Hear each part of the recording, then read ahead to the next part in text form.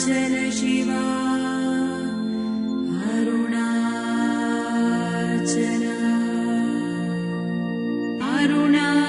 Arunachal Shiva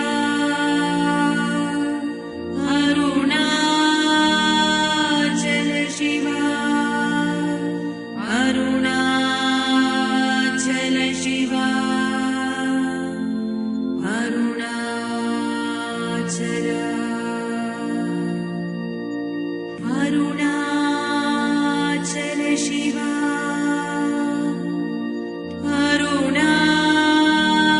Arunachal Shiva Arunachal Shiva Arunachal Arunachal Shiva Arunachal Shiva Arunachal Shiva Arunachal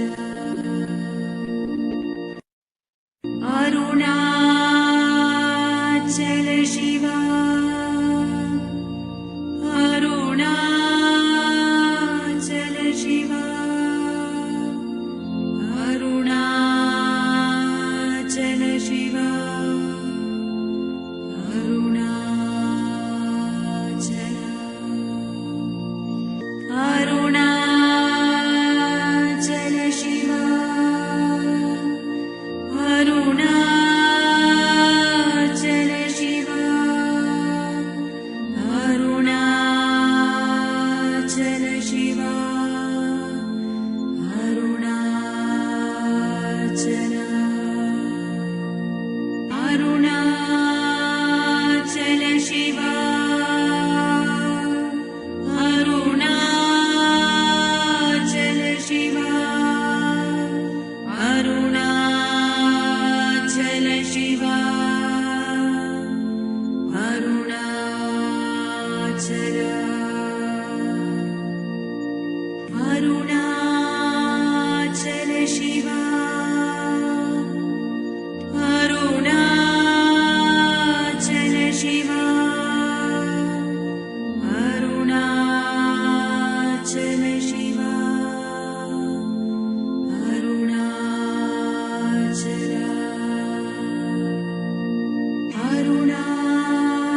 Arunachal Shiva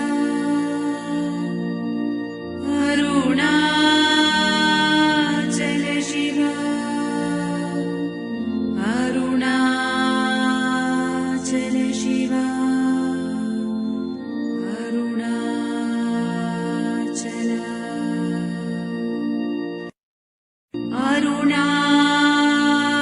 Arunachal Shiva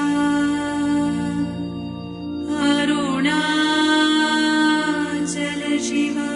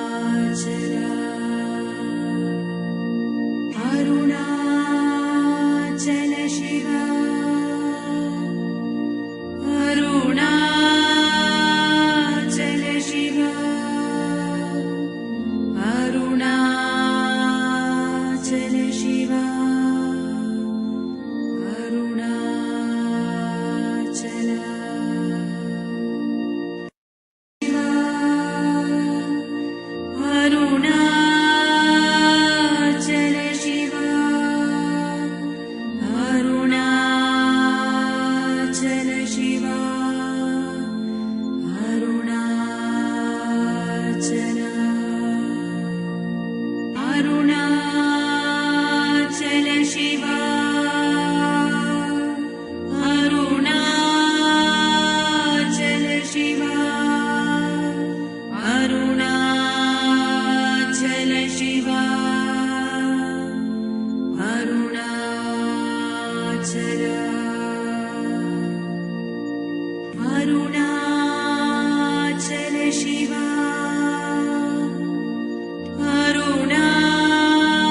Arunachala Shiva, Arunachala Shiva, Arunachala,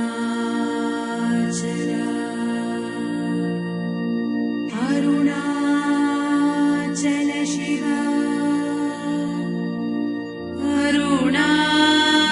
Arunachala Shiva, Arunachala Shiva, Arunachala,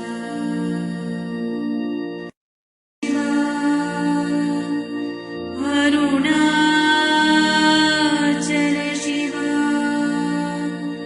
Arunachala Shiva, Arunachala, Arunachala Shiva,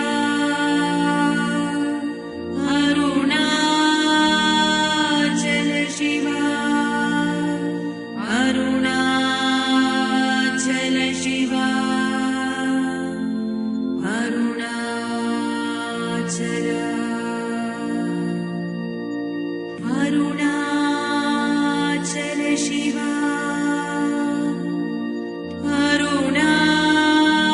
Arunachala Shiva, Arunachala Shiva,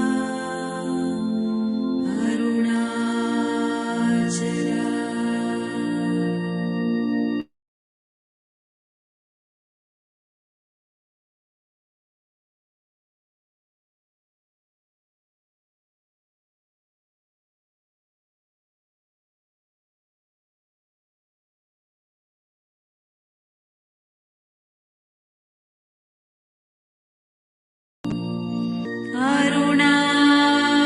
Arunachala Shiva, Arunachala Shiva, Arunachala Shiva, Arunachala,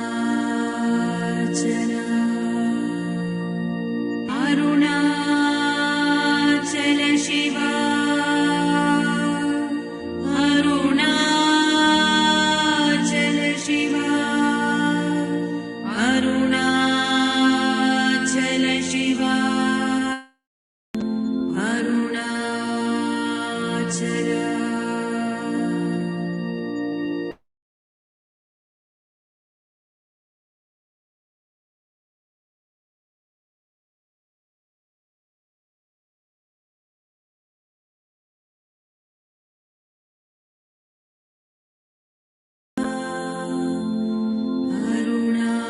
Arunachala,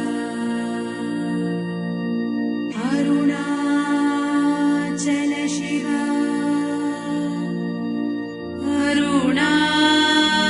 Arunachala Shiva, Arunachala Shiva, Arunachala,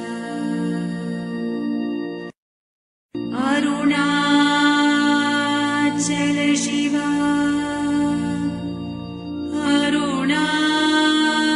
Arunachala Shiva,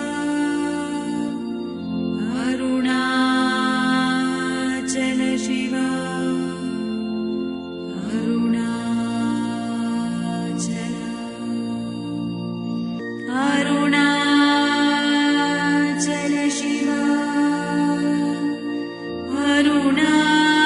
Arunachala Shiva,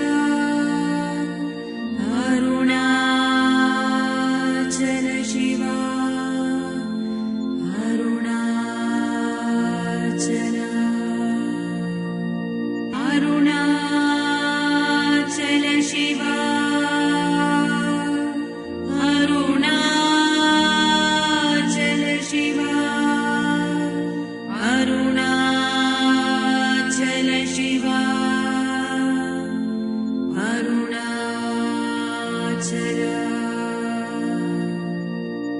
Arunachala Shiva, Arunachala Shiva, Arunachala Shiva, Arunachala, Arunachala Shiva, Arunachala Shiva, Arunachala Shiva, Arunachala, Arunachala Shiva, Arunachala Shiva, Arunachala Shiva, Arunachala, Arunachala Shiva, Arunachala Shiva, Arunachala Shiva, Arunachala, Arunachala Shiva, Arunachala Shiva, Arunachala Shiva, Arunachala, Arunachala Shiva, Arunachala Shiva, Arunachala Shiva, Arunachala, Arunachala Shiva, Arunachala Shiva, Arunachala Shiva, Arunachala,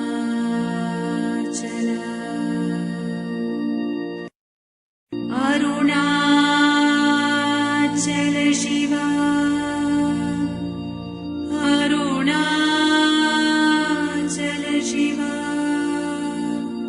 Arunachala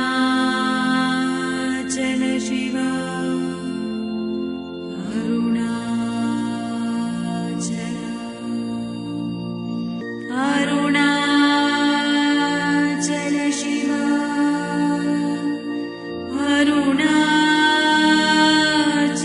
Shiva, Arunachala Shiva, Arunachala, Arunachala Shiva, Arunachala Shiva, Arunachala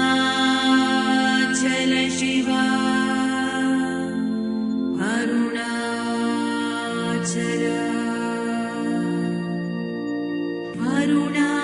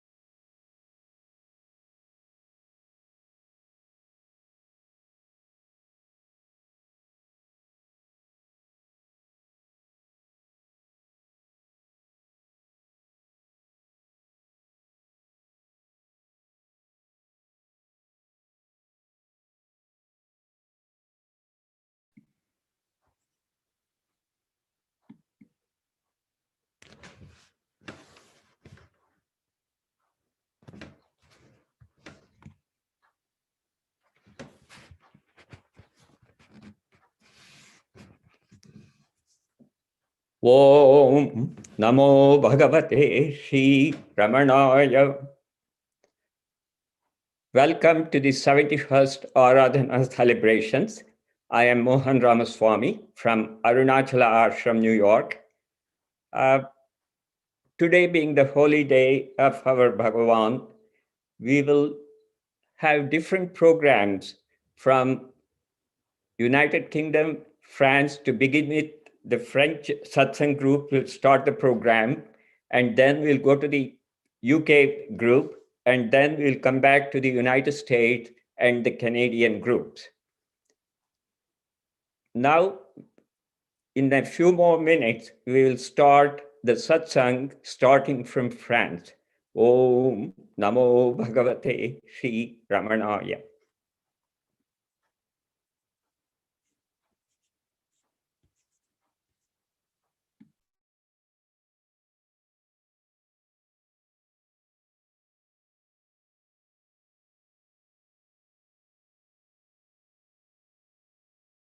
Namo Bhagavate Sri Ramanaya.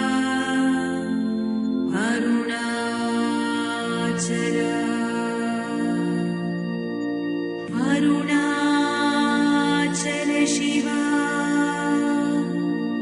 Arunachala Shiva. Namo Bhagavate Sri Ramanaya.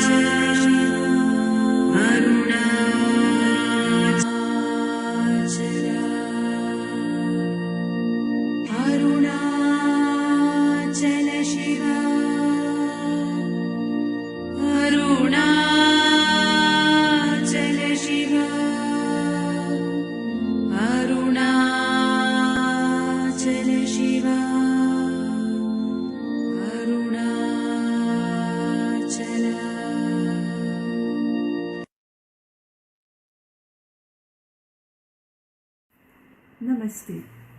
Nous faisons partie du groupe de dévotis de Paris et nous allons vous lire la rencontre de Henri Le Sceau avec Bhagavan que vous pouvez retrouver dans Face to Face with Sri Ramana Maharshi.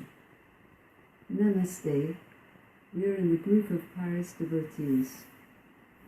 We shall read the account of Father Henri Le Sceau's meeting with Ramana Maharshi, which you can find in Face to Face with Sri Ramana Maharshi. Plus tôt dans sa vie, Swami Abhishektananda était le père Henri Le Sceau, un moine chrétien qui pensait que des prêtres chrétiens pouvaient être acceptés en Inde en tant que sannyasin. Il étudia les textes sacrés hindous et s'essaya aux pratiques de dévotion et de méditation qu'il recommandait. Il écrivit entre autres Le secret d'Arunachala. Swami Abhishektananda, earlier in his life, was a Christian monk called Father Henri Le Sceau, who felt that Christian priests as sannyasin would find acceptance in India. He studied Hindu scriptures and experimented with the devotional and meditational practices they recommend. He authored, among other works, The Secret of Arunachala. Le frère Jules Monchanin, qui était un dévoti de Sri Ramana, et moi-même, sommes entrés dans le hall, avons salué le Maharshi avec respect, et nous nous sommes assis dans la foule. Je me concentrais pour regarder avec attention le Maharshi, au sujet de qui j'avais tant lu et entendu tant de choses. Toutefois, malgré mon attente fervente, ou plutôt peut-être à cause de celle-ci, je me sentis abandonnée. Et tout à ma déception, je sentis la tristesse emplir mon cœur. Je continuai à regarder intensément le Maharshi. Sri Ramana's devotee, Father Monchanin, and I entered the hall, saluted the Maharshi respectfully, and sat among the crowd. I concentrated on looking with attention at the Maharshi, of whom I had read and heard so much. However, despite my fervent expectation, or perhaps rather because of it, I felt let down, and in my disappointment, sadness filled my heart. I continued to stare intently at the Maharshi. À 11 heures, le gong résonna pour le repas. Suivant le Maharshi, nous nous sommes tous dirigés vers la salle à manger. Comme c'était notre premier repas, Jules Monchanin et moi-même eurent le privilège d'être assis exactement en face du Maharshi. Durant tout le temps que je mangeais, mes yeux quittaient très peu le Maharshi, tellement je désirais découvrir son secret. Il était assis par terre, comme nous tous, mangeait avec ses doigts sur une feuille de plantain, comme nous, et avait exactement la même nourriture que nous. C'était un principe qu'il appliquait de façon inflexible. Depuis le début de son ascèse, il avait toujours refusé avec véhémence de toucher quoi que ce soit qui ne pouvait pas être partagé librement avec tout le monde. Une fois de plus, et sans aucun doute, je pouvais voir en lui un excellent grand-père, mais Laura, en vain. Je forçais mes yeux à l'apercevoir, mais tous mes efforts étaient inutiles. At 11 o'clock, the gong sounded for the meal. Following Maharshi, we all made our way to the dining hall. Father Manashen and I, as this was our first meal, had the privilege of being seated exactly in front of Maharshi. All the time I was eating, my eyes scarcely left the Maharshi, so eager was I to discover his secret. He was sitting on the floor just like us, ate with his fingers as we did, from a plantain leaf, and had exactly the same food as ours. This was a principle that he maintained inflexibly. Since the beginning of his tapas, he had always vehemently refused to touch anything that could not be shared freely with all and sundry. Once again, and without doubt, I could see him as an excellent grandfather, but the halo, in vain I strained my eyes trying to see it. All my efforts were useless. Après le déjeuner, Jules Monchanin m'emmena rencontrer Ethel Merson, qu'il avait rencontrée lors d'une visite précédente. Elle me demanda quelles étaient mes impressions, et comme je ne souhaitais pas dissimuler la vérité, je lui parlai de ma déception. Elle me dit « Vous êtes venu ici avec bien trop de bagages. Vous voulez savoir, vous voulez comprendre. Vous insistez pour que ce qui vous est destiné vous parvienne par le chemin que vous avez déterminé. Au lieu de cela, vous devriez vous rendre vide et réceptif. » After the midday meal, Brother Munchausen took me to meet Ethel Merston, whom he had met on a previous visit. She asked him my impressions, and as I did not wish to conceal the truth, I told her of my disappointment. She said, "You've come here with far too much baggage. You want to know, you want to understand. You're insisting that what is intended for you should come to you by the path which you have determined. Instead, you should make yourself empty and be receptive." Quand les Védas reprirent, leurs forces me transpertèrent beaucoup plus loin des choses et de moi-même que cela avait été le cas la veille. La fièvre, ma torpeur, un état de demi-rêve, tout cela semblait ouvrir en moi des états de conscience dans lesquels tout ce que je voyais ou entendais éveillait en profondeur des échos qui me submergeaient puissamment. Même avant que mon esprit ne puisse reconnaître la chose et encore moins l'exprimer, l'aura invisible du sage avait été perçue par quelque chose en moi de plus profond que n'importe quel mot. Des harmonies inconnues s'éveillaient dans mon cœur. C'était comme si l'âme même de l'Inde pénétrait les profondeurs mêmes de ma propre âme et communiait avec elle de façon mystérieuse. C'était un appel qui transperçait tout et ouvrait un puissant abîme. When the Vedas began again, their spell carried me off much further from things and from myself than had been the case on the previous evening. The fever, my sleepiness, a condition that was half dreaming, seemed to release in me zones of paraconsciousness in which all that I saw or heard aroused overwhelmingly powerful echoes. Even before my mind was able to recognize the fact, and still less express it, the invisible halo of the sage had been perceived by something in me deeper than any words. Unknown harmonies awoke in my heart. In the sage of Arunachala, I had discerned the unique sage of the eternal India, the unbroken succession of her sages, It was as if the very soul of India penetrated to the very depths of my own soul and held mysterious communion with it. It was a call which pierced through everything and opened a mighty abyss. À la fin de la soirée, je savais que je devrais partir. La fièvre empirait. Le lendemain matin, je tombai tout simplement dans mon lit et j'y suis restée 3 jours, incapable de bouger. Mais si le corps était là, étiré sous les draps, l'esprit était toujours dans l'ashram de Sri Ramana. Les chants des Védas tels que je les avais entendus là continuaient à résonner à mes oreilles. Devant mes yeux dansait toujours l'image du vieil homme étendu sur son divan et de la foule autour de lui qui le pressait avec dévotion. Dans mes rêves fiévreux, quand je n'étais ni pleinement éveillée, ni pleinement endormie, c'était le Maharshi qui m'apparaissait de façon intense. Quand je revins à moi, après ces jours de fièvre, je pris conscience de la profondeur en moi-même où avait pénétré cette première rencontre avec Sri Ramana. By the evening, I knew that I had to leave. The fever was getting worse. Next morning, I simply fell into bed and stayed there for 3 days, unable to move.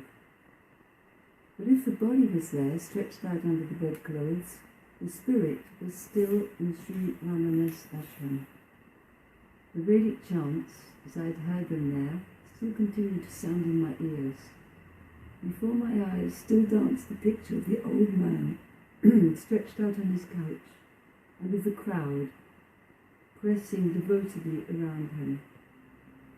In my feverish dreams, when I was neither fully awake nor fully asleep, it was the Maharshi who unremittingly appeared to me.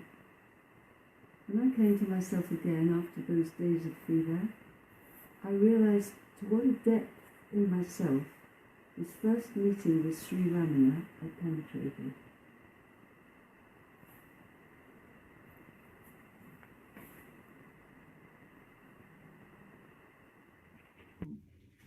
Bhagavan's economy, Vishwanatha Swami.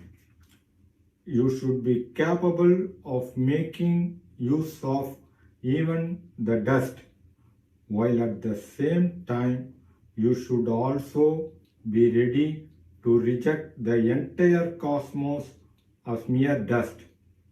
These were the potent words given by Bhagavan to me when we were together cutting vegetables.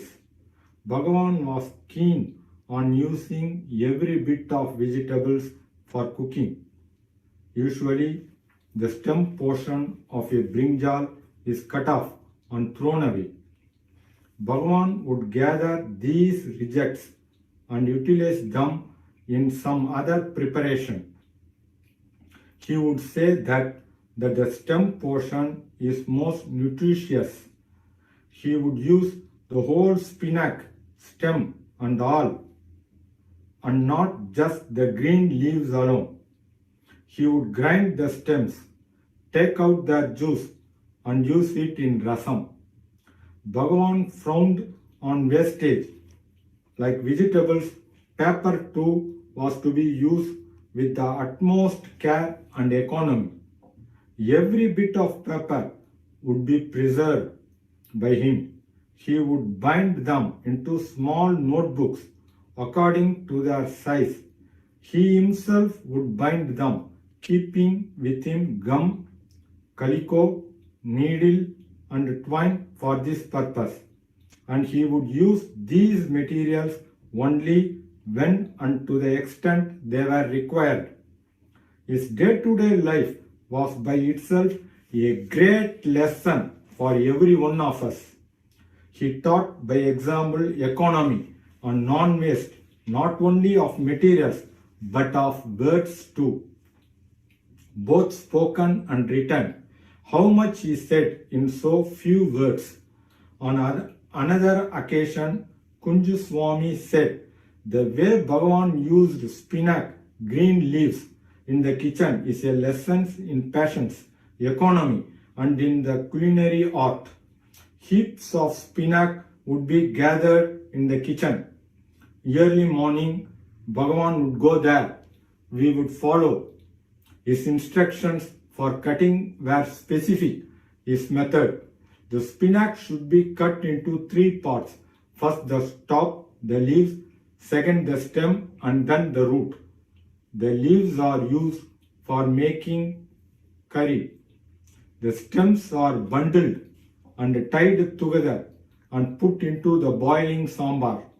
The roots are thoroughly cleaned a number of times in water and then crushed 3 or 4 times on the stone, each time taking the juice out until only pure fiber is left.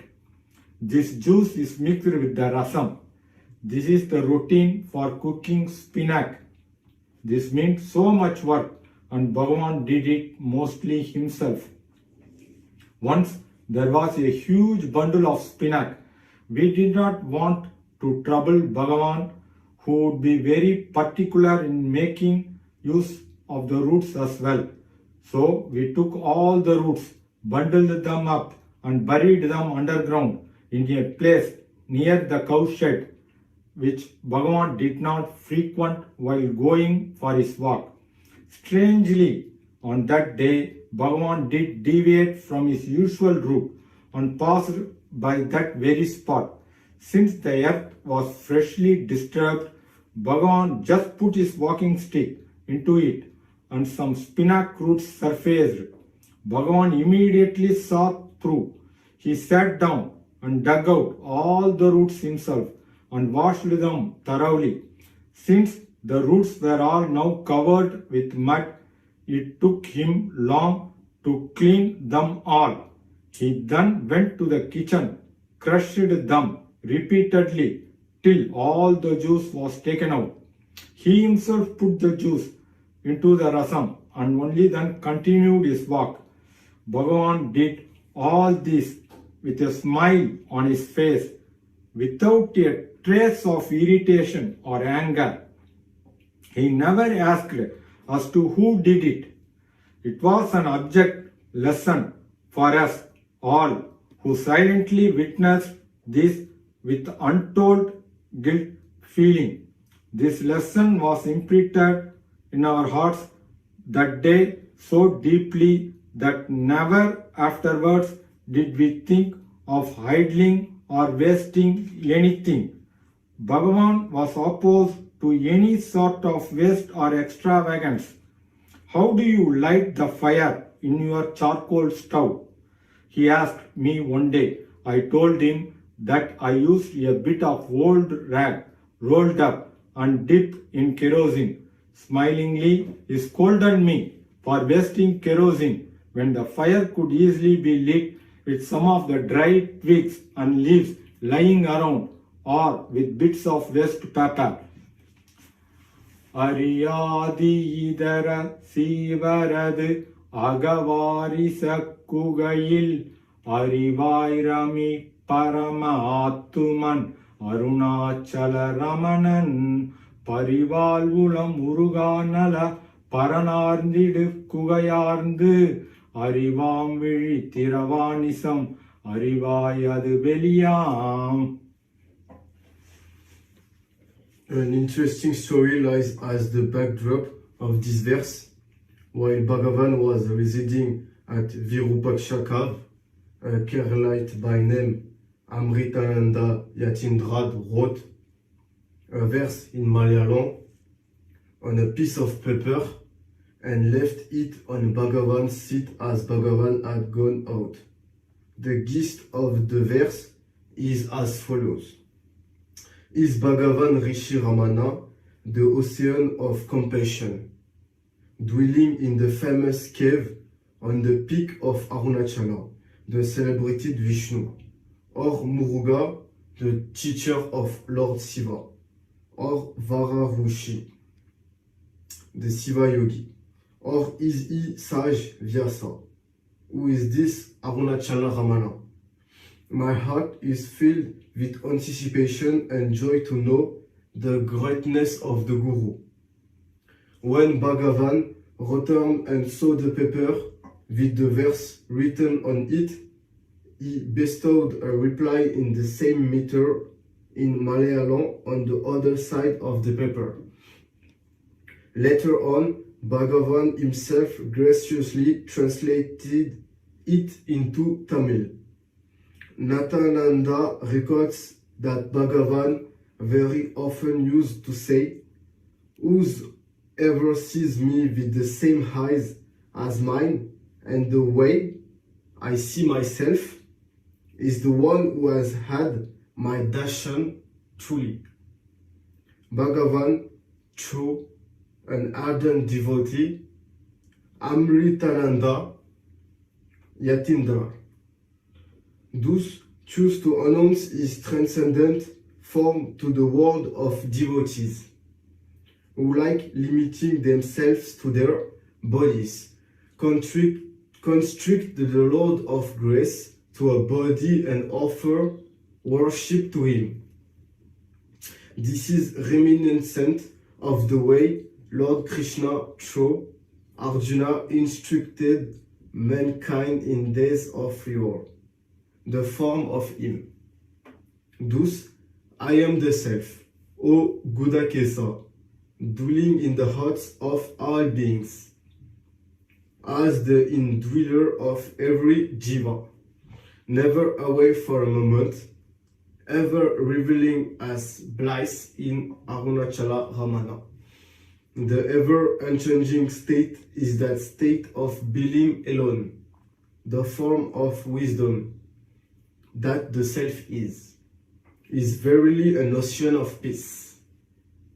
The subtle eye of wisdom opens when with an inward turn mind is coupled with heart-melting devotion.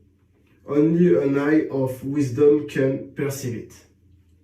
Its real form is the supreme expanse of consciousness.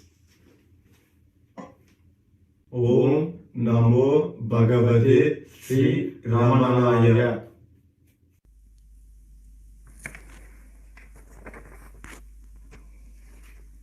Muktaka-traya, 3 verses on liberation. The Muktaka-traya, 3 verses on liberation, are Sanskrit compositions written by Sri Bhagavan on separate occasions. They were later collected together. The Muktaka-traya are the introductory verses to the Sanskrit Parayana chanted at Sri Bhagavan's Samadhi on Sunday mornings. The other Sanskrit verses Sri Bhagavan composed are Upadesha Saram and Arunachala Pancharatnam. The first of the 3 verses from Muktaka-traya begins with Ekam Aksharam. The story behind this composition goes like this. In September 1937, a devotee called Soma Sundara Swami came to Sri Bhagavan with a new notebook and requested that Sri Bhagavan write 1 letter. Sri Bhagavan replied with a 2-line poem in Tamil, which he later translated into Sanskrit. It goes like this. Ekam aksharam hridi nirantaram bhasate swayam likhyate katham. In English, it means the one imperishable letter or syllable itself shines on its own continually in the heart. How is it to be written? The second of the 3 verses begins with Hridaya Kuharamadye.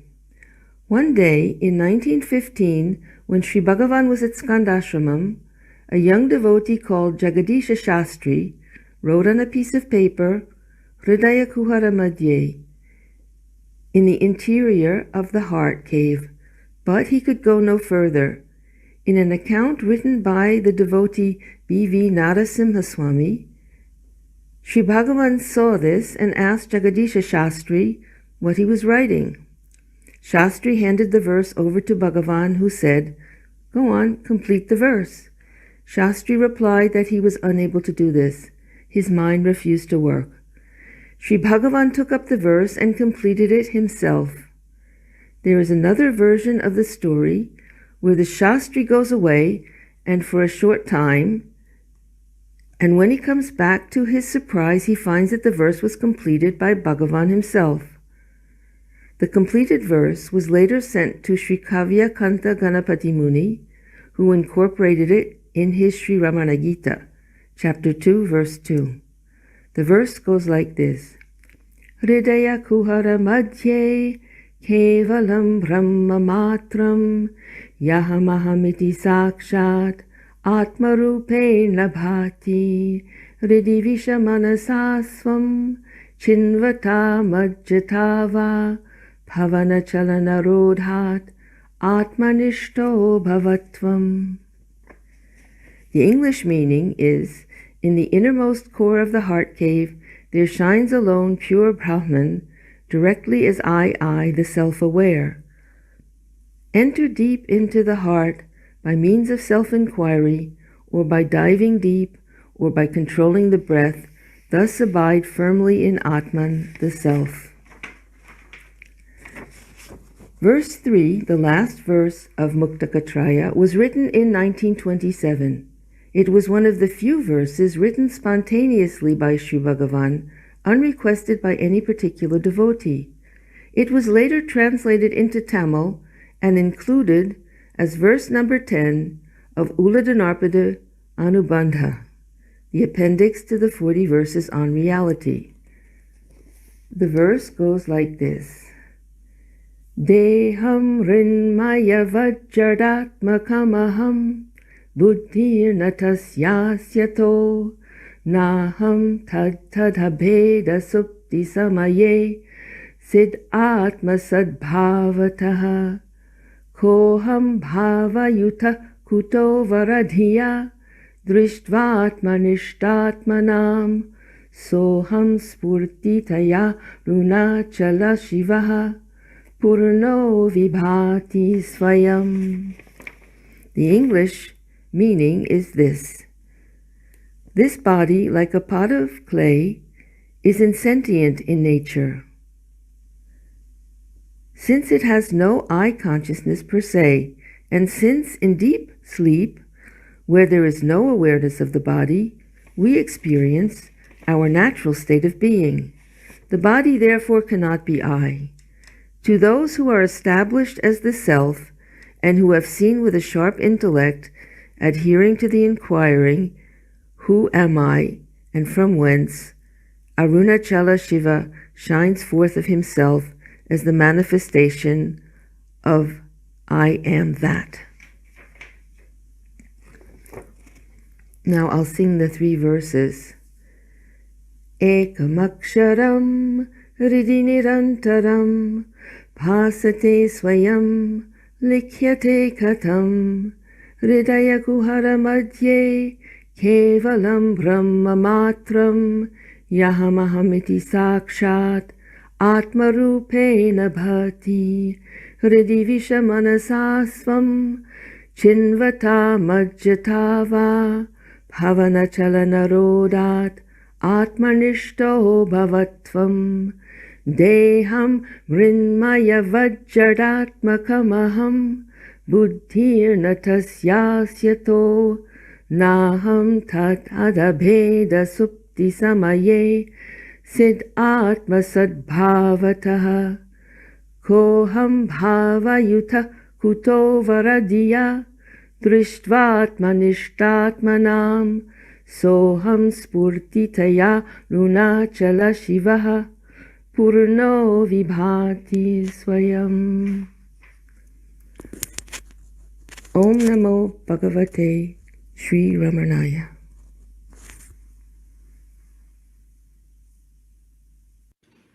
Om Namo Bhagavate Sri Ramanaya. We chose this passage from Talks with Ramana Maharshi because it reflects the current situation in the world. Question. There are widespread disasters spreading havoc in the world. Famine and pestilence. What is the cause of this state of affairs? Answer. To whom does all this appear? They won't do. I see misery around. You were not aware of the world and its sufferings in your sleep. You are conscious of them in your wakeful state. Continue in that state in which you were not afflicted by these. That is to say, when you are not aware of the world, its suffering do not affect you. When you remain as the self, as in sleep, the world and its sufferings will not affect you. Therefore, look within, see the self. There will be an end of the world and its miseries. But that is selfishness. The world is external. Because you identify yourself wrongly with the body, you see the world outside, and its pain becomes apparent to you. But they are not real. Seek the reality and get rid of this unreal feeling. There are great men, public workers, who cannot solve the problem of the misery in the world. They are ego-centered, and therefore their inability. If they remained in the self, they would be different. Why do not Mahatmas help? How do you know that they do not help? Public speeches, physical activity, and material help are all outweighed by the silence of Mahatmas. They accomplish more than others. What is to be done by us for ameliorating the condition of the world? If you remain free from pain, there will be no pain anywhere. The trouble now is due to your seeing the world externally and also thinking that there is pain there. But both the world and the pain are within you. If you look within, there will be no pain. God is perfect. Why did He create the world so imperfect? The work shares the nature of the author, but here it is not so. Who is it that raises the question? I, the individual. Are you apart from God that you ask this question? So long as you consider yourself the body, you see the world as external. The imperfections appear to you. God is perfection. His work also is perfection. But you see it as imperfection because of your wrong identification. Why did the self manifest as this miserable world? In order that you might seek it. Your eyes cannot see themselves. Place a mirror before them and they see themselves. Similarly with the creation. See yourself first and then see the whole world as the self. So it amounts to this, that I should always look within? Yes. Should I not see the world at all? You are not instructed to shut your eyes from the world.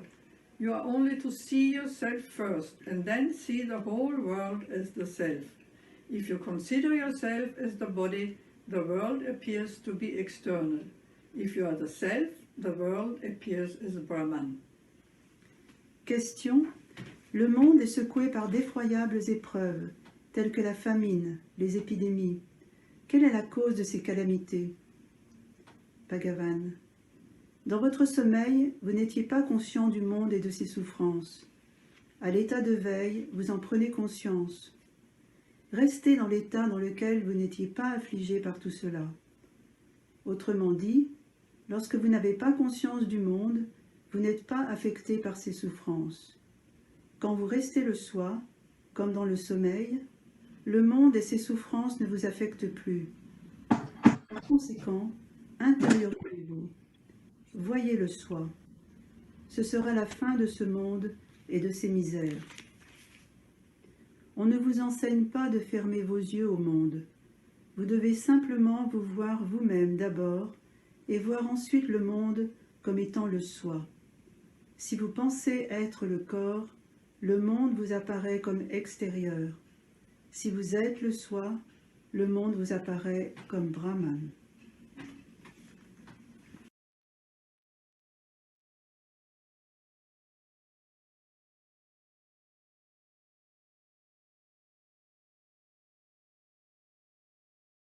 Poetic Reflections on Bhagavan Sri Ramana's Teachings by Sri Robert Butler.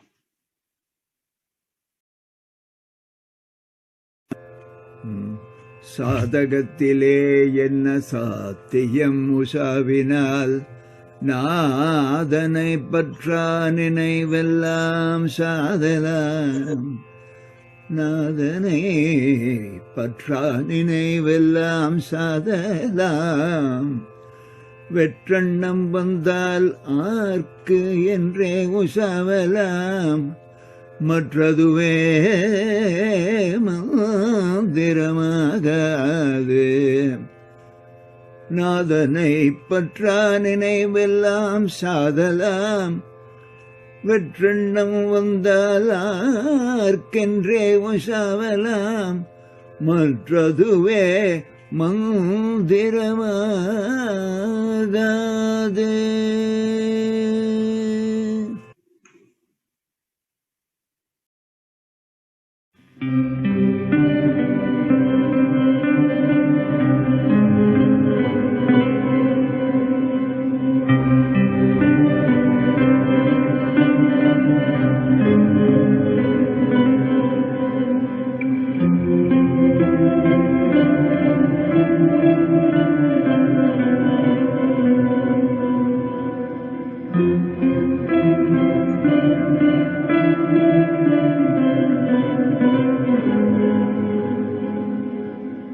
If you should ask, what is the aim of this spiritual task? It is none other than the death of all thoughts, other than that of our Lord. Should vain thoughts materialize, then ask, to whom do these arise? But know that this is no mantra by you to be chanted.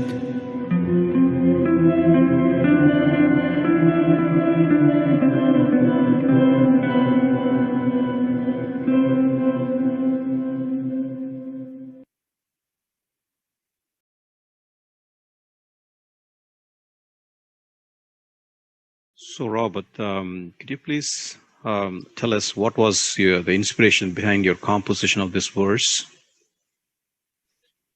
Yes, well, first of all, I wanted to find something that was actually spoken this day 55 years ago on the day that we're celebrating Bhagavan Ramana Maharshi. When I looked in day by day, I came across this particular conversation, and it goes as follows. Sadhu, am I to keep on repeating who am I so as to make a mantra of it? Bhagavan, no, who am I is not a mantra. It means that you must find out wherein you arise the I thought, which is the source of all other thoughts.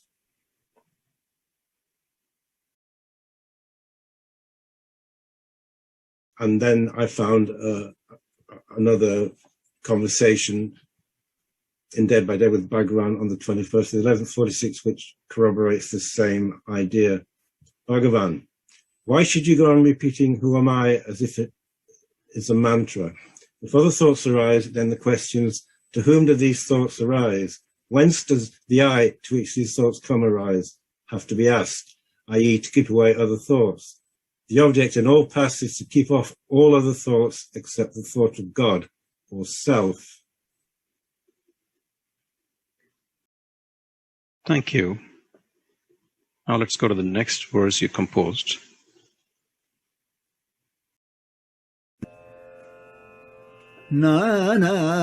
நானாரென்றுள்ளாள் நெறியே விசாரமாம் தான் நான் என்று உள்ளல் தயா நெறியாக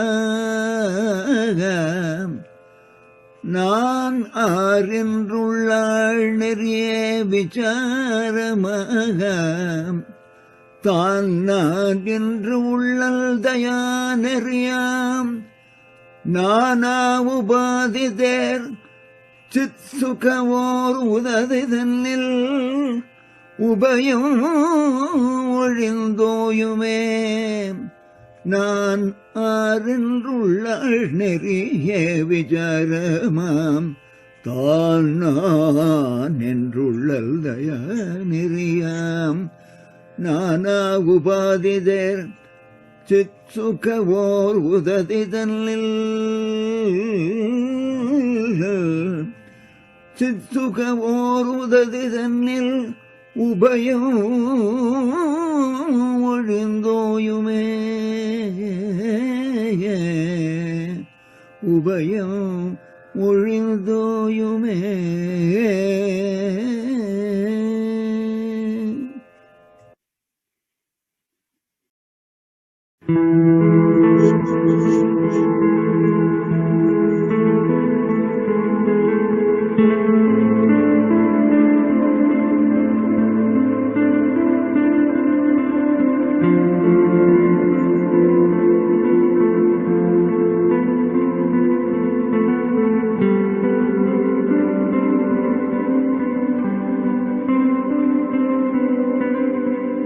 To sink within, asking, who am I, of self-inquiry is the path. To think with love, I am He, is the path to gain His grace at last. But in the self-bliss consciousness's single sea, of manifold distinctions ever free, both paths will fade and no more be.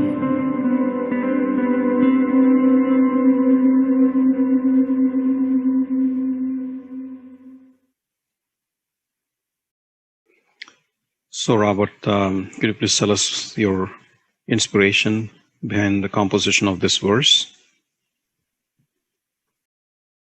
Yes, the inspiration this is from Talk to Sri Ramana Maharshi, Talk 274 on the 27th of October 1936. Devotee, does not Bhakti imply duality? Maharishi.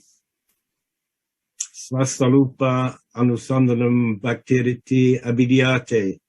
Reflection on one's own self is called bhakti. Bhakti and self-inquiry are one and the same. The self of the Advaitins is the God of the Bhaktas.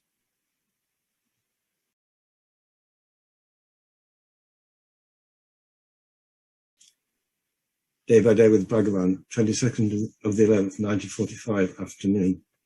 Bhagavan said, all talk of surrender is like pinching jaggery from the jaggery image of Lord Ganesha and offering it as naivedya to the same Lord Ganesha.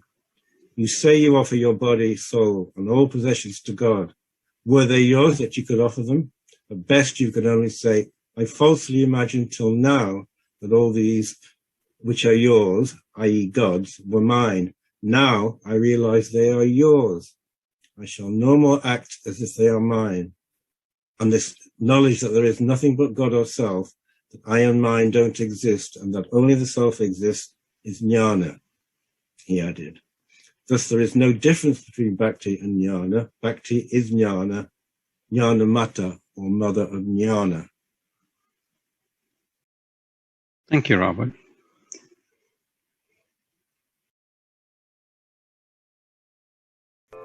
பொய்யான நான் துறந்தால் போதுமாம் பொய்யான நான் துறந்தால் போதுமாம் ஓர் முயற்சி செய்யாமல் தானாய் பின் தோன்றிடும் மேதானே உன்னையும் தன்னையும் வேறாக்காது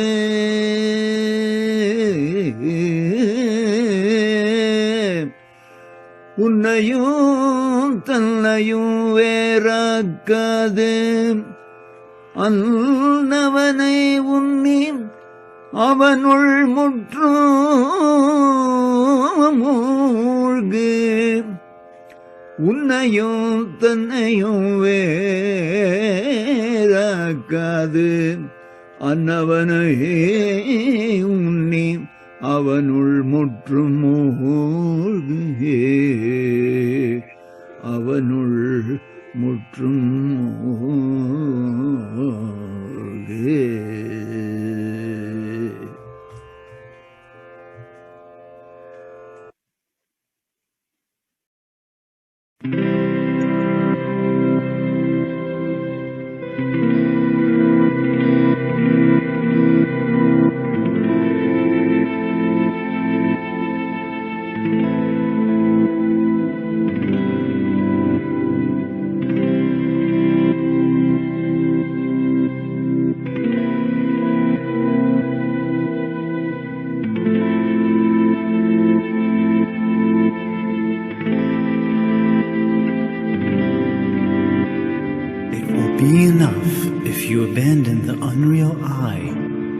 true self will you then effortlessly descry, seeing no difference between yourself and him. Dwell on such a one, and in him sink.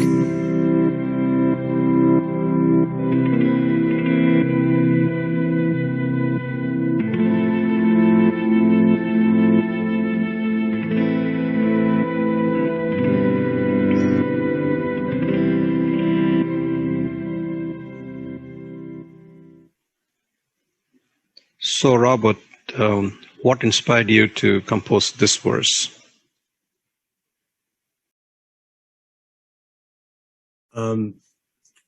This was inspired by a quote from Conscious Immortality, which is a book of talks with Ramana, not as well known as talks, but it contains some of the same material, but one which I particularly like as a vehicle for Bhagavan's teachings. It's from page 88, last paragraph.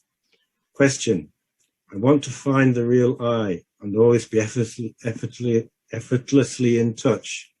Answer: it is enough that you give up the individual I, and no effort will be needed to gain the real I. Do not think that there is any such difference between you and the self. Then surrender yourself to him. There should be no reservations, but you cannot cheat God.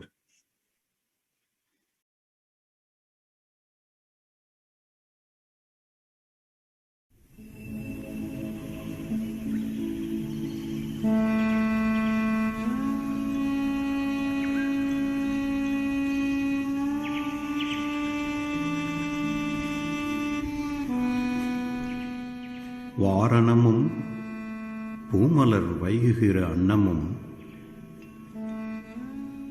ஆயாரத் துதிக்க ஒளிப்பிளம்பாய் ஆர்ந்தோய்த்திட உடலம் என்னையோ தற்காலம் மாலக்கிடப்பது ஈது உன் விளையாட்டோ.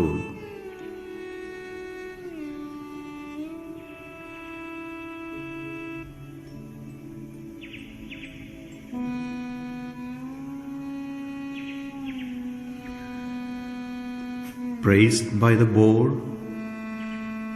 and lotus-seated swan, so powerful as a column of fire you shone. Why lies that sturdy body now, caught in death's throes? Is this some game of yours we all should know?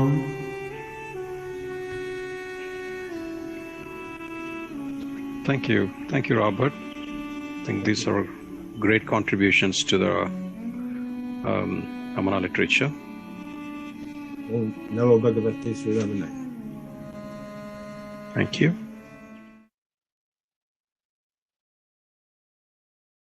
This is from a book entitled Bhagavan, the Friend of All, published by the Ashram in 2008, although the author is not named in it. From the second chapter entitled Bhagavan and the Animal Devotees. Answer to the question, how do we recognize a jnani? Bhagavan replied, a jnani is one who has a balanced and tranquil mind in all circumstances, one who has an attitude of equality towards and love and compassion for all beings, whether they are plants, animals, birds, insects, or human beings. Devotees and visitors to Ramanashram certainly found these qualities in Bhagavan, and not only human beings, but all animals and living creatures. Lakshmi the cow, Jackie the dog, Vali the deer, and the blessed crow were all liberated by Bhagavan in his lifetime, and they were all buried in their own samadhis inside the ashram. Bhagavan even wrote a Tamil poem over Lakshmi's samadhi to say that she had attained liberation. It is generally believed in Hinduism that in order to be liberated from the cycle of birth and death, one must acquire a human birth. But Bhagavan was clear that a fully ripened soul could take the body of an animal, a plant, a bird, or any other creature to exhaust his or her remaining karma. Bhagavan had equal regard and consideration for all beings whose destiny brought them into contact with him. His vision was universal. He treated animals, birds, and other creatures with the same love and compassion that he had for human beings. And they all had the same love and devotion towards him. They were attracted to him in the same way that human beings were. He would not allow anyone to hurt them in any way, and even upbraided devotees for plucking flowers or for beating the branches of trees for their fruit. Before moving to the hill of Arunachala, Bhagavan lived for 18 months in the small temple of Gurumurta, not far from the foot of the hill. Squirrels and birds were already drawn to him by this time. Birds built their nests near him at a time when he was oblivious to the world around him, at a time when he had sat still and silent, almost like a statue, although he was always keenly aware of all that happened around him. He had a deep love for everything in nature. In later years, when he moved to Sri Ramanashram, Bhagavan recalled how a bird had built a nest in the mud next to where he sat in Gurumurta. It had laid its eggs in the nest and hatched them, and when the fledglings grew, they flew away with the mother bird. And then later, a squirrel occupied the same nest. He also remembered the life cycle of hornets, which he had keenly observed. And he later used this observation to explain certain Vedantic concepts. When Bhagavan moved up onto the hill, Palaniswami became his companion, as well as his devotee and attendant.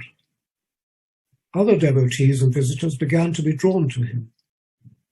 The divine power in him attracted not only human devotees, but also animals and birds, just as a magnet attracts iron.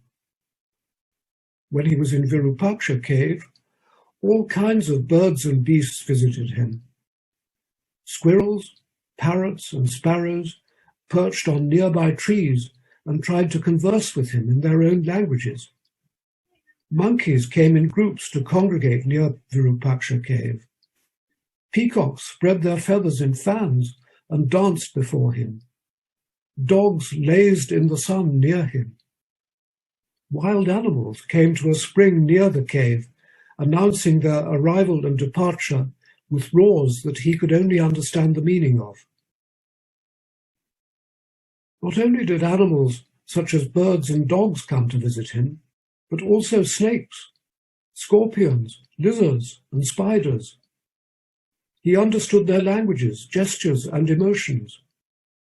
He was omniscient, the all-knower, and all these creatures in turn understood his language, his gestures and glances, and obeyed him accordingly, which was how a unique companionship developed between him and the animals.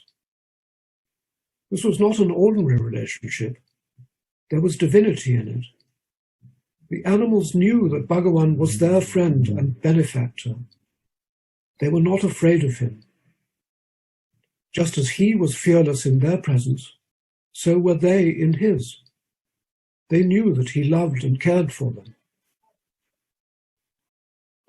Suri Nagama, the author of Letters from Sri Ramanashram, once told how even animals lost body consciousness in his presence. Once, in the hall in the ashram, a lady was playing the veena and singing very beautifully. The devotees were completely immersed in the music, at which point Suri Nagama witnessed a uniquely wonderful sight. The cow Lakshmi was completely stretched out in front of Bhagavan in a state of absorption. Madhava, the white peacock, had spread his feathers into a fan and was dancing with joy, while the ashram dog was lying motionless. It was a scene out of ancient days in a rishi ashram. Surinagama felt she was exceptionally privileged to have witnessed such a scene. Bhagavan never addressed or referred to animals as it, as most people did. He always referred to them as he or she, and never treated them as inferior to human beings. He said, although living beings are of different shapes, sizes, and colors outwardly, they are all simply the expressions of the supreme intelligence, which is one without a second and is never divided. That is, they are all one and the same without difference. They are all the all-pervading Brahman. When Bhagavan asked, "Have the boys been fed?" a new visitor might have thought he was inquiring about the human boys in the ashram, but he was actually referring to the ashram dogs who had come to have their meal. Or he would say, "Lakshmi has come, give her some idlis." But it wouldn't be a young girl he was talking about, but the ashram cow, Lakshmi, who would come and stand in front of him. Or if Bhagavan said, "She has come with her baby, give her some fruit," it would be when a mother monkey, holding her little one to her bosom, would be standing at the window near Bhagavan's couch, looking at him with all her love and devotion. Or he might say, "Kamala, take this newcomer devotee for Giri Pradakshina." And the newcomer would be expecting a girl as a guide, but she would turn out to be Kamala the dog, who would take him all round the hill, stopping at all the places of interest before bringing him back to the ashram. From the beginning, when the ashram was started, to the present day, the sadhus who arrive as mendicants are fed first, then the animals and birds, and finally the devotees and visitors inside the dining hall. Whatever food there is equally distributed among all and shared by all alike. There were no superior or inferior beings, whether they were animals or humans, and they all received their equal share. Arthur Osborne wrote that he was once surprised to see Bhagavan tasting a mango between meals. The mango season had just started, and it turned out that he had tasted it to see if the fruit was sweet enough before giving it to the white peacock. Pascaline Mallet, a French lady who came to the ashram in 1936, wrote in her book, Turn Eastward, Glimpses into Indian Life, how Bhagavan had regarded and behaved towards all animals equally. She said, "In the Maharshi's eyes, all are equal. Moreover, this is not limited to human beings, but includes all the animal kingdom as well. There are many beautiful and touching stories testifying to his love and compassion for our younger brothers and sisters. In his presence, wild animals do not fight or kill each other and do no harm to man. A cobra used to come into the hall without ever attacking anyone, and even stayed peacefully beside its most bitter enemy, a peacock, who was another inmate of the ashram. The Maharshi forbids all ill treatment or killing of any kind of living thing, and all unconsciously feel that they are perfectly safe. The little black striped squirrels run in and out, birds build their nests in the rafters, and monkeys occasionally peep in to steal some food. When an animal inmate of the ashram is about to die, Maharshi will attend to it in the same way that he does to a human being, sitting beside it to the end with a hand on its head. He sees the same life in all, although he does recognize differences in outer form. His vision of equality is based on the realization of the one behind the many. Animals had complete faith in Bhagavan. They felt his grace.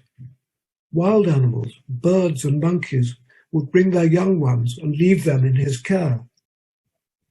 Usually, if human beings caressed a wild animal, its own kin would avoid it on its return to them. But if they were touched by Bhagavan and returned to their kin, they did not avoid them, but rather they seemed to honor them. They felt that Bhagavan had blessed them. Animals knew that Bhagavan loved them, as he was always calm and poised. There was never any room for anger. They did not fear him or feel threatened by him.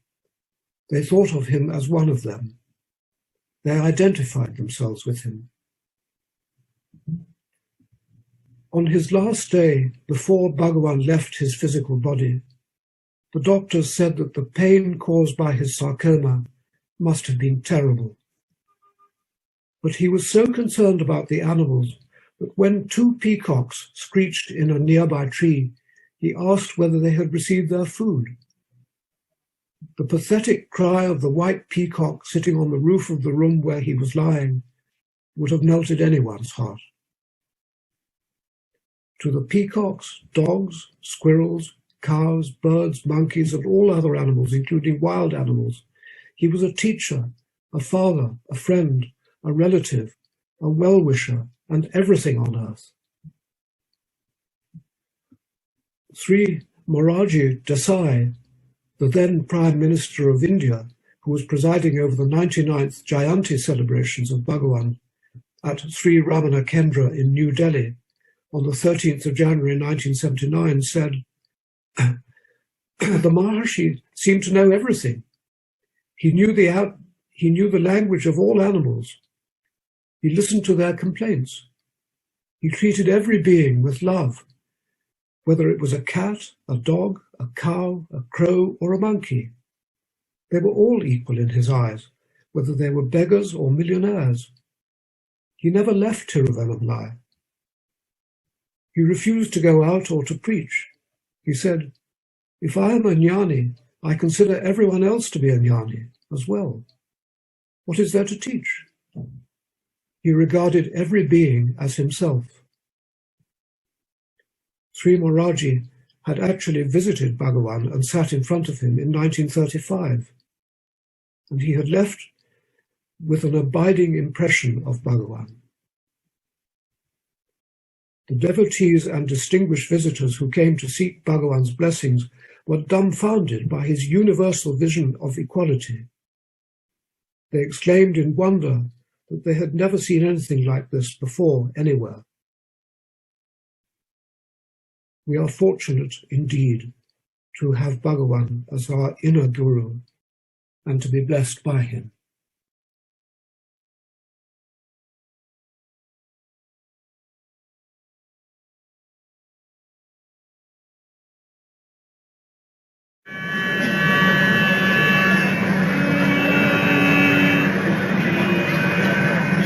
Arunachala Shiva,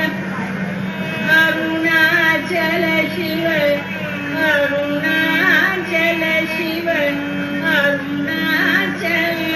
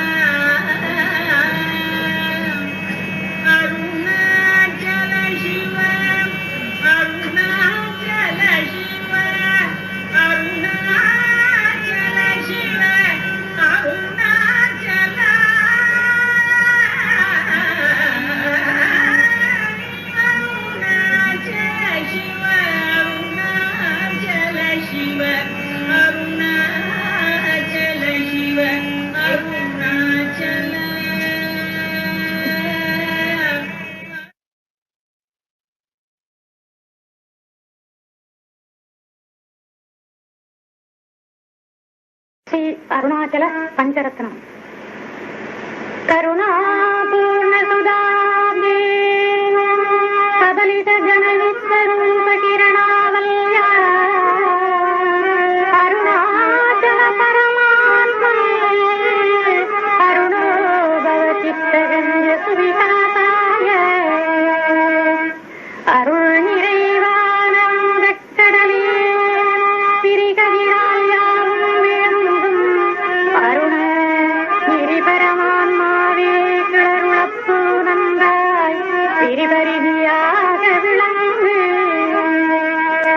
Arunachal சர்வம் பூத்வா ஸ்தித்வா பிரளீனமேகச்சித்தம் வித்யக நித்யாத்மதயா வித்யதி போத்தே வதந்தி ஹிருதயம் யாம சித்திரமாம் இதெல்லாம் செம்மலையே நின்றாலே புத்திரமானின்றே ஒடுங்கிடுமால் நித்தியம் நானிந்திதயம் நடித்திடுவையாலும்பே ஆனிதயமென்றிடுவதாம் அகமிதி குதாயாதி தென்விஷ்யாம் தத்தவிஷ்டயாத்யமலதியா அவகம்யஸ்வம் ரூபம் சாம்யச்சருணாச்சலத்வைனதீவாப்தௌ அகமுகமாரந்தவமலமதிதன்னால் அகமிது தானின்கழுமென்றாய்ந்தே அகவுருவை நன்கறிந்து முன்னீர் நதி போலும் ஓயுமே பொன்கணருணாச்சலனேயோ தத்வா விஷயம் பாஹ்யம் ருத்த பிராணேன ருத்த மனசாம் தஸ்தாம் ஜாயம் பஸ்தடி யோகி நீதிதி அருணாச்சலத்வைமகீயந்தே வெளிவிடயம் விட்டு விளங்கும் அருணேசா வழியடக்க நிற்கும் மனத்தால் உளமதனில் உன்னை தியானித்து யோகி ஒளிகாம் உன்னில் உயர்வுரு நீரும் எத்தையப்பித மனசாத்வாம் பஷ்யம் சர்வம் தவாஸ்திரிதயா சததம் பஜதே அனன்ய பிரீத்யா சஜயத்யருணாச்சலத்வயுசுகே மக்னஹ பொன்னிடத்தில் ஒப்புவித்த உள்ளத்தால் எப்பொழுதும் உன்னை கண்டெல்லாம் முன்னுருவாய் அந்நியமில் அன்பு செய்யும் அன்னோன் அருணாச்சலாவிலும் என்புருவாம் நிலாண்டே ஸ்ரீமத் ரமண மகர்ஷே தத்தனமருணாச்சலஸ்ய தேவகிரா பஞ்சகமார்யாகீதோ ரத்னோபனிஷதம் அருணகிரமணம் ஆரியத்தில் கண்ட அருமறை கருத்தேயாகும் Arunachal சஞ்சக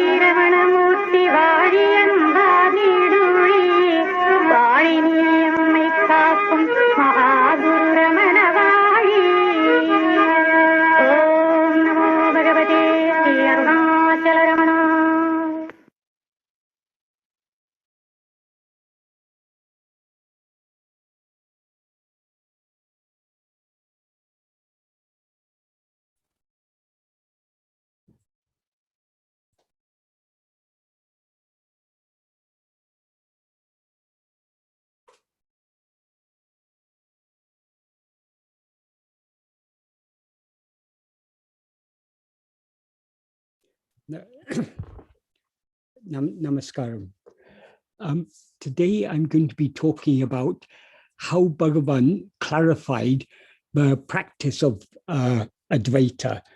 And he did, and in doing so, he also presented Advaita in a very fresh, clear, refined, and simple manner. The basic teaching of Advaita is that what exists is ekam eva advaitiam, one only without a second. And what is that one that actually exists? Tattvamasi, you are that. These two are the basic principles of Advaita.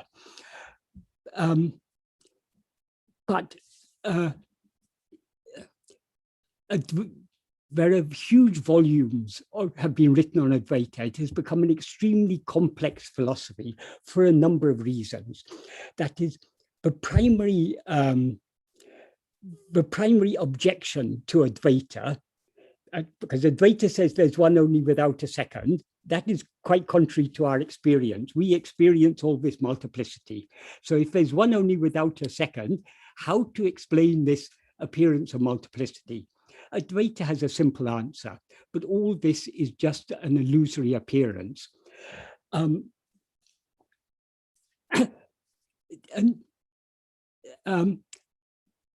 there are various ways of explaining how it can be an illusory appearance. The simplest way of explaining it is that all this is just like a dream.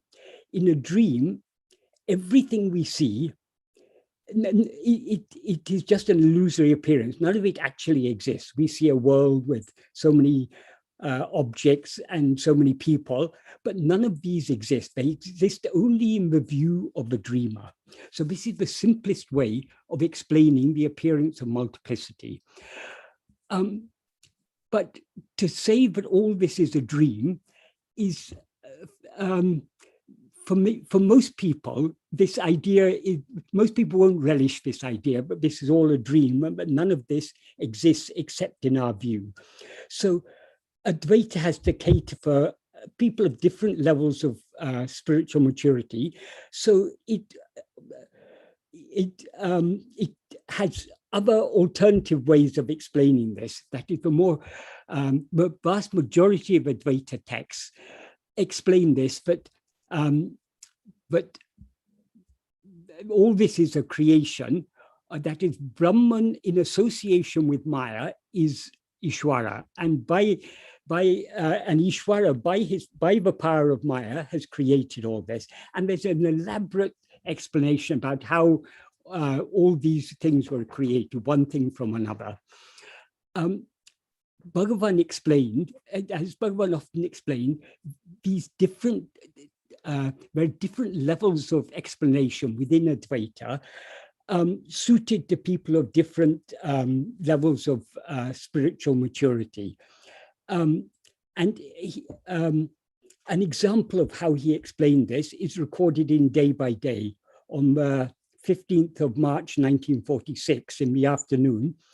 One devotee is reading to Bhagavan a letter that he received from his friend. And in that letter, his friend had written, Ramana Maharshi is an exponent of the Ajata doctrine of Advaita Vedanta. Of course, it's a bit difficult. And then Devraja Mudliya records that Bhagavan remarked on this. Somebody has told him so. I do not teach only the Ajata doctrine. I approve all the schools. The same truth has to be expressed in different ways to suit the capacity of the hearer. The Ajata doctrine says, nothing exists except the one reality. There is no birth or death, no projection or drawing in, no sadhaka, no mumukshu, no mukta, no bondage, no liberation. The one unity alone ever exists. To such as find it difficult to grasp this truth and who ask, how can we ignore this solid world we see all around us? The dream experience is pointed out, and they are told, all that you see depends on the seer. Apart from the seer, there is no seen. This is called Drishti Shrishti Vada. or the argument that one first creates out of his mind and then sees what his mind itself has created. To such as cannot grasp even this, and who further argue, the dream experience is so short while the world always exists.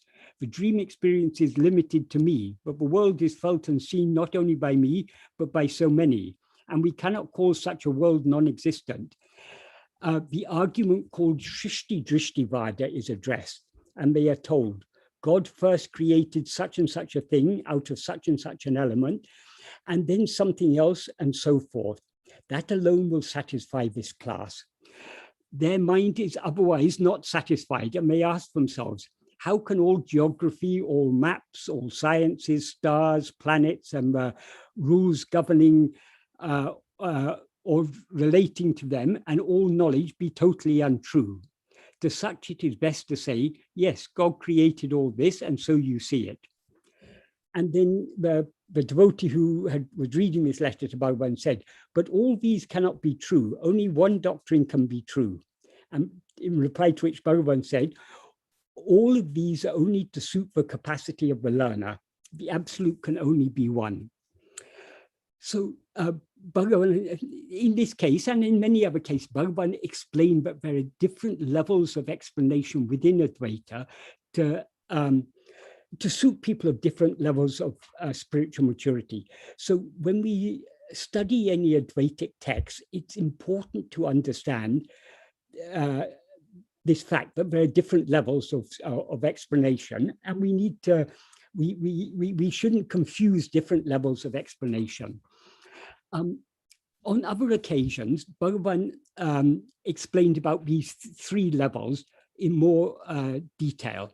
That is, Bhagavan said, Ajata is the ultimate truth, but it is not a teaching, because Ajata denies the existence of anything apart from the one reality. So there's no teacher, no guru, no disciple, there's no sadhaka, no sadhana, no bondage, no liberation. In other words, Ajata doesn't explain this appearance of multiplicity. It simply denies that there is any such appearance at all. So Ajata also doesn't provide a means to solve our problem, because it simply denies that the problem exists. So this is the ultimate truth. But how do we get to this ultimate truth? We need a means to get there, because now we experience this multiplicity. So Bhagavan said, the most suitable teaching for serious spiritual aspirants is Drishti Shrishti Vada. This is the simplest. Drishti Shrishti. Drishti means perception. Shrishti means creation. So Drishti Shrishti Vada says there is no creation other than perception. And the classic example is a dream. In a dream, we see a whole world. But that world doesn't exist apart from our perception of it. So everything that appears in a dream depends upon the one who sees it. In other words, the dreamer. The dreamer creates the dream world by seeing it. This is Drishti Shrishti Vada. This is what Bhagavan taught us. In all of Bhagavan's original writings, we will find he's constantly stressing this Drishti Shrishti Vada. Not necessarily by name, but I mean this idea that everything that is seen depends upon the seer. This is very, very clear in Nana, Uludu Napadu, Arunachashtakam, and in other places. And even in his answer to the question, Bhagavan was constantly stressing this. Why did Bhagavan stress this? Firstly, it is closer to the truth, but that the ultimate truth is nothing. But the logical implication of Drishti Shrishti Vada is Ajata Vada, as explained by Bhagavan. That is, everything that is seen depends upon the seer. Who the seer is ego. It's only when we rise as ego that we perceive this world. So the whole world depends for its seeming existence upon ego. And if we investigate ego, ego is nothing but a false awareness of ourself. That is, what we actually are is just that is just pure awareness. That is the fundamental awareness of our own existence, I am. That alone is what is real. That is ekameva dvaityam, one only without a second. That is what we actually are. But when we rise as ego, ego always projects and takes a body as itself. So as ego, we are always aware of ourselves as I am this body. This body is obviously not what we actually are. So ego is a false awareness of ourselves. It's a mistaken awareness of ourselves. So if we investigate it, in other words, if we investigate ourselves to see what we actually are, when we see what we actually are, we will see we are just that pure awareness I am, which is immutable. It never undergoes any change. So we have never actually risen as ego. So the ultimate truth is there's no such thing as ego. Since there's no ego, therefore, in the absence of ego, nothing else can exist. So since there has never been any ego, there has never been any world. So the ultimate truth is ajata. So this is the practical means that is Drishti Shrishtivada provides us with the practical means to attain the experience of ajata, which is the ultimate truth. This is why Bhagavan always stressed this Drishti Shrishtivada. But of course, Bhagavan, as he said, the teaching has to be according to the taught. So often you will find Bhagavan speaks, comes down to lower levels of explanation to suit people who are not ready to grasp this. As he said, there are some people who will never be satisfied with this. If you tell them the world is just a dream, they cannot reconcile their mind to it. Just as Bhagavan sometimes, for example, an example of the sort of circumstance under which Bhagavan will come down from this level. If someone wants to, if people came to Bhagavan and said, oh, there's so many problems in the world, there's so much injustice and unrighteousness and everything, I want to work for the good of the world. Bhagavan often used to say, he who has created the world knows how to take care of it. Leave it all to him. Your job is just to surrender yourself to him. So there Bhagavan is talking from a Drishti perspective, that is, that God has created this world. Why? Because those people have very strongly outward going mind, so they won't be ready to accept that this is all just a dream. So Bhagavan addresses his teachings to them at an appropriate level. In the same way, Adi Shankara, in the vast majority of his commentaries on the Prastanatraya Bhashya, the explanations he is giving are in accordance with Shrishti Drishtivada. The reason for this is Adi Shankara had a divine mission to establish Advaita as the correct interpretation of Vedanta, of the Upanishads, the Brahma Sutra and the Bhagavad Gita. So he had to present it in a way, in order to win over people who believed in other interpretations. He had to modify, he had to dilute it to suit them. So Shankara, generally, in most of his commentaries, he's talking more from the perspective of Shrishti Drishtivada. And if you study other Advaita texts, the vast majority are talking from the perspective of Shrishti Drishtivada. It is often said that Drishti Shrishtivada, that is what Bhagavan teaches, that the world depends upon our perception of it. It is often, this view is often attributed to a person called Prakasananda, who lived in the 16th century. He coined this term Shrishti Drishtivada, but actually what he said was not anything new. For example, Gaudapada, in his Mandukya Karika, though he doesn't use the term Shrishti Drishtivada, he very, very clearly argues the position of Shrishti Drishtivada, particularly in the second and third chapters. In the second chapter, the main theme running throughout the chapter is that waking is no different to dream. So if we say waking is no different to dream, that is Shrishti Drishtivada. Just that label isn't given to it, but what he's arguing there is Drishti Shrishtivada. Often it is said, but Gaudapada teaches Ajatavada. It is true, he does mention Ajatavada here and there, particularly in the second chapter, in verse 32, there's the famous sloka, Na nirodo na chopati. There's no destruction. Why is there no destruction? Because there's no utpati, there's no arising. Nothing ever comes into being. So there's no, and therefore there's no sadhaka, no mumukshu, no bondage, no liberation. This is the ultimate truth. So it's generally, people take Gaudapada to be an Ajatavadi, but he mentions there Ajatavada as the conclusion of Drishti Shrishtivada, which, as I say, he doesn't use the term Drishti Shrishtivada, but all that he's arguing there is Drishti Shrishtivada, but the world is just a dream. So, and Shankara, those in commentaries on other Upanishads and things, Shankara seems to take the standpoint of Shrishti Shrishtivada. Naturally, when he's commenting on Gaudapada, he very clearly takes the view of Drishti Shrishtivada also, but this world is just a dream.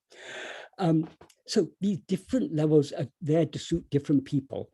Why it is important to understand this is if we are studying Advaita, or if we listen to people who give lectures on Advaita, we have to understand that the majority of the explanations are not applicable to Bhagavan's teachings, because Bhagavan has given us a much simpler explanation. For example, according to Shrishti Drishtibhada, there is a difference between waking and dream. That is, the waking state, because this world was created by God, this waking state has a greater degree of reality than the dream state. The dream state is what is called pratibhasika satya, seeming reality, whereas the waking state is vivaharika satya, it's transactional reality. And it is it teaches that the world exists independent of our perception of it. That is what Shrishti Drishtibhadra is teaching. So Bhagavan doesn't accept that distinction. Bhagavan said the waking state is nothing but a dream. Just like a dream is a creation of the mind, but everything that we perceive in the waking state is just a creation of our own mind. So, as I say, the main aim of Bhagavan's teaching, Bhagavan's teachings are all concerned with practice. So it is for practical reasons that Bhagavan taught Shrishti Drishtibhada. Not only is it closest to the truth, it is also the most practical means. People who study the ancient texts, that is the more traditional texts where this Shrishti Drishtibhada dominates, they will give long, they can give detailed explanations how the world comes into existence and everything, but all these are not useful for a serious aspirant. And the other problem in the older texts, what is the actual practice? How are we to attain that is not clearly expressed. It is said, but only by Atma Vichara can you attain that, or Brahma Vichara. But what is Atma Vichara? They take Atma Vichara to be, they say there are different ways of doing Atma Vichara. There's the Panchakosa Prakriya, that is considering all the five sheaves and why those five sheaves are not I. That's one way of doing Atma Vichara. Another way is the Avastatreya Prakriya, that is discriminating about the three states. Another way is Drisya Prakriya, that is distinguishing the seer from the seen. These are all preliminary. Bhagavan wasn't against all these. These are all necessary. We need to understand, obviously, before we can investigate what we actually are, we first need to understand what we are not. If we take ourselves to be the body, or the prana, or the mind, or the intellect, or the will, any of these five sheaves, if we're asked to investigate ourselves, we'll be investigating these things. But these are all drishya, things perceived by us, they're objects, whereas we are the subject. So if we're to investigate ourselves, we need to turn away from objects back towards the subject. So what Bhagavan means by Atma Vichara, he makes very clear. Atma Vichara is not, that is all this understanding what we are not. This is the preliminary analysis. The neti is a preliminary analysis that is necessary as for us to point us in the right direction. What are we to investigate? But it is not itself the practice. So what the actual practice is not clearly explained in a vast majority of texts. So they think that by studying the text, you can, they say, ignorance is the problem. So you need knowledge to get rid of ignorance. Therefore, if you study all these Advaitic texts, all the, that is very introductory texts, and then there are the Mula text, the original text, the Upanishads and the Brahma Sutra and the Bhagavad Gita, there are the commentaries on them, and there are so many supplementary texts. If you go on and if you go studying these and get a stronger and stronger conviction, eventually you'll be firmly rooted in the belief, in the conviction that you are Brahman, that you are not any of these things. But merely, that's merely an intellectual conviction. That cannot remove what is the ignorance? Bhagavan said, to whom is ignorance? Ignorance is only to, Brahman is not ignorant of itself. It is only when we rise as ego, it is as ego that we are ignorant of ourselves. So what is called self-ignorance is nothing but ego. So ego is the root problem. So who is it who is studying all the texts? It is only ego. So Bhagavan clarified that this is not the practice of the correct practice of Advaita. He clarified this very clearly in the 16th and 17th paragraphs of Nana. What he says in the 16th paragraph, in the first sentence, he says, "Ennulilum mukti adevadaku manate adaka vendum endru solla patu ullapadiyal." That means, since in every text, here every text implies every text of Advaita, it is said that for attaining mukti, liberation, it is necessary to make the mind cease. So that is what is said in every text. That is the conclusion of every text, but the mind has to cease. So then he goes on to say, Mano nigraha me nulgalin mudivana karatu endru arindu konda pimbu. After knowing that mano nigraha generally means restraint or subjugation of the mind. In this context, it means destruction of the mind. Alone is the ultimate intention or aim or purpose of all such texts. Nulgale alavindri padipatal payanilde. There is no benefit to be gained by studying texts without limit. So Bhagavan is pointing out we shouldn't go down this route of studying endless texts. You could fill libraries with all the texts that have been written on Advaita philosophy, but as Shankara himself warns in, Shankara refers to this in Vivekachudamani, and he uses a term, Sastra Jala Maharanya, the great forest of sastras.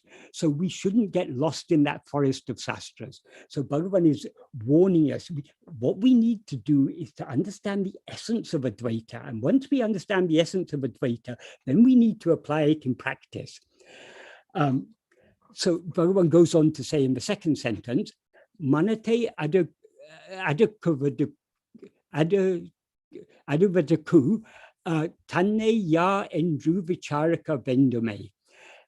For making the mind cease, it is necessary to investigate oneself as who. As whom here implies to see who we actually are. We need to investigate in order to see what we actually are, or in order to be aware of what we actually are. that's the first clause of the sentence. Then he goes on to say, alamal epidi nulgalil vicharipadu. This is a very terse way of saying it, but alamal here, alamal means instead. It implies, but instead of doing so, epidi nulgalil vicharipadu. That means how investigating text. That means how can we know ourselves by investigating text. So it's not in the books that we can find self-knowledge, it's only within ourselves. Then he goes on to say, Tanne, Tanudaya Jnana Kannal Tane Arya Vendum. It is necessary to know oneself only by one's own eye of jnana. Jnana here means awareness. That is it.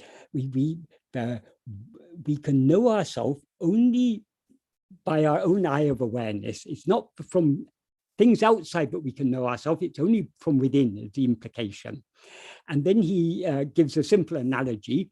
Raman, Tanne, Raman Endru Arya, Kanadi Venduma. Does Raman, he just takes his name Raman, he's just an example of a person's name. So there's a person called Raman. Does Raman need a mirror to know himself as Raman? That if the books are outside, we don't need books to know what we actually are. We need to look within to see what we actually are.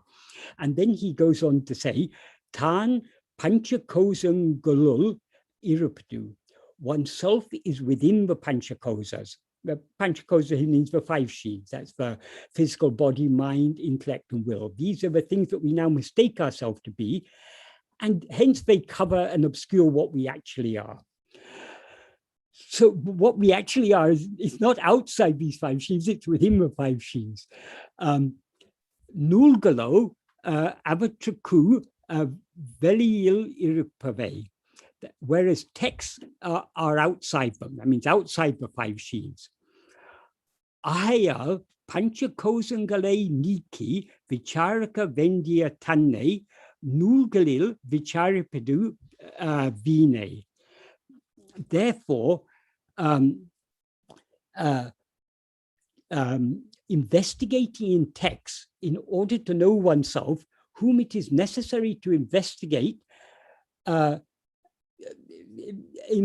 setting aside or removing all the 5 sheaths is useless. That is, in order to know ourselves, we need to turn within and thereby set aside the Panchakosas. How do we set aside the Panchakosas? By turning our attention away from them back towards ourselves. So trying to know ourselves in books, by studying books, it is useless. He said, Vicharapatu vine, a there intensifies it. It's certainly useless. And then he goes on to give a very simple definition, a very simple and beautiful definition of what is mukti.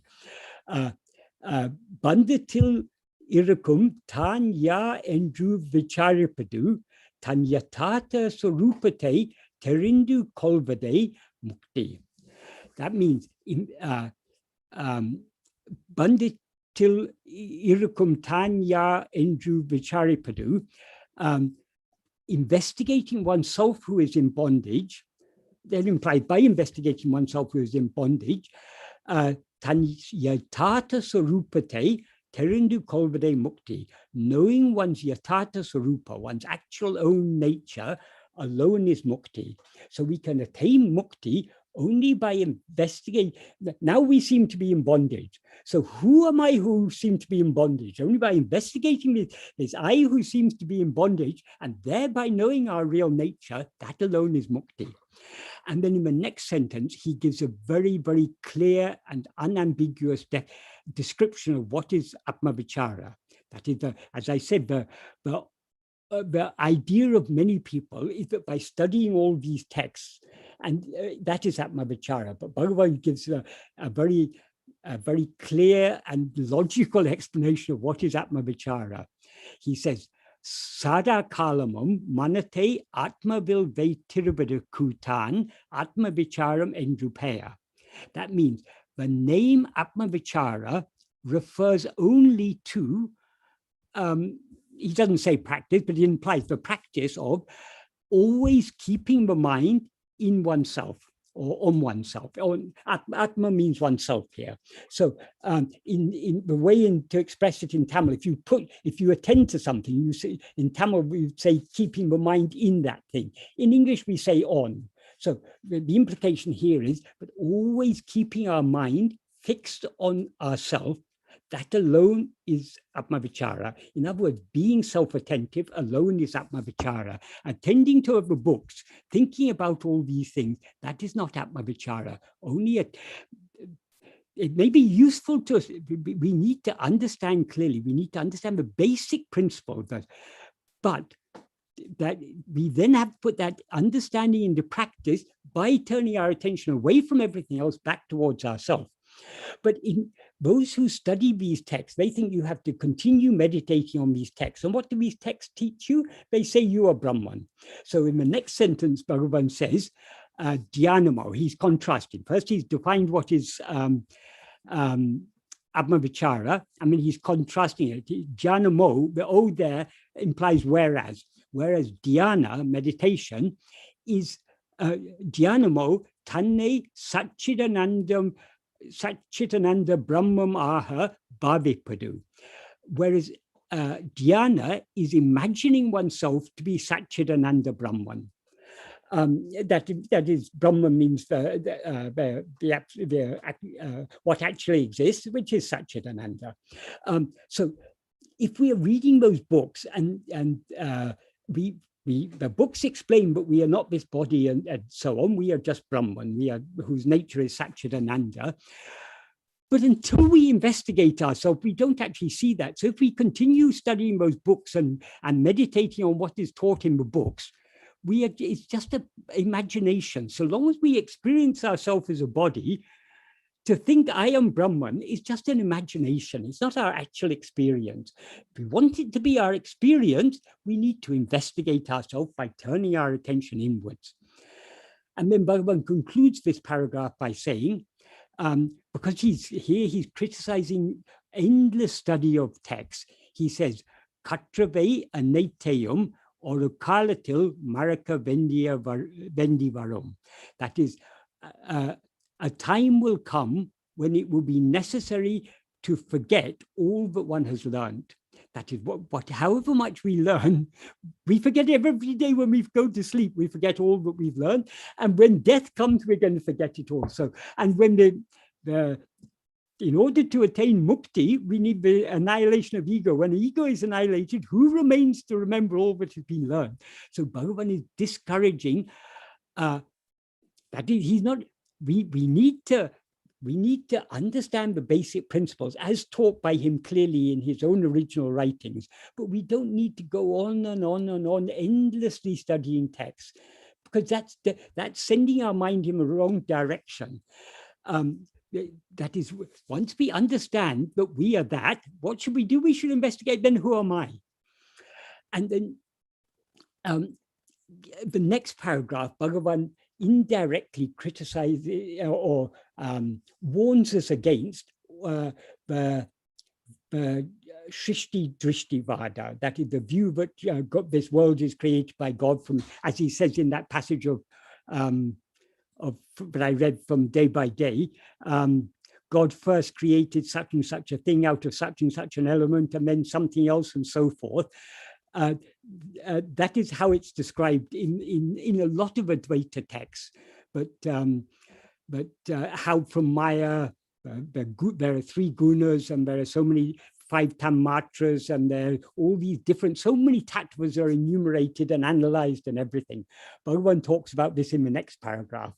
What he says in the next paragraph, he gives actually in the original version, in the original question and answer version, Bhagavan had referred to the hair in a barber's shop. But here he slightly simplified it. He doesn't explicitly refer to the hair in a barber's shop. What he says here is, Kupeye kuti tala vendia oruvan ade arrivedal epidi paya nilayo. That means just as one who needs to gather or sweep up and throw away rubbish would derive no benefit by investigating it, As I say in the earlier question and answer version, he said, he slightly expanded this. He said that all the hair in a barber shop needs to be swept up and thrown away. But rather than, instead of sweeping it up and throwing it away, analyzing how many short hairs and how many long hairs, how many gray hairs, how many black hairs, how many red hairs, how many blonde hairs, analyzing it, what has to be thrown away is useless. So just like it's useless to examine all the rubbish that is to be thrown away, so so he goes on to say, apadiye, in such a way, and likewise, tanne aria vendia orabam, one who is to know oneself, tanne marundu kondiru cum tatvangal aneteum, setu talla vendi vidamal, ave itane endru kanakiru vidalum, avatring gunangal araivadalum payanile. In the same way, just like it's useless to examine the rubbish that is to be thrown away, so one who needs to know oneself will derive no benefit by, instead of collectively rejecting all the tattvas which are concealing oneself, calculating that they are this many and examining their qualities. So in this one sentence, Bhagavan brushes aside all the Shrishti Drishti Vada explanations. Why he does this? He does this for serious aspirants. If we really want to know ourselves, we don't need to analyze how all these things were created by Maya and all these. It's unnecessary. Because his conclusion to this paragraph is in the second and last sentence, prapanjate oru swapnate pol eni kolla vendam. It is necessary to consider the world like a dream. That is, if this whole world is a dream, we don't have to analyze the dream.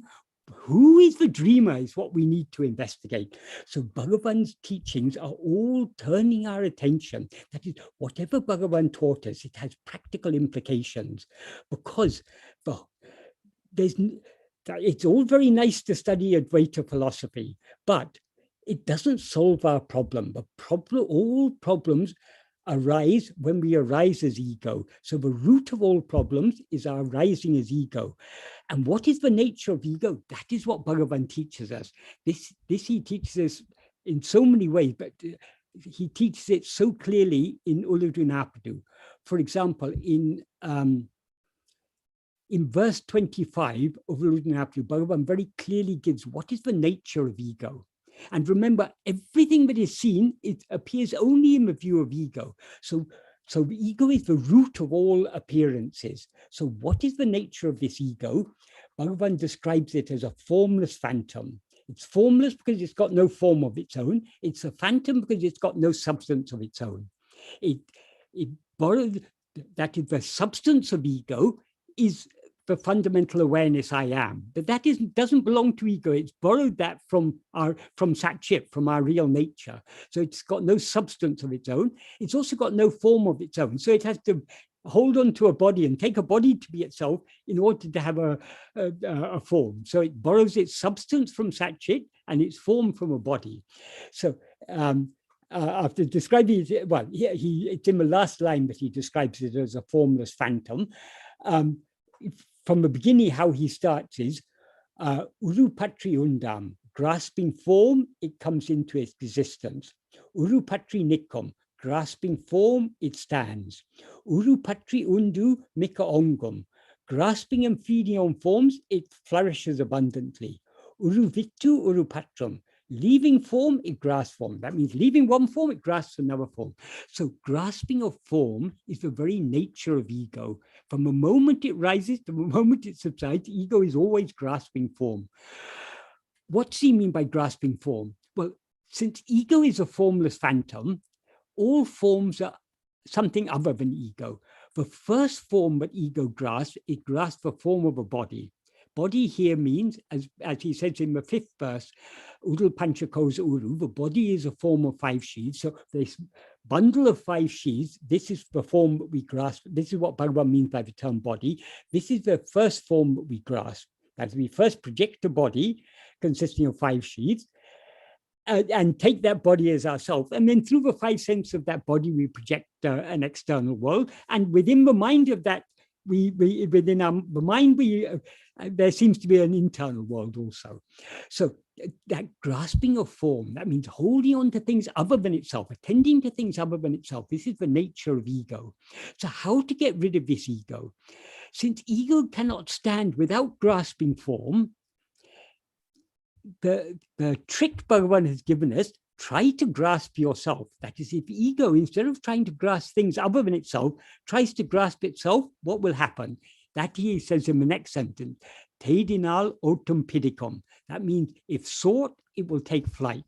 So the nature of ego is to rise, stand, and flourish by attending to things other than itself, but to take flight, to subside and dissolve back into its source by investigating itself, by trying to hold on to itself. So this is the vital clue that Bhagavan has given us. And this is why we can never attain self-knowledge by investigating in scriptures, as Bhagavan said in that 16th paragraph, because they are other than ourselves, they're outside ourselves. So we need to investigate ourselves. We need to turn our attention back within, and then only we can separate ourselves from all forms and know ourselves as we actually are. And in so many verses in Ulladu, that is a recurring theme throughout Ulladu, is that the root of everything is ego. If we investigate ego, everything else will disappear. For example, in the 9th verse of Ulladu, he says, dyads and triads always exist holding one thing. Dyads here means pairs of opposites. Triads means the 3 factors of objective knowledge. That is, when we know something, every knowledge, every experience, every perception takes the basic form. I know this, I experienced this, I perceived this. That is, I is the knower. This is whatever is known, the phenomenon or object that is known. So I is the subject, what is known is the object. And what is the relationship between the subject and the object is the knowing. That is how the link between the knower and the known is the knowing. Without knowing, there cannot be anything known. So all things that are known depend upon the knower. So depend upon the knowing. And without a knower, there cannot be any knowing. So knowing depends upon the knower. So ultimately, the whole triad, it all resolves back to the knower. That is what Bhagavan means by the one thing. That is the one thing that the dyads and triads exist holding is ego, the knower. So some people misinterpret it, but Bhagavan here is talking about the real, our real nature. They say the self with the capital S. That is not what Bhagavan means here. He's referring to ego. He explained this very clearly to Lakshman Sharma. So in a triad, the things known depend upon the knowing, and the knowing depends upon the knower. So the knower is the base of all. The knower means ego, is the base for the appearance of all this multiplicity. And dyads means pairs of opposites. Pairs of opposites are things known by us, so they depend upon the knower. And then he says, this is the important point, if one sees within the mind what that one thing is, in other words, if we investigate this ego within ourselves, they will cease to exist. Why will they cease to exist? Because they depend for their seeming existence on ego. And if we investigate ego, it will cease to exist. So like this, there are so many verses in Ulladu where Bhagavan is repeatedly stressing this. For example, in verse 14, he talks about, so long as there's the first person, second and third persons will exist. But if one investigates the truth of the first person, the the first person will cease to exist, and hence the second and third persons will also cease to exist. Here, first person means ego, and second and third persons means everything else. So if we rise as ego, second and third persons will exist. But if we investigate the truth, if one's self-investigating the reality of the first person ceases to exist, second and third persons will come to an end, and the nature that then shines as one, that is what we actually are. So and that is the Ekameva Advaita. Okay, I seem to have come to the end of the time I had. There were some more things I wanted to explain, but we can go on explaining this. But the main point I wanted to make today is how Bhagavan's made. Not only has he simplified and clarified the philosophy of Advaita, expressed it in a very refined and simple way. In doing so, he has made it very clear what is the practice. That is, studying texts is useful only to the extent that it encourages us to turn back within to investigate ourselves. For that, the only text we need are Bhagavan's own original writings. These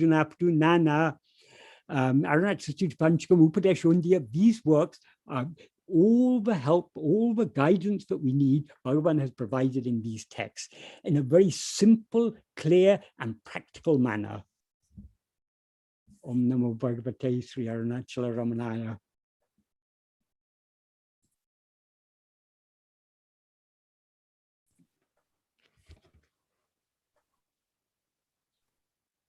Om Namo Bhagavate Sri Ramanaya. Thank you for the French satsang and also for the London satsang. It was so nice. I'm Mohan from Arunachala Ashram, New York. To continue the program, the Aradhana celebrations, traditionally we start from the Arunachala Akshamalai, which will be chanted by Sushila Ramanan and Aruna Ramanan. Please go ahead. Yeah. Om Namo Bhagavate Sri Ramanaya. Tarunarunamani Kiranavalinika Tarumacharamana Mahimale Terunadiya Tiradiya Tirumaral Teliya Paravudal Purulaga Karunakara Muni Ramana Riyanuvagayina Chuliyadgatiyaga Arunachalamena Agame Arivodu Alvar Shivanula Kalvare Arunachalavaraketa Aksharamana Malai Chatra Karuna Karaganapatiye Karamaruli Kapaye Arunachala Shiva Arunachala Shiva Arunachala Shiva Arunachala Arunachala Shiva Arunachala Shiva Arunachala Shiva Arunachala Arunachala Menagame Dinai Pavaragatai Verarupai Arunachala Aழகு Sundaram போல் அகமோனி யோமோற்றபினமாயிருப்போம் அருணாச்சலம் அகம்புகுந்தீர்த்து உன்னாக குகை திரையாயமர்பித்ததென்கொல் அருணாச்சலாருக்காயனை ஆண்டனை அகற்றிடில் அகிலம் பழித்திடும் அருணாச்சல பழித புனையே நினைவித்தாய் இனி யார் விடுவார் அருணாச்சல ஏறிடும் மன்னையில் பெரிதருள் புரிவோர் இதுவோ உனதருள் அருணாச்சல உனையே மாற்றி ஓட தூளத்தின் மேல் ஒருதியாயிருப்பாய் அருணாச்சல ஓழம் விடாதுனை கண்டடங்கிட ஒன்னழகை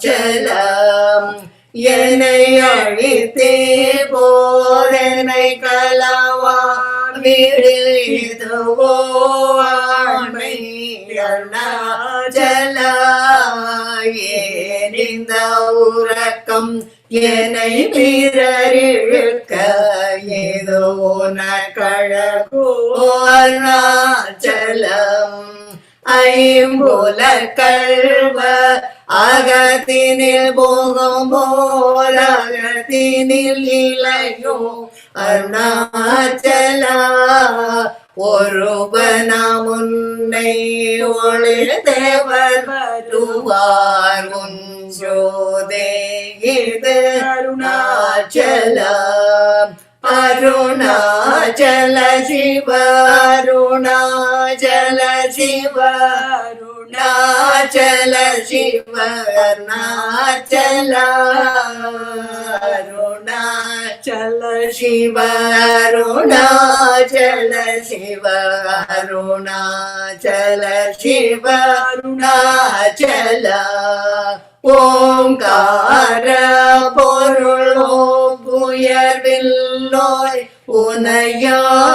உனையாரறிவார் அருணாச்சல ஔவை போல் எனக்கு உன்னருளை தந்தனை ஆளுவதுன் கடன் அருணாச்சலம் கண்ணுக்கு கண்ணாய் கண்ணின்றி காணுனை காணுவதேவர் அருணாச்சல காந்தமிரும்பு போல் கவர்ந்தனை விடாமல் கலந்தனோடிருப்பாய் அருணாச்சல கிரி உருவாகிய கிருபை கடலே கிருபை கூந்தருளுவாய் அருணாச்சல கீழ்மேலெங்கும் கிளரொளி மணியன் கீழ்மையை பாஷை அருணாச்சல குற்றமுற்றரு தென்னை குணமாய் வணித்தாள் குரு குருவாயொளிர் அருணாச்சல கோர்வாட்டண்ணிய கொடுமையில் படாதரும் கோர்தனை சேர்ந்தருள் அருணாச்சல கெஞ்சியும் வஞ்சியாய் கொஞ்சமும் இறங்கிலை அஞ்சலன்றே அருள் அருணாச்சல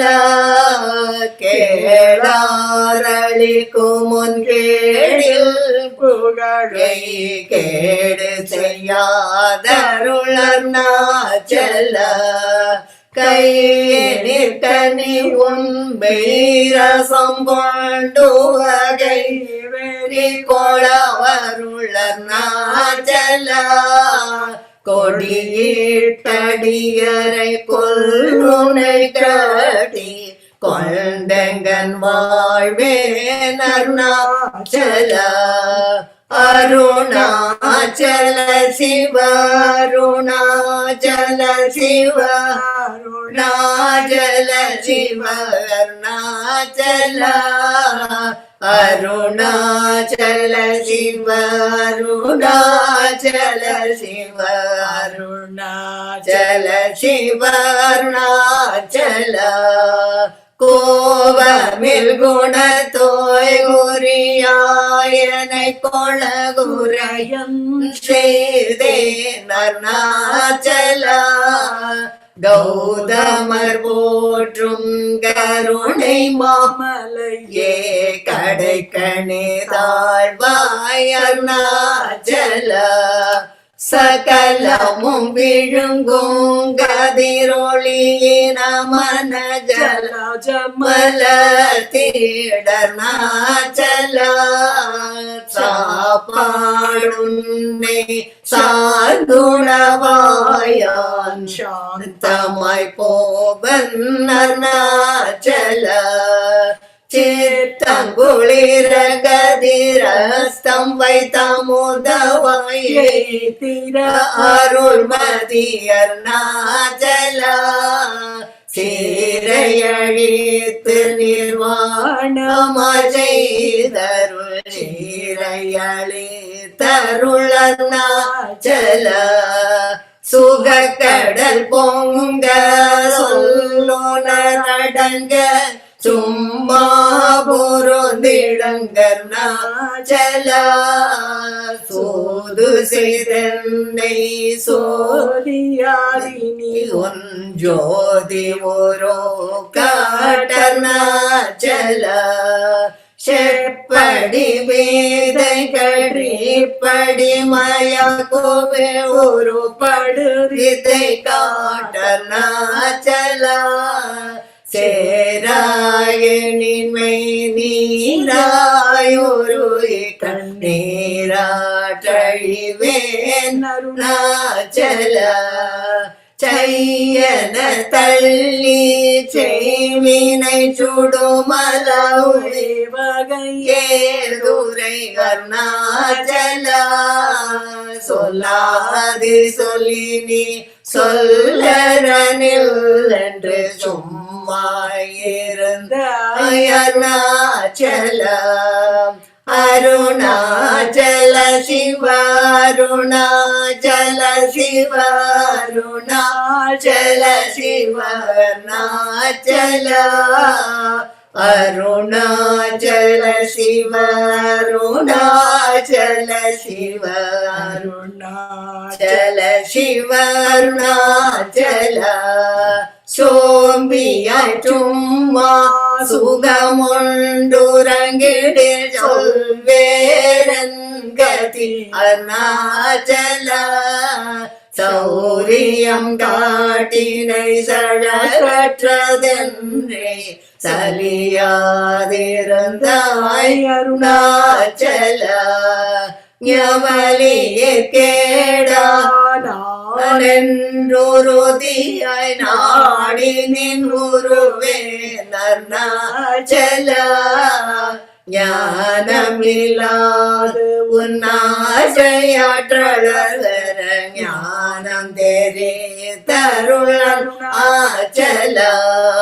நிமிர போனியும் மலர்ந்திலை என்றே நின்றனையன் அருணாச்சலா. தத்துவம் தெரியாத தன்னை ஊற்றாய் தத்துவமேதோவென் அருணாச்சலா.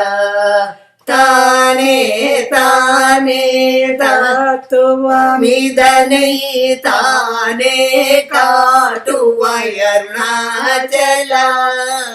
திரும்பிய கந்தனை தினமாக கண்கால் தெரியும் என்ற நயன் அருணாச்சலா. தீரமில்லகத்தில் தேடி உந்தனையான் திரும்ப உற்றேன் அருள் அருணாச்சலா. தோபறிவில்லாகி பிறப்பென் பயனோப்பிழவாயே அருணாச்சலா. தூய்மன மொழியோயும் உண்மையாரோயவே அருளென்றருணாச்சலா. தெய்வமென்றுன்னை சாரவே என்னை ஒழித்தாய் அருணாச்சல அருணாச்சல சிவ அருணாச்சல சிவ அருணாச்சல சிவ அருணாச்சல அருணாச்சல சிவ அருணாச்சல சிவ அருணாச்சல சிவ அருணாச்சல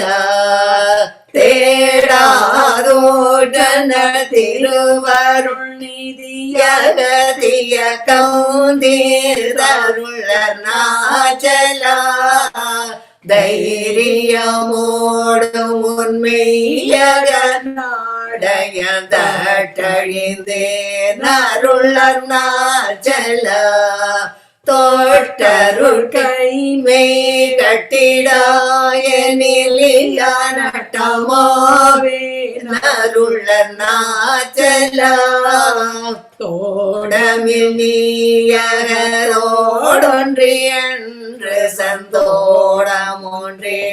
அருள் அருணாச்சல நகை கிடமிலை நின்னாடிய எனையருள் நகையிட்டு பார்நீ அருணாச்சல நாடிலை நாடிட நானாயொன்றினி தாணுவாய் நின்றனை அருணாச்சல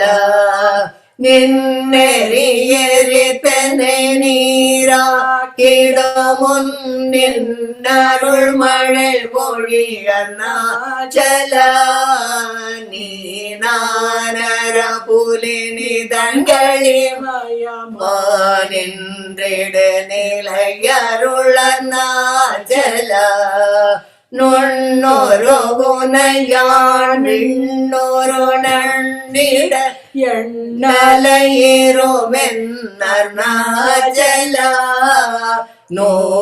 நூலறிவறியா பேதையனென்றன் மாலறிவரு தருள் அருணாச்சல நேக்கு நெக்குருகியான் போகிட உனை புகழ்ன கனா நின்றனை அருணாச்சல நேசமில் எனக்கு உன் ஆசையை காட்டினே மோசம் செய்யாதருள் அருணாச்சல அருணாச்சல சிவ அருணாச்சல சிவ அருணாச்சல சிவ அருணாச்சல அருணாச்சல சிவ அருணாச்சல சிவ அருணாச்சல சிவ அருணாச்சல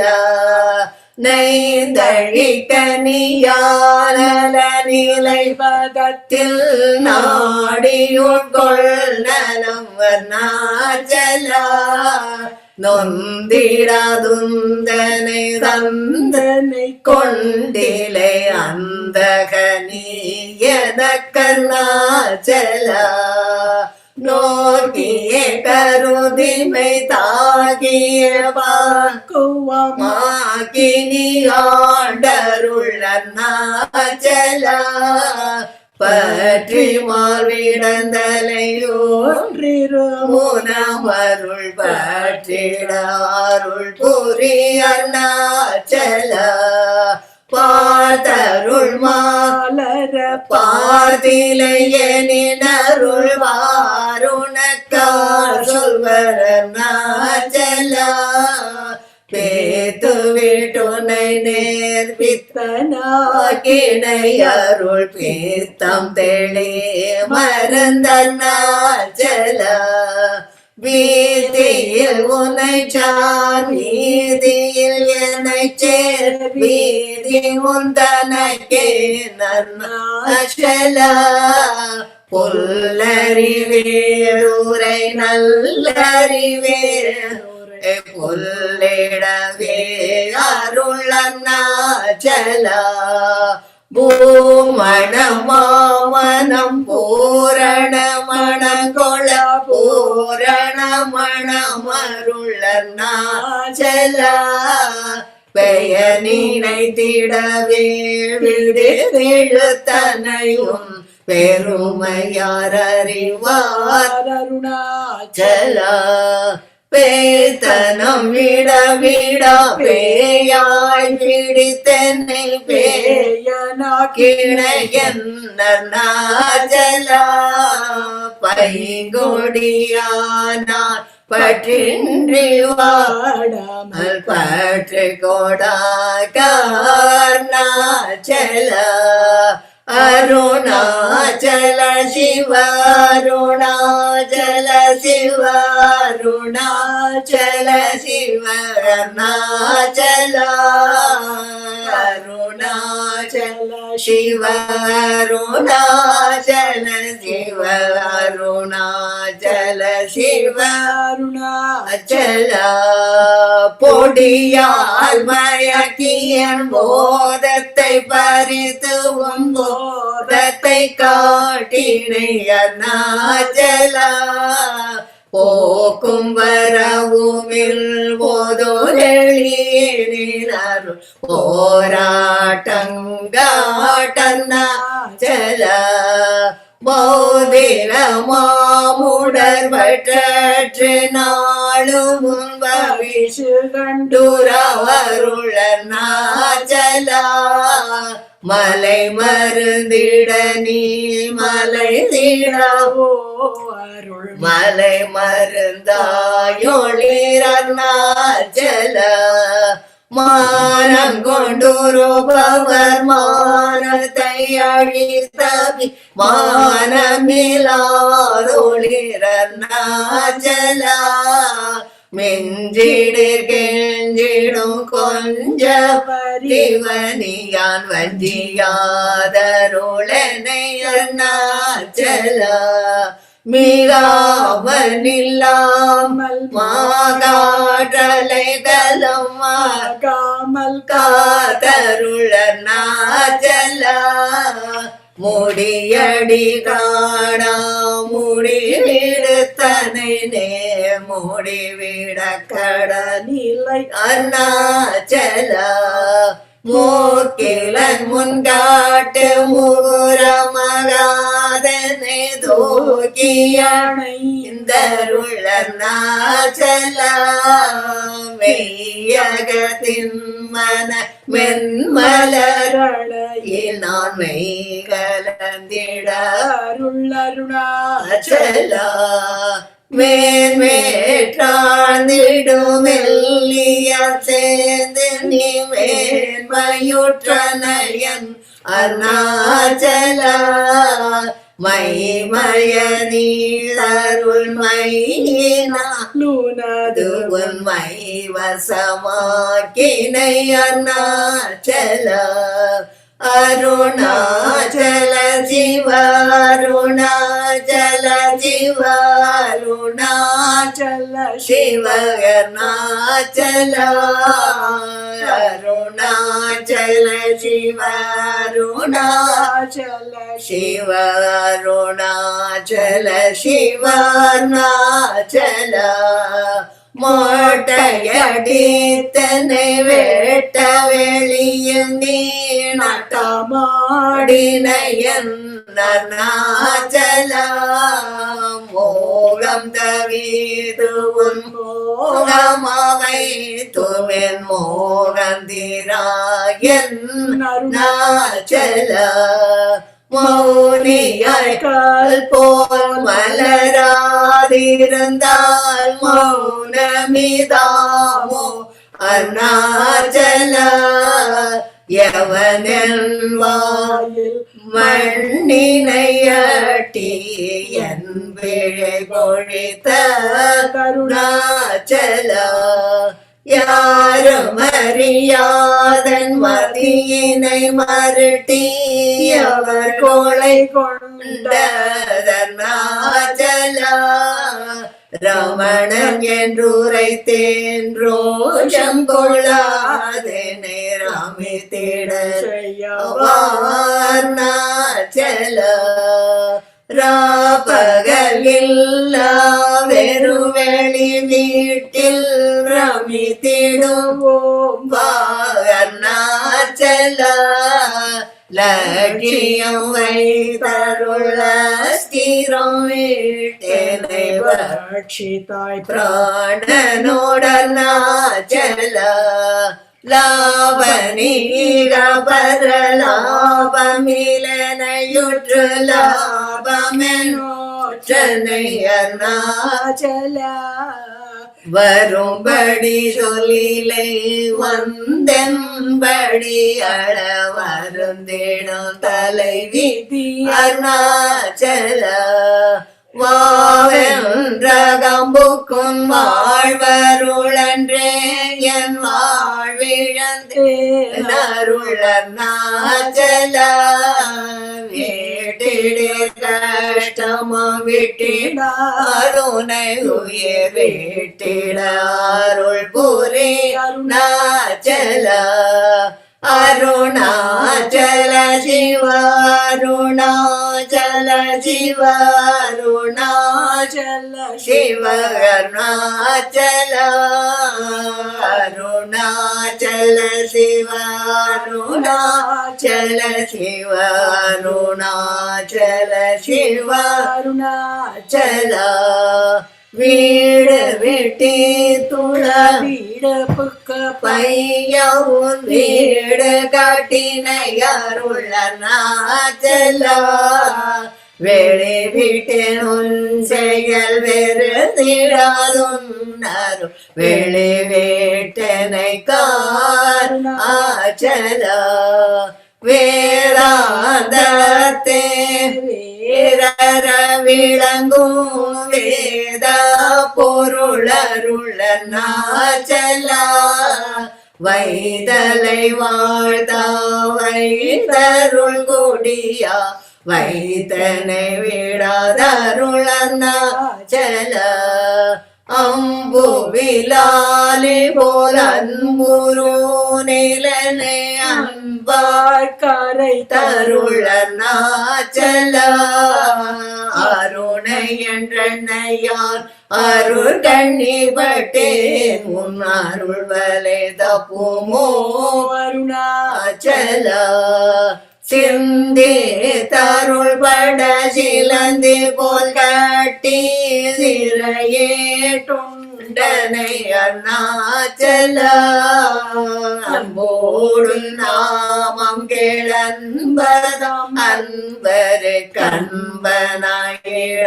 அருள் அருணாச்சல என் போலும் தீனரை என்புற காது நீ என்னாலும் வாழ்ந்தருள நாச்சல என் கண்பதம் என் சொற்கொள் செவியும் என் பொன்மொழி கொடாருள நாச்சல பொறுமயம் போதர புஞ்சொலை நன்சொலால் பொறு தருள் இஷ்டம் பின்னர் நாச்சல மாலையளி கருணாச்சல ரமணயன் மாலையணிந்தருள நாச்சல மாலையளி தருணாச்சல ரமணயன் மாலையணிந்தருள் அருணாச்சல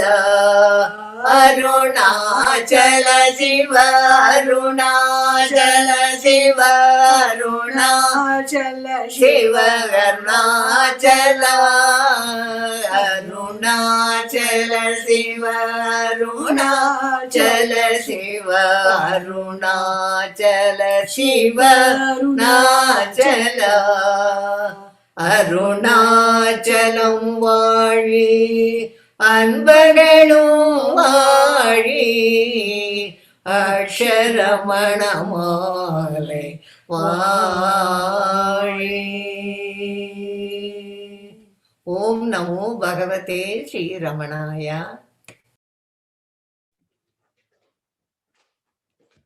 ஓம் நமோ பகவதே Sri ரமணாய. Thank you, Sushila Mami and Aruna. Welcome to the 71st Aradhana celebrations. The celebration is for us, for the devotees only. Bhagavan has taught us there is no death nor birth. The self is eternal. That being said, we offer with all humility and to seek his blessings that we will do a small rendering of different satsang groups consisting of France, Great Britain. There are about 12 satsang groups from the United States and 2 from Canada. Already we have heard the wonderful presentation from the French and the British group. Now I will read a small extract from Suri Nagama's book, Letters from Sri Ramanashramam, Brahma Nirvana. The small tumor which showed itself on the left arm of Bhagavan in 1948 November began growing from day to day, so that by January 2nd, it became as big as a marble. The doctor in charge of the ashram hospital, Dr. Shankara Rao, and a retired surgeon, Dr. Srinivasa Rao, pointed out to Bhagavan and offered to operate on that one. As it continued to grow,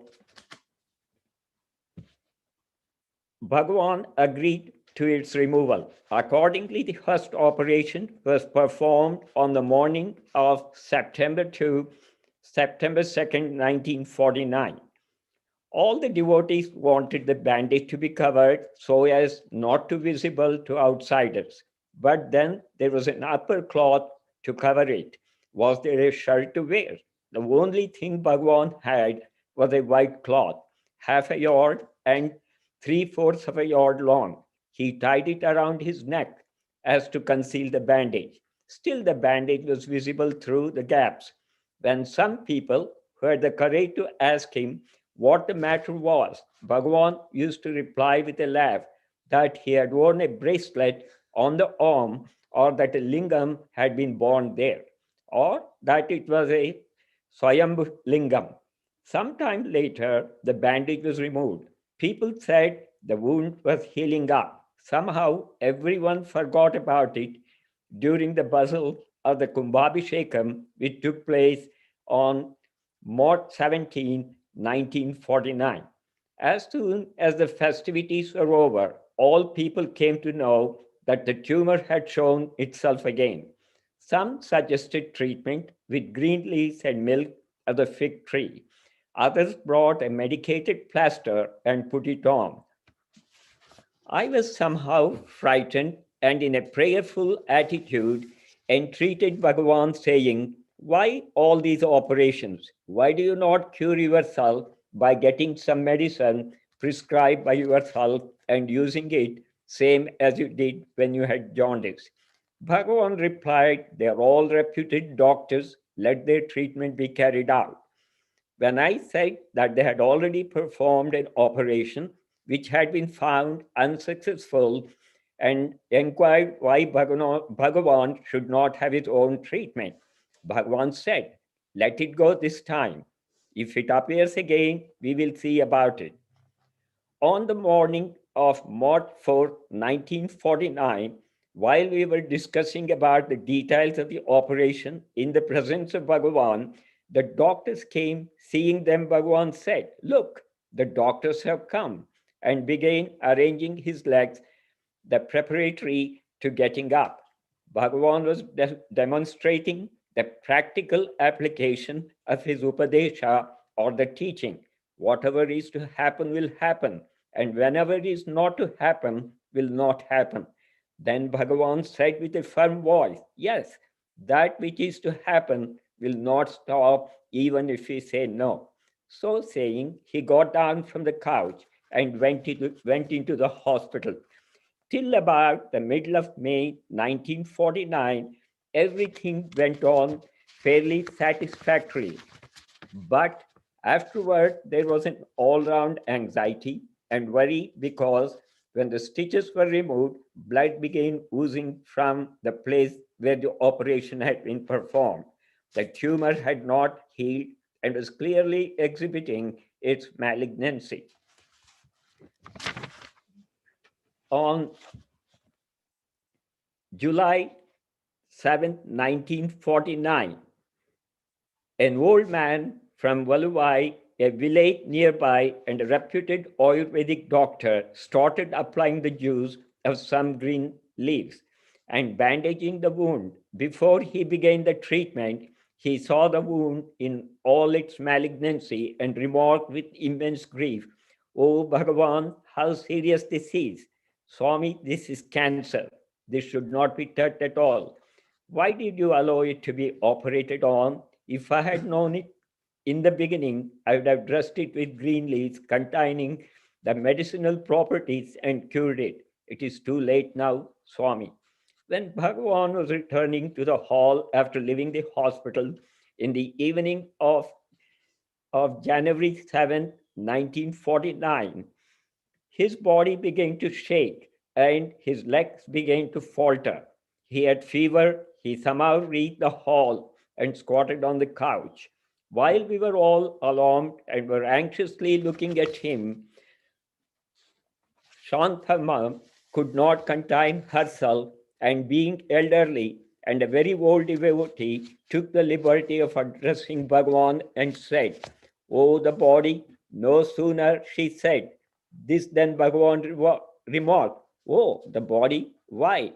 What has happened? It is shaking. What if it shakes?" So saying, he suppressed the shivering, and looking at his attendants, he said with a laugh, "This is Nataraja's dance. Why should you be afraid if every day the body is giving you darshan in its static form? Today it is giving it to you in a dance pose. Why all this anxiety?" So saying, he sat there in a dignified silence. The Veda Parayanam was done.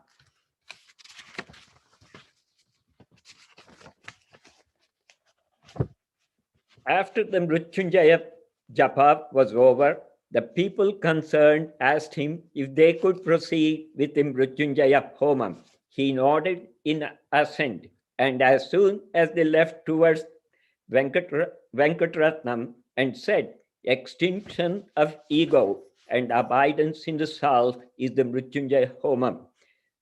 In the Devi Kalottaram, verse 16 and 17, it is stated, one should not get immersed in mantras, homas, and such things. Also, in the verse 35, it is said that abidance in self itself is the mantra, the devata, the diksha, the tapas, the homam, and the jhana. About the same time, a lady devotee wanted to do the Chandi Homam. Another lighted the holy candles to appease the Shani or the Saturn. Some had Abhisheka and other pujas performed in the Arunachaleshwara temple. From the time the cancer showed itself, I always used to pray to Bhagavan whenever I could manage to see him. Please get yourself cured of this ailment and remain in this world for our sake. Bhagavan used to console me with some comforting words or the other. When the third and the fourth operations were performed and I expressed my fear and anxiety, he used to say that there was no need for worry and there was nothing really seriously wrong. Hence, however serious the ailment was, and however much other people felt anxious and discouraged, I used to think the Bhagavan would hint to me if there was anything imminent. That egoism enveloped by my whole being and blinded me to the grim realities of the situation. I was therefore confident he would get cured immediately. On March 19, 1950 was the lunar New Year's Day. From the time I had come here, it had been usual for me to offer Bhagavan for his personal wear a khadar towel and a kaupinam and arrange for the bhiksha in the ashram that day. As I did not like to give it up this year, I took with me a towel and the kaupinam in the evening at about 7 o'clock of March 18, 1950. went into that small room accompanied by our postmaster, Raja Iyer. Bhagavan stared at me. I quietly placed the clothes on the table and said the next day was the Ugadi. Bhagavan started at that and said, "Oh, is the Ugadi coming? Is the Vikruti, the name of the new year, coming?" There was something strange and perplexing in that voice, and I cannot explain why, but it seemed to forebode something disastrous, and it was to me the heart-rending. The two attendants stood aghast. I could say nothing, and so numbered. I felt it would be inauspicious if I gave up my usual practice. Bhagavan said, "Whoa, what is there in that?" And looking at one of the attendants by name, Anjanayelu, who was by his side, he said, "Keep those clothes carefully. Nagama has brought them. Tomorrow it is Ugadi, it seems." So saying, in a very gentle manner, he gave us leave to go. As the attendants were removing the clothes, I went near the couch and asked Bhagavan, "How is the arm?" Bhagavan said, "What shall I say how it is?" I told Bhagavan, "You must somehow cure yourself." Bhagavan replied, I cannot say anything now." I pleaded with great humility. "How could you say that, Bhagavan?" Perhaps he felt that my hopes would not go unless he told me the bare truth. And so looking at me with compassion, he said, "Cure? What cure?" I said, "Ayo, will it not be cured?" Bhagavan replied, "What cure? What cure? How could there be any cure now?" The previous assurance that there was nothing to worry and about and nothing would happen, all of them disappeared at that moment. And when I heard those words, my whole body shook with fear. My eyes filled with tears and my voice got choked. I wanted to ask about our fate for the future and was trying to gather some composure of mind and open my lips when someone from the office came in hurriedly and some urgent work. I was startled by that noise and came out without asking what I wanted to ask and slowly retraced my steps to my hut. The next morning, I thought of approaching Bhagavan and asked for his final message, but could not get an opportunity. The resonant voice of Bhagavan that said, "Is that Ugadi coming?" appeared to me to say, all is over. With that Ugadi, the great privilege I had all these years of hearing and enjoying the nectar of Bhagavan's voice ended. On the evening of April 14, 1950, I went at 6:30 and stood in the queue arranged for an orderly darshan of Bhagavan. And when I got up on the raised mound opposite the door of the room where Bhagavan was sitting and stood there for a while with my sight concentrated on him and prayed to him mentally, "Oh Prabhu, won't you for once radiate on me your compassionate look?" Bhagavan's eyes slowly began to open, and from those eyes, a mild and compassionate look came on me. That was the last time I had the great fortune of his compassionate look. At 8:47 that night, Sri Ramana, the embodiment of light and enlightenment, left his mortal coil. When the mortal body of Gurudev, who was at once my mother, father, guru, and God, and who had protected me all these years, ceased to be the abode of that great soul, I remained still as a statue, drowned in inexpressible grief and sorrow.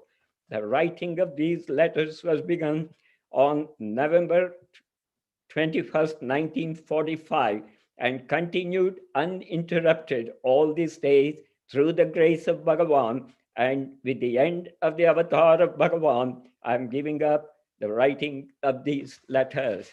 Om Namo Bhagavate Sri Ramanaya.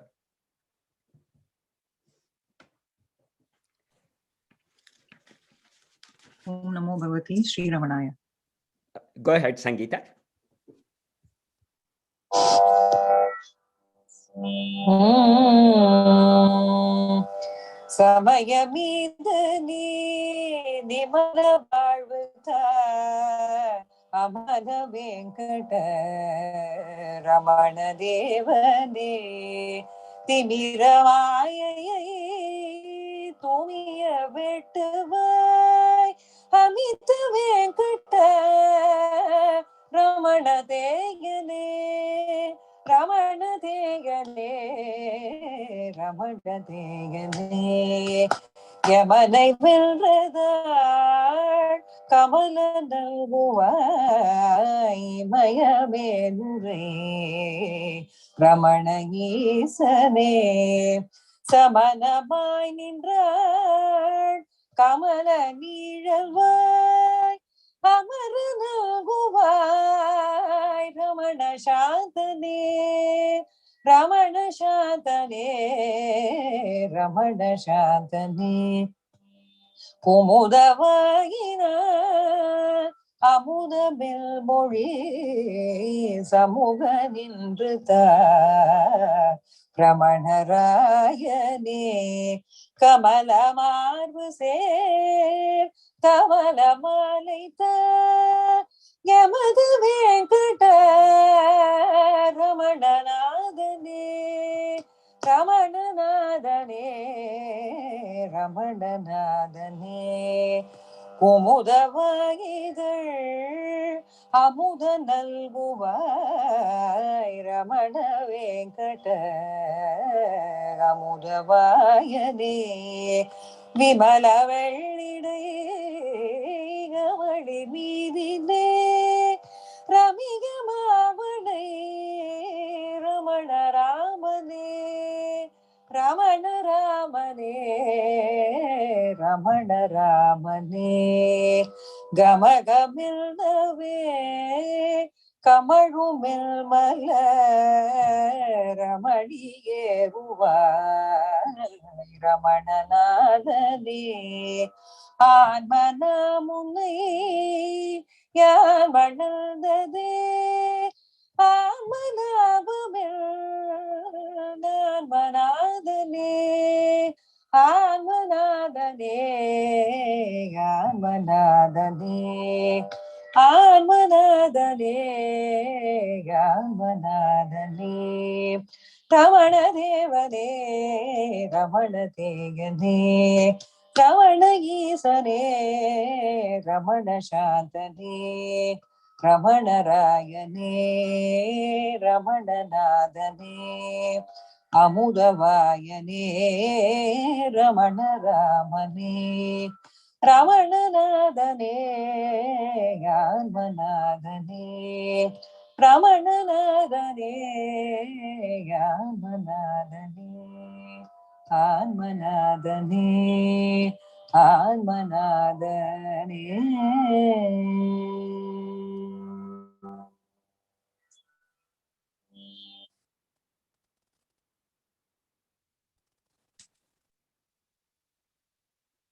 ஓம் நமோ பகவதே ஸ்ரீரமணாய. பாவம் தீர்த்திடும் கங்கையும் பாலின் வெண்ணீர பிறை திங்களும் மேவிடும் பனிமேருவும் கொண்ட ஈசனே ரமணேசனே. பாவகங்கைகள் பாய்ந்து ஓடிடும் பாழ்மனத்து பராரியான். பாவகங்கைகள் பாய்ந்து ஓடிடும் பாழ்மனத்து பராரியான்.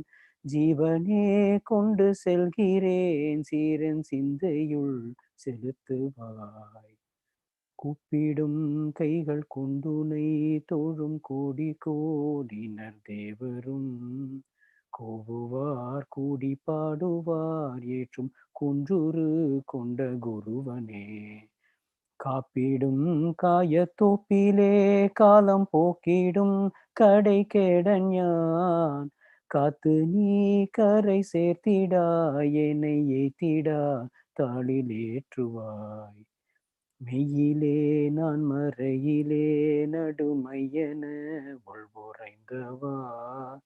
தையர்க்கே தன்னை தந்தவா தயை கொண்டவா தாயின் மேலவா.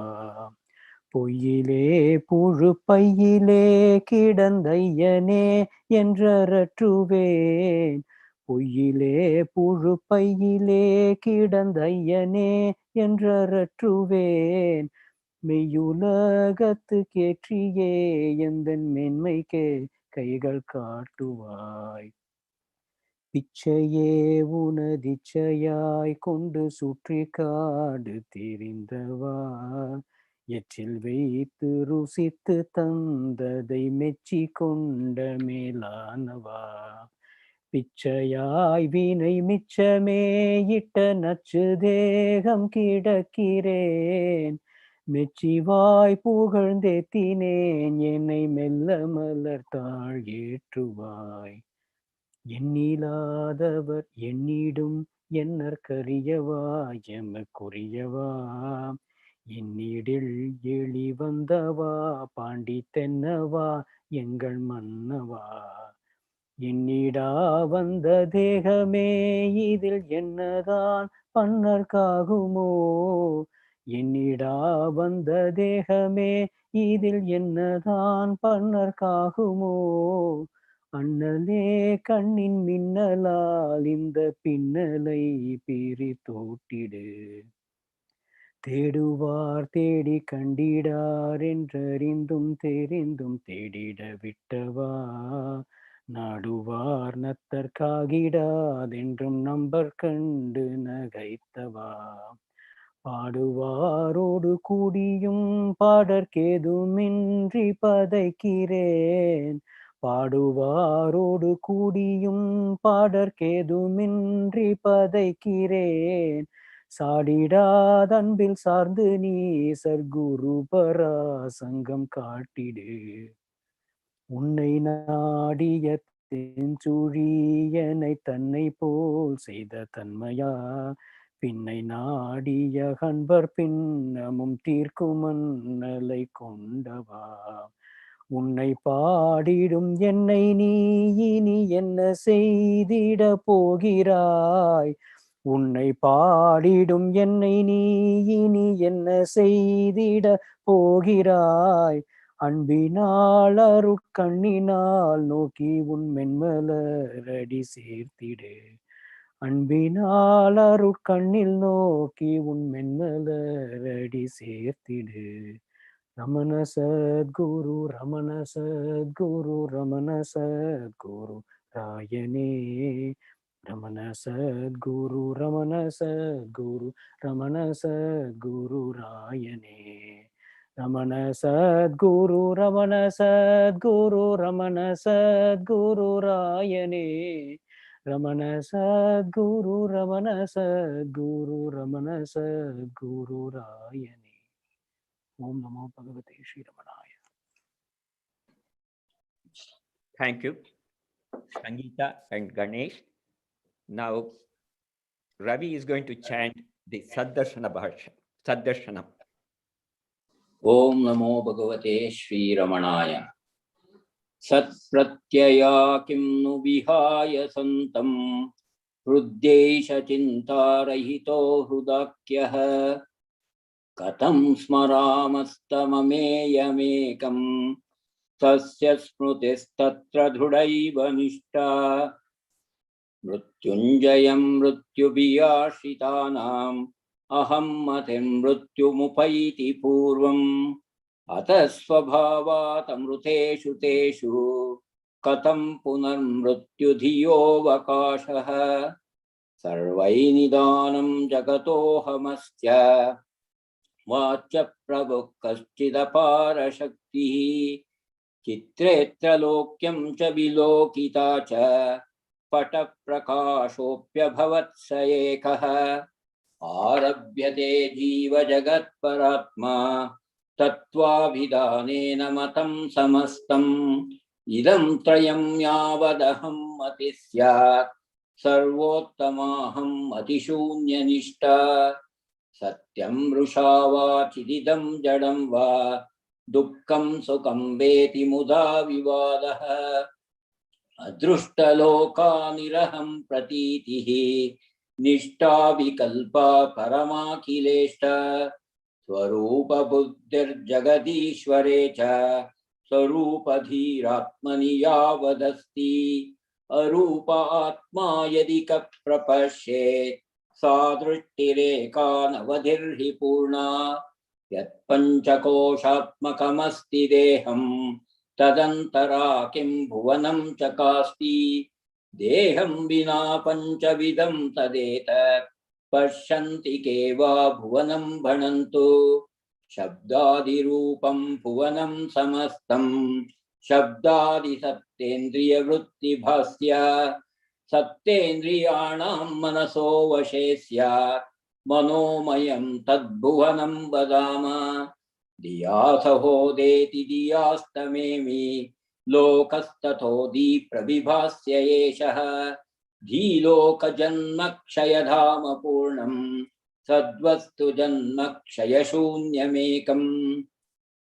भवन्तु सद्दर्शन साधनानि परस्य नामाकृतिभिः सपर्याः सद्वस्तु निप्राप्त तदात्मभाव निष्ठैव सद्दर्शनमित्यवेहि द्वन्द्वाणि सर्वाण्यखिलास्त्रिपुट्यः किञ्चित् समाश्रित्य विभान्ति वस्तु तन्मार्गणे स्यात् गलितं समस्तं न पश्यतां सञ्चलनं कदापि विद्या कथं भाति न चेदविद्या विद्या विना किं प्रविभात्य विद्या द्वयं च कस्येति विचार्य मूला स्वरूपनिष्ठा परमार्थविद्या बोधारमात्मानमजानतो यो बोधस्य किं स्यात् परमार्थबोधः बोधस्य बोध्यस्य च संशयं स्वं विजानतस्तद्विधयं विनश्येत्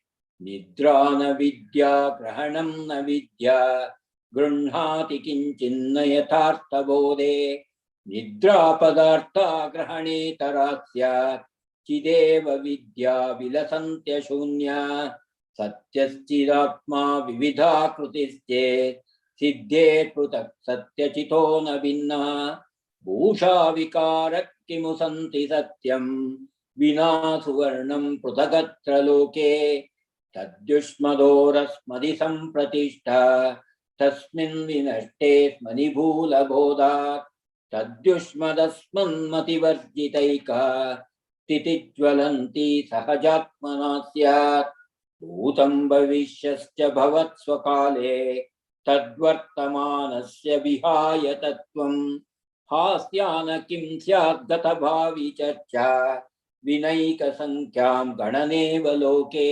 क्व भाति दिक्कालकथा विनास्मान् दिक्काललीलेह वपुर्वयं चेत् न क्वापि भामो न कदापि भामो वयं तु सर्वत्र सदा च भामः देहात्मभावे न जडौ समानो एकस्य देहे हृदि दीप्त आत्मा आक्रम्य देहं च जगच्च पूर्णः परस्य मेयं तनुमात्रमात्मा अग्नस्य विघ्नस्य च विश्वमस्ति पूर्वस्य दृश्यं जगदेव सत्यं परस्य दृश्याश्रयभूतमेकं सत्यं प्रपूर्णं प्रविभात्य रूपं विदे प्रयत्नस्य च कोऽपि वादः तयोर्द्वयोर्मूलमजानतां स्यात् विदे प्रयत्नस्य च मूलवस्तु सञ्जानतां नैव विधिर्न यत्नः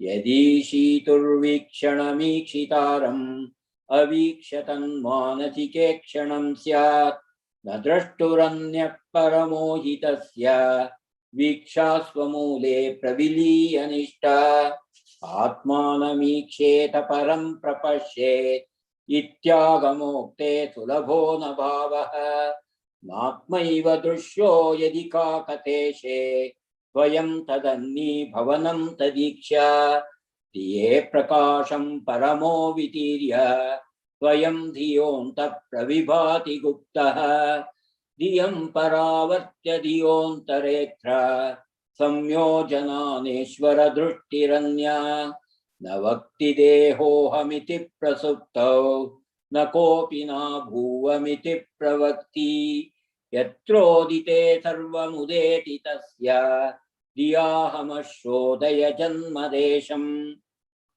देहो न जानाति सतो न जन्म देह प्रमाणोऽन्य उदेति मध्ये अहं कृतिग्रन्थि विबन्ध सूक्ष्म शरीरचेतो भवजीवनाम रूपोद्भवो रूपतति प्रतिष्ठो रूपाशनो धूतगृहीत रूपः स्वयं विरूपस्व विचारकाले दावत्यहंकार पिशाच एषः भावेऽहमत्सर्वमिदं विभाति लयेऽहमो नैव विभाति किञ्चित् तस्मादहं रूपमिदं समस्तं तन्मार्गणं सर्वजयाय मार्गः सत्यास्तिर्नाहमुदेति यत्र तच्चोदयस्थान गवेषणेन विना न नश्येत् यदि तन्न नश्येत् स्वात्मैकरूपा कथमस्तु निष्ठा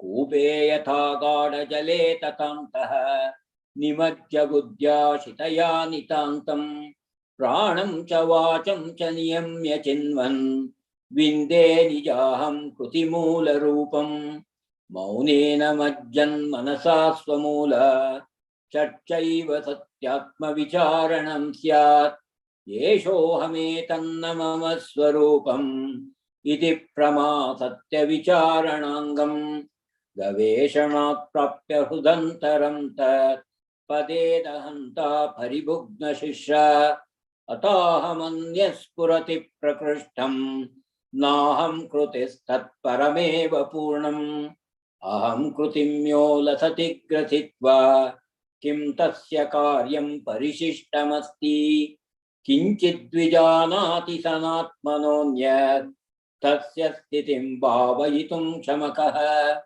अहस्फुटं तत्त्वमसीति वेदः तथाप्यसम्प्राप्य परात्मनिष्ठां भूयो विचारो मतिदुर्बलत्वं तत्सर्वदा स्वात्मतया हि भाति न वेद्महं मामुत वेद्महं माम् इति प्रमादो मनुजस्य हस्यः दृग्दृश्य वेदात् किमयं द्विदात्मा स्वात्मैकतायां धियां न वेदाः हृत्प्राप्य सद्धाम निजस्वरूपे स्वभावसिद्धेनुपलभ्य निष्ठां मायाविलासत्सदसत्स्वरूपः विरूपनानैकमुखप्रवादाः सिद्धस्य वित्तिः सत एव सिद्धिः स्वप्नोपमानो खलु सिद्धयोन्याः स्वप्नप्रबुद्धस्य कथं नु सत्यः सति स्थितः किं पुनरेति मायाम्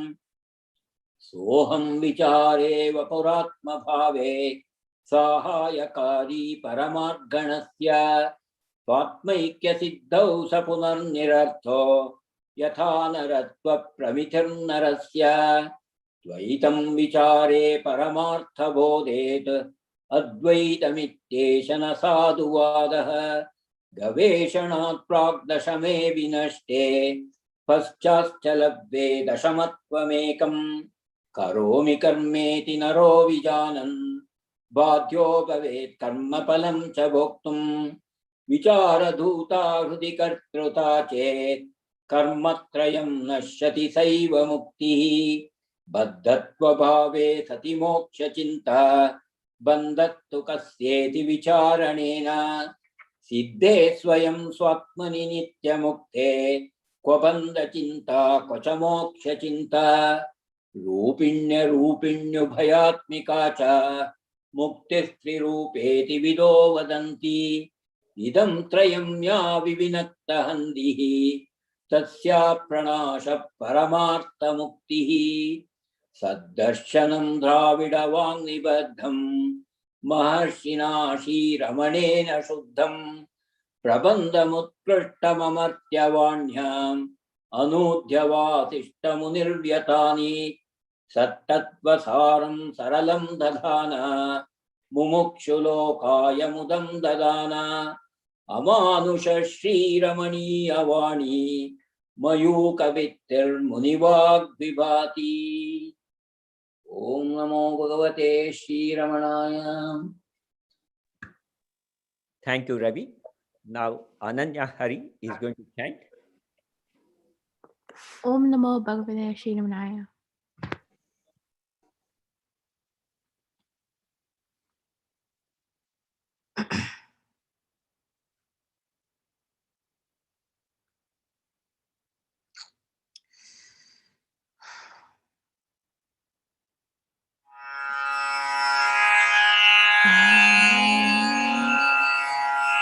Ramana padam tavam karune nidam parum Ramana muni ninai maname. Ramana padam tavam karune nidam parum Ramana muni ninai maname. Ramana muni ninai maname. Charanam namana Gurudeva. Charanam namana Gurudeva. Charanam namana Gurudeva. Charanam namana Gurudeva. Arunai malai yari peruvenvari Budi Ramana muni ninai maname. Arunai malai yari peruvenvari Budi Ramana muni ninai maname. Ramana muni ninai maname. Charanam namana Gurudeva. Charanam namana Gurudeva. Vanda vinay vidatanda vinay Sayaramana muni ninai maname. Vanda vinay vidatanda vinay Sayaramana muni ninai maname. Ramana muni ninai maname. Charanam Ramana Gurudeva. Charanam Ramana Gurudeva. Jnana Guru Vidamona Arul Pera Ramana Muni Ninai Maname. Jnana Guru Vidamona Arul Pera Ramana Muni Ninai Maname. Ramana Muni Ninai Maname. Charanam Ramana Gurudeva. Charanam Ramana Gurudeva. Veda murai padinadam vinam pera Ramana muni ninai maname. Veda murai padinadam vinam pera Ramana muni ninai maname. Ramana muni ninai maname. Charanam Ramana Gurudeva. Charanam Ramana Gurudeva. Kallamanam vida ullam ninai pera Ramana muni ninai maname. Kallamanam vida ullam ninai pera Ramana muni ninai maname. Ramana muni ninai maname. Charanam Ramana Gurudeva. Charanam Ramana Gurudeva. Charanam Ramana Gurudeva. Charanam Ramana Gurudeva. Om Namo Bhagavate Shri Ramanaya. Thank you, Ananya. Now, Lavanya Hari is going to chant. Om Namo Bhagavate Shri Ramanaya. எத்தனை பிறப்புகள் எத்தனை இறப்புகள் அத்தனை இடும்பைகள் எத்தனை நாட்களோ சத்திய ரமணரை சேத்தினில் கண்டவர் முக்தியை பெறுவது சத்தியமாகுமே. நாயினும் கீழாய் நாம் படும் வேதனை ஆயினும் தீயினும் ஆணவ செய்கைகள் வாயினில் கூறிட வார்த்தைகள் உள்ளதோ தாயனும் மாமுனி பாதமே சரணமே. பேர்புகழ் போதையில் பாவியாய் வாழ்வதால் சீர்நிலை கெட்டுடல் சீற்றமாய்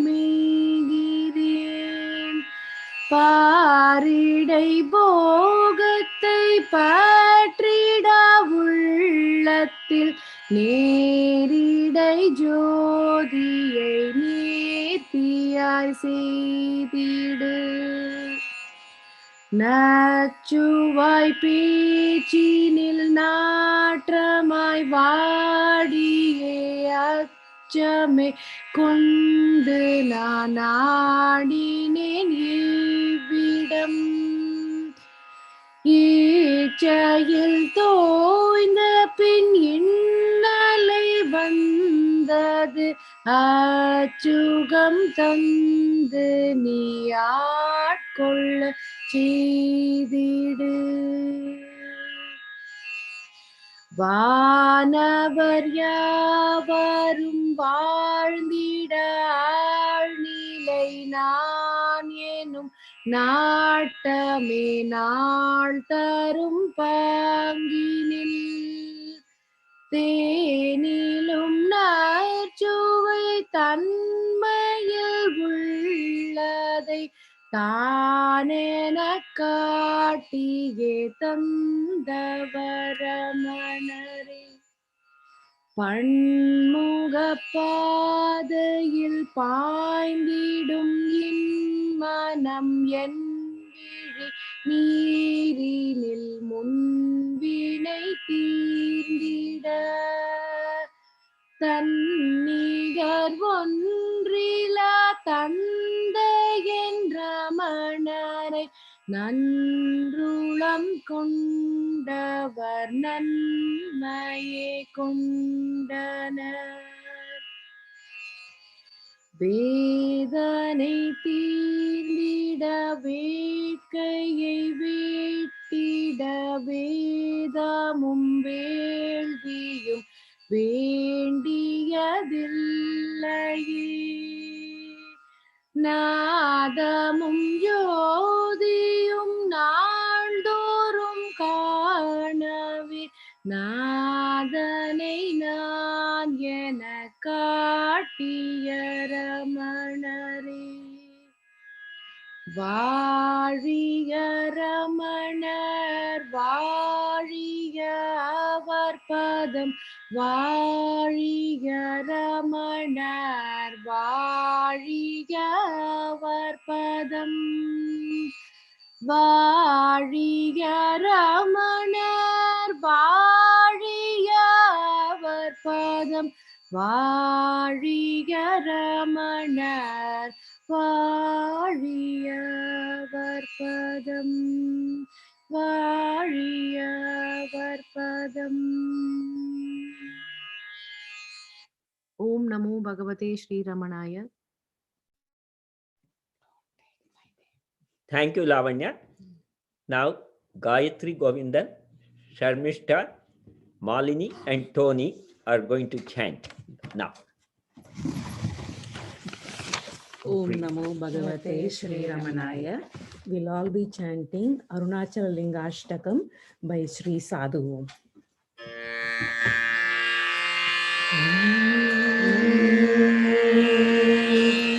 ஆதியும் அந்தமிலா சிவலிங்கம் அரிய என்னிட எழும் அக்கினிலிங்கம். ஜோதி சதா சிவ ஜோதிலிங்கம் சூக்ஷ்ம ஆத்மஸ்வரூப விலிங்கம். பாதி சிவை கருள் பங்குளலிங்கம் பண்டெழு மார்கழி ஆதிரலிங்கம். நாத முதற் பொருளாகிய லிங்கம் ரமணனெனும் அருணாச்சலலிங்கம். மூலமதாக முளைத்தெழுலிங்கம் முக்தர் சுவைத்திடும் கைக்கனிலிங்கம். ஆலமிடற்றில் அடக்கிய லிங்கம் அன்பரு காதரவாகிய லிங்கம்.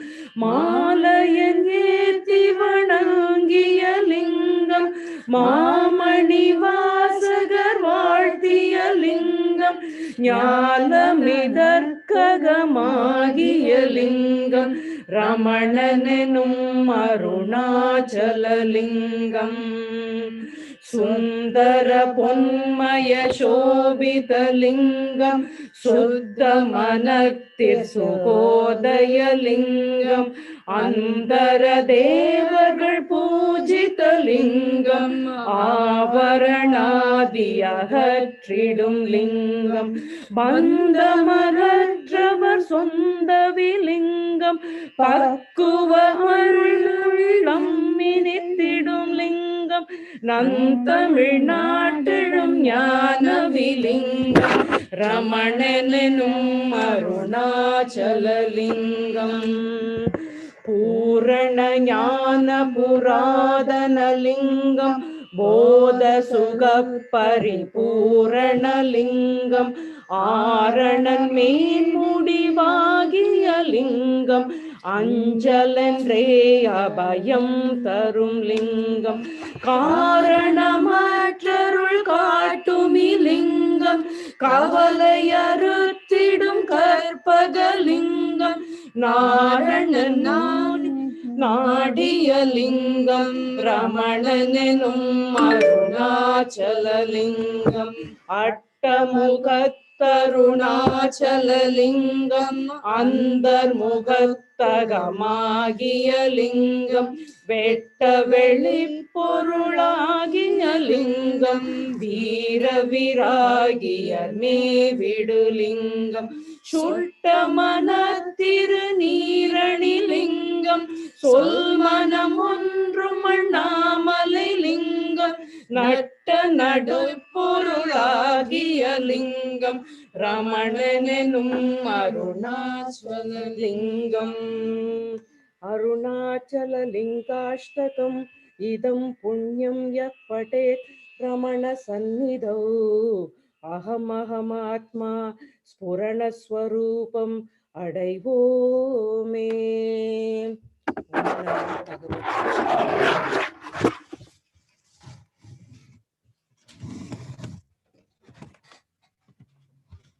Thank you, Gayatri, Sharmishta, Malini, and Tony. With this comes to the end of the morning session of the Arunachala Ashram program. Now I will hand it over to Washington, D.C. Satsang Group.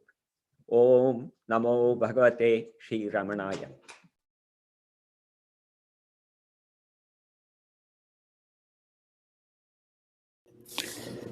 Thank you, Mohanji. Om Namo Bhagavate Sri Ramanaya. As DC Satsang's program coordinator, I am Pattabhiraman Subramanian, normally goes by my initials PS. Welcome you all, my fellow Bhagavan devotees, to DC Satsang Bhagavan's Aradhana Day program. Our program is grouped into 3 major sections this year. 1. Aradhana Day message by Dr. Ram Mohan. Sri Ram Mohan Ji, a great Bhagavan devotee, is no stranger to our group. He has been kind enough to share his extensive knowledge on Bhagavan's work while linking them with other relevant Vedantic texts and some Tamil saints' works. 2. Children's devotees music program. 3. Adult devotees music program with a theme wherein each participant is singing from a composition of different Bhagavan devotees.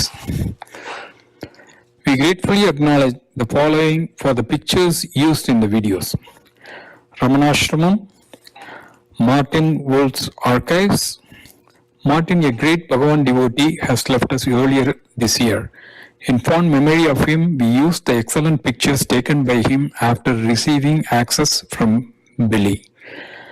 Ramana Hridayam FP page, pictures received from DC devotees Nitya Ramanan, Santosh Viswanathan, Uma PS and Sri Hari.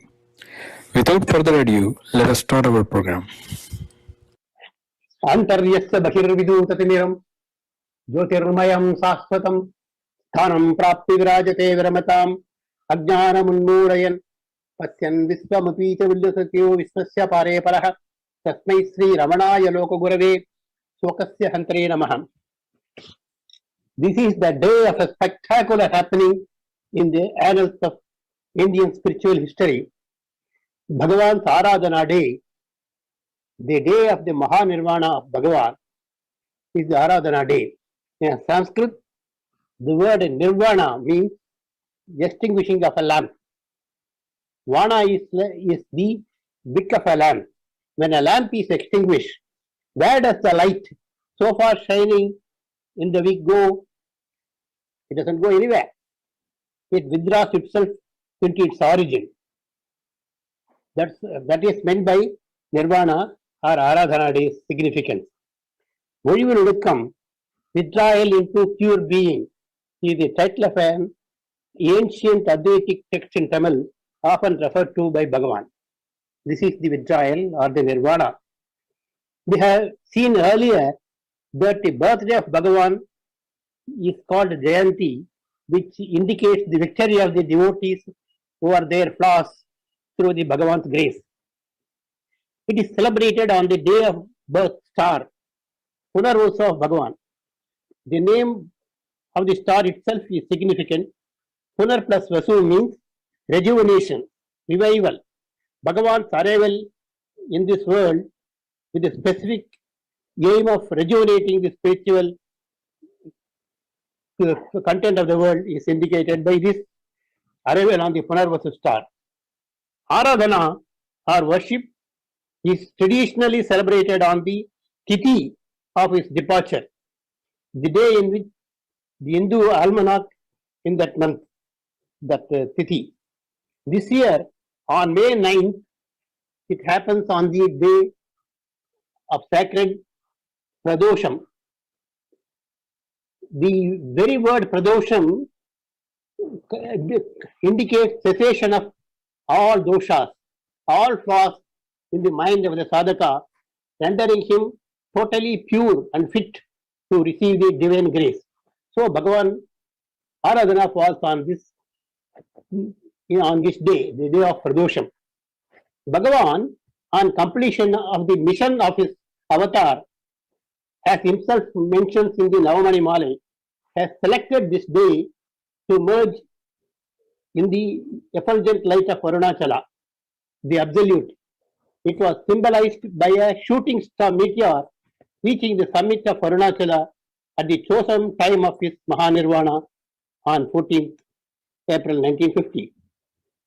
Let us resurrect, let us revisit the eventful day of April 14th, 1950, the time of departure of Bhagavan from his corporeal frame as he is arriving shortly. Bhagavan told his attendant, Sivananda Swami, who was pressing his feet, Santosham, the one word he expressed. Then Bhagavan added, the English say thank you, we say Santosham, cryptically. His very last words convey the spirit of eternal bliss, Santosham. See the parallel in Gita.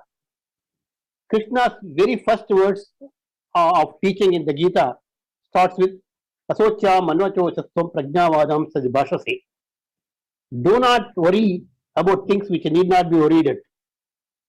After 700 slokas, the closing word of Gita is Masutaha. Do not worry. So, it is a bridge between don't worry to don't worry.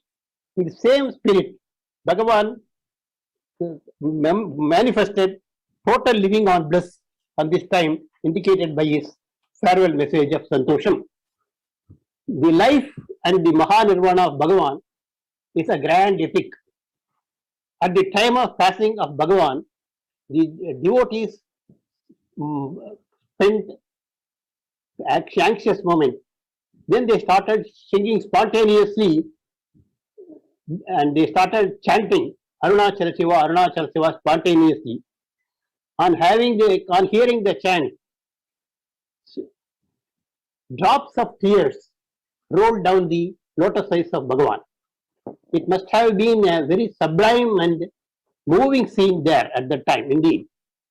What do these tears indicate? Certainly, they are not the tears of grief, of separation from the beloved devotees or ashram. They indicate a very sublime love, the ocean of love that Bhagavan had for Arunachala swelled forth as spontaneously as the devotees chanting Arunachala Shiva. They are tears of grace. They purified not only the hearts of the devotees around, but the whole world as well through that. Aradhana, the day of Mahanirvana itself, is auspicious. In the beginning of any composition, it is customary to start with a Mangala Sloka, an auspicious verse. Even here, Bhagavan is unique. He starts Uldadanarpadu, the essence of his teaching, with the benedictory verses, two numbers, Mangala Slokas. Each one has a different note. The first verse begins with the Ulladu, that which is. The second verse begins with a contrary note, Maranam, which denotes death, that which is not. This is traditionally Amangalam to say death in a benedictory verse. But Bhagavan is different. He is unique. Bhagavan is the only poet to use Marana in the Mangala Sloka. It has profound significance, which is culminated in the Aradhana, because it is his best experience that propelled him to unite with the Absolute. The ultimate in Mangala is the union with the Absolute. So he talks about that. The marriage with the Eternal One is the death of a jnani and rebirth into eternity. For a jnani, death is a cessation of body consciousness and the awakening of divine consciousness. And Tirinjana Sambandar also invokes the same idea in the Tiruthuruthi Padigam of him, where he says, you pulled me out of death and make me eternal. Bhagavan's teaching, like him, is also truly exemplary. He teaches us the concept of dynamic inaction. Inaction is not something to be condemned. Bhagavan teaches us dynamic inaction, total inner silence. The dynamic stillness comes into being when individual identity is lost in the Absolute, the Vesti dissolving in Samashti. The mystic Kierkegaard echoes this when he says, to cure the disease of the present world, bring man into silence. The word of God cannot be heard at all in the noisy world. Therefore, create silence. Bhagavan achieved that. Bhagavan defines meditation as movement in stillness.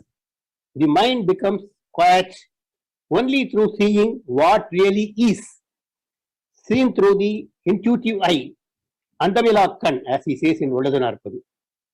This stillness is achieved not in seeking or holding to an object, but on holding on to the Absolute, not to becoming, but to the being.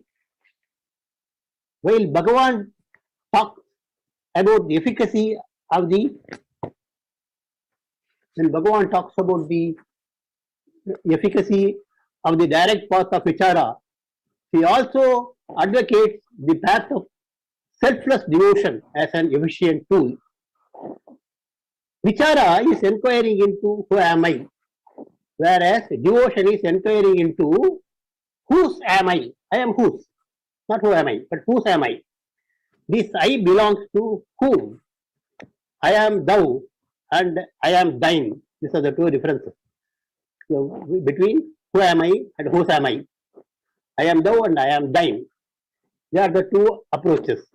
The path of devotion demands that sadhaka must not rest until he firmly establishes himself, his relationship with his chosen God or master as his own.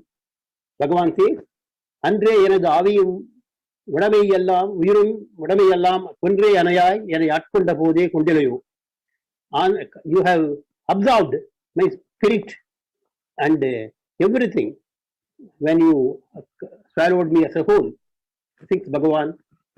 when the sadhaka does the total surrender, the thin distinction between the two approaches disappear.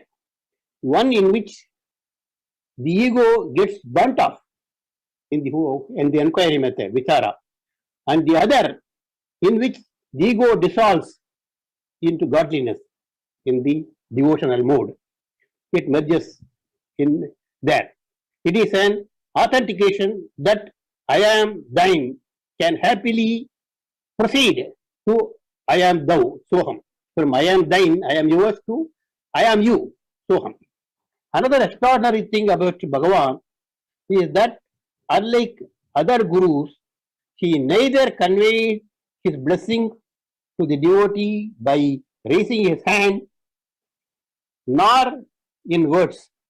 He never gave a prasad to anybody or a specific direction in words. Yet, everyone who comes to him, to his presence, enjoyed immense peace and bliss. Because his was a state of total, pure Advaita. We have to remember the emphatic statement of Bhagavan on his sadhana day. He says, there is no quest without grace. While we meditate on him, we do not do anything of our own accord. The Sadguru makes it happen to us. In verse 3 of Arunachala Panchakam, he says, I have no idea of thinking of you at all, yet you drew me with your cord of love. Similarly, in verse 5 of Arunachala Padikam, the card, he addresses Arunachala. Out of all creatures of the world, why have you given this to me by choosing me? You saved me from falling into the void. You have held me firmly fixed at your feet in Padathinil Irithi Vaitanaye. Oh, ocean of peace, ocean of grace, my heart shrinks in modesty at the very thought of your grace. Long live my Lord, Vadini Arunachala, let me bow my head in obeisance before you. With the same spirit of surrender and humility, let us all bow our heads in surrender before the great Master on this Aradhana day. He is sure to liberate us because he has given the assurance by his very gestures, the very poems he has written. So, this Aradhana itself means worship. It has got a complex Sanskrit dhatu, but then it literally means the worship. Because, why do we worship him? Because he is now one with the universe. So let us prayer be placed at his feet, so that his grace lifts us. Save us from the void in which we are falling and keep us safe in his feet, at his feet. That's what he has done in Akshara Manamali. You have entered my heart and taken me out and kept me safely ensconced in your heart till I get completely all right. So then I return to you, return me to my abode, so that I can enjoy in peace all your grace. This is the grace of Bhagavan. Let us meditate on this Aradhana day. That is true Aradhana. The true worship of him is to remember what he has taught us. Anbodu Namange Anbardam Banbark Anbanaidavarul Arunachala. Om Namo Bhagavate Sri Ramanaya. Yappodu nee arivayo, appodu shanti adaivaai. Yappodu nee arivayo, appodu shanti adaivaai. Idai yappodu nee arivayo, maname appodu shanti adaivaai. Ipparil yappotum ellam idai arulam. Ipparil yappotum எல்லாம் இறை அருளால் தப்பாரும் சரியாய் நடப்பதாக எப்போது நீ அறிவாயோ அப்போது சாந்தி அடைவாய் அப்போது சாந்தி அடைவாய் அப்போது சாந்தி அடைவாய் முப்போது தர்மமென்று தப்போட தர்மமென்று முப்போடு தர்மம் தப்போட தர்மமென்று முயன்றே சேர்த்திட முடியும் என்னாலென்றும் முயன்றே சேர்த்திட முடியும் என்னாலென்றும் அற்ப அகண்டை சேர்க்கால் அழியாமலே அரங்கி அற்ப அகண்டை சேர்க்கால் அழியாமலே அரங்கி ஆண்டவனு சில தர்மமே இல்லை என்று எப்போது நீ அறிவாயோ அப்போது சாந்தி அறிவாய் அப்போது சாந்தி அறிவாய் அப்போது சாந்தி அறிவாய் எழுந்தவன் எழுச்சியால் என்னும் சொல்லார் எழுந்தவன் எழுச்சியால் என்னும் சொல்லார் கர்மமெல்லாம் இறைவனை நீங்குவது கர்மமெல்லாம் இறைவனை நீங்குவது அனந்தி அகமூலத்தில் அகண்டை அழிவதொன்று அனந்தி அகமூலத்தில் அகண்டை அழிவதொன்று அறியா பிதையாமா அவனன்றி அப்போது நீ அறிவாயோ அப்போது சாந்தி அடைவாய் அப்போது சாந்தி அடைவாய் இப்பாரில் எப்போதும் எல்லாம் இறை அருளால் தப்பாரும் அளவும் சரியா நடப்பதாக அப்போது நீ அறிவாயோ மனமே அப்போது சாந்தி அடைவாய் அப்போது சாந்தி அடைவாய் அப்போது சாந்தி அடைவாய் ஓம் நமோ ரமணா ஓம் நமோ பகவதே ஸ்ரீ ரமணாய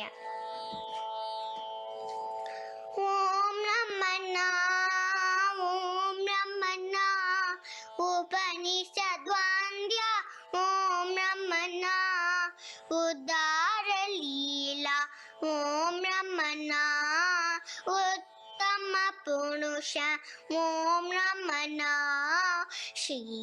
ஸ்ரீராமார்ச்சித ஓம் ரமணா ஸ்ரீராமார்ச்சித ஓம் ரமணா வரரமணா வரரமணா வரதா பயகர வரரமணா வாஞ்சித ஃபலதா வரரமணா வாசாம கோச்சர வரரமணா ஸ்ரீராமா சித வரரமணா ஸ்ரீராமா சித வரரமணா நிதிரமணா நிதிரமணா நிஷ்டல தத்வா நிதிரமணா நித்ய மகோத்சவ நிதிரமணா நிருபம சுபகுண நிதிரமணா ஸ்ரீராமார்ச்சித நிதிரமணா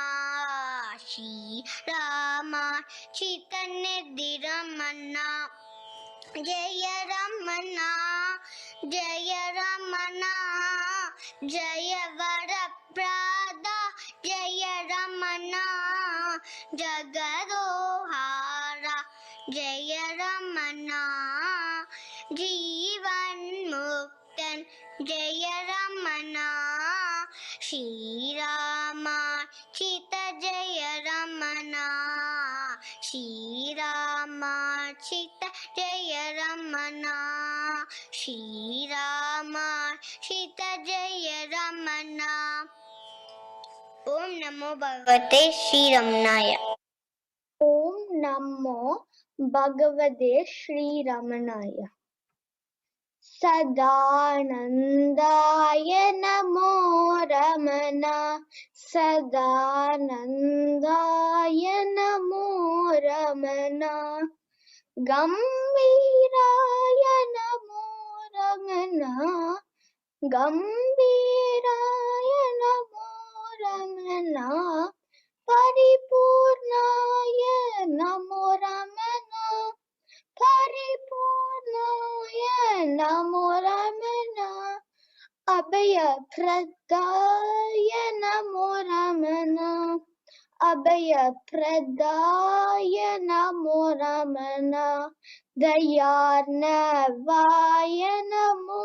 Ramana, Dayarnavaya Namo Ramana, Suprasannaya Namo Ramana, Suprasannaya Namo Ramana, Sonachalaya Namo Ramana, Sonachalaya Namo Ramana, Abhaya Pradaya Namo Ramana, Abhaya Pradaya Namo Ramana, Karuna Karaya Namo Ramana, Karuna Karaya Namo Ramana, Golakshmi Priyaya Namo Ramana, Golakshmi Priyaya Namo Ramana, Devatamaya Namo Ramana, Devatamaya Namo Ramana, Abhaya Pradaya Namo Ramana, Abhaya Pradaya Namo Ramana, Namo Ramana, Namo Ramana, Namo Ramana.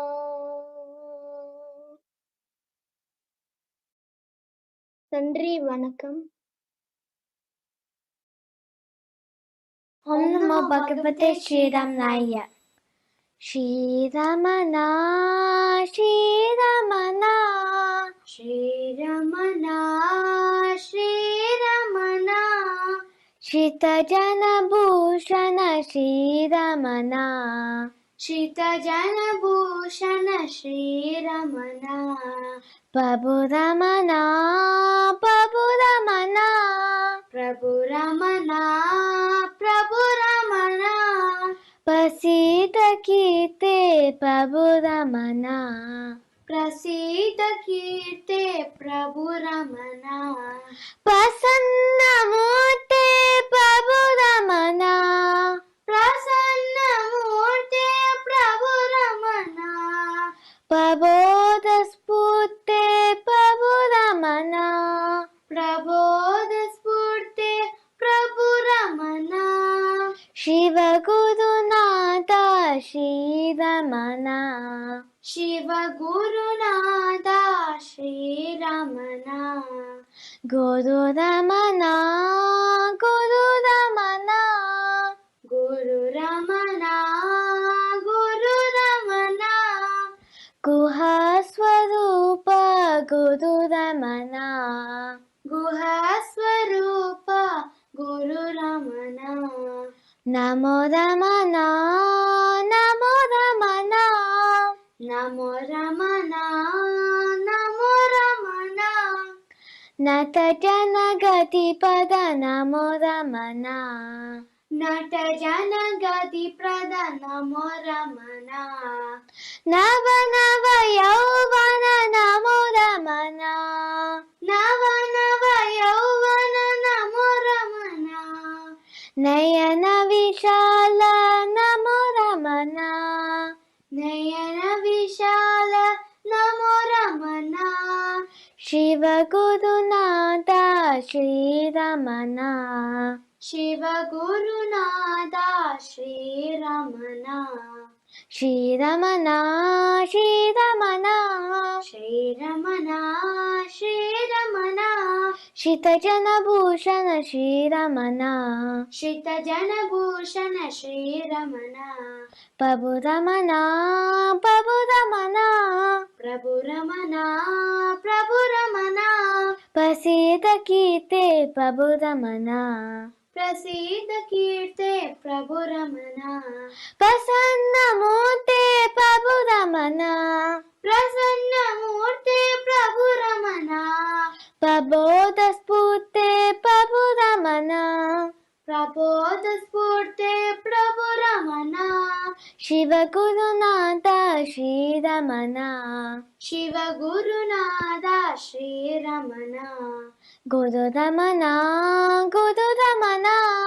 गुरु रमना गुरु रमना गुहा स्वरूप गुरु रमना गुहा स्वरूप गुरु रमना नमो रमना नमो रमना नमो रमना नमो रमना नट जन गति पद नमो रमना नट जन गति प्रद नमो रमना नव नव यौवन नमो रमना नव नव यौवन नमो रमना नयन विशाल नमो रमना नयन विशाल नमो रमना शिव गुरुनाथ श्री रमना शिव गुरुनाथ श्री रमना शिव गुरुनाथ श्री रमना शिव गुरुनाथ श्री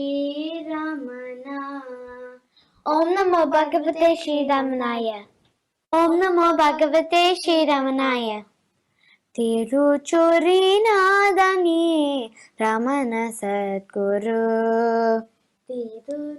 तिरुचुरिनादनी रमण सद्गुरु विरूपाक्षवासने रमण सद्गुरु विरूपाक्षवासने रमण सद्गुरु रमण सद्गुरु रमण सद्गुरु रमण सद्गुरु रमण सद्गुरु तिरुचुरिनादनी रमण सद्गुरु तिरुचुरिनादनी रमण सद्गुरु कौपीनवसना रमण सद्गुरु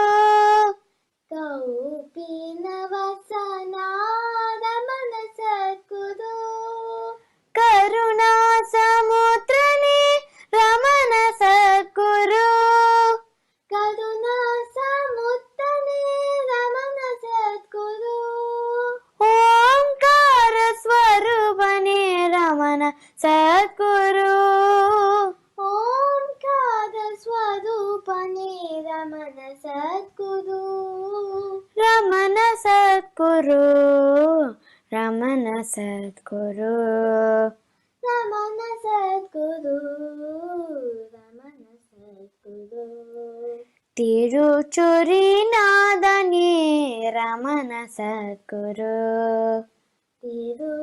तिरुचुरिनादनी रमण सद्गुरु चितानंद रूपने रमण सद्गुरु चितानंद रूपने रमण सद्गुरु दक्षिणामूर्ति रूप रमण सद्गुरु दक्षिणामूर्ति रूप रमण सद्गुरु मौन तत्व बोधगणे रमण सद्गुरु मौन तत्व बोधगणे रमण सद्गुरु रमण सद्गुरु रमण सद्गुरु रमण सद्गुरु रमण सद्गुरु तिरुचुरिनादनी रमण सद्गुरु तिरुचुरिनादनी रमण सद्गुरु विरूपाक्षवासने रमण सद्गुरु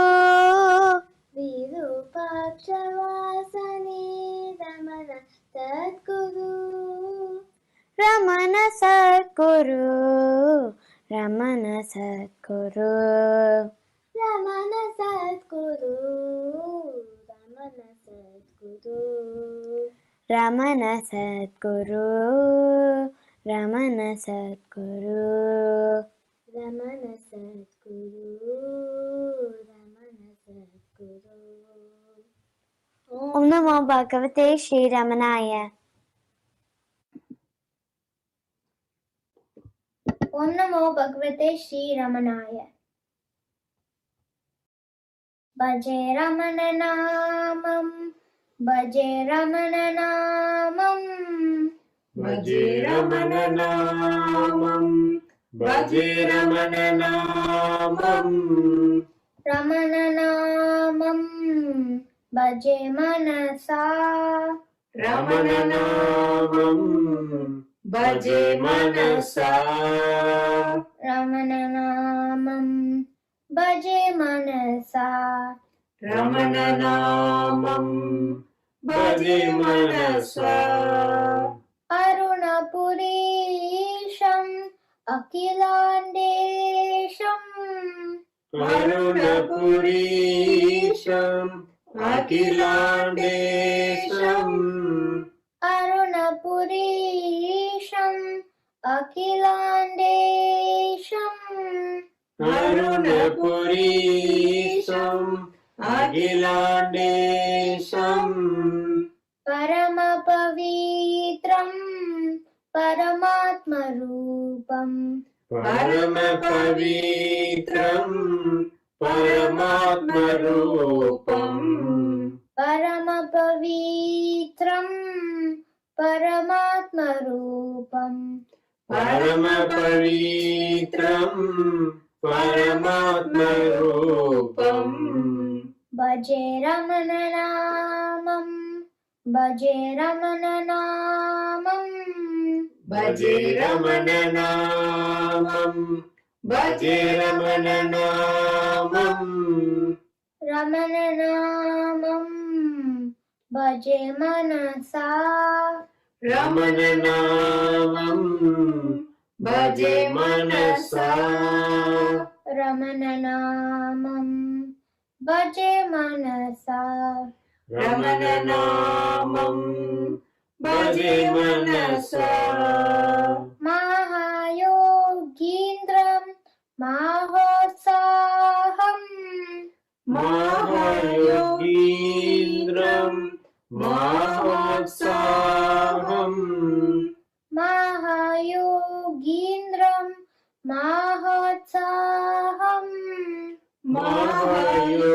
Mahayogindram,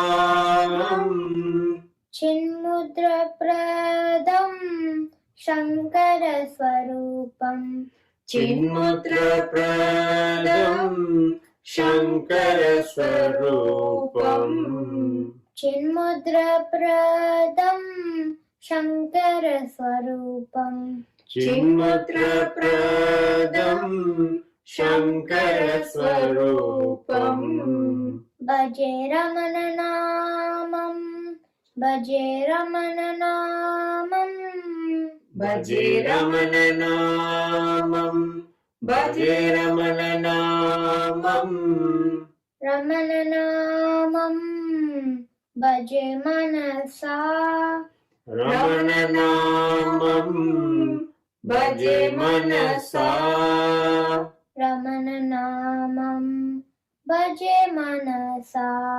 Ramana Namam, Bhaje Manasa, Sonachalesham, Sokavinashakam, Sonachalesham, Shogavinashaham, Sonachalesham, Sokavinashakam, Sonachalesham, Shogavinashaham, Virupakshavasamam, Varadeshikam, Virupakshavasamam, Varadeshikam, Virupakshavasamam, Varadeshikam, Virupakshavasamam, Varadeshikam, Bhaje Ramana Namam, Bhaje Ramana Namam. Bhaje Ramana Namam. Bhaje Ramana Namam. Ramana Namam. Bhaje Manasa. Ramana Namam. Bhaje Manasa. Ramana Namam. Bhaje Manasa. Ramana Namam. Bhaje Manasa. Bhaje Manasa. Bhaje Manasa. Bhaje Manasa. Bhaje Manasa. Bhaje Manasa. Bhaje Manasa. Bhaje Manasa. Bhaje Manasa. Om Namo Bhagavate Sri Ramanaya.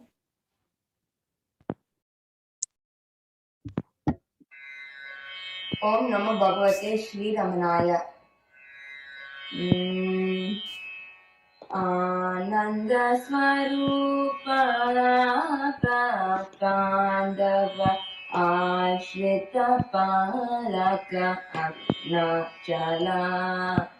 Ananda Swarupa Pandava Ashrita Palaka Arunachala.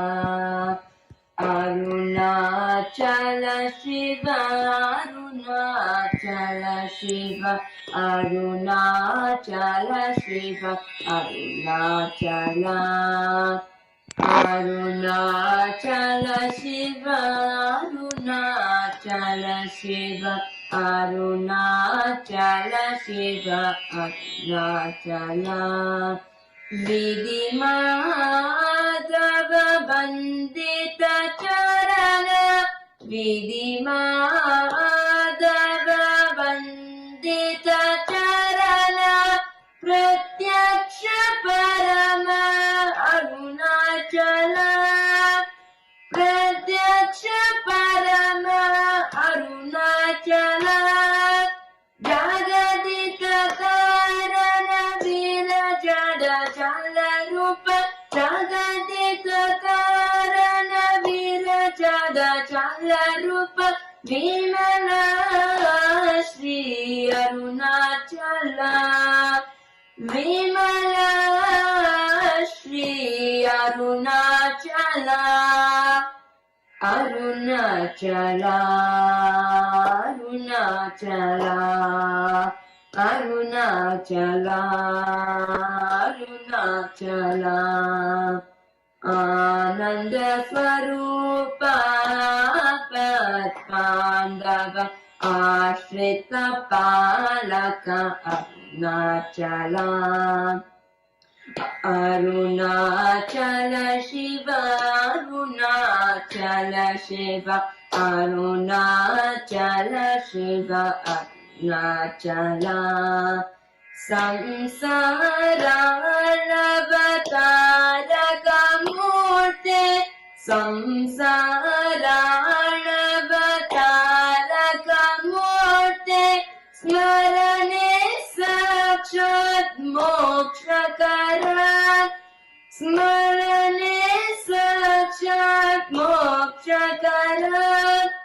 Apita Kuchamba Sameda Murte, Apita Kuchamba Sameda Murte, Tejo Maya Shri Arunachala, Tejo Maya Shri Arunachala, Arunachala, Arunachala.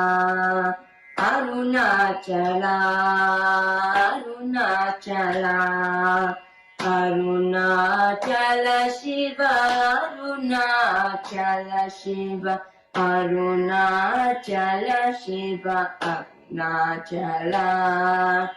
Ananda Swarupa Pandava Ashrita Palaka Arunachala. Arunachala Shiva, Arunachala Shiva, Arunachala Shiva, Arunachala, Arunachala, Arunachala, Arunachala, Arunachala, Arunachala, Arunachala, Arunachala, Arunachala. Om Namo Bhagavate Sri Ramanaya. Om Namo Bhagavate Sri Ramanaya. Ahamuruguvade Hariyayo, Ahamuruguvade Hariyayo, Ahamuruguvade Hariyayo, Ahamuruguvade Hariyayo, Ahamuruguvade Hariyayo, Ahamuruguvade Hariyayo, Arunachala Ramana Namaskar Ahamuruguvade Hariyayo, Arunachala Ramana Namaskar Ahamuruguvade Hariyayo, Arunachala Ramana Namaskar Ahamuruguvade Hariyayo.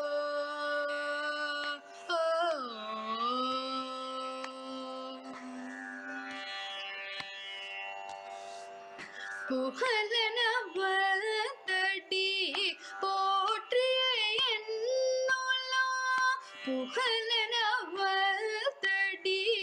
போற்றிய என்னுள்ளம், பூரண விகசித பூவன மலரவே, புகழனவதடி போற்றிய என்னுள்ளம், பூரண விகசித பூவன மலரவே, அகமுருகுவதே ஹரியாயோ, அருணாச்சல ரமண நமாயன்றே, அகமுருகுவதே ஹரியாயோ. இஹபர நினைவில்லாதிரை நிலை எய்திடவும், இஹபர நினைவில்லாதிரை நிலை எய்திடவும், எனது நான் எனும் மூல எழுச்சி அடைந்திடவும், இஹபர நினைவில்லாதிரை நிலை எய்திடவும், இஹபர நினைவில்லாதிரை நிலை எய்திடவும், எனது நான் எனும் மூல எழுச்சி அறிந்திடவும், அகமகம் என்ற இதயத்தாடும் உன்னை தடுவோம், அகமகம் என்ற இதயத்தாடும் உன்னை தடுவோம், அன்போடு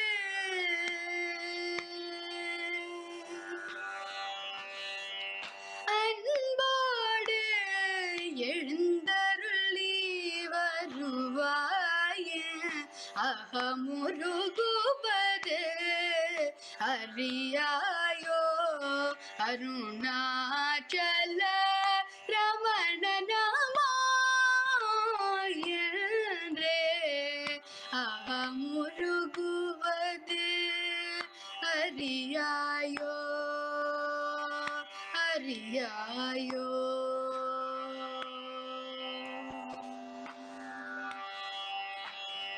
Om Namo Bhagavate Sri Ramanaya.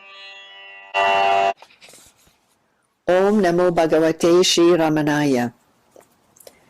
Vande Shri Ramanarshi Acharyasya Padabjam Yo me darshayadisham Pantam Dvantam Atitya Kataya Nijaya Kalusham Harata Karunani Tinaruna Shaila Jusha Kagavahana Bashita Tatva Vida Vrishavahana Mauna Rahasya Brita Ganaran Mukasuri Sabha Guruna Guna Sanjaya Ratna Mahodadina Kanagudha Sahasra Karena Yata Tanuku Kanjuka Gupta Maha Mahasa Chaturena Chalendriya Nigrahane Patuna Parakiya Guna Grahane Chalavarjita Mauni Samadhi Jusha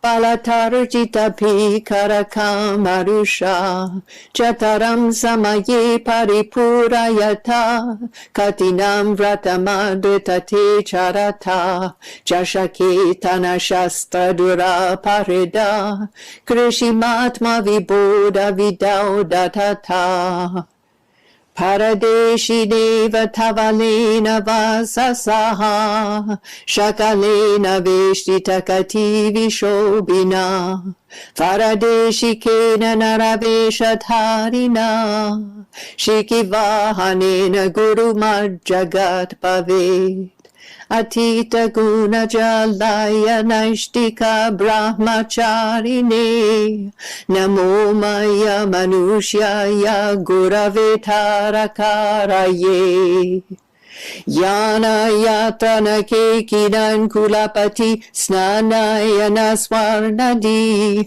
Panayakshiti Mahendra Duhitur Nastanya Duktamritam Ganaya Pramateshwara Savayaso Naivatra Vinabrito Vasam Shona Girao Karoshi Bhagavan Kauncha Dvipita Kutaha Antaryascha Bahir Vituta Timiram Jyotirmayam Shashvatam Stanam Prapya Virajate Vinamata Manyana Munmulayan Pashyan Vishvamapida Mula Satiyo Vishvasya Pare Paraha Tasmai Shri Ramanaya Loka Gurave Shokasya Hantre Namaha Prasaratarita Shubhavilokitam Ramanate Sakrit Palatume Kritam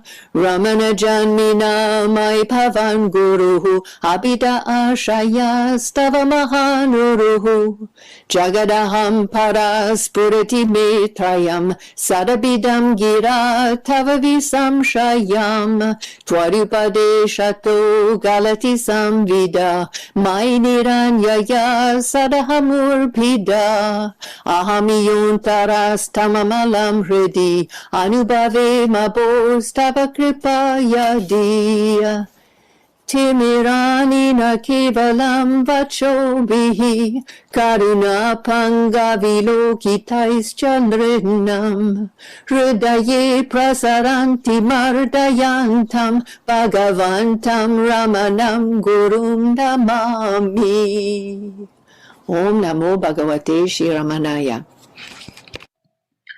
O Ramana, O Ramana, O Ramana, may your gracious glance be turned once in my direction, so that I may be blessed. O Ramana, Ramana, O Ramana, may your gracious glance be turned once in my direction, so that I may be blessed. O Ramana, Ramana, O Ramana, O Ramana. Arunachala Shiva, Arunachala Shiva, Arunachala Shiva, Ramana Shiva, Arunachala Shiva, Ramana Ramana, Arunachala Shiva, Ramana Shiva, Arunachala Shiva, Ramana Shiva. Life pours forth from the incomparable glory of your shining eyes. O Ramana, what silence is this? It has no parallel on earth, my Lord. O Ramana, may your gracious glance be turned once in my direction, so that I may be blessed. O Ramana, Ramana. O Ramana, O Ramana. But for you, O chief among sages, benediction is no virtue, for it is only natural to the effulgent heart which you are. O Ramana, may your gracious glance be turned once in my direction, so that I may be blessed. O Ramana, Ramana. O Ramana, O Ramana. Arunachala Shiva, Arunachala Shiva, Arunachala Shiva, Ramana Shiva, Arunachala Shiva, Ramana Ramana, Arunachala Shiva, Ramana Shiva, Arunachala Shiva, Ramana Shiva. Salutations to the one who has transcended all qualities, whose virtues are depicted even in rocks, brooks, and leaves. O Ramana, may your gracious glance be turned once in my direction, so that I may be blessed. O Ramana, Ramana. O Ramana, may your gracious glance be turned once in my direction, so that I may be blessed. O Ramana, Ramana. O Ramana, Ramana. O Ramana, Ramana. O Ramana, Ramana. அவனவன் என்றோ வாழ்தரற்றுவதினோம் சிவன் சிவன் என்றோதல் சிறப்பாம் பரமே அவனவன் என்றோ வாழ்தரற்றுவதினோம் சிவன் சிவன் என்றோதல் சிறப்பாம் பரமே பற்றற்று நேர்க்கும் பரிசென்றோ பண்டை வினை தொற்றற்று நீர்க்க சூழ்ச்சி பரமே உண்மை பெற வெளியாம் முன்னிடத்தே பொருளின் திண்மை பிரிவினையார் செய்தார் பரமே உண்மை பெற வெளியாம் முன்னிடத்தே பொருளின் திண்மை பிரிவினையார் செய்தார் பரமே நான் என்பவன் நன்றோ நாட்டினான் மெய்ஞான வானின் நிறத்தோ வழக்கு பரமே அல்லல்லொழிந்தென்றோ அமர்வே நம பொருளின் எல்லை வழக்கு தீர்ந்து தெளியேன் பரமே ஆச்சு போச்சென்ன அகந்தை அடங்குற்றால் ஏச்சு பேச்சுண்டோ ரமண பரமே உணவிழி கல்லால் ஒளிருமெஞ்ஞான வேலி ஆனவேழி கண்ணியம் எவ்வாறாம் பரமே உணவிழி கல்லால் ஒளிருமெஞ்ஞான வேலி ஆனவேழி கண்ணியம் எவ்வாறாம் பரமே ஆயினோனையன்று இரண்டற்ற பரிபூரணமாய் ஏயுமிறைவானி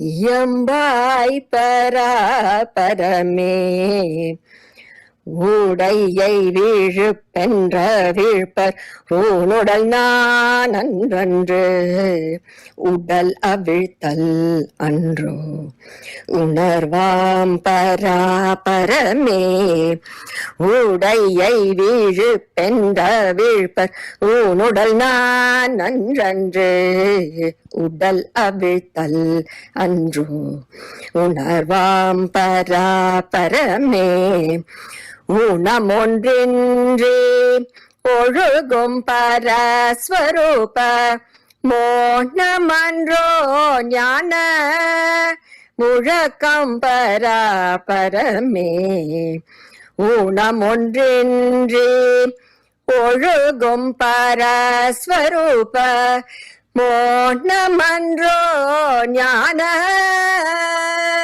முழக்கம் பரமே மோனமன்றோ ஞான முழக்கம் பரமே மோனமன்றோ ஞான முழக்கம் பரமே. ஓம் நமோ பகவதே ஸ்ரீ அருணாச்சல ரமணாய. ஜன்மநாசமே சேர வைப்பதும் கண்மவாசனை கழல வைப்பதும் பொன்மையாவையும் போக்கடிப்பதும் நன்மையாவதும் ஸ்ரீரமண நாமமே. மலமழிப்பதும் மனமழிப்பதும் வளமளிப்பதும் வரமளிப்பதும் செலவினிப்பதும் சுகமளிப்பதும் நலமளிப்பதும் ஸ்ரீரமண நாமமே. வல்லதென்பதும் மாயை தீரவே கொல்ல வல்லதும் கூடியேகமாய் புல்ல வல்லதும் புண்ணியம் யாவினும் நல்லதென்பதும் ஸ்ரீரமண நாமமே.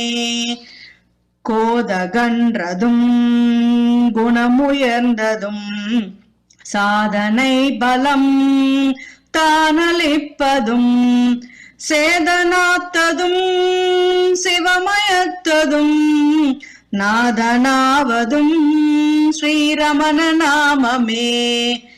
திடமளிப்பதும் திருவளிப்பதும் உடனிருப்பதும் ஓய்விலாதுயர் அடவி சொட்டகம் மகமென்றன்பருள் நடனமாவதும் ஸ்ரீரமண நாமமே.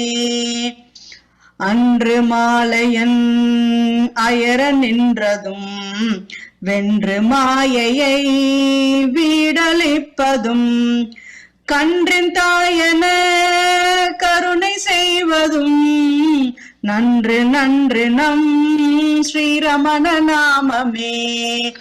தேட்டமாவதும் தியானமாவதும் ஊட்டமாவதும் உள்ளிருந்தருள் ஆட்டமாவதும் மகமுகத்தில் நம் நாட்டமாவதும் ஸ்ரீரமண நாமமே.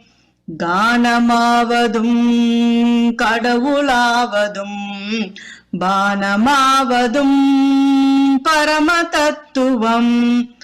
தானமாவதும் தன்னவர்க்கருள் ஞானமீவதும் ஸ்ரீரமண நாமமே.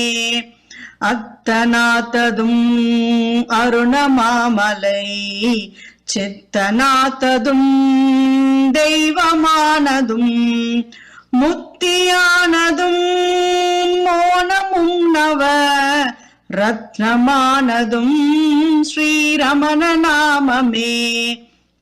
அம்மையப்பனும் நம் ஆசையப்பனும் எம்மையப்பதம் எய்துவிப்பதும் இம்மையற்குரு என்றூரிடும் நன்மய பொருள் ஸ்ரீரமண நாமமே. ஸ்ரீரமண நாமமே, ஸ்ரீரமண நாமமே. आनंदानुभव प्रकाश. न त्वं देहो न वा जीवो निजबोधोऽसि निर्मलः वृथा खेदयसे होवम् उत्तिष्ठेदि प्रभुर्जगौ तस्य श्रवणमात्रेण तिमिरं मे विनिर्गतम् आनन्दबोधभानुं तं देशिगं रमणं भजे.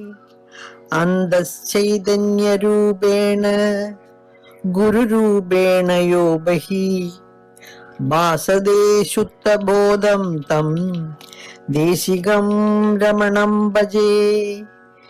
कारुण्यामृतसिन्धुं तं स्वरूपानन्दभास्करं कोऽहं विचारदातारं देशिगं रमणं भजे. आत्मसिद्धोरहं रूपः सदा बाधि हृदि स्वयं बोधयन्तं सदा तत्त्वं देशिगं रमणं भजे. अरुणात्रिकुलाधीशं करुणामय विग्रहं तरुणारुणसङ्गाशं देशिगं रमणं भजे. जाग्रस्वप्नसुषुप्तीनां साक्षिभूतं सदाशिवं नित्यनिर्वाणरूपं तं देशिगं रमणं भजे. ब्रह्मैवास्ति जगन्नास्ति त्वमेवेदं न संशयः एवं तत्त्वोपदेष्टारं देशिगं रमणं भजे.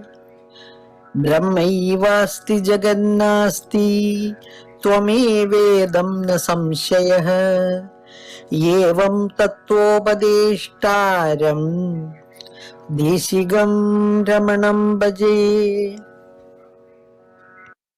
ओम नमो भगवते श्री रमणाय. आवर्तपुर्यां जनितं प्रपद्ये पाण्ड्येश देशे विहृतं प्रपद्ये शोणाचलप्रस्थचरं प्रपद्ये भिक्षुं तपक्लेशसहं प्रपद्ये रमणं प्रपद्ये रमणं प्रपद्ये. आब्रह्मकीटान्तसमं प्रपद्ये जितारिषद्वर्गमहं प्रपद्ये सर्वज्ञतासारभृतं प्रपद्ये निस्सीमकारुण्यनिधिं प्रपद्ये रमणं प्रपद्ये रमणं प्रपद्ये.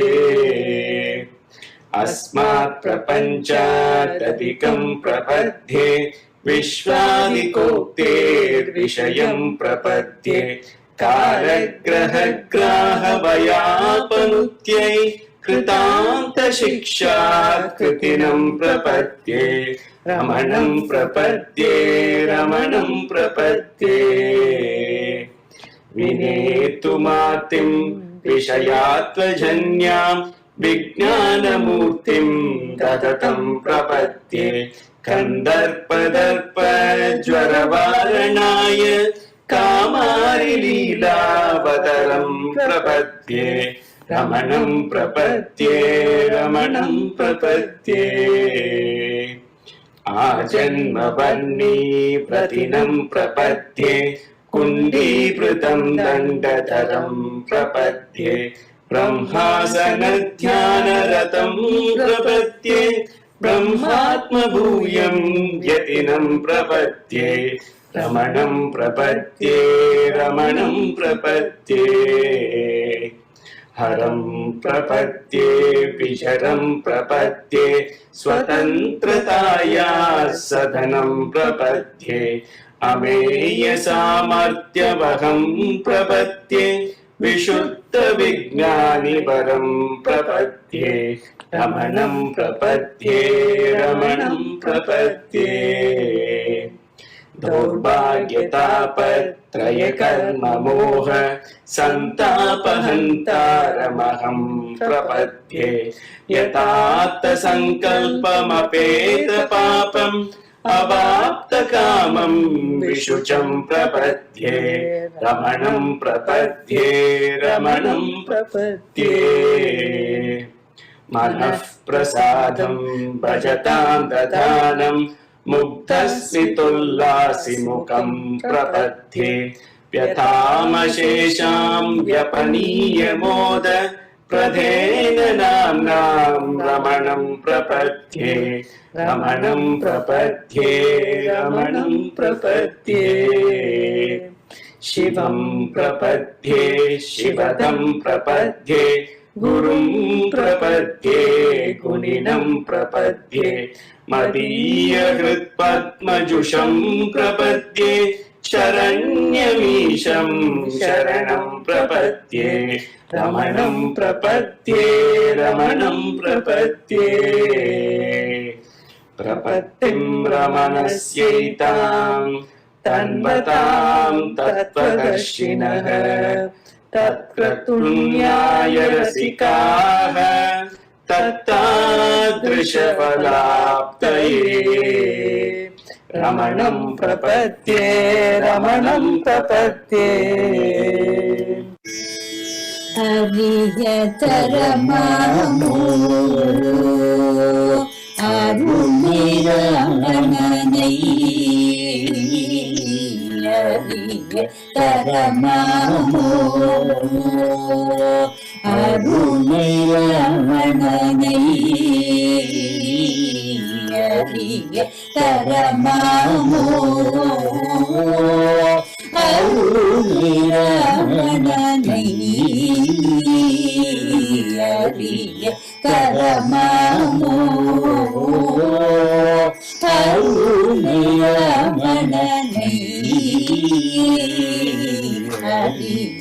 हरियतरमामो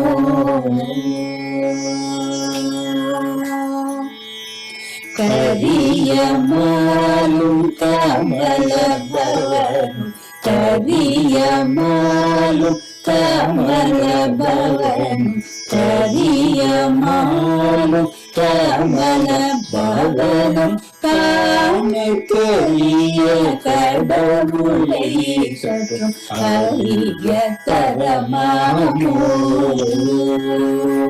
கரியமாலும் கமல பவனம் காணக்கரிய கடவுளை சற்றும் அறிய தரமாமோ அருணிரமணனை அறிய தரமாமோ ஆற்றின் மணலை ஆழி புனலை அழகலாகுமோ ஆற்றின் மணலை ஆழி புனலை அழகலாகுமோ காற்றின் நிறத்தை கண்ணால் கண்டவர் யாரும் இங்குள்ளரோ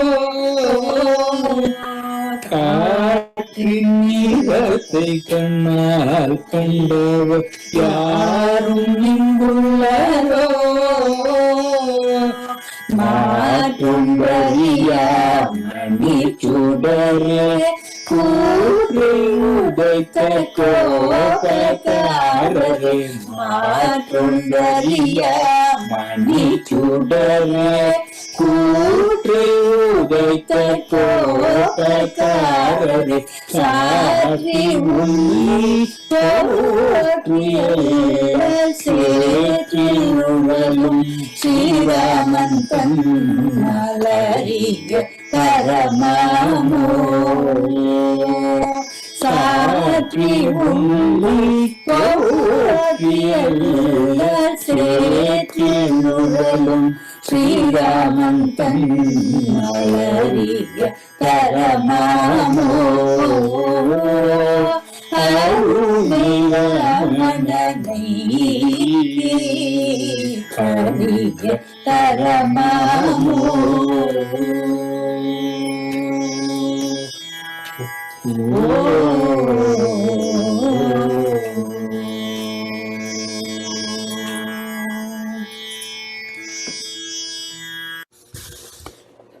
Thank you for listening to our program. Hope you enjoyed it.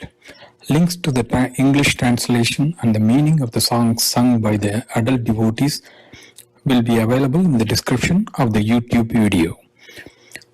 Now over to Toronto. Om Namo Bhagavate Sri Ramanaya. Namo Ramana. Arunachala Shiva, Arunachala Shiva, Arunachala Shiva, Arunachala, Arunachala Shiva, Arunachala Shiva, Arunachala Shiva, Arunachala, Arunachala Shiva,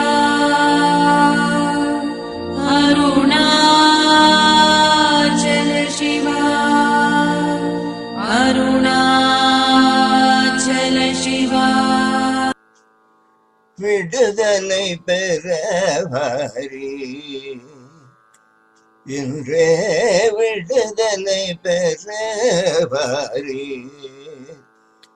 இன்றே விடுதலை பெறவாரி இந்த கணமே விடுதலை பெறவாரி இந்த கணமே விடுதலை பெறவாரி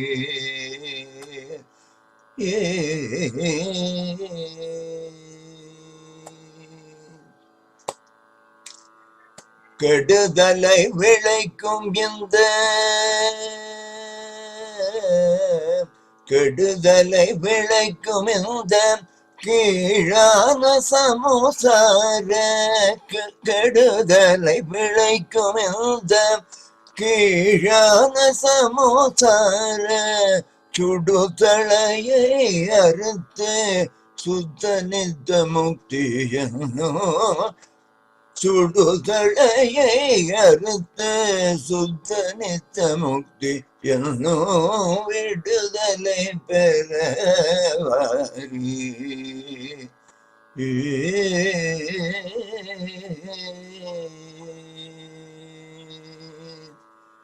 விருப்பம் வெறுப்பம் தந்த வெவ்வேறு வகையான விருப்பம் வெறுப்பம் தந்த வெவ்வேறு வகையான இருப்பு சங்கிலி கொண்டு இது நாள் வரைக்கும் நம்மை விருப்பம் வெறுப்பும் தந்த வெவ்வேறு வகையான இருப்பு சங்கிலி கொண்டு இது நாள் வரைக்கும் நம்மை வருத்தி வந்தேன் அகந்தை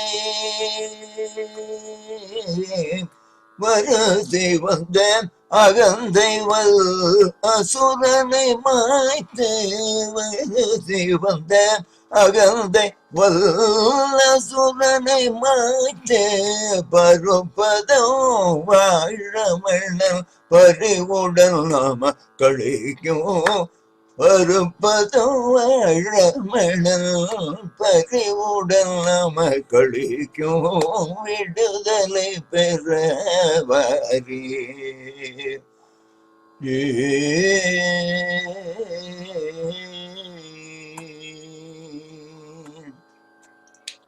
நினைப்போம் மறப்போம் அற்று நினைப்போம் மறப்போம் அற்று நிலையாக நின்றொழிந்து நினைப்போம் மறப்போம் அற்று நிலையாக நின்றொழிந்து அனைத்து உயிர்களுள்ளும் அகம் அகம் என ஸ்புரிக்கும் நினைப்போம் மறப்போம் அற்று நிலையாக நின்றோடிருந்து அனைத்து உயிர்களுள்ளும் அகம் அகம் என ஸ்புரிக்கும் தனசினை தேடும் தூய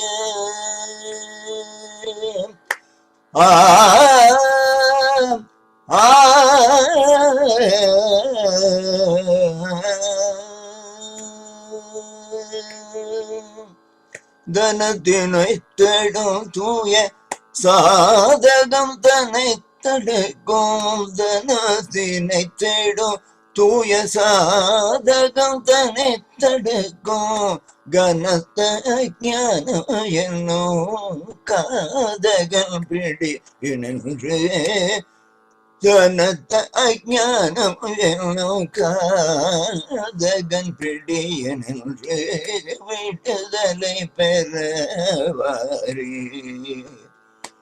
இன்றே விடுதலை பெறவாரியே இந்த கணமே விடுதலை பெறவாரியே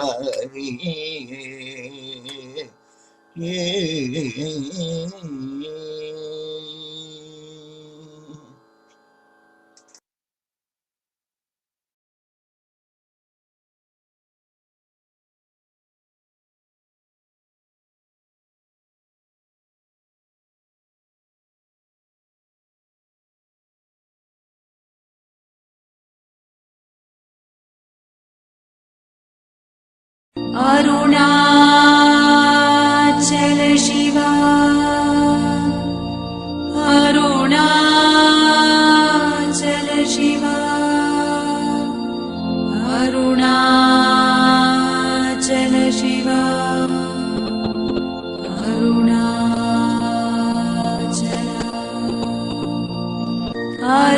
Shiva Arunachal Shiva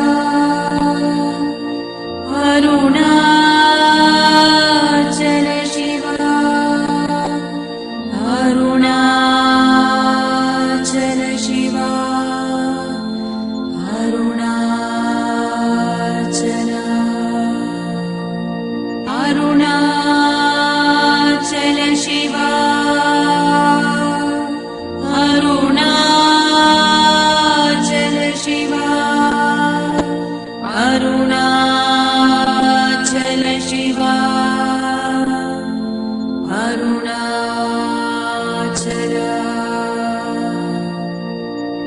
Arunachal Shiva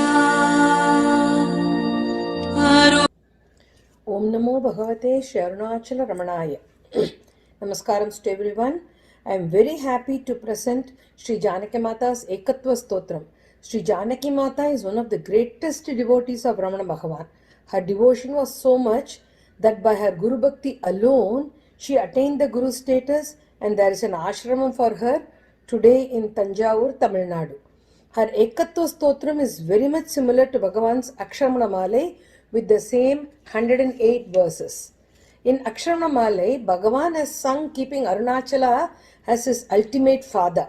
So the bhava here is that of father and son. In Ekatva Stotram, Janaki Mata has sung keeping Bhagavan as her ultimate Guru. So the Bhava here is that of Guru Sishya, that one which we all relate to totally, being Bhagavan's devotees. Om Namo Bhagavate Sri Ramanaya. Guru Brahma, Guru Vishnu, Guru Devo Maheshwaraha, Guru Sakshat Parabrahma Tasmai Shri Gurave Namaha. அருணை ரமணரின் அருளை எடுத்தோதிட ஐங்கர கணபதியே அருளிந்தருள்வாயே. அருணகிரி ரமணா அருணகிரி ரமணா அருணகிரி ரமணா அருணாச்சலா அருணகிரி ரமணா அருணகிரி ரமணா அருணகிரி ரமணா அருணாச்சலா அருணகிரி ஈசனுடன் அபேதமாய் ரமிக்கும் அருணாச்சல ரமணா அருணாச்சலா அல்லும் பகலும் முந்தன் அருள் வேண்டி அலறிடும் அடியாளுக்கருள் அருள் அருணாச்சலா அழகம்மை புதல்வன் என்று அவனியில் நாமம் கொண்ட அழகு ரமணா அருணாச்சலா ஆதி அந்த மற்ற அகண்ட ஜோதியாய் நின்ற அகண்ட ரமணா அருணாச்சலா இவ்வுலகில் இருக்கும் வரை இடர்கள் வராமல் கார் ஈஸ்வரி ரமணா அருணாச்சலா ஈஸ்வரியாம் நின் அருள் நோக்கி அருள்வாய் இணையிலா ரமணா அருணாச்சலா உச்சி வெள்ளி தாண்டி நின்ற ஓமயிலா ஜோதியே ஊர்த்வரமணா அருணாச்சலா ஊட்டி வள்ளர்க்கும் மனை போல் உன்னருள் ஊட்டிய என் உறவே ரமணா அருணாச்சலா எல்லா உரு கொண்டும் என்னுள் ஏகமாக நின்றிட்ட ஏகரமணா அருணாச்சலா ஏக ஜோதியாய் நின்ற ஏகாம்பரனே ஏகாந்தரமணா அருணாச்சலா ஐயமர என்னுள் நின்று அஜ்ஞானம் அகற்றிய அறிவு ரமணா அருணாச்சலா ஒடுக்கி என் மனதை நின் பதந்தனில் கட்டிய என் ஒருவனே ரமணா அருணாச்சலா ஓம் ஓம் ஓம் என்று ஓலமெட்டருள் வழி காட்டிய ஓங்கார ரமணா அருணாச்சலா ஔவியம் பேசிய ஐநக்கறிவளித்த அதிசய ரமணா அருணாச்சலா கண்டுகளே போரை கசடரச் செய்தருள்வாய் காந்தரமணா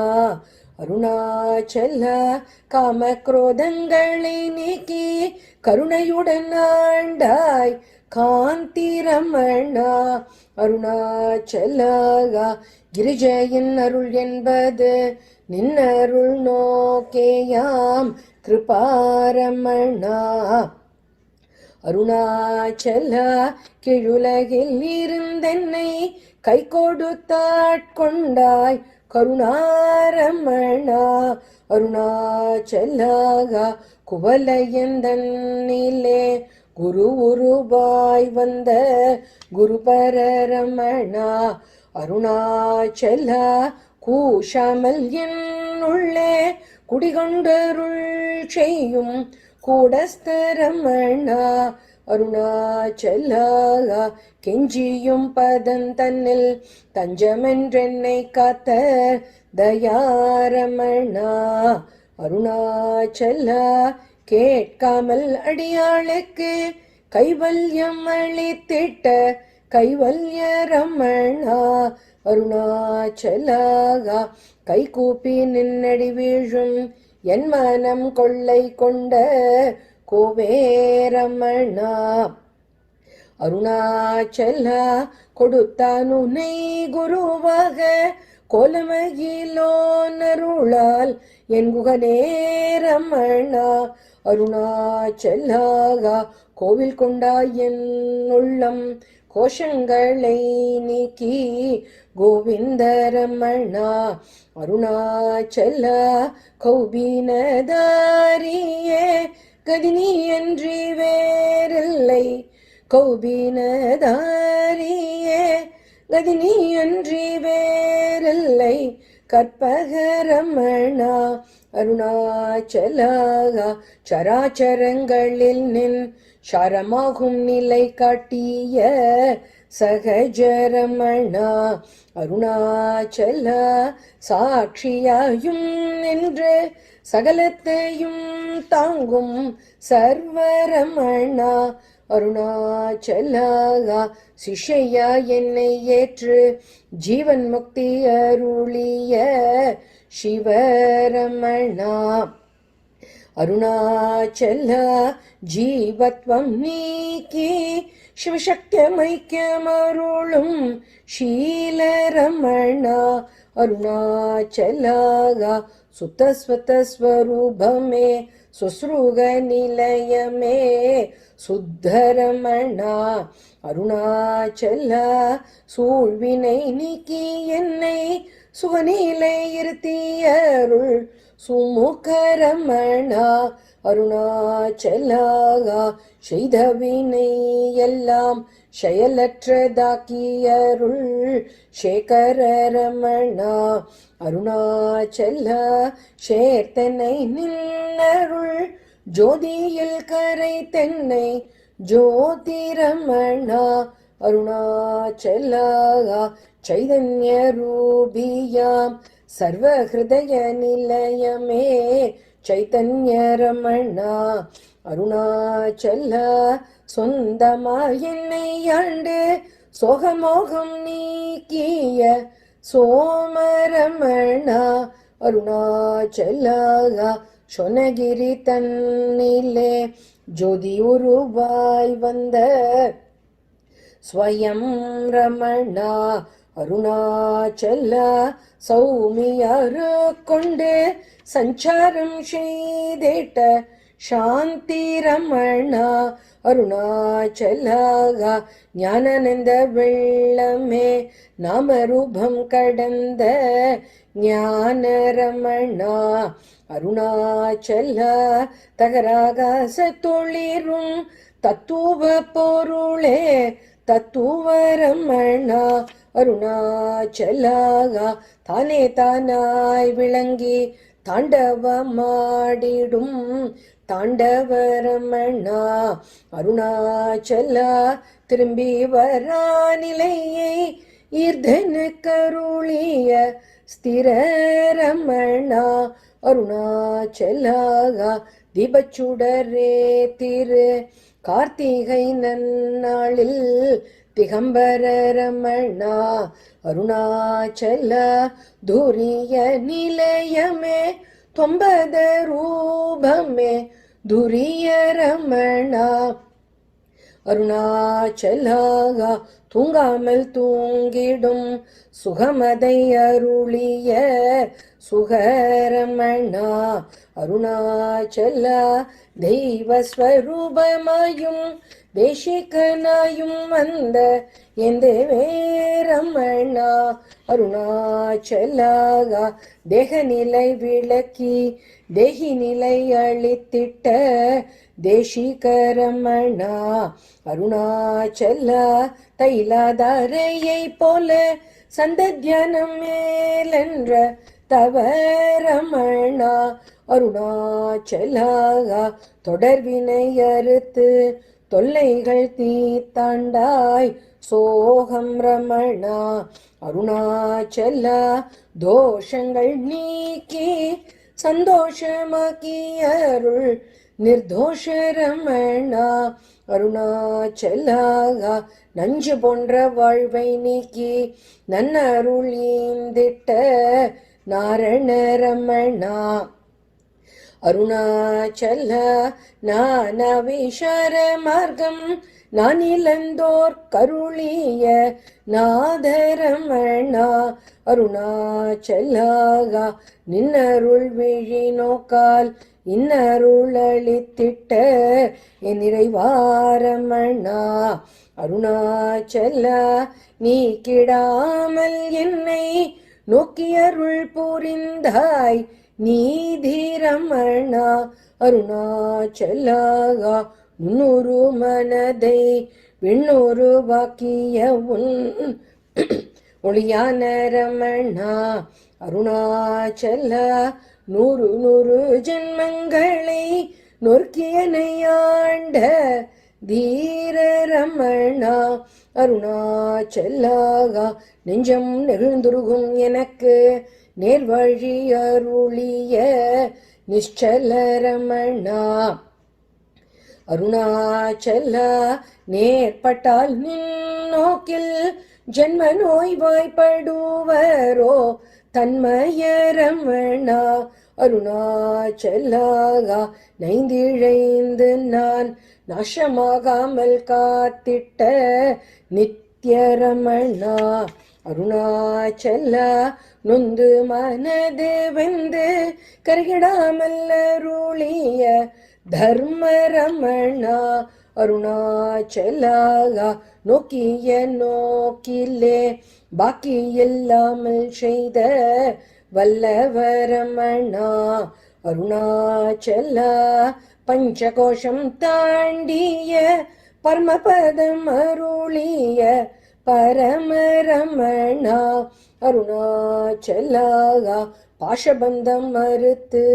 ஈஷபந்தம் அருளிய ஈஷரமணா அருணாச்சல பிராரப்தமும் நீக்கி பயமற்றிருக்க அருள் பரேஸ்வரமணா அருணாச்சலாகா விதியகற்றியருள் போதமருளிய போதரமணா அருணாச்சல புகழ் நின் பாதமே அன்றி போற்றி மகிழ்வேன் புனிதரமணா அருணாச்சலாகா பூமியில் இருக்கும் வரை பூஜிக்க நின்னையருள் பூரணரமணா அருணாச்சல பேர்கரிய பரம்பொருளே பேதமற்ற தனிப்பொருளே அபேதரமணா அருணாச்சலாகா பேதை என்னை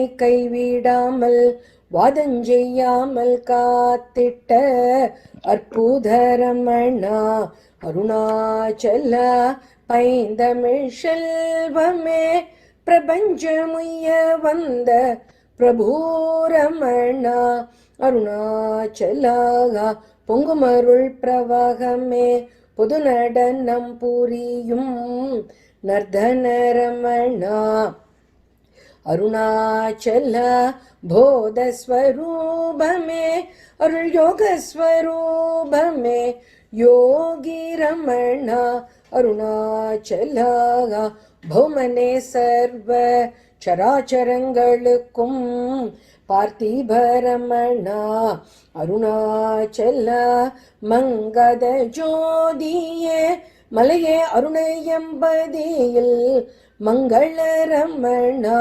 அருணாச்சலாகா மார்கழி திங்களில் மண்ணில் அவதரித்த மாதவரமணா அருணாச்சலா மிடிகள் தீத்தென்னை ஆண்டாய் முடியடியில்லா நின்ற என் முடிவேரமணா அருணாச்சலாகா மீதி இல்லாமல் என்னை அமுதவாரியில் அமிழ்த்திய அமுதரமணா அருணாச்சலா மும்மலம் நீக்கிய முக்தனாய் பிறந்திட்டாய் முக்திரமணா அருணாச்சலாகா மூவரும் தேவருமாய் மூர்த்தியுரு கொண்டு வந்த என் முதல்வனே ரமணா அருணாச்சலா மெய் பொருளாய் வந்து பொய்ப்பொருளழிவித்த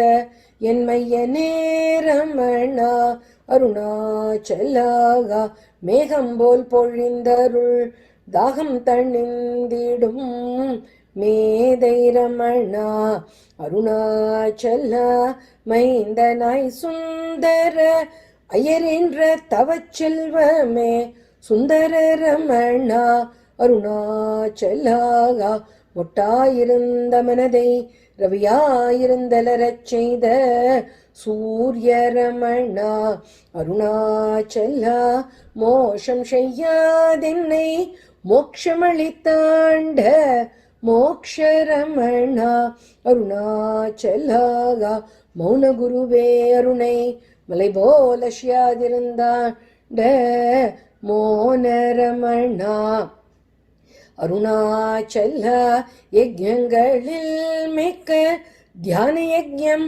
அருளிய தியான ரமணா அருணாச்சலா யாதுமறியா என்னை சுது செய்யாமல் காத்திட்ட யாதவரமணா அருணாச்சலா ரகசியமாய் சுஷும்னாம் ரந்திரத்தில் ரமித்திடும் ரகசிய ரமணா அருணாச்சலாகா ராமனே வெங்கட்ட ரமணனே அருணையில் ரமித்திடும் ரமணா அருணாச்சலா லட்சிய உருவாய் வந்து அருள் லட்சியம் அளித்திட்ட லக்ஷ்ய ரமணா அருணாச்சலாகா லாஸ்யாம் தேவியுடன் நடனமாடிடும் நடன ரமணா அருணாச்சலா வஞ்சியாதென்னை ஆண்டாய் பிரபஞ்ச வீணை நீக்கி என் தாயே ரமணா அருணாச்சலாகா வாமவிழி அருளால் விரும்பியதை அளிக்கும் வரதரமணா அருணாச்சலா விகுண்ட மனசமே வைகுண்டம் என்றுரைத்த வைகுண்ட ரமணா அருணாச்சலாகா வீடு விட்டு வெளி போந்தாய் 2 வயதினில் வீரரமணா அருணாச்சலா வெட்ட வெளியாக்கி என்னை வேறறச் செய்திட்டாய் என் வேந்தே ரமணா அருணாச்சலாகா வேத பொருளுக்கொரு ஆதர்ஷமாய் நின்ற வேதாந்த ரமணா அருணாச்சலா வைகரை எழுந்துன்னை வாழ்த்தி பணிய அருள் நாம ரமணா அருணாச்சலாகா அன்னையும் அப்பனுமாய் என் ஆச்சாரிய ரமணனுமான அன்னையும் அப்பனுமாய் என் ஆச்சாரிய ரமணனுமான ஐயனே ரமணா அருணாச்சலா திருச்சுழிதன்னில் தோன்றி திருவண்ணாமலை திகழ்ந்த தினகர ரமணா அருணாச்சலாகா ஜெய ரமணா ஜெய ஜெய ரமணா ஜெய ஜெய ரமணா ஜெய அருணாச்சலா ஜாதி மதமற்றவனே ஜனகியாம் என் குருவே ஜனக ரமணா அருணாச்சலாகா ஷண்முகன் அருள்வாக்கால் சத்குருவாயடைந்தேன் சத்குரு ரமணா அருணாச்சலா சர்வமத சம்மதமே சச்சிதானந்தமே சர்வரமணா அருணாச்சலாகா ஹிருதய குகையிலே அகம் அகம் என்றருளும் இதய ரமணா அருணாச்சலா அக்ஷரமண மாலை அணிவித்தாய் அருணாச்சலேஸ்வரர்க்கு அக்ஷரமண மாலை அணிவித்தாய் அருணாச்சலேஸ்வரர்க்கு ஆனந்த ரமணா அருணாச்சலாகா அடிகளில் அடியார் அளிக்கும் மாலை அருளுக்கிரஞ்சும் கண்ணீர் மாலையே நின் பொன்னடிகளில் அடியாரளிக்கும் மாலை அருளுக்கிரஞ்சும் கண்ணீர் மாலையே அபயரமணா அருணாச்சல மனமலரர்ப்பித்தேன் நின் மலர்பாதம் தன்னீலே என் மனமலர் அர்ப்பித்தேன் நின் மலர்பாதம் தன்னீலே மகிழ்ந்தருள் ரமணா அருணாச்சலா அருணகிரி ரமணா அருணகிரி ரமணா அருணகிரி ரமணா அருணாச்சல அருணகிரி ரமணா அருணகிரி ரமணா அருணகிரி ரமணா அருணாச்சலா அருணே ரமணர் நாமம் ஜெய்க்கட்டும் அருணேஷனுளால் அடியார்கள் ஜெய்க்கட்டும் என் அருணே ரமணன் அருளால். நமோ Ramana.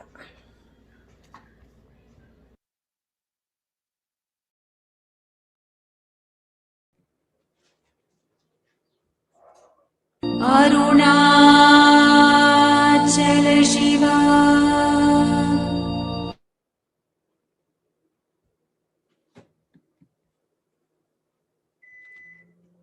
Om Namo Bhagavate Sri Ramanaya.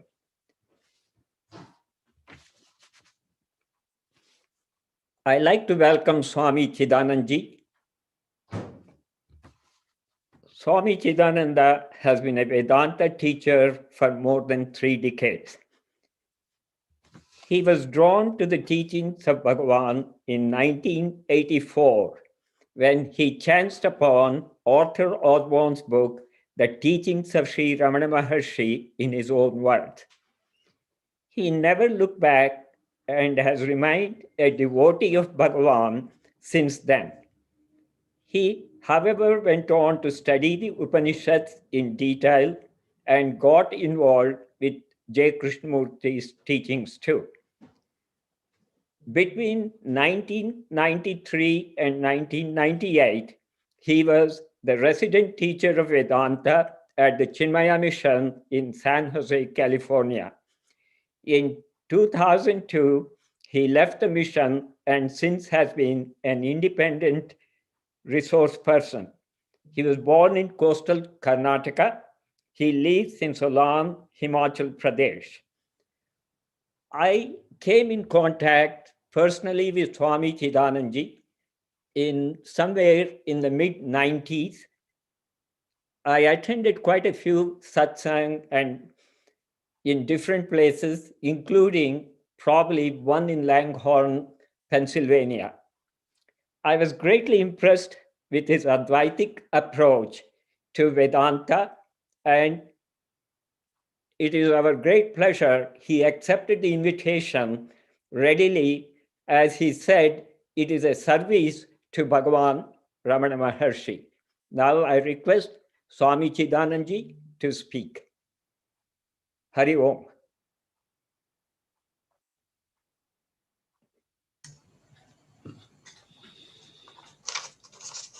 Thank you. Om Namo Bhagavate Shri Ramanaya.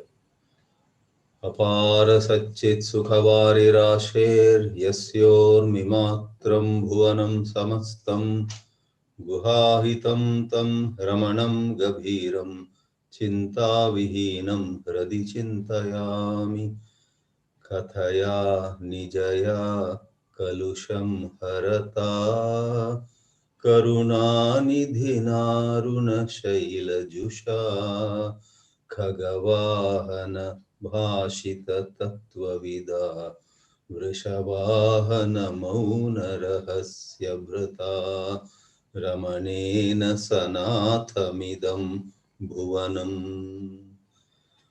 Bhaktim me nirmalam dehi charanabjadvaye tava Vishayeshu viraktincha Bhagavan Karunanidhe Maharshe Karunanidhe. It's a privilege and honor for the self here to get this opportunity to ponder on the profound teachings of Bhagavan Sri Ramana Maharshi, especially as expressed in the Sanskrit version of Ulladu Napatu, that is Saddarshanam. Towards the end of that work, in the Sanskrit version, Sri Vasishta Ganapati Muni says, all the light here is of Bhagavan Ramana Maharshi. I am only a wall that is reflecting that light. And as I begin to share some thoughts, it occurs to me that the speaker here is another wall reflecting what is coming from the wall called Ganapati Muni, and the original light is of Bhagavan Maharshi himself. For the convenience of structuring these ideas, we have chosen a topic. Saddarshanam, especially in the context of image consciousness and pure consciousness. We must recognize that central to all these beautiful teachings of Moksha Shastra, of the science of liberation, on which Maharshi threw such precious light in the last century, that for many centuries to come, if not beyond also, humanity will be guided by these wonderful insights, wonderful remarks, observations, and so on. In this Moksha Shastra, we have repeatedly a certain teaching coming towards us, and that is the way we presently perceive both the world around and ourselves is flawed. There is an erroneous perception, and right perception, right seeing will give to us a totally different understanding of who we are, and at the same time, like the other side of the same coin, what this universe is. Therefore, this quantum leap, this jumping, this taking a leap to an entirely new way of seeing things, which is the right seeing, called in Sanskrit Samyak Darshana. In order to do that, this self-inquiry has been advised. So we must take a look at what this erroneous perception is all about. That is where we would say this asamyak darshana, erroneous perception, is marked by a number of pictures, concepts, notions, and images that we have about people, about things, and about ourselves.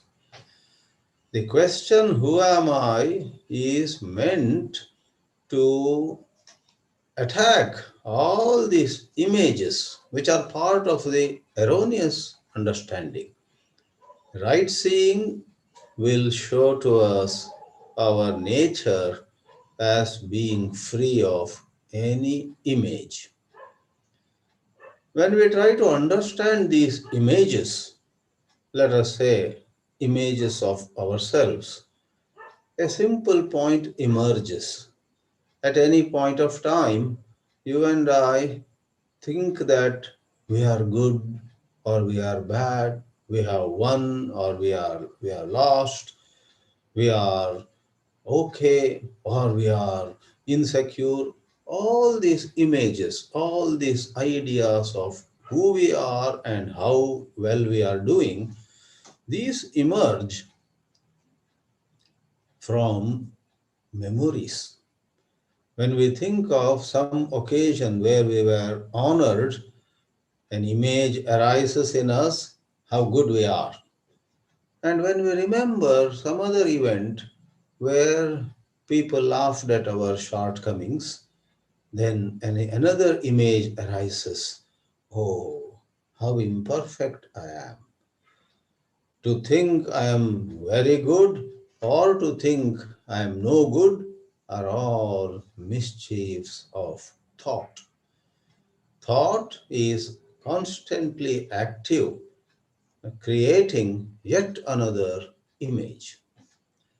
The particular verse in Saddarshanam, which began as Napat, 40 verses on the reality, on what actually truly is, but then with two shlokas added as invocation and two shlokas added at the end as winding up, Upasamhara, we have 44 verses in the Sanskrit version called Saddarshanam. The verse that is central to this talk that I am presenting is the 25th verse. And this 25th verse, starting with the word Rupodbhavo, is an amazing little piece which is so beautiful even from the point of view of poetry. Rupodbhavo rupatati pratishtah रूपाशनो धूत गृहीत रूपः स्वयं विरूपः स्वविचार काले धावति अहंकार पिशाच एषः. As regards the erroneous perception, leave aside the millions of errors that we have about the world and other people. In Who Am I inquiry, we tackle the erroneous notion that we have about our identity, and this is nothing but a bundle of images, bundle of memories. Rupa Udbhava. This ego, which is called in the fourth line of the shloka, Ahankara Pishachaha, this ghost, this evil spirit called ego, is brought into existence by a bundle of images which are again from memory, and it could be sometimes a single image, favorable or very unfavorable, making us happy and proud, or an image that arises of who we are could depress us. So it may take us to cloud nine, or it may dump us in a big, deep pit. Rupa Udbhava. So we must understand that what we are targeting in Who Am I inquiry is an erroneous self-perception. Aham Vritti is the summary of all the errors that are causing this worldly existence. And as this ego moves on, while even this business of time on the axis of which it moves, of space in which it moves, we say, I went to San Francisco last month. Or we say, last year I had visited Ooty in Tamil Nadu. So moving in space, San Francisco or Ooty, moving in time, last year, 2020, or 10 years ago, 2011, who is moving? Who is going places? It is this little I, limited I. And as it moves, it actually gathers more and more newer images. Rupa Tati Pratishtaha. Tati means samuha. Tati means a group, a collection. Just as we have these days no shortage of our own photographs, our own mobile, our own laptops, our own other media are filled with so many photographs of ours, singly or in a group. much more than that is what is going on inside us, constantly keeping this ego alive. Rupa Tati Pratishtaha, anchored in countless images. No wonder when we practice Who Am I inquiry, we find ourselves reaching a blank wall. For this huge collection of images of who we are seems to be inexhaustible, and pretty soon a seeker who is in beginning stages gets tired and the mind becomes dull. However, if we, with the grace of Bhagavan Maharshi, with a little effort on our part, which also is thanks to the grace, if we develop vairagya, dispassion, if we develop better, sharper seeing, then images, not one by one, but in hundreds, can be disposed of. Rupodbhavo rupatati pratishtaha rupashanaha. How well it is put. I wish I knew Tamil so I could understand how it is expressed in the original, but the Sanskrit also is so wonderful. I'm sure it comes very close to the original charm and effectiveness of the work. Rupa Ashana. Ashana means swallowing, eating, consuming. This ego grows like on a physical level, a body grows, puts on pounds as it consumes food. This ego grows by eating, consuming newer images. As though the present collection is not enough, as we get going, somewhere somebody speaks well of us, sometimes mistaking us for somebody else. They tell us, "You are such a wonderful person." That is enough for us to put another feather on our cap.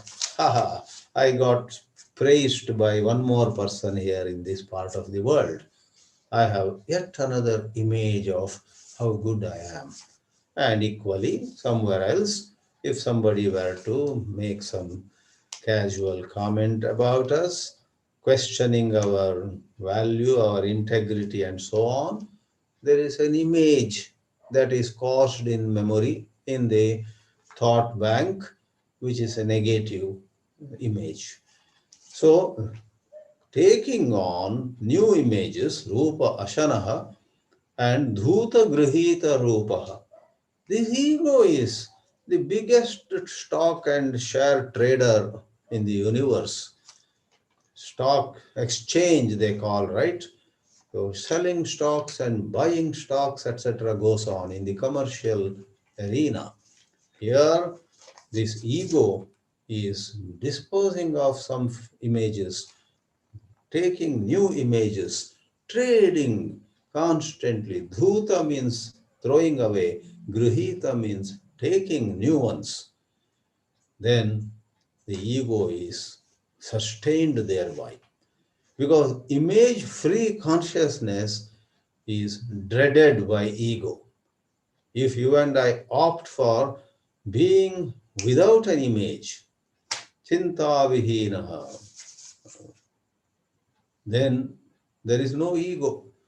To be free of images, either I am good or I am bad, to be free of any self-judgment is the death knell of this ego. Therefore it is said, Swayam Virupaha. By itself, the ego in its true nature, because truly speaking, it is nothing but the pure self appearing in a false manner. Just as in the famous example of a rope appearing as the snake, every bit of the snake is nothing but the rope only. From the head to the tail, the falsely understood or misapprehended snake is nothing but rope. Likewise, This ego, which is such a nuisance to us, really is the pure self only. Swayam Virupaha. If one were to throw a beam of light on that misunderstood snake, one discovers, oh, there is only the rope. Likewise, Bhagavan Maharshi's great gift to all of us, this Who Am I inquiry, is all about questioning and thereby throwing light on our true nature. When the ego is brought under the light of self-inquiry, equipped with basics of the Vedanta teachings, that is how Maharshi so kindly took up even the translation of Atma Bodha, Viveka Chudamani, some other works of Vedanta. He recommended a couple of Tamil Vedanta works also to his devotees. He himself blessed us with several works, Upadesha Sara, Ramana Gita, Sadarshanam, and so on. So, some understanding is required. Without some understanding of the basics, we cannot conduct Who Am I inquiry effectively, for we don't know what this inquiry is all about. Therefore, this lecture also serves a purpose of defining certain basics. Here is a false notion of who we are, and self-inquiry questions it. Vichara kale, the expression goes here in this 25th verse of Saddarshanam, Swavichara kale, asking oneself, who am I? Equipped with a certain understanding of the process. Otherwise, I sit and say, who am I? Who am I? It would be like another japa. Om Namah Shivaya, Om Namah Shivaya. Even in japa, a corresponding understanding takes the japa to greater heights. If not intellectual understanding, when we do japa, there has to be a feeling of devotion to Shiva if the mantra is Om Namah Shivaya. And even if it is very limited idea of who this Shiva is, doesn't matter.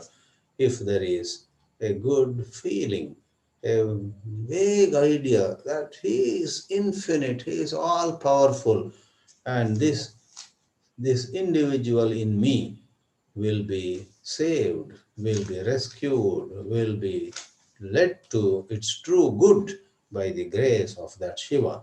Don't we need some understanding of that kind, even as we go on repeating Om Namah Shivaya, Om Namah Shivaya. Likewise, here in self-inquiry, we need to know that this present I, where there is a strong sense of I have lost now in the remaining years of my life, I don't know where I will reach. I should have begun all this in my childhood itself. I'm a bit late, I guess. Nowadays, blah, blah, blah, blah, the mind chatters. Even as the mind is chattering, continuously it is making one image or another of ourselves. And every one of them is a lie. This image is a lie, and to bust the lie, to expose and dismiss the lie is the job of self-inquiry. Swavichara kale. Therefore, in Upadesha Sara, Sri Ramana Maharshi says to us, Ahamayam kuto bhavati iti chinvataha ai patatyaham nija vicharanam. If we inquire, what is this I? Where is this coming from? If we go about this swavichara, I, oh, look what happens. Behold, patati aham. This I falls. There is the discovery of another I. This second I was always present, but we did not take note of it. The second I is infinite. Ahaminashabhaji ahamaham taya Spurati hridsvayam paramapurna sat. There is a true aham which starts shining, which starts throbbing, spurati, aham, aham, iti. That is paramapurna sat. The present I, which is nothing but the summation of very many images, is apurna, it is asat, and it is alpa. Therefore, in this wonderful shloka, which gives us so much rich food for contemplation and prepares us for true self-inquiry, it is said at the end, Dhavati ahankara pishacha eshaha. Even as the light of self-inquiry falls upon this ego, which is like a pishacha, an evil spirit, it just flees. Vicharam na sahate ahankaraha. This limited I cannot bear, cannot survive, cannot stay anymore when light of inquiry falls upon it. Therefore, in self-inquiry, on one hand, some amount of study equips us to go about it properly. On the other, devotion is never apart from this certain devotion to God, to Guru, to the revelations, Ishvara, Guru and Shastra, we say. These three, Ishvara, Guru and Shastra, we have a certain devotion. Everybody doesn't have to be a scholar. People who have to give lectures and write books, let them be scholars. They need it. But for the essential work before us, inquiring and dismissing the false I, we don't need vast scholarship. We don't need to know the 10 avatars of Lord Vishnu. Suppose we are devoted to Lord Rama. Even of Ramayana, if we know basics and develop love for Rama, that is enough. For we are not required to write the whole story of Ramayana. So with some devotion, with some basic study, we are well equipped. And then this erroneous perception, which is, as we already said, false, it starts collapsing like a house of cards. This erroneous domain, interestingly, has a lot of components. In another verse, namely number 9, Maharshi Ramana says to us, Dvandvani sarvani akhilastriputyah kinchit samashritya vibhanti vastu tanmargane syad galitam samastam na pashyatam sat chalanam kadapi. This erroneous domain in which all of us find ourselves, our materialistic success and failure, or for that matter, the success and failure of our near and dear ones. Some of us may not be so much worried at a given point of time about ourselves. But why my son is not succeeding in his business? Why my daughter is not able to settle in some way? Why my grandchild is not enjoying good health, etc. Right? So whether it is near and dear ones, or some people far and in another country and so on, or this me, ultimately the fabric of this error domain is pairs of opposites, heat and cold, night and day, pleasure and pain, near and far, etc. Pairs of opposites, dvandva, and some places it is triputi, the knower, the known and knowing, the seer, the seen and seeing, the hearer, the heard and hearing. So we say Triputi, triad, bunches of three, sets of three or sets of two. Dvandvani, akhilaha triputyaha, kinchid vastu samashritya vibhanti. All of them are able to appear, shine, all of them become the objects of our knowledge.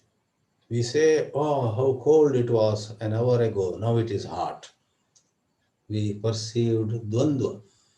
And along with heat and cold, we also perceive our own identity. When it was cool in a hot place like Chennai or Goa, so when it is cool, a cool breeze comes towards us by chance. Not only the breeze is cool, there's a sense of, I feel good about myself. So there is a corresponding sense of I'm so comfortable now. And then again, heat rises, his temperature rises, we start sweating. Then along with the heat that we perceive, which is the other side, there is the perception of an uncomfortable I.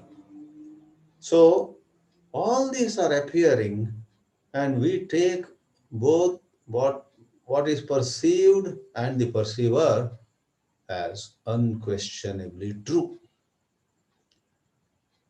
Now they need to be questioned. In fact, Sarvani Dvandvani and Akhilaha Triputyaha Kinchid Vastu Samashritya Vibhanti. They are able to show their ugly heads because they raise their ugly heads because they have the blessings of Kinchid Vastu. There is some truth behind this false appearance.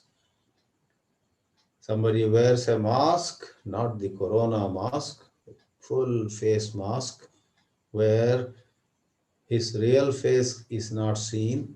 He looks like maybe a demon or he looks like a monkey. So in order that that monkey mask is sitting securely over there, there is the real face behind. Unmask that man. And then, oh, it is you. I was wondering who has come here with a monkey's mask. Oh, it is you. So just as we discover who that person is who came with a monkey face, likewise, here too, there is a vastu. And this ego and all these pairs of opposites and the triads, etc., are playing their game on the substrate, adhisthana, of the truth. Vastu here means the truth. Kinchid vastu samashritya ashrayam krutva vibhanti.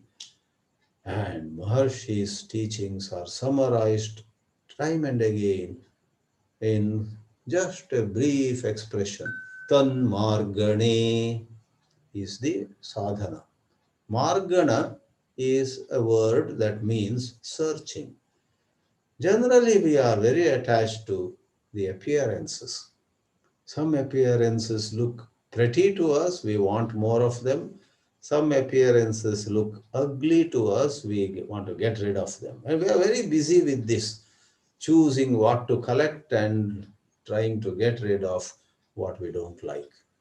For heaven's sake, that is what Adhyatma Shastra says to us, have vairagya towards this collecting and disposing business.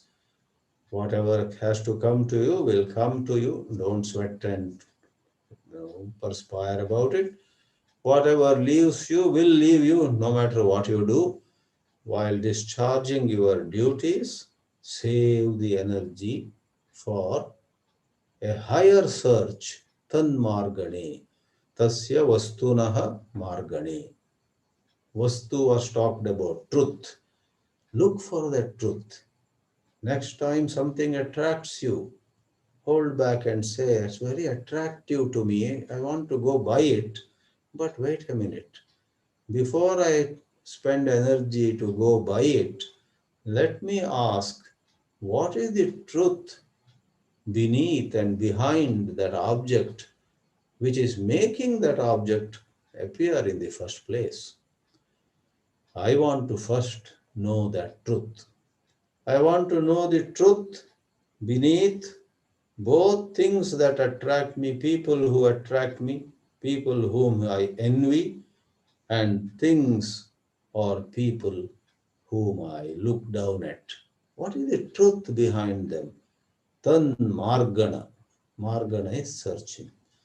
Tan Margane Syad Galitam Samastam. Samastam means everything, Galitam drops away. Galitam Syat. Everything collapses.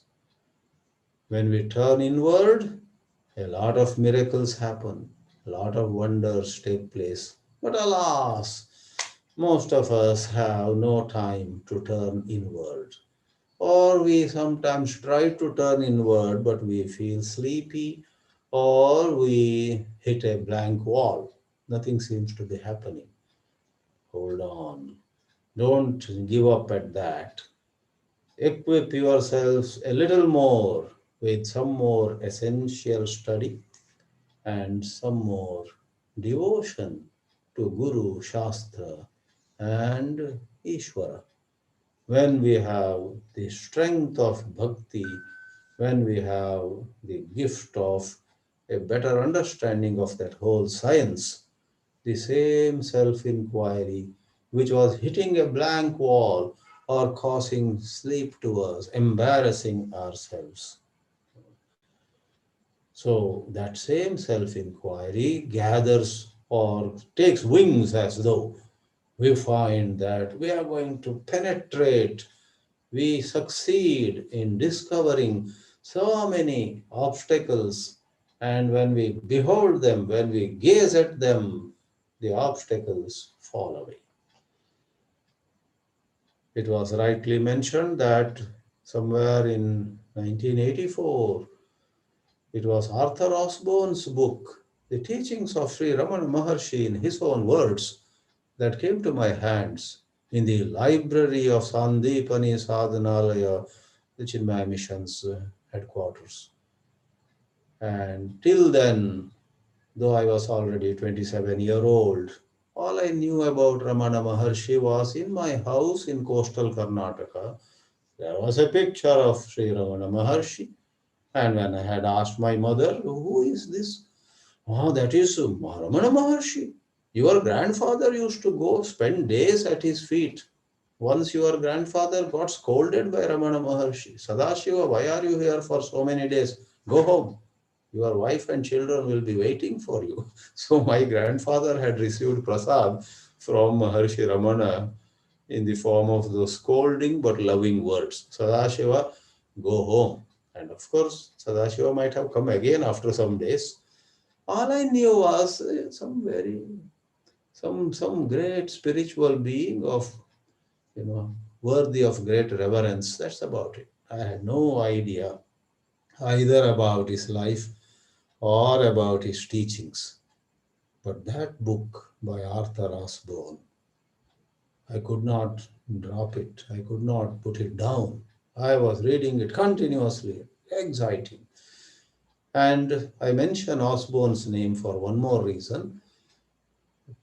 Maybe within a year or two, or even a little later, I also chanced upon a small book by Arthur Osborne, the first editor of Mountain Path. And that little book was not about Bhagavan Ramana Maharshi, it was about Shirdi Sai Baba. And a small book. And I read it, it was fascinating. Yeah, there it is said that somebody asked Shirdi Sai Baba, how did you realize the supreme truth and who was your guru? And Shirdi Sai Baba, as all of you know, never let out his secrets. That is, he considered it as unimportant. where he was born, what school he went to, who were his parents. About that he did not give details. So here also, in the way narrated by Arthur Osborne, this Shirdi Sai Baba does not divulge the details but says allegorically, oh, you want to know how I got enlightened, you want to know who my guru was, let me tell you. I was passing by a forest path, and that is where I met my guru. And the guru helped me do a certain sadhana. So people who were hearing Shirdi Sai Baba were very eager. What was the sadhana, spiritual practice that was advised to you? Shirdi Sai Baba, I believe, continued, my guru made me do this spiritual practice. He put me upside down. My feet were tied with a rope to a tree, and my head was down. Head is down and feet are up, and I was with my head down, hanging, looking into a deep well. So imagine in the forest, upside down, hanging from a tree, face turning towards the well. This sadhaka, this seeker was left in that position for a long time. And Shirdi Sai Baba said, that is how I got realized. I found the truth. What a very strange, weird illustration. But what is meant is this life of egoism is like going through a jungle. And a guru appears right in this jungle if we are seeking him.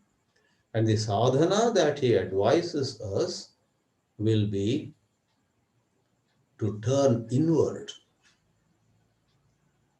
The seeker hanging upside down, looking into the deep well, is symbolic of looking into ourselves. There are so many thoughts in us. More thoughts are rising from whatever you call that, subconscious or unconscious mind. But we need to look at them carefully. We need to avoid judging them, avoid either hugging them or avoiding them. Look at them. Therefore, self-observation and self-inquiry seem to go hand in hand.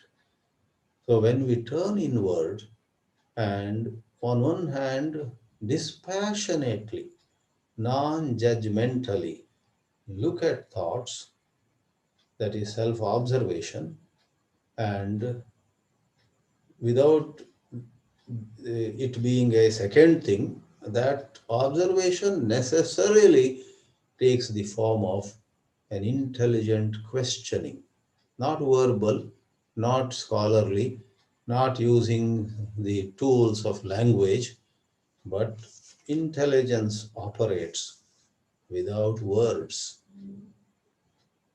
There is inquiry. Therefore, it is said, when there is inquiry, tan margane samastam galitam syat. These structures of thought, these constructions of thought fall away. And then one sees the same one, you and me, who earlier was again and again despairing. Oh my, everything is changing. Just till the other day I was so popular. Now nobody cares for me. Oh, my wealth is gone. Oh my, that is gone. And so on. We find the world is continuously changing.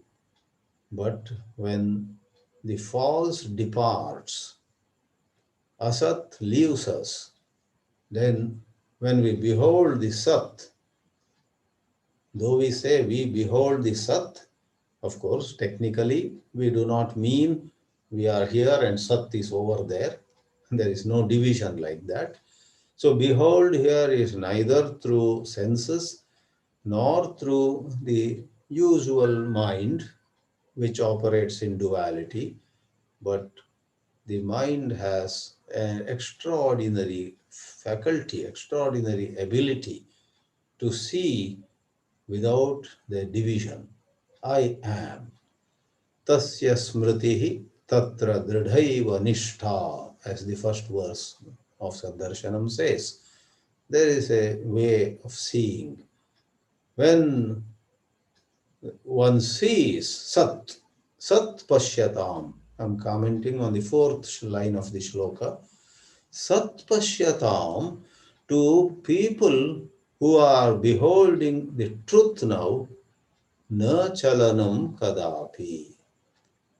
All change, which was a big news before, simply vanishes. Nothing is changing. Nothing is rising. Nothing is falling. Nobody is going. Nobody is coming. In a humorous question answer with Nisarga Datta in Mumbai, I am told a visitor asked Nisarga Datta, what's the difference between your world and our world? And Nisarga Datta, whose dialogues were published as the famous book I Am That, answered, oh, the difference between your world and my world, simple. In your world, so many things keep happening. In my world, nothing happens. Na pashyatam sat chalanam kadapi. The prose order is Sat pashyatam sadhakanam chalanam kadapi na bhavati. There is no change at all. What I was, I am, and I will be that. Even when devotees were in tears, looking at the prospect of Bhagavan, quote and unquote, leaving them, they cried, Bhagavan, don't leave us. On one hand, he chastised them. I, for years, told you we are not the body. Now, by asking me or saying to me, don't leave, you are trying to teach me I am the body? You can't do that. And on the other, so lovingly and compassionately, Sri Ramana Maharshi said to those devotees, where am I going? I am here. I am here. I, the pure I, which expresses then as I am, is eternally present. Sat does not go anywhere. Sat pashyatam chalanam na kadapi drishyate. There is no going, coming and so on. We need to, once more I would say, have that devotion. By devotion, we don't mean some sentimentalism. Devotion is the love that we experience when we see the beauty of something, the glory of something, the majesty of something. So then we realize something is true, while 100 other things are false. We develop love for what is true. And that is devotion. It's in the heart of everybody. Even those who are labeled as intellectuals have this devotion in their hearts. That devotion has to be tapped, has to be made to express for the supreme truth. Thus, this Dvandvani Sarvani, the ninth verse, also gives to us a piece of guidance that there is this error domain. We may question them. In the error domain, as pairs of opposites and triads rise and fall, there is a certain basis or the substrate, adhisthana. And in the main shloka we saw the language used to us. This is a dance of countless images. Rupa is the Sanskrit word for form, that is one translation, but I have begun to prefer the expression image. Somebody becomes a member of parliament, then he has an image. I am now a MP, or in Western countries, some congressman or member of this parliament or that house, etc. I am this. So when we say I am this, that is an image, and that is rupam. And in our mind, there are so many forms, so many images. It's so difficult to avoid getting caught in some image or the other. Even when we speak on Gita, Upanishads, or the works of Maharshi Ramana, an image rises. I have now become a speaker on, this spiritual literature. I am a speaker. Vedanta says, or this wisdom tells us, don't look at yourself as a speaker or a writer or a businessman or an attorney. Don't look at yourself even as a man or woman unless a certain vyavaharika setting, transactional setting demands it. You are at an international airport and they ask you, what's your citizenship? That's a transactional setting and you got to say, I am a US citizen, I am a British citizen, I am an Indian citizen. There you can't say, really speaking, there is no image I am carrying these days. In fact, I don't know who I am, to tell you the truth. That would be utterly out of place. So, unless scenarios require, you are a mother of 2 daughters, and one of them comes on Mother's Day. Today is Mother's Day too. Mama, I love you. Then you got to reciprocate. Oh, my child, I love you too. And whatever. Not only you reciprocate, you feel you are the mother. I am the mother. She is my daughter, right? So, images have a relevance in certain settings, but not beyond them. They should play the second fiddle. They should be secondary. Primarily, can we be anchored in image-free consciousness? And when we anchor ourselves in that image-free consciousness, Atma, which has no Rupa, no Nama, it never comes in the way of playing a role. On the contrary, when you know you are the pure self, which has no particular image or description, you will hug your daughter carrying a functional thought, a functional image of I am the mother, more beautifully than ever before. Because that backdrop of I am is the truth. I am a mother is a certain expression upon it, gives you a tremendous relaxation. You will hug your daughter in relaxation.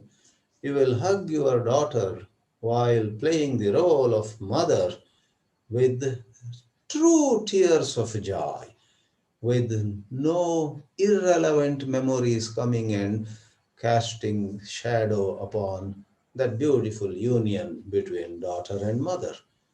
When we are egoistic, with, let me say this and complete this reference, even as I say I am the mother and I'm hugging my daughter, along with that, but I missed that promotion yesterday. And somebody who, so all those images come. So let us say goodbye to irrelevant, unconnected, unwarranted images. Let us place what is relevant, what is connected, what is required in a certain scenario. Let's place it upon what otherwise is an image-free consciousness. That is Chit, that is pure Chaitanya. And this truth is brought out in so many verses, so many conversations, in talks with Sri Ramana Maharshi, day by day with Bhagavan, or letters from the ashram, or many other works. Every one of them, as most of us or all of us know, is such a precious spiritual heritage we have received in recent times. And the literature of Sri Ramana Maharshi has the unique advantage that because it is of reasonably or relatively recent origin, the language is something to which we can relate very easily. Unlike Upanishads or some Bhagavatam or some more ancient works, there are idioms, there are some phrases, there are some linguistic usages in those works which sometimes we are unable to understand. Here is a literature left behind. Here is a beautiful, treasure gifted to us by Bhagavan Sri Ramana Maharshi. So crisp, so much to the point, no frills, just what is needed. 30 verses of Upadeshasar, 44 verses of Saddarshanam, some 300 shlokas in Sri Ramana Gita, and so on. Everything presented with great beauty, as though a piece of art handcrafted by a master artisan, specially for a purpose. In modern times, most of us don't have the energy to read some huge Brihadaranyaka Upanishad with Shankara's Bhashya and then Sureshwara's Vartika. All that is not everybody's cup of tea. But Ramana Sahityam, the works of Bhagavan, I personally I feel so blessed. Whenever I get tired of much philosophy, I return to the simple, to the point teachings of Bhagavan Maharshi. And I know that this is it. And rest of it, I will try to read Vartik of Sureshwara one day. I will go through Shankara's commentary on Mandukya Karikas. I will do that. But all of them are to make this only clearer in yet another or yet other ways. The heart of everything is these teachings. In this way, we feel so reassured, we feel so happy, we feel so peaceful. Therefore, friends, by way of drawing my talk to a conclusion, let me say that this human life of ours has a mystery about it. There is a knot that we are unable to untie. This who am I inquiry is like putting the sword to the Gordian knot. The Gordian knot could not be untied by anybody, as you know the legend.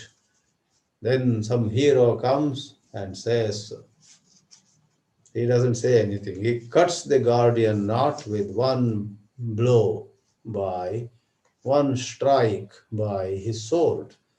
So problems which seem to be insoluble, problems which seem to be just impossible to handle, are like the Gordian knot. But who am I inquiry is like the sword of that hero that cuts the Gordian knot. Leave aside these metaphors or similes, these decorative sentences which speakers are prone to use. Essentially, if we have gentle self-awareness, if we have a questioning spirit, with devotion to the Supreme, we are lovingly persuading our mind to cooperate with this margana, with this search. with this hunting for the true I and hunting away the false I, then that is life's fulfillment.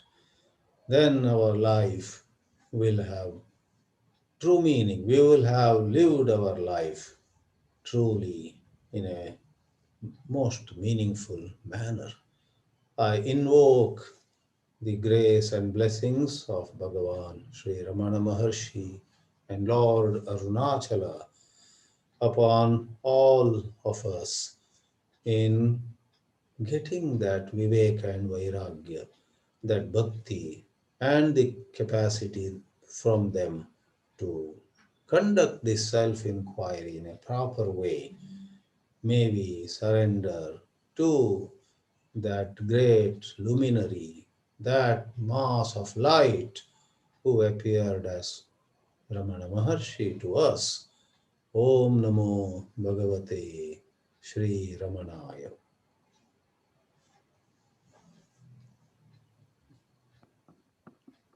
Pranam Swamiji.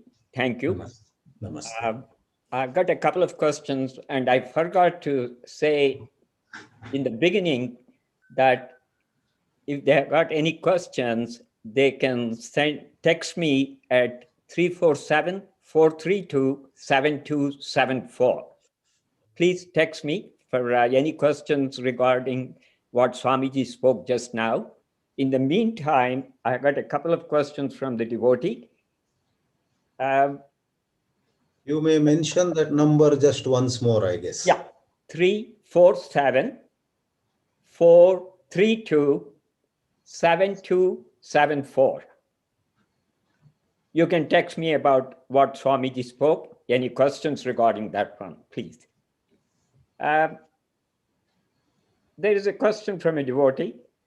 Swamiji, Sri Bhagavan states that in our true state is that in which our ego does not arise, as in the shloka 29.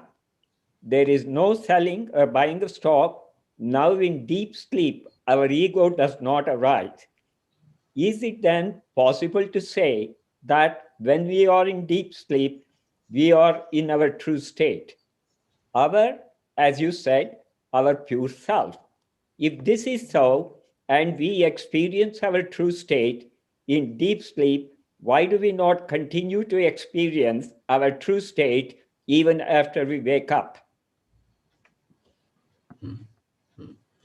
First of all, I would say it is a valid statement. It is a true statement to say in deep sleep, we are with our true nature. The pure self alone is.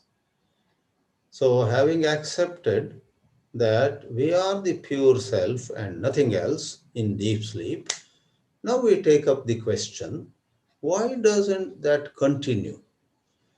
This question is flawed and we need to question the question. I'll tell you how.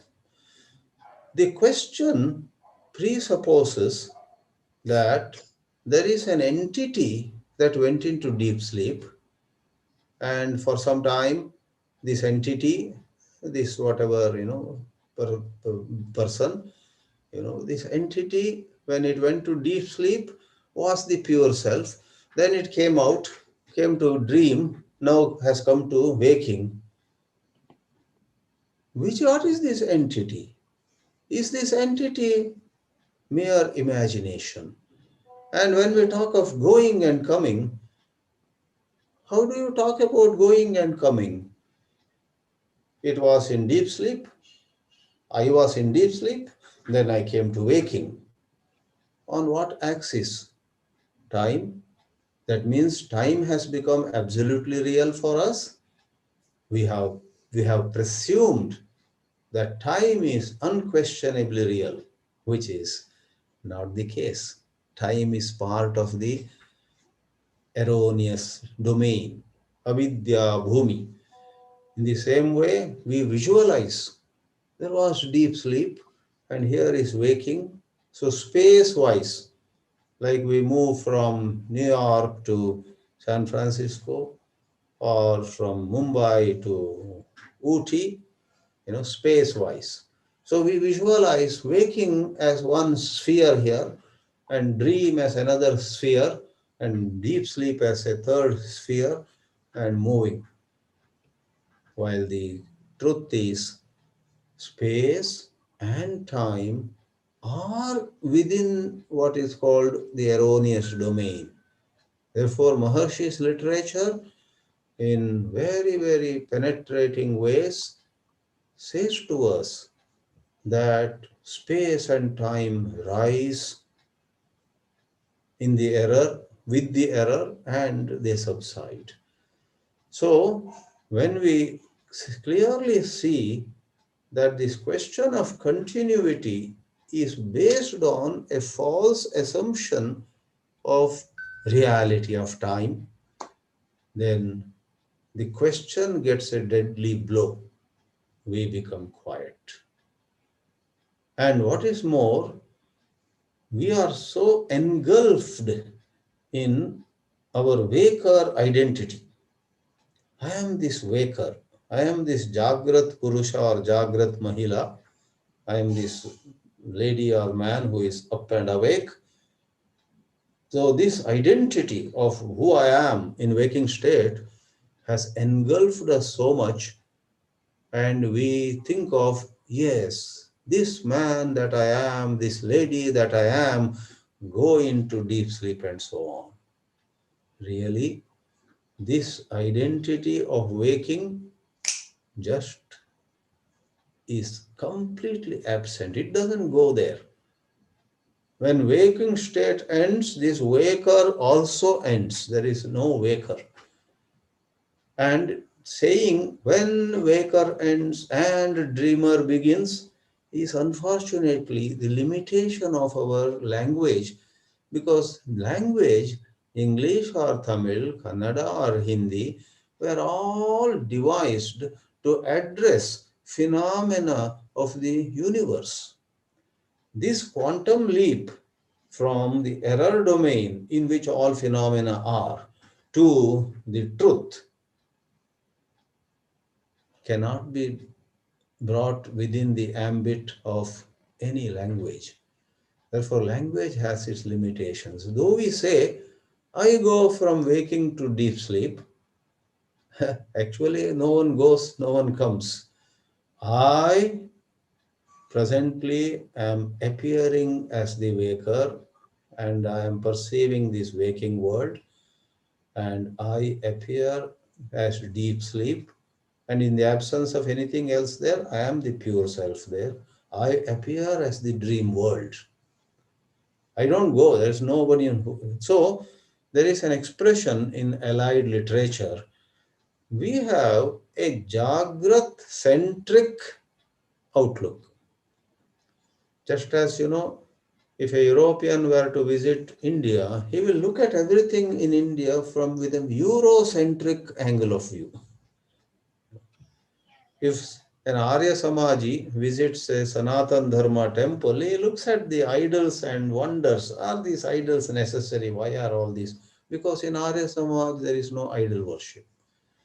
Right? So in the case of Judaism or Christianity or Islam, they have that Judeo-Christian outlook. So an idol, Hanuman, looks bizarre to them.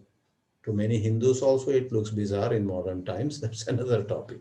So coming back, just as there is a Eurocentric way of looking at things, or an Arya Samajic centric or Jewish centric way of looking at things, those are analogies. Don't ask me questions on them. I'm not an expert in sociology. There is this Jagrat centric angle of view. I go to deep sleep with taking this I as real, as though this I is always there, going here, coming back, and so on. This I has no validity the moment waking ends. To say that the moment is also a presumption of time being continuous. Time itself, waking time, is not valid other than in waking state. Dream time has no validity other than dreams state. And in deep sleep, there is no time, no space, no nothing, and therefore it is the pure self. Think on these fundamental questions, then a lot of ideas fall in proper place. Sorry, there was one or two other questions you said.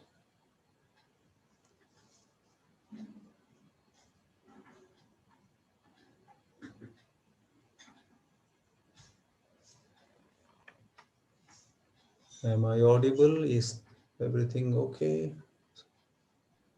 We were able to hear you, Swamiji. No. Sorry, I think I had not unmuted myself, Swamiji. Yep. You had mentioned japa also during your talk, giving the example of Om Namah Shivaya. Now, sometimes along with this japa comes the thrilling vision of Shiva for the devotee. It is stated in Saddarshanam, the Shloka 22, that the vision of the Lord is only the mental vision. Does it follow that visions are not helpful for the bhakta or a sign of progress on the spiritual path? They are a sign of progress on the spiritual path. They are not utterly useless. They help us. They give a boost. They are like 2 shots of the virus vaccine, 2 shots of vaccine you have taken. They are very helpful. But that particular verse, that any vision is just a matter of the mind, is spoken. That verse is on a very high plateau. Yes, there is a point where one has to see that truth is free of any vision, like in our talk today, images. There is image-free consciousness. Talking of that, there are many images which are helpful on the path of sadhana. Suppose you and I primarily have an image of a spiritual student, a devotee of Sri Ramana Maharshi. I am somebody very interested in studying in great detail Upadesha Sara. Suppose we have an image. Who am I? I am a student of Upadesha Sara. That's an image, but that is a helpful image. Rather than I am a member of parliament, I am a congresswoman, mind you, and I am more educated than my siblings. You better keep note of it. That is ego. But when we have healthy images, while the highest truth is free of any image, healthy images, sattvic self-images, are helpful. Likewise, vision of Shiva is a shot in the arm. It is very helpful. With its help, we can let go of so many other forms of ego. And that is what in one of the chapters of Ramana Gita, Maharshi says, with the strength of holding on to Nama and Rupa of God, we can let go of our raga or dvesha, likes or dislikes, towards Nama Rupa of the world. There are so many names and forms in the world. To some we are highly attached, and towards some we have axe to grind. They can be abandoned when we hold on to Nama and Rupa, name and form of God. Maharshi endorses attachment to name and form of God in bhakti, but then says it will then take us further up, where we appreciate God also as above any image, our own true nature also beyond any image.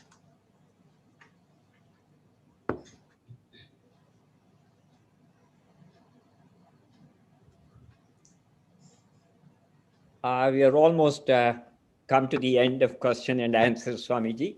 And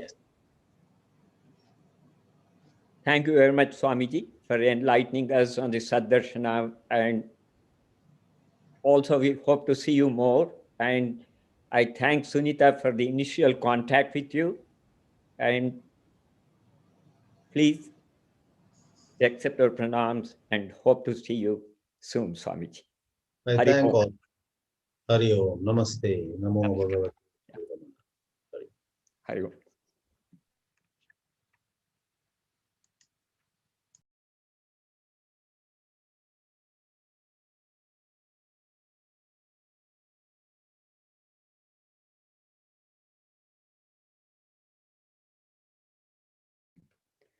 Now we are going to resume our program with the Ottawa Satsang Group.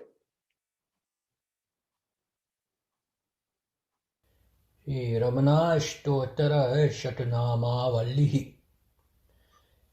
ॐ महासेन महोसेन जाताय नमः ॐ श्रीरमणाय नमः ॐ गुरवे नमः ॐ अखण्डसंविदाकाराय नमः ॐ महौजसे नमः ॐ कारणोद्भवाय नमः ॐ जगद्धीतावताराय नमः ॐ श्रीभूमिनाथस्थलोत्थिताय नमः ॐ पराशरकलोतंसाय नमः ॐ सुन्दरार्यतपःफलाय नमः ॐ कमनीयसुचारित्राय नमः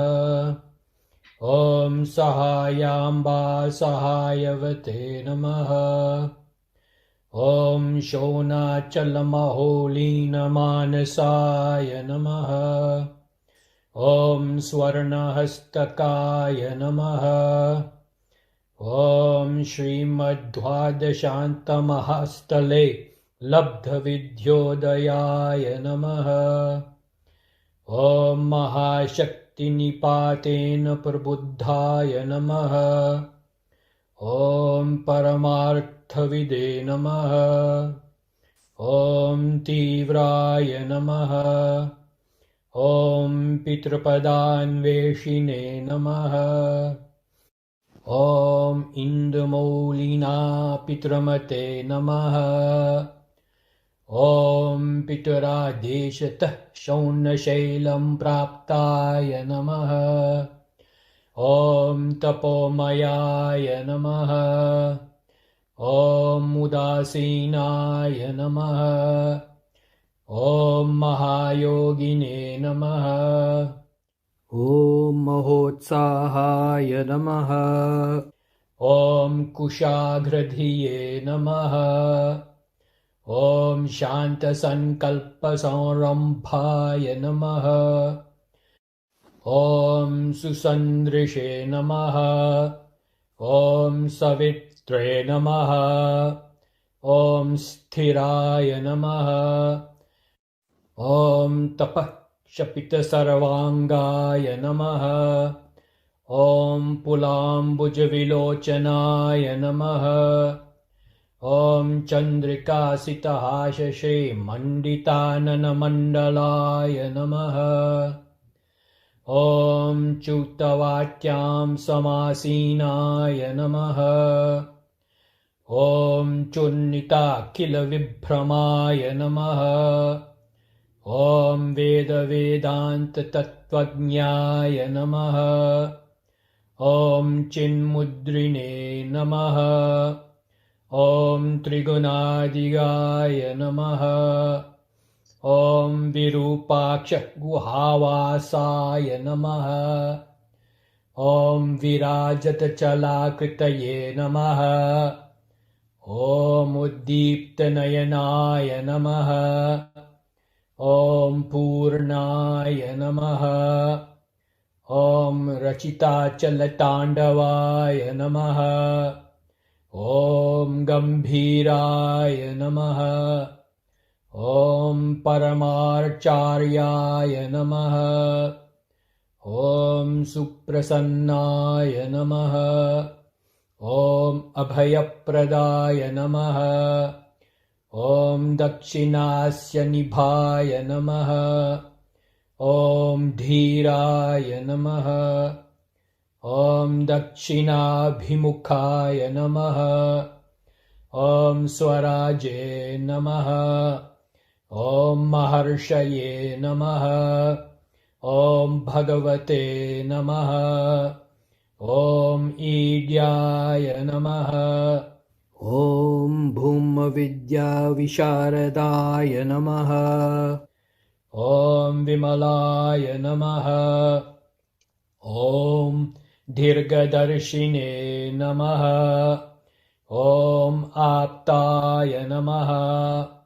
ॐ ऋजुमार्गप्रदर्शकाय नमः। ॐ समदृशे नमः। ॐ सत्यदृशे नमः। ॐ सत्याय नमः। ॐ प्रशान्ताय नमः। ॐ अमितविक्रमाय नमः। ॐ सुकुमाराय नमः। ॐ सदानन्दाय नमः। ॐ मृदुभाषिणे नमः। ॐ दयार्णवाय नमः। ॐ श्रीशोणाचल हृद्भूतस्कन्दाश्रमनिकेतनाय नमः। ॐ सद्दर्शनोपदेष्ट्रे नमः। ॐ सद्भक्तवृन्दपरिवृताय नमः। ॐ गणेशमुनिभृङ्गेन सेविताग्रिसरोरुहाय नमः। ॐ गीतोपदेशसारादिग्रन्थ संचिन्नसंशयाय नमः। ॐ वर्णाश्रममतातीताय नमः। ॐ रसज्ञाय नमः। ॐ सौम्याय नमः। ॐ आत्मवते नमः। ॐ सर्वावनिमतस्थानाम् आराध्याय नमः। ॐ सर्वसद्गुणिने नमः। ॐ आत्मारामाय नमः। ॐ महाभागाय नमः। ॐ मातृमुक्तिविधायकाय नमः। ॐ विनताय नमः। ॐ विनुताय नमः। ॐ विप्राय नमः। ॐ मुनीन्द्राय नमः। ॐ पावकोज्ज्वलाय नमः। ॐ दर्शनादगसंहारिणे नमः। ॐ मौनेन स्वात्मबोधकाय नमः। ॐ हृच्चान्तिकरसान्निध्याय नमः। ॐ स्मरणाद्बन्धमोचकाय नमः। ॐ अन्तस्तिमिरचण्डांशवे नमः। ॐ संसारार्णवतारकाय नमः। ॐ शोणाद्रीशस्तुतिद्रष्ट्रे नमः। ॐ हार्दविद्याप्रकाशकाय नमः। ॐ अविच्युतनिजप्रज्ञाय नमः। ॐ नैसर्गिकमहातपसे नमः। ॐ कमण्डलुधराय नमः। ॐ शुभ्रकौपीनवसनाय नमः। ॐ गुहाय नमः। ॐ दण्डपानये नमः। ॐ कृपापूर्णाय नमः। ॐ भवरोगभिषग्वराय नमः। ॐ स्कन्दाय नमः। ॐ देवतमाय नमः। ॐ अमर्त्याय नमः। ॐ सेनान्ये नमः। ॐ पुरुषोत्तमाय नमः। ॐ नमो भगवते श्रीरमणाय। Namaskar. This is Darlene from the Nova Scotia, Canada Mandiram. This little temple is in a former one-room schoolhouse, which was built in 1879, the same year our Bhagavan was born in Tiruchuzzi, India. Just a little fun fact for you. Bhagavan the Eco-Hero. There are so many examples of Bhagavan showing respect for plants, animals, and people, but only a couple will be mentioned now. The first is taken from Face to Face, where Sampurnama, a longtime cook at Sri Ramanashramam, talks about Bhagavan. Bhagavan would allow nothing to go to waste. Even a grain of rice or a mustard seed lying on the ground would be picked up, dusted, and taken to the kitchen and put in its proper place. I asked him why he gave himself so much trouble for a grain of rice. He said, "This is my way.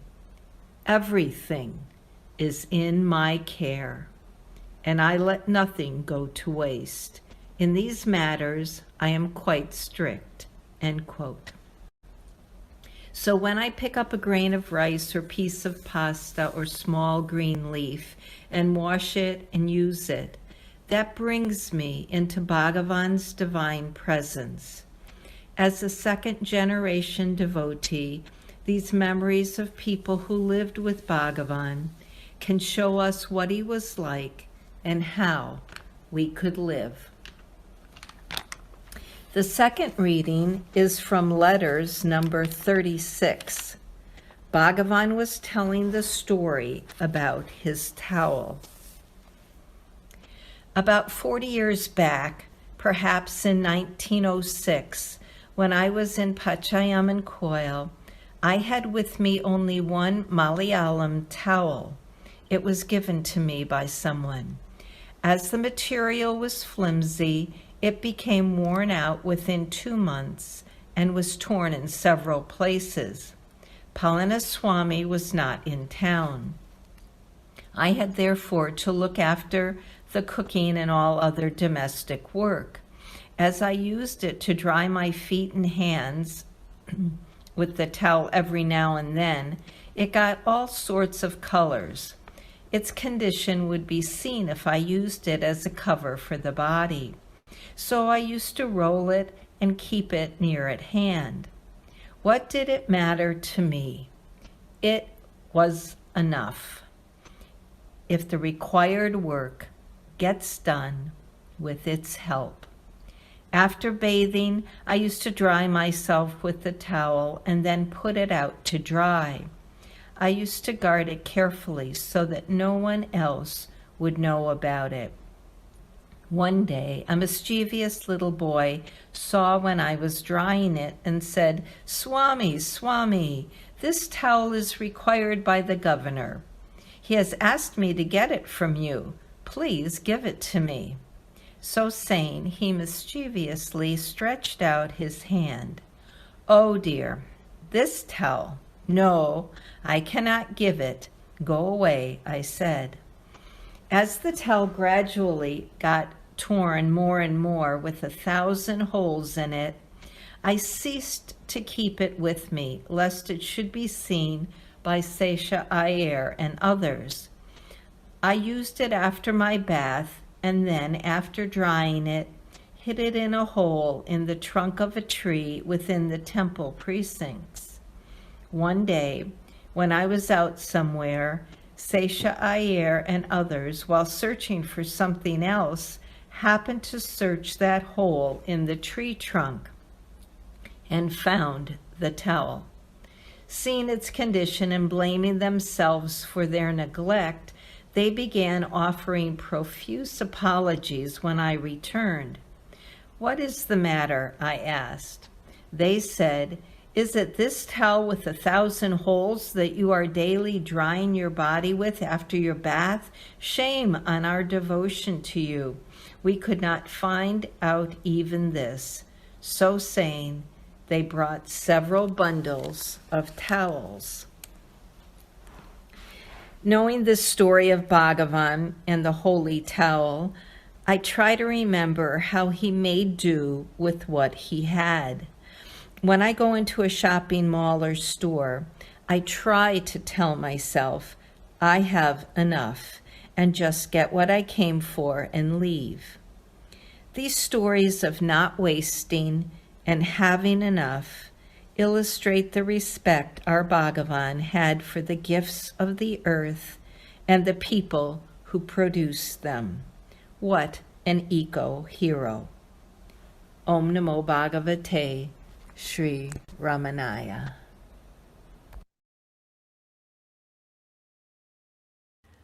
Aradhana greetings to one and all from Sri Ramanachalam Mandir in Ogdensburg, New York. I'm going to be reading chapter 82 from Face to Face with Sri Ramana Maharshi. This is written by Swami Tapovanam, who was the guru of Swami Chinmayananda. And the Swami Tapovanam writes, "Silence is truth.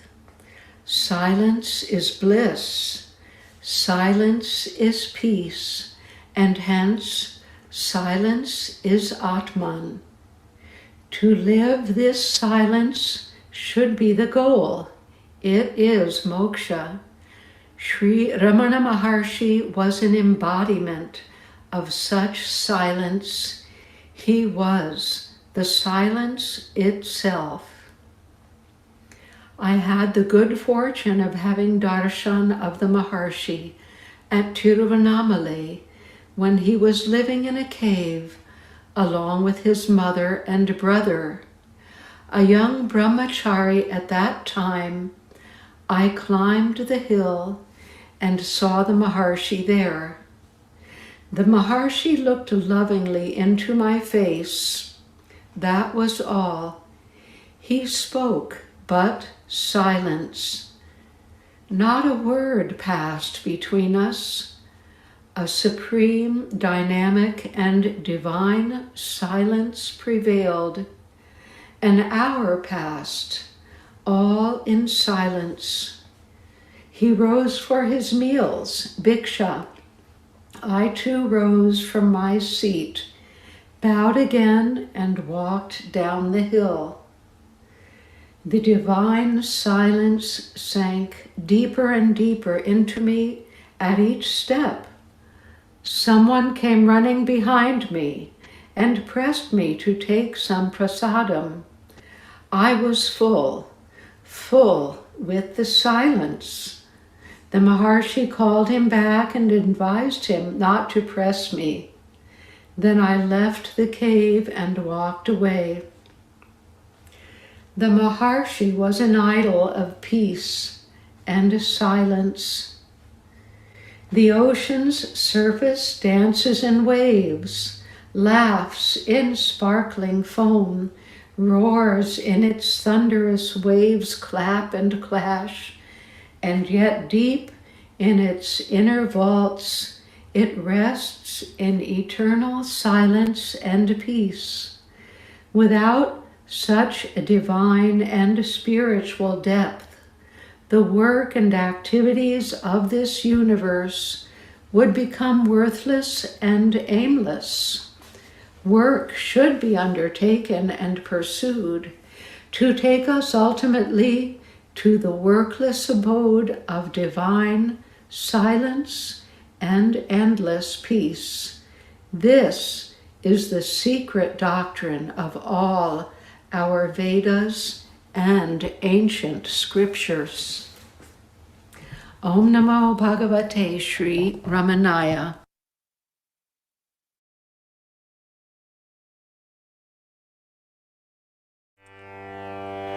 ॐ नमः प्रणवार्थाय शुद्धज्ञानैकमूर्तये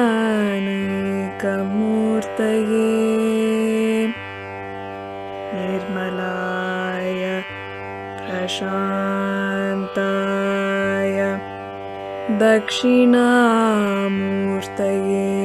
नमः।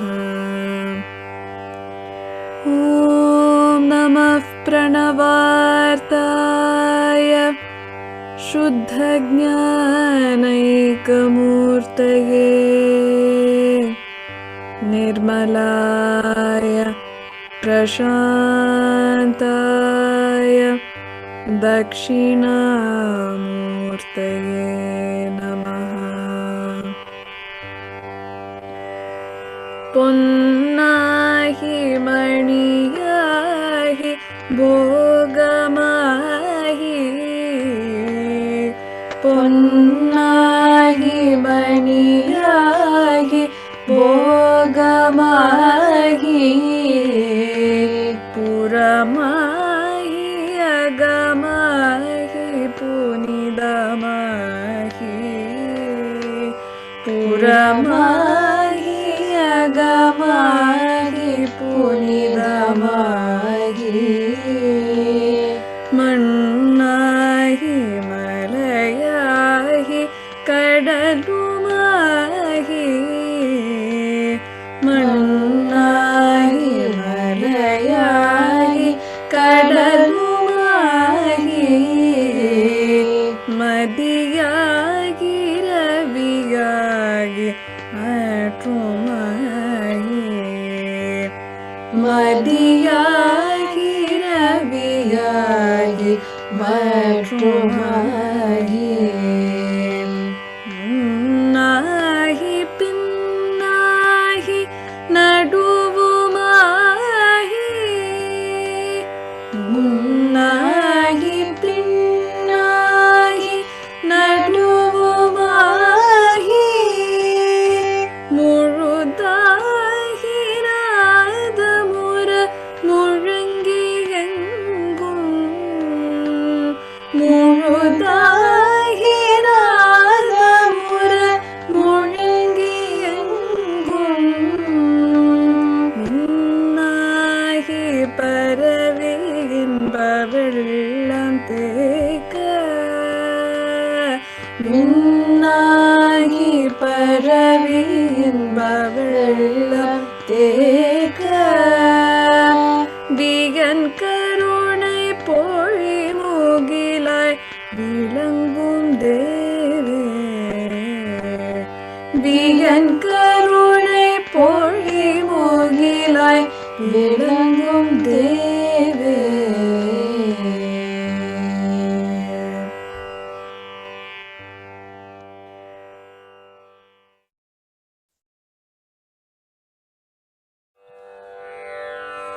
जय जय ब्रह्म परात्पर ईश्वर समन गर्व परिभंज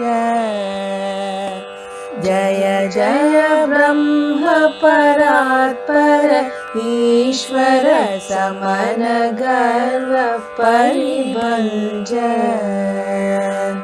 जय जय शांत समाहित सुंदर जय मन्मद मधुगुंज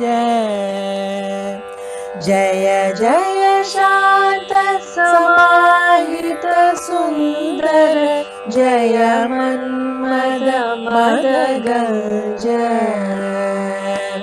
जय जय ब्रह्म परात्पर ईश्वर समन गर्व परिभंज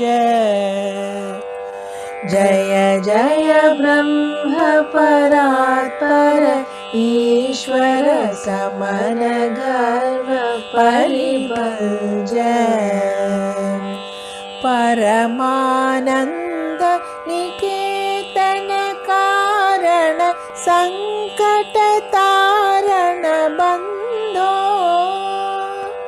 परमानंद निकेतन कारण संकट तारण बंधो सत्य सनातन भव भय पारण निराश हृदि पूर्णेन्दु सत्य सनातन भव हृदि पूर्णेन्दु मानसमोहन भक्तपरायण चिरमङ्गल मधुगुञ्ज मानसमोहन भक्तपरायण चिरमङ्गल मधुगुञ्ज जय जय ब्रह्म परात्पर ईश्वर समन गर्व परिभंज जय जय ब्रह्म परात्पर ईश्वर समन गर्व परिभंज जय जय शाश्वत विश्वविधायक जय जय श्रेष्ठ संहार पालक जय जय शाश्वत विश्वविधायक जय जय श्रेष्ठ संहार पालक जय जगजीवक पावक तारक शरणागत जन कल्मषहारक जय जगजीवक पावक तारक शरणागत जन कल्मषहारक निरंजन ज्योतिर्मय शुद्ध परम प्रेम रसाला निरंजन ज्योतिर्मय शुद्ध परम प्रेम रसाला निखिल भुवनमय विश्वनाथ प्रभो दीन सहाय कृपालो निखिल भुवनमय विश्वनाथ प्रभो दीन सहाय कृपालो अंधनयन युगतिमिर विनाशक दीप प्रदीप्त ज्ञानांजन अंधनयन युगतिमिर विनाशक दीप प्रदीप्त ज्ञानांजन जय जय ब्रह्म परात्पर ईश्वर समन गर्व परिभंज जय जय शांत समाहित सुंदर जय मन्मद मद गंज जय जय ब्रह्म परात्पर ईश्वर समन गर्व परिभंज समन गर्व परिभंज समन गर्व परिभंज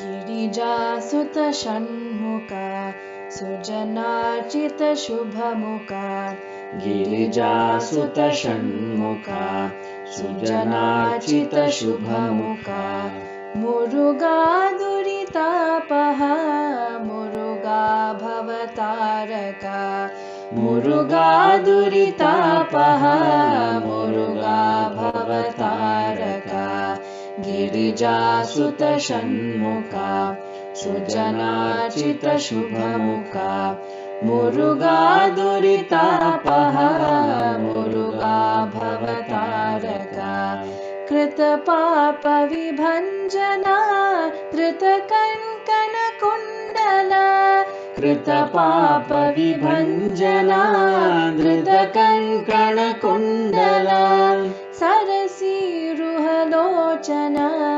शरवण भव सुन्दर सरसीरुहलोचना शरवण भव सुन्दर गिरिजासुतषण्मुखा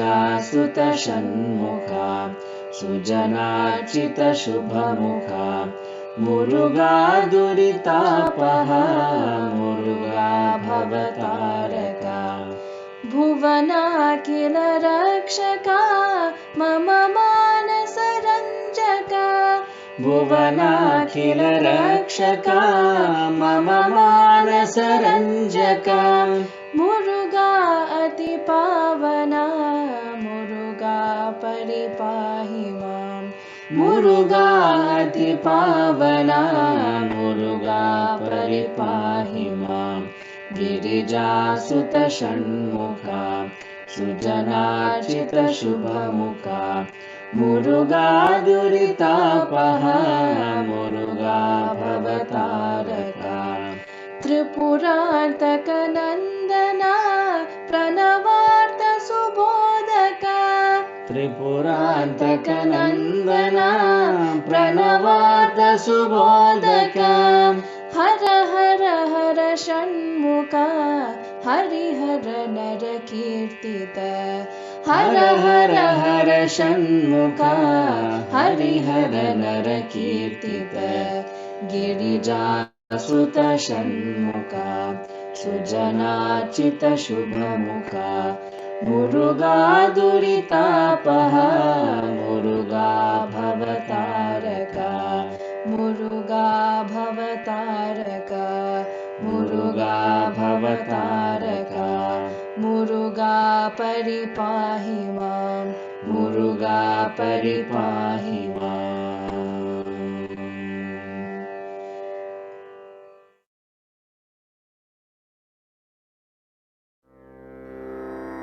श्रीरमणा श्रीरमणा श्रितजनभूषण श्रीरमणा प्रभुरमणा प्रभुरमणा प्रसिद्धकीर्ते प्रभुरमणा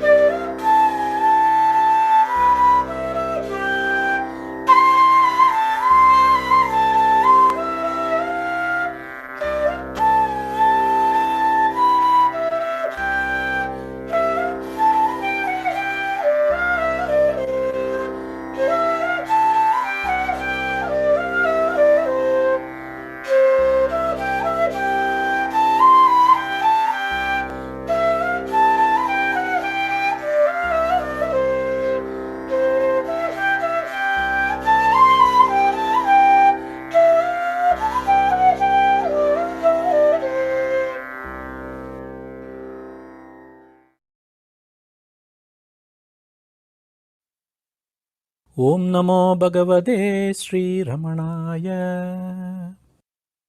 கருணார்ணவமாய் கருத கதி நல்கும் அருணாச்சல சிவம் ஈதாம். Namaskar. We now offer our Uttaranga Sri Ramana Shraddhanjali with 2 slokas from Dhruvastuti of Srimad Bhagavatam, Chaturtaskande Navamodhyayaha. Sri Bhagavan's Ekasloki, Sri Shankaracharya's Kasi Panjagam, followed by Shruti Vakyam. Om Dhruva Vacha Yonda Pravishya Mama Vasam Imam Prasuptam Sanjeevayatyakila Saktidharasvatam Anyamscha Hasta Sharana Shravanatvagadin Pranan Namo Bhagavate Purushaya Tubhyam Tvam Nitya Mukta Parisuddha Vibuddha Atma Kudastha Adi Purusho Bhagavams Triyadishaha Yadbudhyavasthitim Akhandidhaya Swadrishtya Drashtastito Adimago Vyadirikta Ase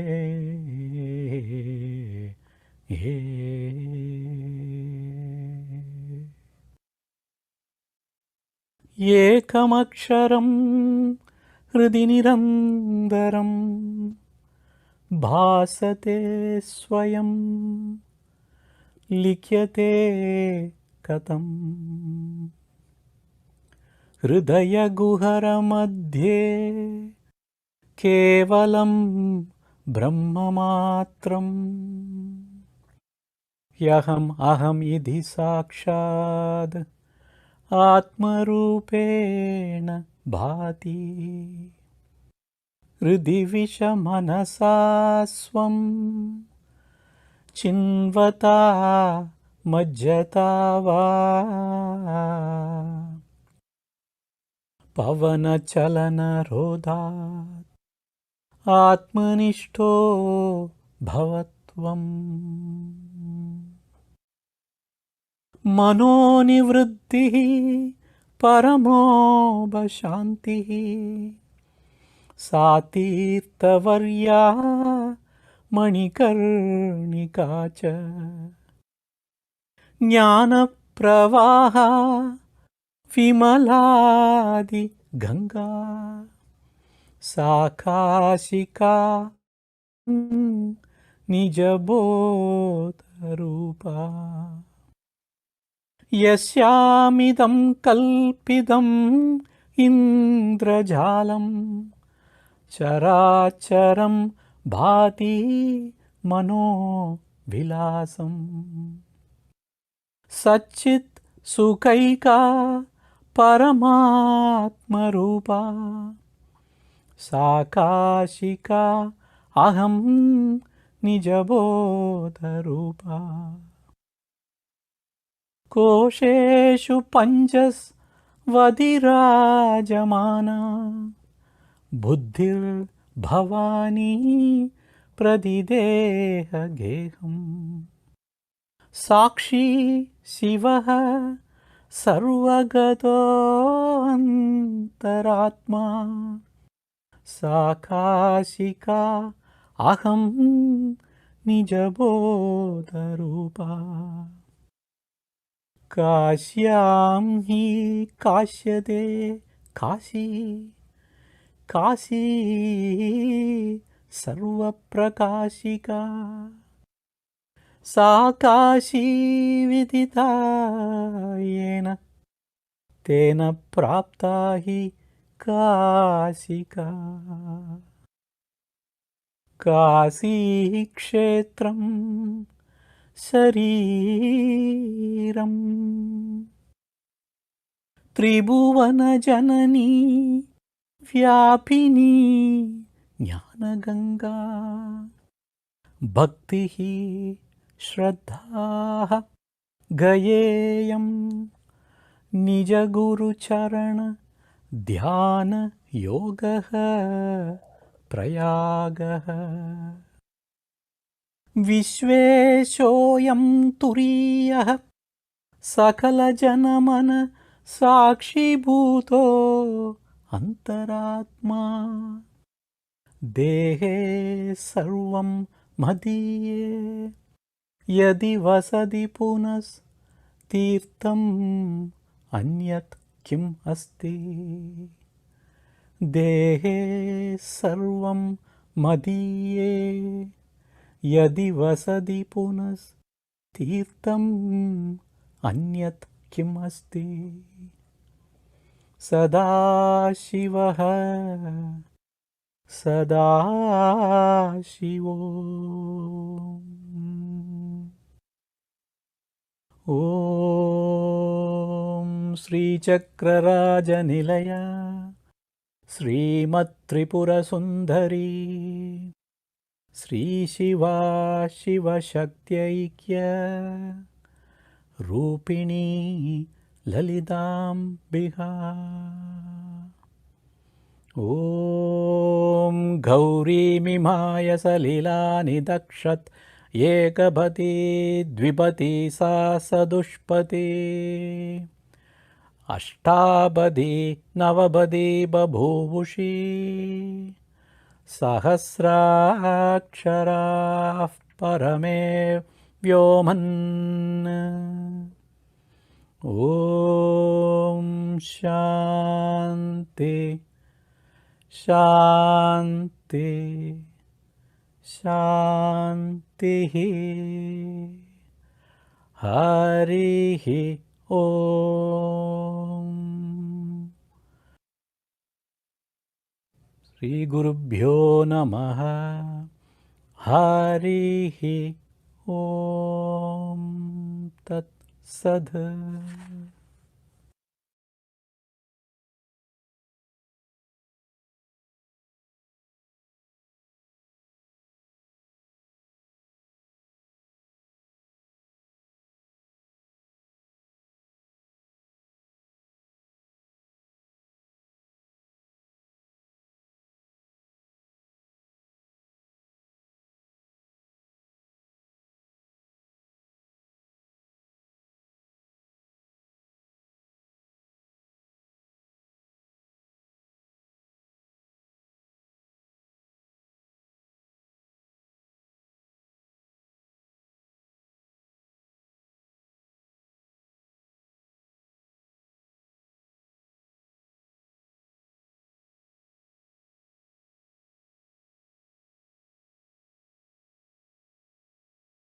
Sada. To all from the devotees of Ohio Satsang Group. I am Abhilash Mangamuru, coordinating from our center. We are all happy to be part of Bhagavan's 71st Aradhana celebrations.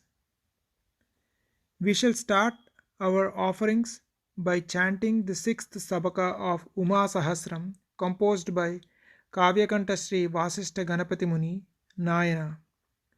Children of our group, Ramana Vasini and Ramana Sanat Kumar, will be chanting the 6th Stabakam for us.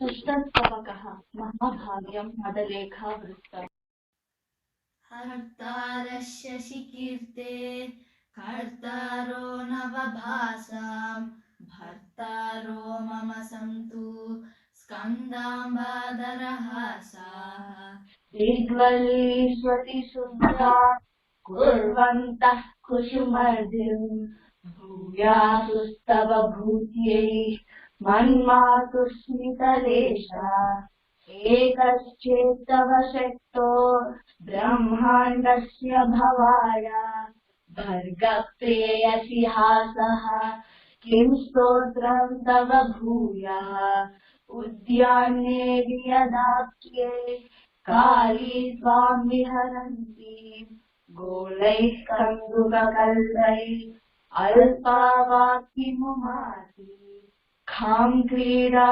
Bhavanamte Kah Karyalaya Esaha Tutviyam Bahulatna Matar Bhojana Shala Buddhi Namasi Dhatri Siddhi Namasi Netri वीर्याणामचितेति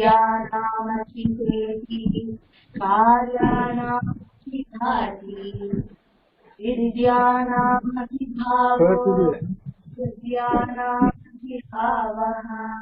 देवानामसि लीला दैत्यानामसि हेला गन्त्रूनामसि चेष्टा सानूनामसि निष्ठा लोकानामसि लीलाम् लोकादेरसि जालम् देवी व्यापकतेजः शक्तिस्तत्त्वविचारे अत्यन्तं सुकुमारी नारी मूर्तिविचारे त्वज्ज्योतिर्महतोऽस्मादाकाशादपि भूयः तत्सर्वं विनयन्ति वन्मङ्गी क्वनु नारी देवेन्द्राय विभुत्वम् सूर्यायोत्सहस्रम् ऊष्मानं दहनाय ज्योत्स्नामोषधिराजे वातायामितवीर्यम् विस्तारं गगनाय सान्द्रत्वं वसुधायै तोयाया द्रवभावम्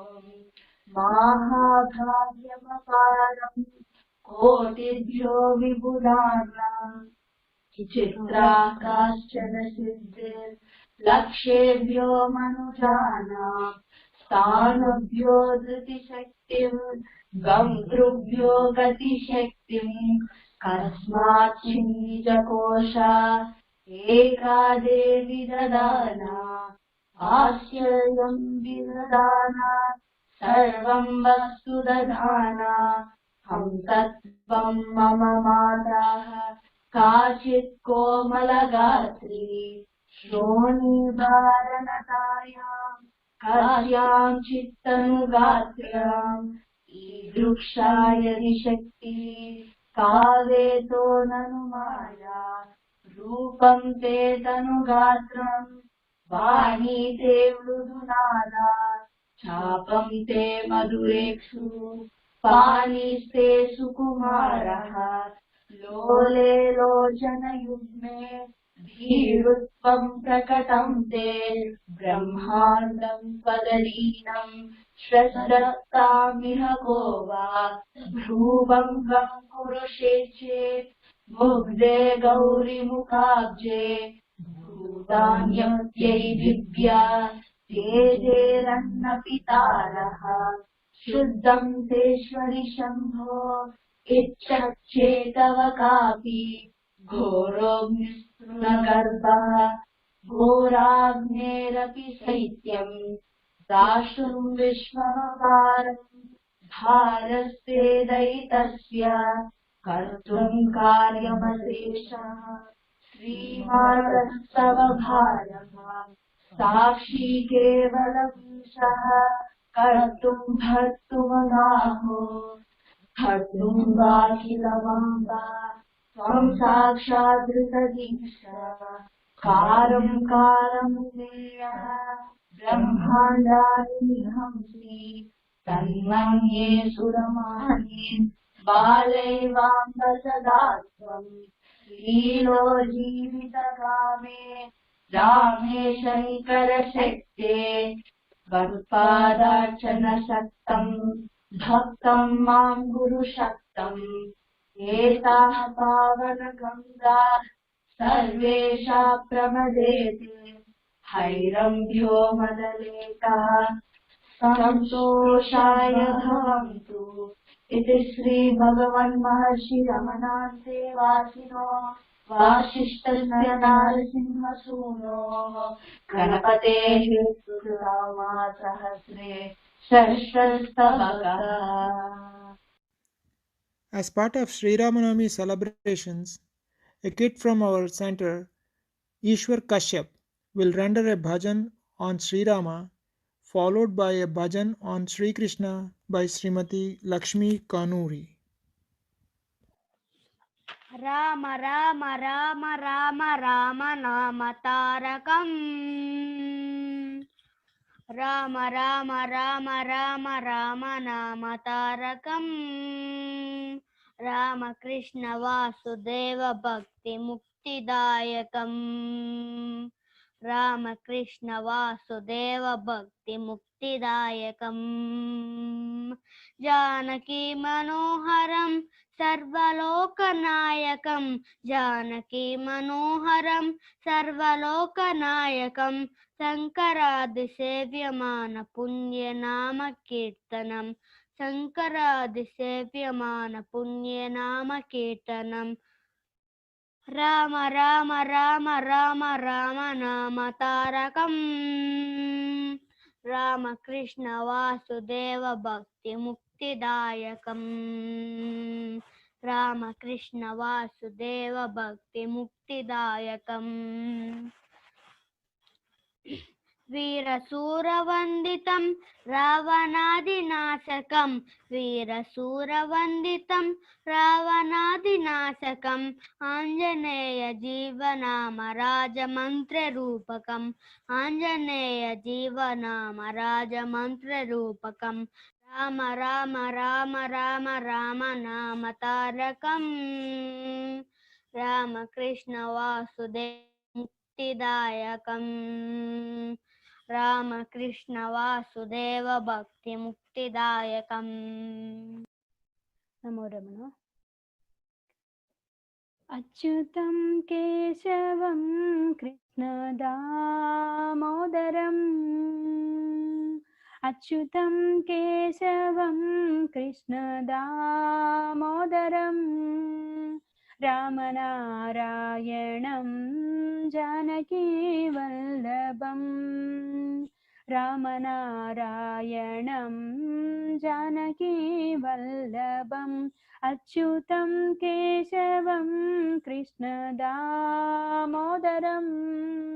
रामनारायणं जानकीवल्लभम् कौन कहते हैं भगवान खाते नहीं कौन कहते हैं भगवान खाते नहीं बेर से बरी की जैसे खिलाते नहीं बेर से बरी की जैसे खिलाते नहीं अच्युतं केशवं कृष्णदामोदरम्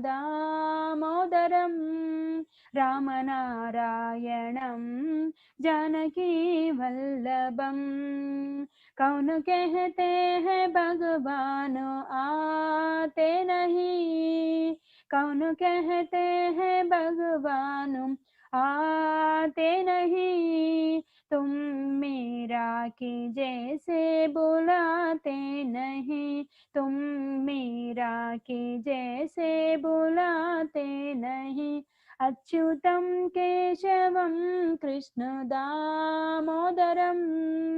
रामनारायणं जानकीवल्लभम् कौन कहते हैं भगवान सोते नहीं कौन कहते हैं भगवान सोते नहीं माँ यशोदा की जैसे सुलाते नहीं माँ यशोदा की जैसे सुलाते नहीं अच्युतं केशवं कृष्णदामोदरम् रामनारायणं जानकीवल्लभम् कौन कहते हैं भगवान नाचते नहीं कौन कहते हैं भगवान नाचते नहीं गोपियों की तरह तुम नचाते नहीं गोपियों की तरह तुम नचाते नहीं अच्युतं केशवं कृष्णदामोदरम्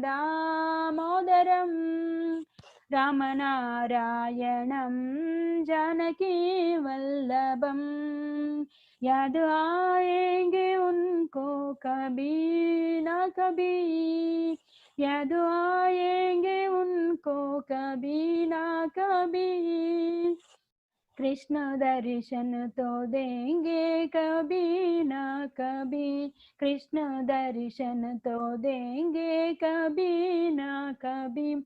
अच्युतं केशवं कृष्ण दामोदरं, रामनारायणं जानकी वल्लभं, रामनारायणं जानकी वल्लभम्.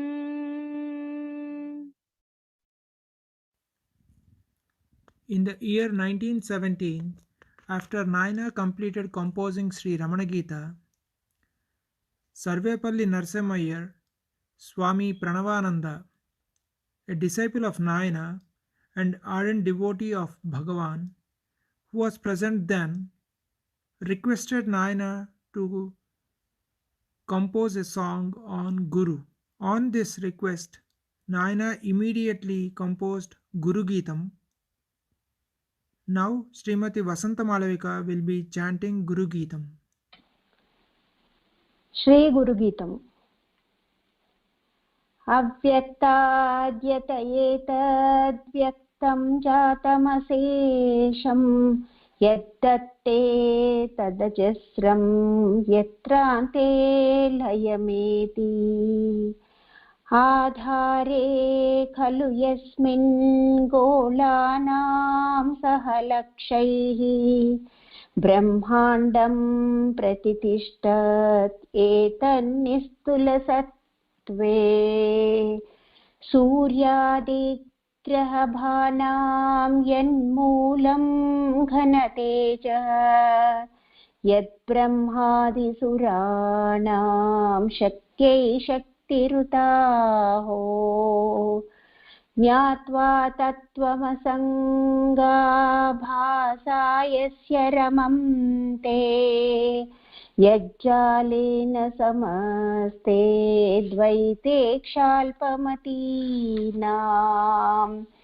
यद्ध्यानेन भवन्ति स्वात्मानन्दनिमग्नाः यन्निष्ठा खलु मुक्तिर्यच्छन्दोऽपि तदर्थः तद्ब्रह्म प्रणवाख्यं चित्ते ध्यानकृते मे अश्रान्तं रमणाख्यां बिभ्रद्भातुमदिष्टाम् आधारे धृतमूलं हार्दाब्जे कृतवासं शीर्षाब्जाय वहद्यत् पश्चादिन्द्रियशक्त्यै दृष्ट्यां तत्र पराच्यां यद्देह भ्रमकारी आवृत्तं तु पुनर्यत्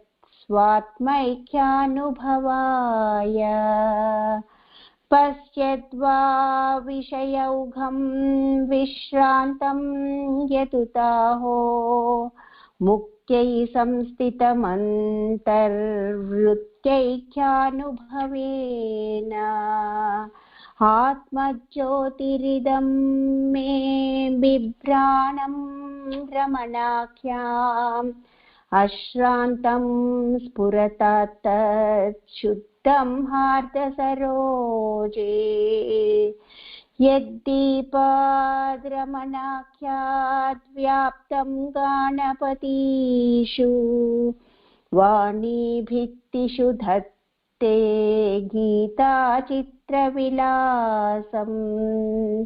यद्दन्ति च विजालैः अज्ञानां तिमिराणि तत्तत्त्वं स्फुरतान्नस्तारध्यानसमाधौ यातायातविहारैः आधारेषु च शीर्षे संचारं विदधानं किं चाशेषविसारी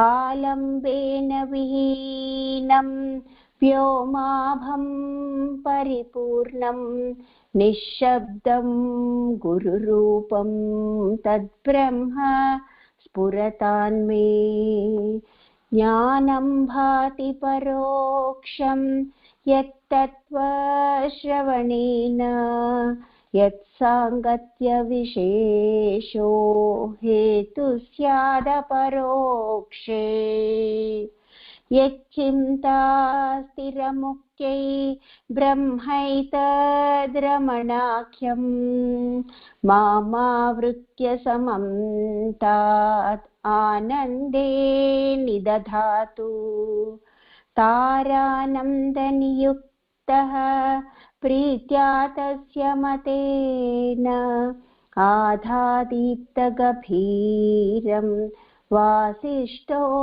गुरुगीतम् तारानन्दनियुक्तः प्रीत्या तस्य मतेन आधादीप्तगभीरं वासिष्ठो गुरुगीतम् तारानन्दनियुक्तः प्रीत्या तस्य मतेन आधादीप्तगभीरं वासिष्ठो गुरुगीतम्. Padaiveedu is located between Velur and Tiruvannamalai. Nayana in Padaiveedu composed is a slokam for each round around the temple of goddess Renuka, and immediately penned these slokams, these 27 slokams, as Renuka Geetam. Later, Nayana used to suggest to his disciples and his family whenever they had any issues in the family, like any diseases or any calamities happening, he used to tell them to recite Renuka Geetam and get rid of those issues going around. Now, in the current pandemic situation, we thought by the grace of Bhagavan and Nayana, we will render Renuka Geetam and get protection to the whole universe from this pandemic, and we all be safe and secure.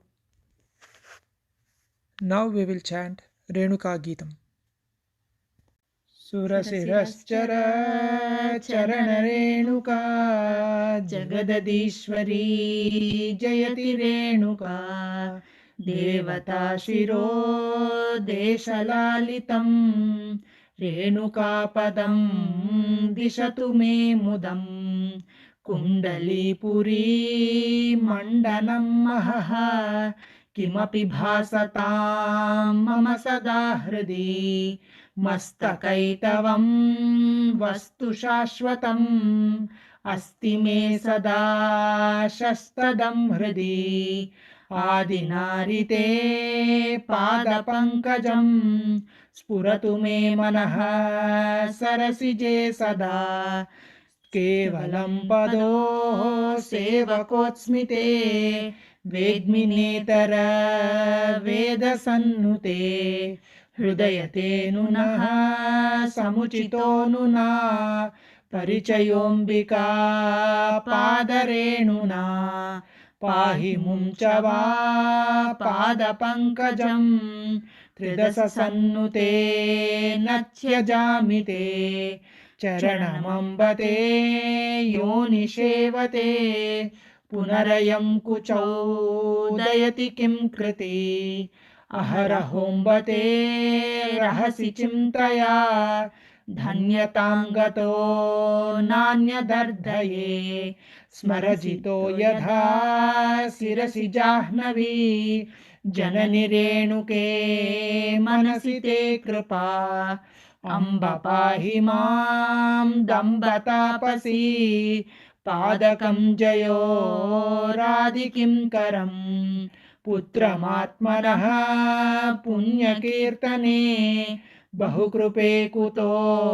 mamupekshase Amba samstute jambhavairina Pahi mamimam magnamapadi Tattvavadinaha sattvashalini Tvamaje viduhu sattvarupini त्वां प्रचक्षते सदयवीक्षते वेदवेदिनो मोदरूपिणीं संविदं विदुः स्वामिदं प्रसु परमयोगिनः परमदेवते जननि कुण्डली पुरनिवासिनी परशुरामवत् पश्चमामिमम् तनयरोदनं श्रवणशालिनी शृणुसुरार्चिते यदि दया हृदि याच्चकः सुतो भजनमीप्सितं तदपि दुर्लभं किमिदमम्बिके मास्तु वेतनं छिन्नमस्तके भजनमेव ते याचते मया तरलतारया जलजदीर्घया सानुकम्पया शीतपातया केवलं दृशा पश्य रेणुके तेन मे शुभं न च तवाशुभं किं करी भवत् सुरविलासिनी जयति कुण्डली नगरवासिनी मधुरमम्बते चरणपङ्कजं तत्र यत्र त्रैः स्यद्यतेऽखिलं चरणमम्बते चरतु मे हृदि इयमनामये प्रार्थना मम भुजगकङ्कण प्रभृति संस्तुते भुजगुवामरे जननि पाहि मां कुण्डलीपुरी मण्डनायिता गणपतिस्तुता जयति रेणुका कुण्डलीपुरी मण्डनायिता गणपतिस्तुता जयति रेणुका कुण्डलीपुरी मण्डनायिता गणपतिस्तुता जयति Renuka. We will contemplate on the Upadesha of Sri Bhagavan to Sri Kapali Shastri for the questions posed by Kapali Shastri to Bhagavan on various occasions. These were compiled by our Satsang Group devotees, and now we will all contemplate on those Upadesha.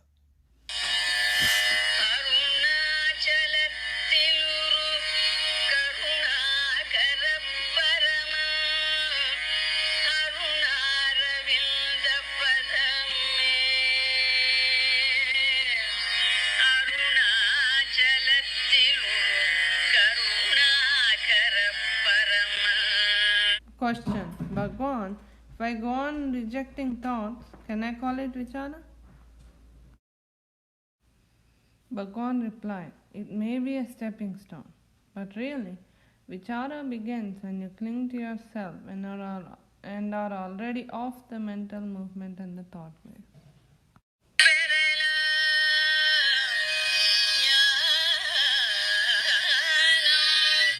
Question. Bhagavan, you have always laid great stress on silence. What is it exactly? Bhagavan replied, yes, I have. But silence does not mean negation of activity or stagnant inertness. It is not mere negation of thoughts, but something more positive than you can imagine. It is supreme peace, Maunam, immutable like a rock that supports all your activities and movements.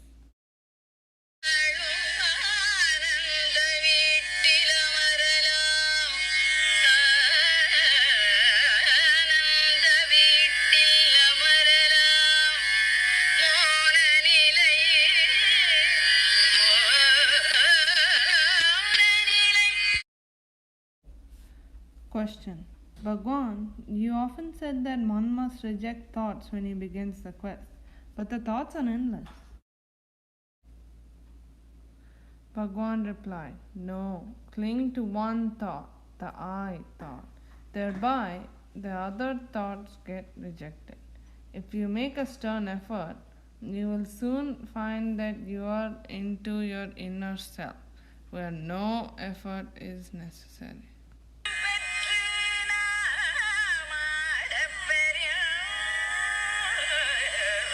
Question. Bhagwan, what is true devotion? Bhagwan replied, whatever I do or consider myself doing is really the Lord's doing. Nothing belongs to me. I am here for the service of the Lord. This spirit of service, Arul Uruvam, is really devotion supreme.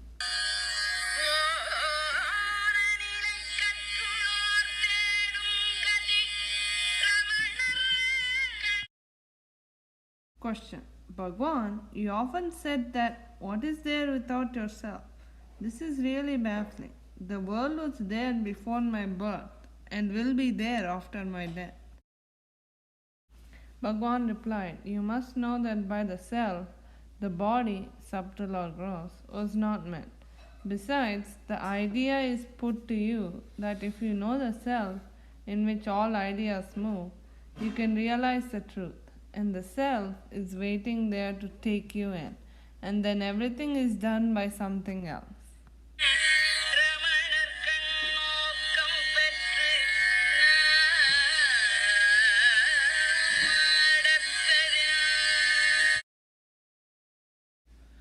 Question. Bhagwan, when you say know yourself, what do you mean?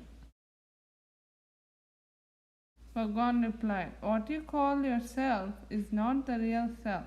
It's neither born or dies. Between self and the body, there is born something called ahamkara, the ego self, which is different from the ever-conscious self and unconscious matter.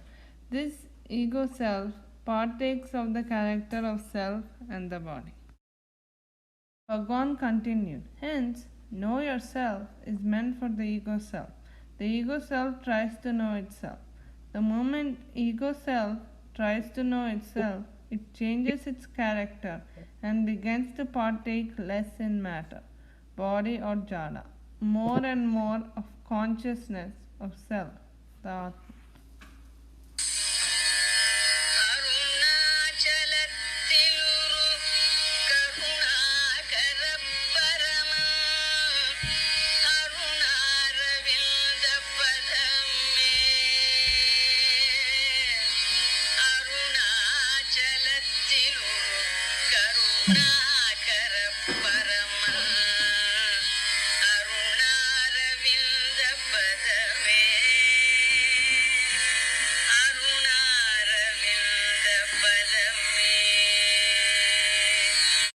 With this offering to Sri Bhagavan, now we request Michigan Satsang Group to continue the celebration of Bhagavan's online Aradhana celebrations.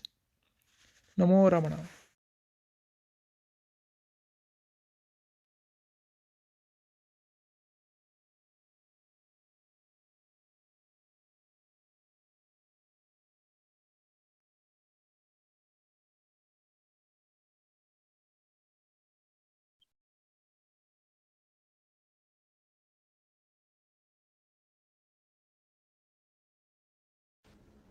Om Namo Bhagavate Sri Ramanaya.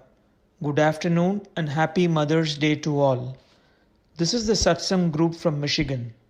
In our program today, we have a reading from Spiritual Stories as told by Sri Ramana Maharshi by Saroja, and from Moments Remembered by Sri V. Ganeshan by Uma.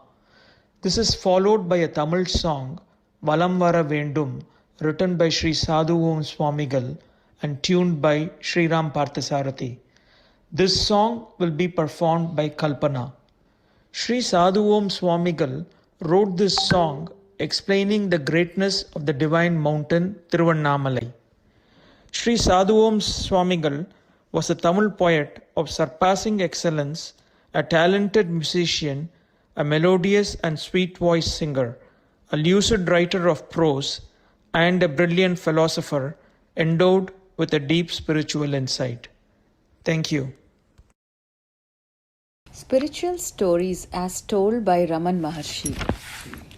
Ardhanarishwara, a form of Shiva, half man and half woman. Once upon a time on Mount Kailash, the mountain of delight, the great Lord Shiva and Goddess Parvati were sitting on the throne. The place was filled with the scent of fine flowers and incense. After granting the boons desired by the Devas, Rishis, and devotees and dismissing them, Lord Shiva rejoiced in the company of Goddess Parvati. The great god pleased Goddess Uma, who was as beautiful as Goddess Rati and full of auspicious qualities and noble traits. In a joyous mood, the goddess, who thought that her lord's attention was entirely centered on her, slipped playfully behind him and in sport covered fondly the 3 eyes of the lord with her 2 hands resembling lotus petals. As soon as his 3 eyes were covered, a dismal darkness spread over the universe for millions of years.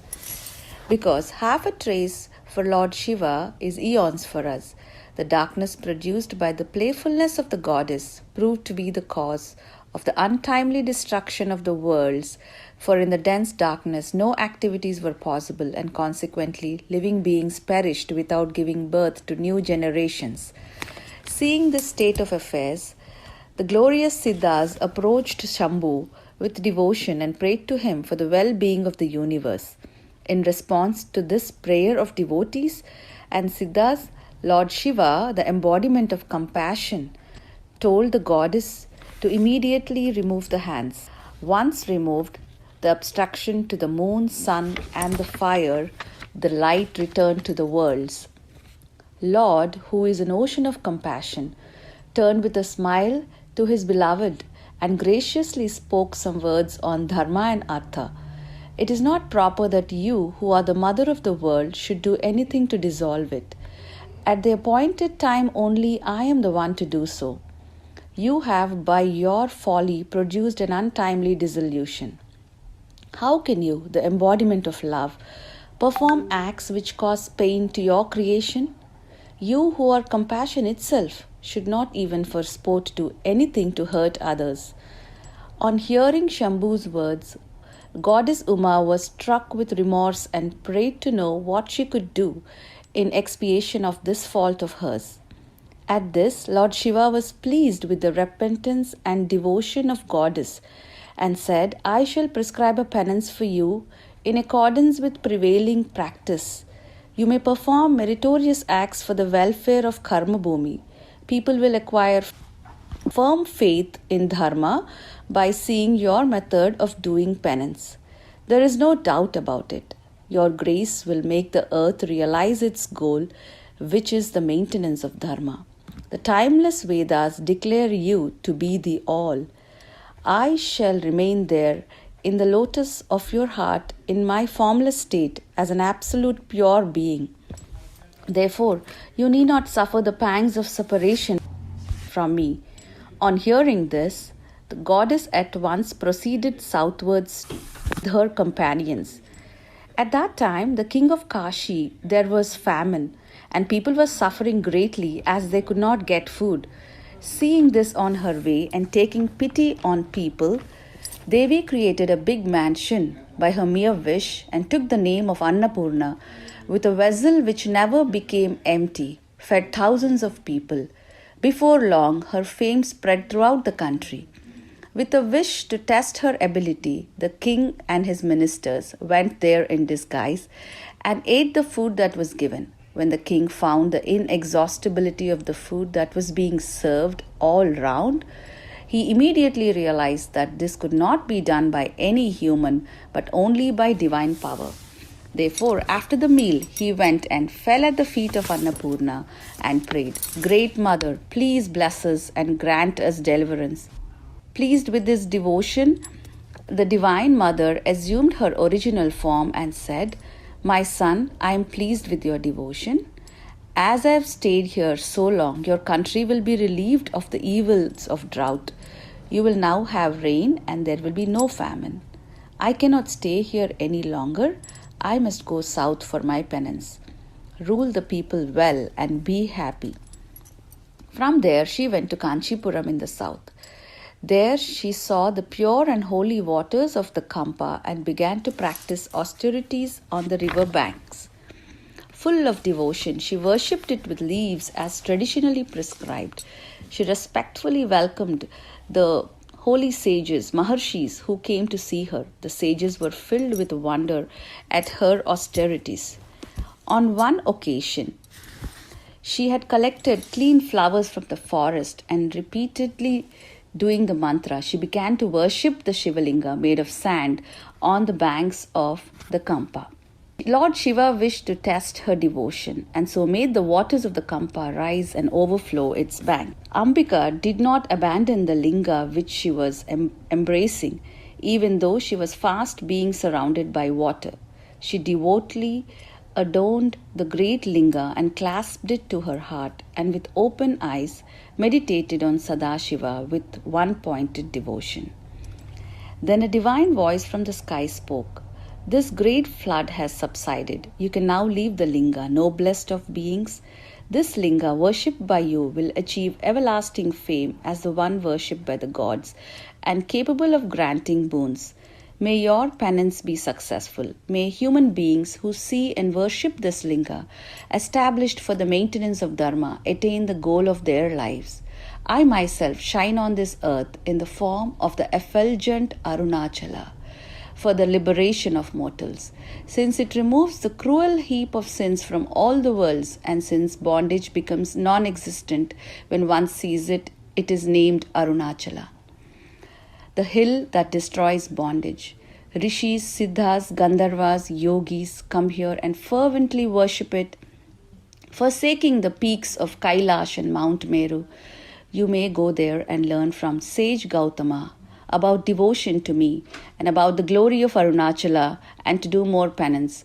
I shall reveal to you my effulgent form there in order that all sins of the world may be destroyed and all the worlds prosper. On hearing these words, which came from Shiva in his formless state, Devi said, "So be it," and started at once for Arunachala. Turning to the rishis who wished to follow her, she said, "Perform your austerities on the banks of sacred Kampa. This linga of sand, which removes all sins and brings in all kinds of prosperity, bears the marks of my embrace. Worship it. Let my devotees know that I shall be worshipped as Kamakshi, since I fulfill their desires and bless them. Let them worship me and obtain the boons they desire." She then came to Arunachala. The goddess saw Siddhas, Yogis, Rishis and Devas there. All the Maharshis begged her to be their guest, but she said she must see Gautama according to Shiva's command. So they directed her to his ashram. Devi then went to Gautama ashram at the foot of the coral hill, Pavalakundru. Satananda, the son of Gautama, saw her and full of devotional fervor, invited and worshipped her as prescribed and requested her to stay on while he went to the forest to bring his father Gautama, who had gone to fetch kusa grass. By that time, Gautama had already started for home, and when Satananda saw him, he ran to his father with great excitement and told him that Divine Mother had come to the ashram. The whole forest, in the twinkling of an eye, became green and full of flowers and fruits. Gautama was surprised and asked his friend if it was really so. Satananda, with a faltering voice, said, "Mother Parvati herself has come." Equally thrilled and elated, Gautama hastened to the place, saw Parvati and worshipped her. After Devi performed penance for a long time according to the instructions of Gautama, Mahadeva finally appeared before her and said that he would grant her whatever boon she asked for.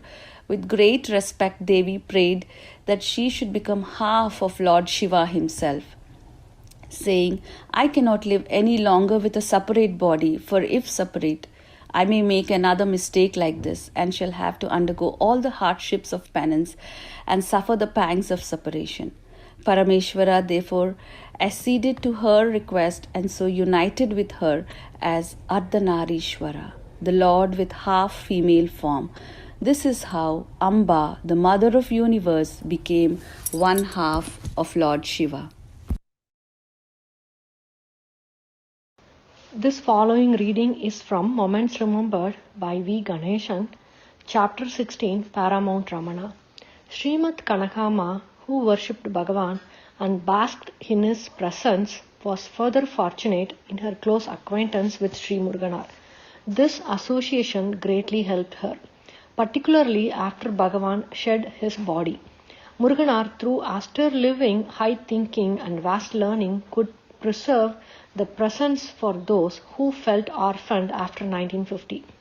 He convinced them that his spiritual presence was his true being. Srimad Kanakama, Srimad Padma, Sri Anandammal, and others thus benefited from their proximity to Muruganar. His daily exposition of Sri Bhagavan's Nool Thirattu, collected works of Sri Bhagavan, for many months transported them into the Ramana world of pure awareness. I asked Srimad Kanakama to tell me about Sri Anandammal. She narrated, Sri Anandammal had been coming to Bhagavan from his Virupaksha days. She belonged to Tiruvannamalai itself, where she lived with her parents. From her childhood, she was attached to Bhagavan, and at Virupaksha cave she used to meditate in front of him. Though her aspiration was purely spiritual, her parents forced her into marriage. Even after marriage, her regular visits to Bhagavan to Virupaksha cave did not cease. In course of time, she had a son. All her thoughts were about Bhagavan, and the son and other family members remained neglected. Leaving the child at home, she would still go up the hill for meditation. Nothing, not even the pleading persuasions of her parents and relatives, could wean her from this practice. After a few years, her husband passed away. Bhagavan also had come down from the hill to the present Sri Ramanashramam. Anandammal, leaving her son with her brother, shifted her residence from Tiruvannamalai town to Ramananagar opposite to the ashram. She erected a thatched hut with mud walls. She led a strictly disciplined life, eating very little, speaking only on matters spiritual, and going to Bhagavan every day without fail. The purity of her appearance would inspire reverence. The ochre dress, Rudraksha mala around her neck, and clean-shaven head. Her needs were few. One Dhanama, who was a great admirer of Anandammal, used to help by cooking for her. If Dhanama had to go out of town, she would cook rice for a few days and put it in a pot and pour water into it. This was all. When hungry, Anandammal would eat a portion of the cold rice with salt for taste. Though she could not read and write, she could explain any passage from spiritual texts. She would be very happy if visiting friends recited in her presence Bhagavan's Nool Thirattu and Ribu Gita. Her happiest moments, however, were those when she could sit meditating in Bhagavan's presence. She also dearly loved to go round the holy hill Arunachala. A school teacher, Madhurammal, well versed in Vedanta, often visited the ashram. She hailed from Madurai. Seeing the greatness of Anandammal, she used to spend some time with her and read out Tamil religious books. Difficult passages which baffled her would be explained by Anandammal in the light of Bhagavan's teachings. Thus, what erudition could not reveal, her direct experience could. In those days, many earnest sadhus were living at Palakottu. Muruganar, Mungala Venkatramaya, Annamalai Swami, Kunju Swami, and others. It was customary for devotees to give these sadhus some special eatables prepared at their houses.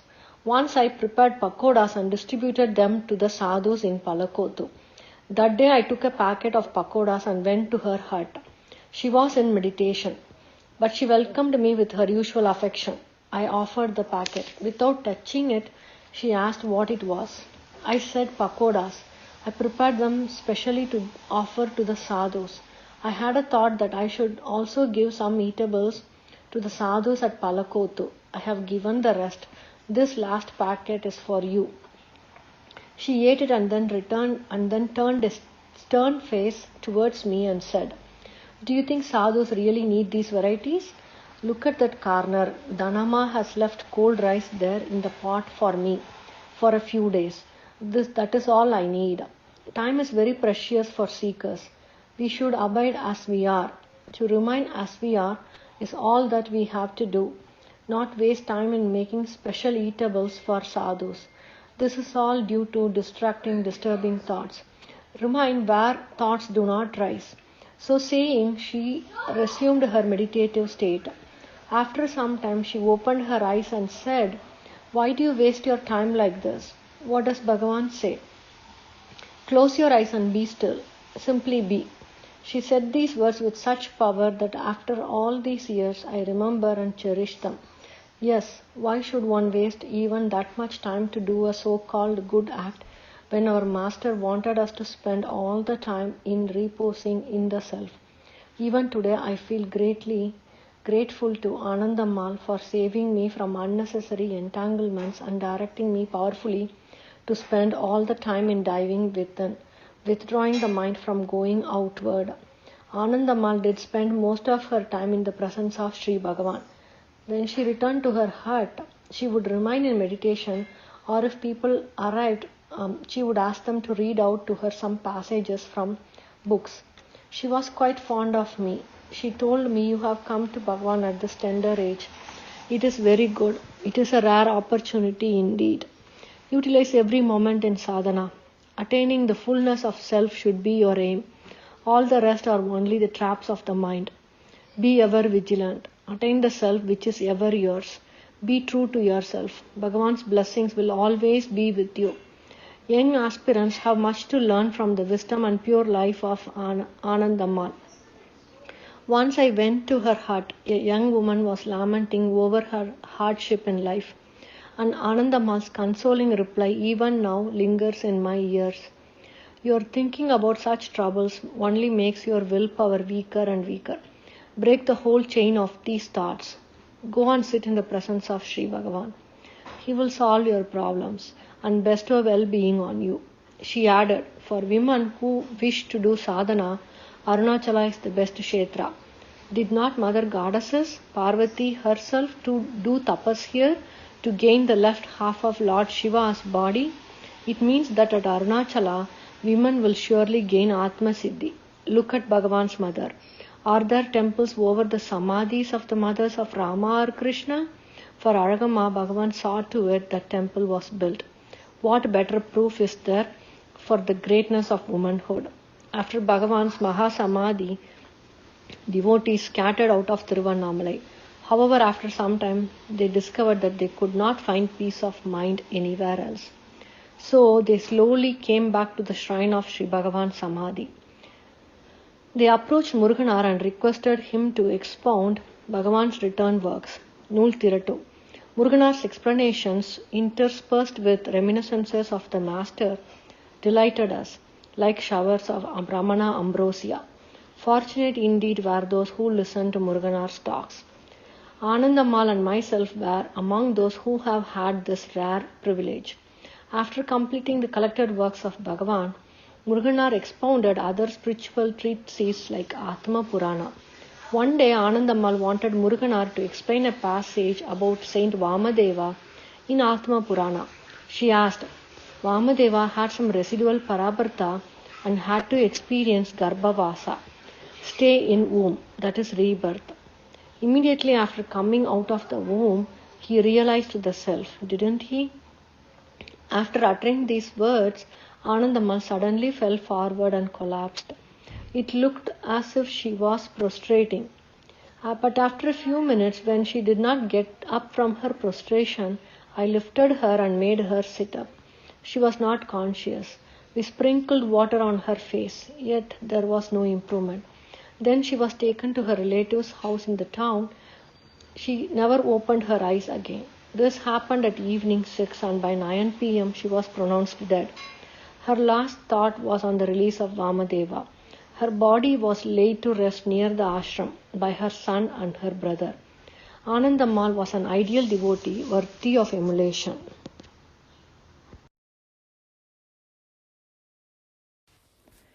This song, Valambara Vendum, is a composition of Swami Sri Sadhu Om.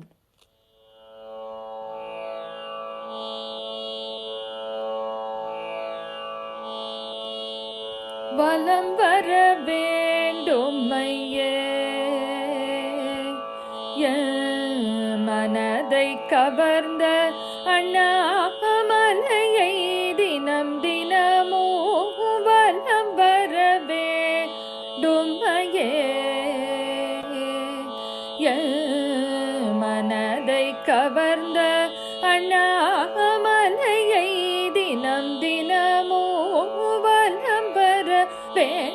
வேண்டுமையே மனதை கவர்ந்த அண்ணாமலையை தினம் தினமோ வலம் வரவே டுமையே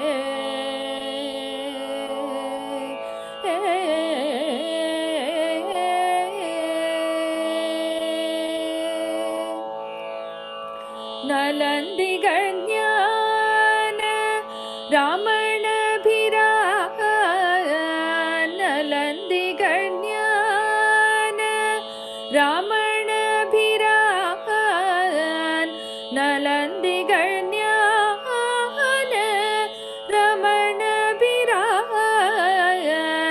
நலந்திகள் ஞான ரமணபிரான் ஓர் வீணாடி விலகாத ஞானமலையை நானும் வலம் வர வேண்டுமையே மனதை கவர்ந்த அண்ணாமலையை தினம் தினம் மூவலம் வர வேண்டுமையே கலந்த சிவஞான காதர் பெருக்காலே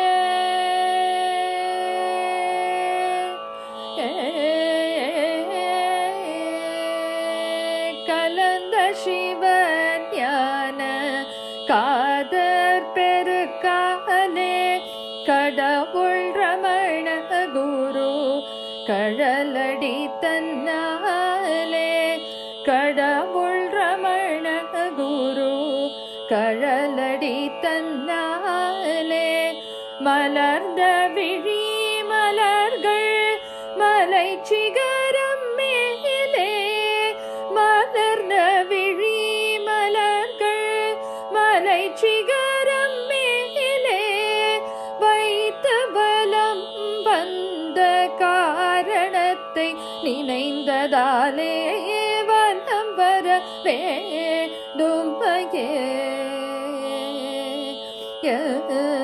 மனதை கவர்ந்த அண்ணாமலையை தினம் தினம் மூவலம் வர வேண்டுமையே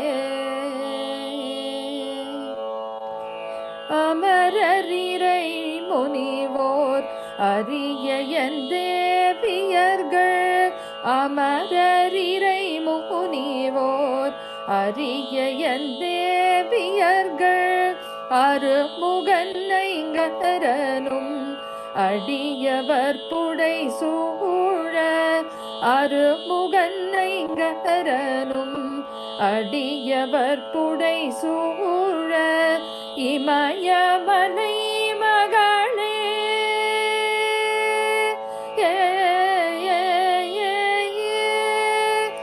இமயமலை மகளேயும் மலையை வலம் வந்தே இடது பாகமடைந்தால் என் போன்ற அடிமைகள் இமயமலை மகளேயும் மலையை வலம் வந்தே இடது பாகமடைந்தால் என் போன்ற அடிமைகள் வலம் வர வேண்டுமையே மனதை கவர்ந்த அண்ணாமலையை தினம் தினம் மூவலம் வர வேண்டுமையே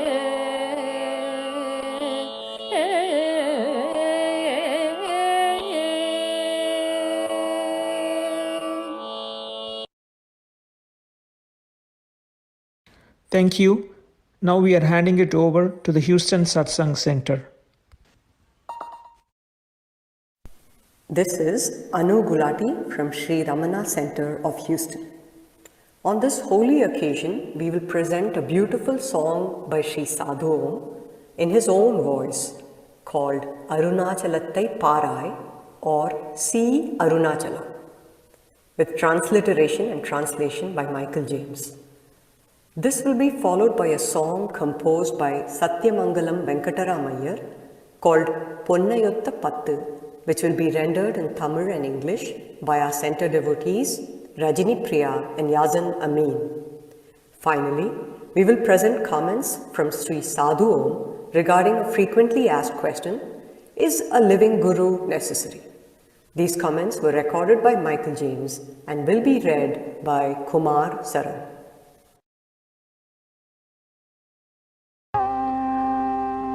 Om Namo Bhagavate Sri Arunachala Ramanaya. அருணாச்சலத்தை பாராய் என்ற பாடல் ராகம் மாண்டு தாளம் ஆதி. அம்மா அருணாச்சலத்தை பாராய் சும்மா விருக்குதே. அம்மா அருணாச்சலத்தை பாராய் சும்மா விருக்குதே. அதுபோல் அமர்ந்துள்ள கையாரிருக்க ஆசை பெருக்குதே.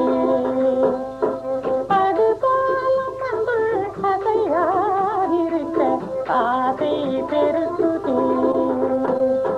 இம்மாதிரத்தின் திருப்பேவலி திங்களை இழுக்குதே. இம்மாதிரத்தின் திருப்பேவலி திங்களை இழுக்குதே.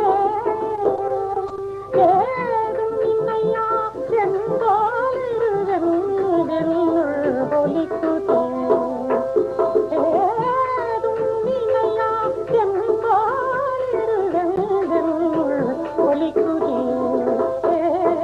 அம்மா அருணாச்சலத்தை பாராய் சும்மா விருக்குதே. அதுபோல அமர்ந்துள் அசையாதிருக்க ஆசை பெருக்குதே. காணு காணு கருத்துள்ளொடுங்கி கண்கள் நிலைக்குதே. இதை காணு காணு கருத்துள்ளொடுங்கி கண்கள் நிலைக்குதே. கள்ளன்று உயிரை கவரும் காந்த கவர்ச்சி பலிக்குதே. இது கள்ளன்று உயிரை கவரும் காந்த கவர்ச்சி பலிக்குதே. ஆணை பெண்ணை அதை வருளவும் அவகரே குதே. ஆணை பெண்ணை அதை வருளவும் அவகரே குதே. உலக ஆசையளிக்கும் ஆசை பெருக்கி அமைதியளிக்குதே. உலக ஆசையளிக்கும் ஆசை பெருக்கி அமைதியளிக்குதே. அம்மா அருணாச்சலத்தை பாராய் சும்மா விருக்குதே. அதுபோல மந்துள் அசையாதிருக்க ஆசை பெருக்குதே. என் உள்ளம் கவர்ந்த கள்வந்த மனம் ஒளிந்தெங்குள்ளாரோ. உள்ளம் கவர்ந்த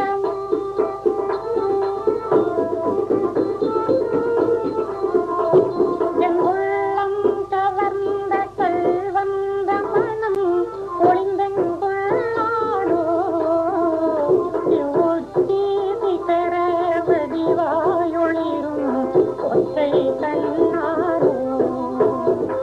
இவ்வொத்தீதி பெற வடிவாயொளிரும் ஒற்றை கண்ணாரோ. மெல்ல நகைக்கும் வெப்பரமணம் வெளியில் வாரானோ. வெள்ள நகைக்கும் வெப்பரமணம் வெளியில் வாரானோ. விலகாதெந்தன்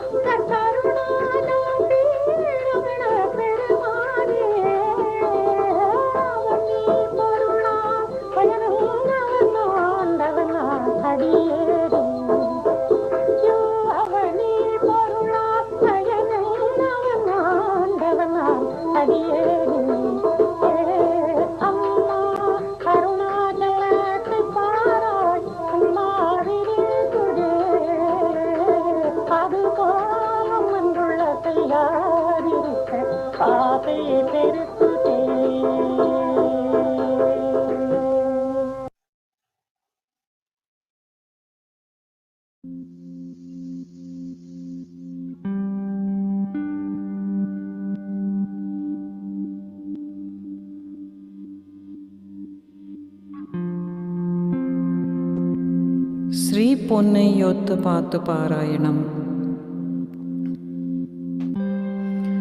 பொன்னையொத்த பொறு பொறு சோணையில் அன்னையோத்த அருட்குருவாகிய மின்னையோத்த ரமணமை வேதியன் தன்னை கந்தவர் தம்மை மறப்பரே.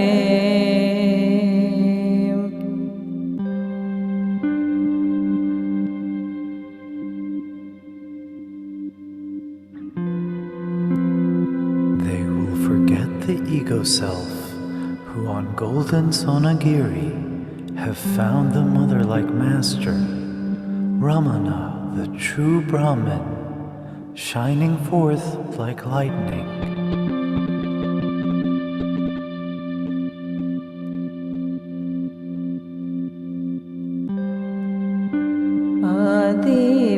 அதிவேதியன் அன்புருவாகியோர்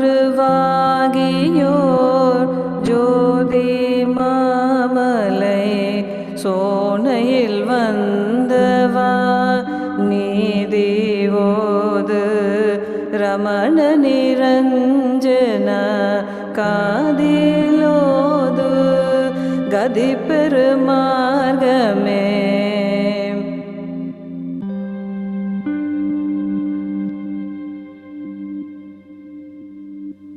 The primeval Brahman incarnated as love, Lord who came down to this unique hill of light. Gracious Master Ramana, untainted one, whisper in my ear the way to liberation.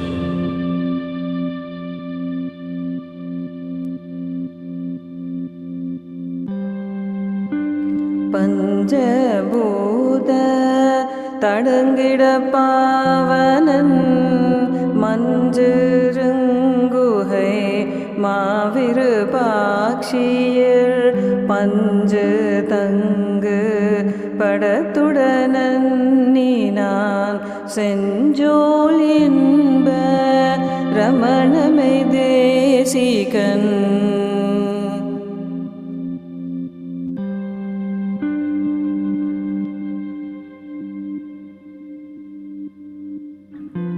The pure one, whom the five elements could not contain, softly settled down at cloud-crested Virupaksha cave. He is the divine master Ramana, whose message is so sweet.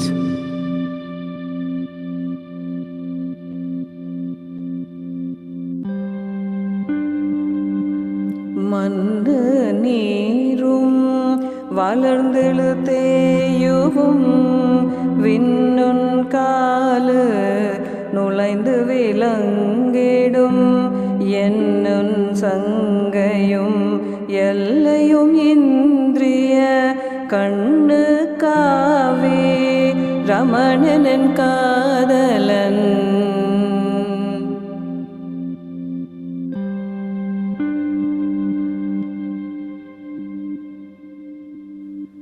Permeating earth, air, fire, water, and ether, and transcending number, limit, and all doubt, is Ramana, my beloved, my eye, my very life.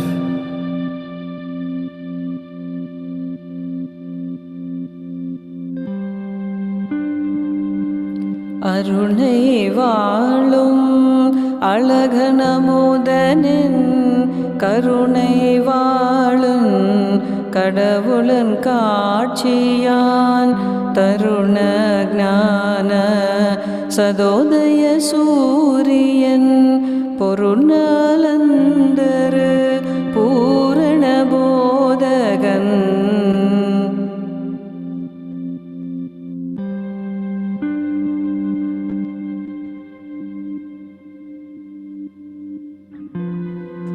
Gracious God, shining forth like a never-setting, ever-rising sun, the perfect Master, leading to liberation, is the Fair One, the Lord Eternal, dwelling on Arana Hill.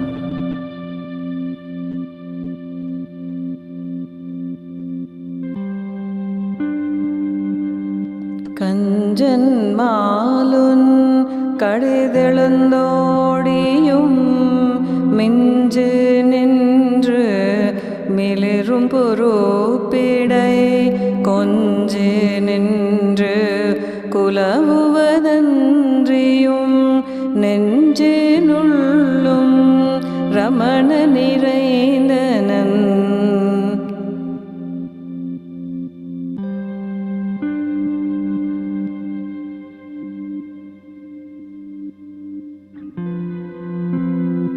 Ramana not only sports cheerfully on the hill of light, which formerly eluded the vigorous search of Brahma and Vishnu, but also fills the hearts of all beings.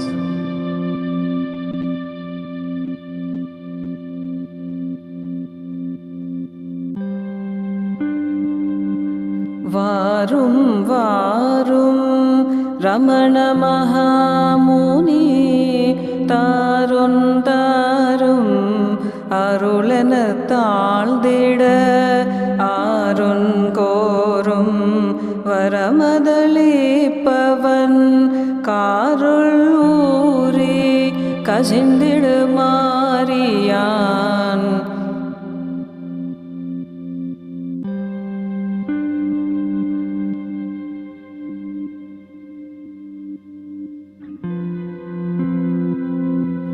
He grants the prayers of anyone who with humility asks, O Ramana Maharshi, grant me thy grace. And he showers his grace abundantly.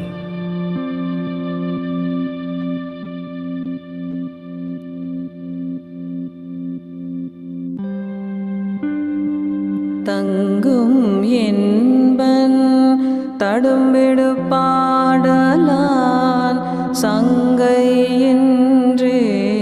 ஜகத்தொழிற் ஞானியான் Ganga தங்கு கடவுள் உருவினான் இங்கு தங்கும் இறைவன் ரமணனே.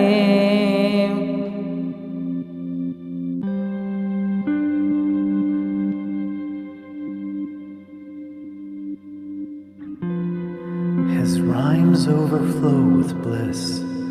Undoubtedly, he is a sage enlightening the world. Lord Ramana, who is here before us, is the very incarnation of Shiva, with Ganga ever flowing.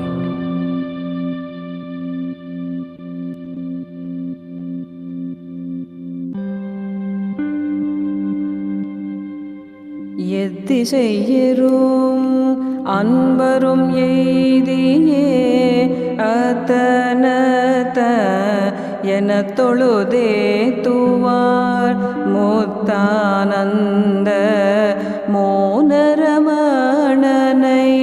சத்து சித்தன தாவி தொழுவரே.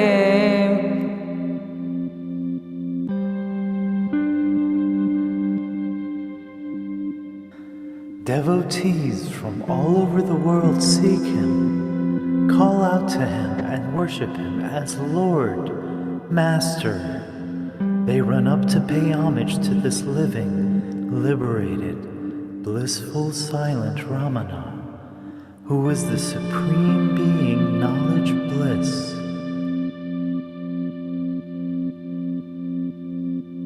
வாழி வாழி ரமண மகாகுரு வாழி வாழி அருண மகாகிரி வாழி வேங்கடன் வாய் சொல்லும் பாடல்கள் வாழி ஊழிதோர் அன்பர்கள் வாழியே அன்பர்கள் வாழியே அன்பர்கள் வாழியே.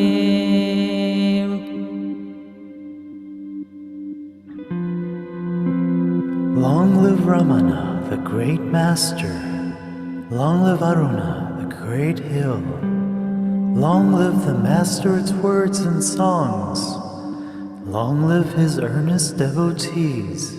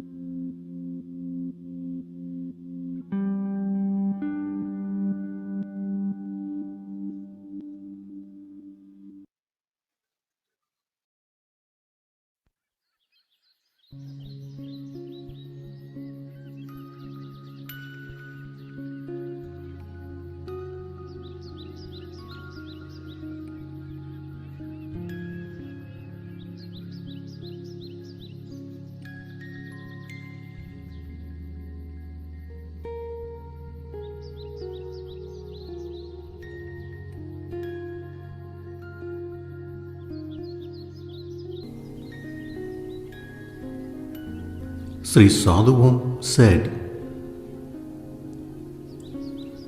people want a living guru. I suppose they expect him to show them the way to a living God. Guru wants us to see ourselves as Brahman, but we want to see Brahman as a human form.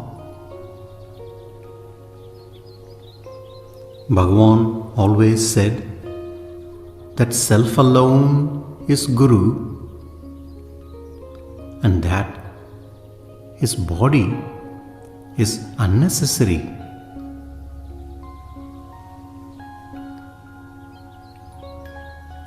People say to me, it is all right for you to say a living Guru is unnecessary, but you had a living Guru.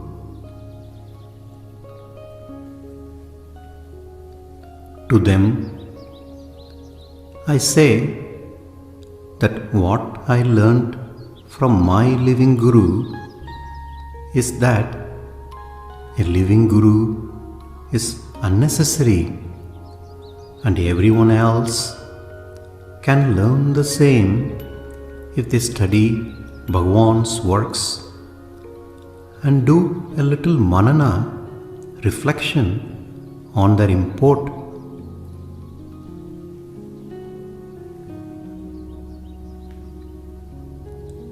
Unless you understand that self is Guru, even a living Guru cannot help you.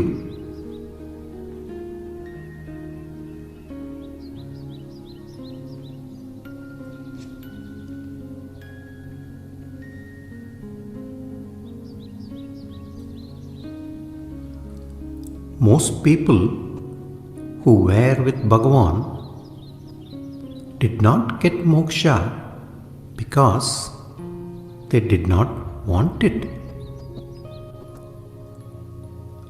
Bhagavan teaches us that sooner or later we must be satisfied with self, so why not be satisfied with it now?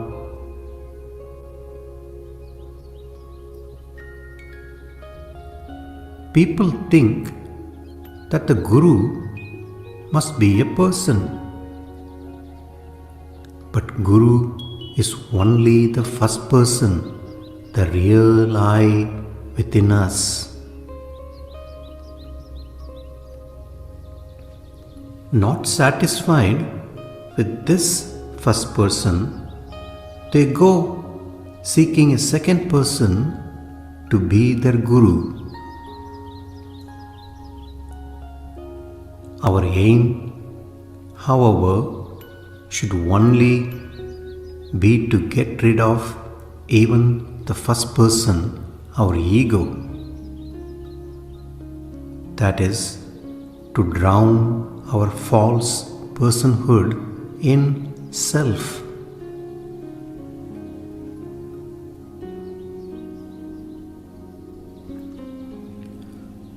If Bhagavan was a truly fit Guru, our real self, when he was appearing as a body, then he must also be a fit Guru now. But then he was, with all his Brahman's 5 aspects, Sat, Chit, Ananda, Nama, Rupa, being, consciousness, bliss, and name and form, whereas he is now without Nama Rupa, his false aspects, and hence he shines unimpeded as pure Sat, Chit, Ananda. Therefore, his power is now infinite.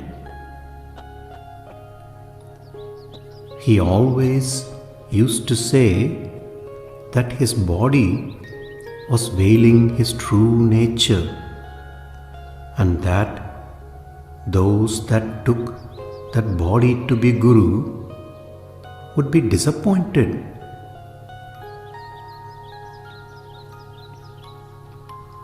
Now his body has gone, and he has left us with no outward form to cling to. So we have no alternative but to accept that I am alone is the Guru.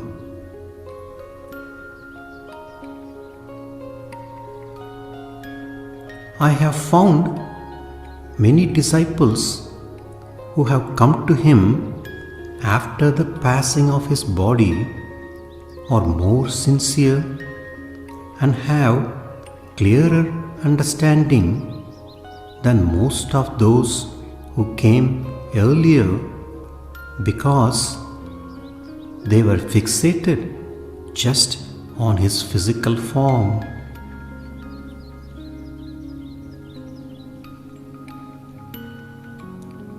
He now saves us from mistaking him to be the body. So what advantage would we gain from going to other bodies who are reputed to be great Mahatmas?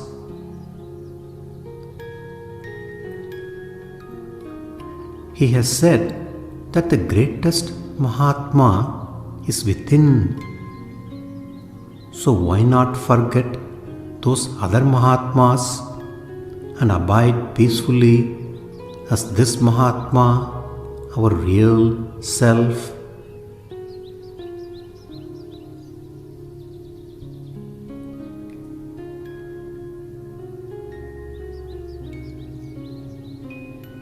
The purpose of the outer Guru is to make us understand the need for self-attention and to enkindle love for it in our heart. A living person is of course not needed for that. Bhagavan's books serve the same purpose, and he provides us with fellow devotees and other outer aids as and when necessary.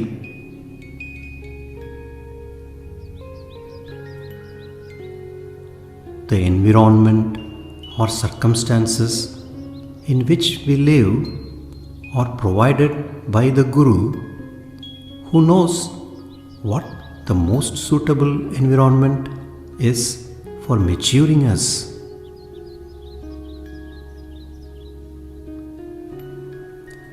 When we start trying to attend to the first person, the Guru within, who is self, will start working.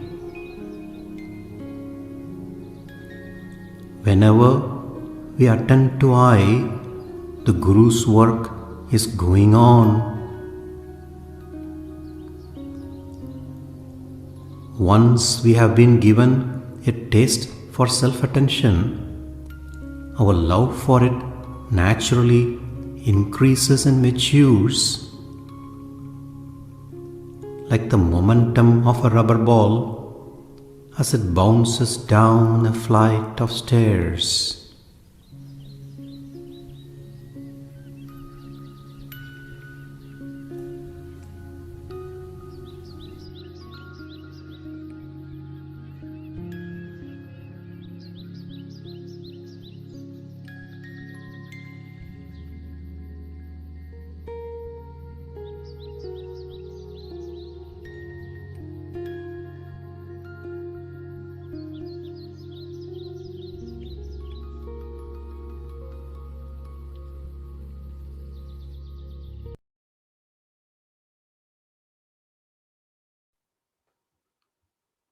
We now request Austin to take over.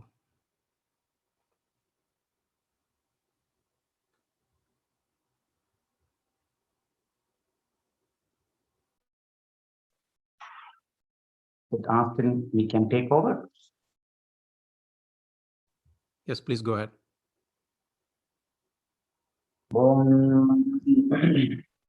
गुरुर्ब्रह्मा गुरुर्विष्णुर्गुरुर्देवो महेश्वरः गुरुर्साक्षात् परं ब्रह्म तस्मै श्री गुरवे नमः।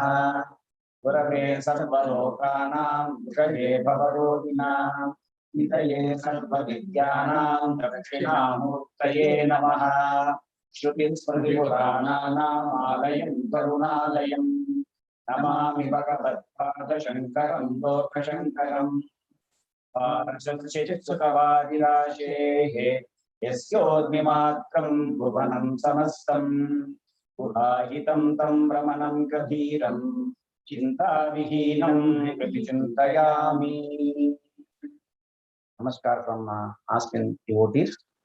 So on this auspicious 71st Bhagavan Ramana day, from our end we are going to offer at the lotus feet of Bhagavan, Ulladu Narpadu in Tamil, which all of you know was composed on the request of Muruganar Swamigal, at the 40 verses. It is also called Ramanopanishad, and then which is followed by Arunachala Navamani Malai. And if we have time, we will do Upadesha. உள்ளதல உள்ளகுணம் உள்ளதோ உள்ளபொருள் உள்ளலர உள்ளத்தே உள்ளமெனும் உள்ளபொருள் உள்ளலத்தே உள்ளபடி உள்ளதே உள்ளல் உணர்வாயே உள்ளே மரண பயம் மிக்குளம் மக்களமாக மரண பவமில்லாதேசம் சரணமே சார்வதம் சார்வொருளான் சாவுற்றா சாவென்னம் சார்வரோஷாவானவர்மித்த பார்வைசே நாமுலகம் காண்டலாய் நானாசக்தி உள்ள ஓர் முதலை ஒப்பல் ஒரு தலையே நாமொரு சித்தியமும் பார்ப்பானும் சேர்ப்படமும் மாறொழியும் அத்தனையும் தானாம் அவனுக்கு கர்த்தனுயிரே மும்முதலை எம்மதமும் முற்கொள்ளும் ஓர் முதலே மும்முதலாய் நிற்குமென்று மும்முதலும் மும்முதலே என்னலங்காரம் இருக்குமட்டேயான் கெட்டு தன்னிலையில் நிற்றல் தலையாகும் பொன்னே உலகுமை பொய் தோற்றம் உலகறிவாமன்றென்று உலகு சுகமன்றென்றுரைத்தேன் உலகு விட்டு தன்னையோர் ஒன்றிரண்டு தானற்று நானற்ற அந்நிலையெல்லார்க்குமோ பாமுனே துன்னும் ஊர்பந்தானாயின் உலகு பர உருவந்தானன்றே உவற்றின் உருவத்தை கண்ணுதல் யாவனவன் கண்ணல கண்ணதுதானந்தமிலா கண்ணா என்னில் உடல் பஞ்ச கோஷ உடலும் சொல்லில் ஒடுங்கும் உடலன்றி உண்டோ உலகம் புகழ் விட்டுலகத்தை கண்டார் உலகோ கழறுவார் கண்ட உலகை புலங்கள் உருவேற்றை உலகை பொறிக்கு புலனா உலகை மனம் ஒன்றை பொறிவாயால் மனத்தை அன்றி உலகுண்டோ அன்றை நேரே நின்ற உலகறிவு ஒன்றாய் முதித்தொடுங்குமேனும் உலகறிவு தன்னா உலகறிவு தோன்றி மறை தற்கிடனாய் தோன்றி மறையாதொழிலும் ஒன்றமாே பொருளாமா என்றதா எப்பெயரிட்டெவ்வுருவில் ஏற்றினுமாற்பேருவில் அப்பொருளை காண்பழியதாயினும் மெய்ப்பொருளின் உண்மையை போன்றே உண்மையில் காணல் உணர்விடுக உண்மை இரட்டைகள் முப்பொடிகள் என்றும் ஒன்று பற்றி ஒன்றே வென்று கருத்தினுள் கண்டா கழலும் அவை கண்டவரே உண்மை கண்டா கலங்காரே காணில் போல் மண்டும் அறியாமை விட்டறிவென்றாமறிவு விட்டோ அறியாமை என்றாலும் அந்த அறிவு அறியா கண்ணை அறியும் அறிவே அறிவ அறிவுறும் தன்னை அறியா அறிவன்றே அறிவோ அறிவாய தன்னை அறிய அறிவறியாமை அருமே அறவே அறிவறியாமையும் மற்றறிவாமே அறிவுமாறுமையறிவாகாது அறிதற்கு அறிவித்தற் கண்ணியமின்றாயவில் அறிவாகும் பாழன்றறிவா செறிவாய ஞானமாம் தானே மெய்ஞானாவா ஞானம் ஞானமுமே ஞானமா தன்னையன்றி இன்றடிகள் தாம்பலவும் பொய்மெய்யா பொன்னையன்றி உண்டோ புகழுடனா எண்ணுமா தன்மையுண்டே முன்னிலை படைக்கைகள் தாமுதல்வா தன்மையின் முன்மையை காணா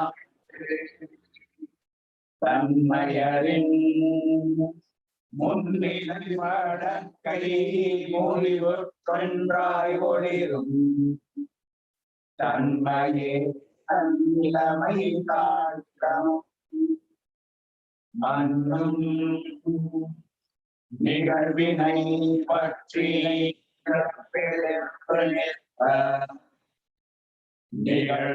நிகழ்காவையும் நிகழ்வே நிகழ்வொன்றே இன்றுண்மை தேரா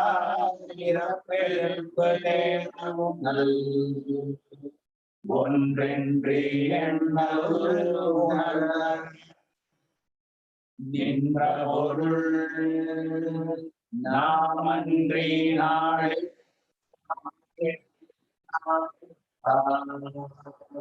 நாம் உடம்பே நாள் நாட்டுள் நாம் படுவம் நாம் உடம்போ நாம் கண்கென்று ஒன்று நாடி கண்கென்று ஒன்றாய் நாம் உண்டு நான் நாடி நாம் ஊனம்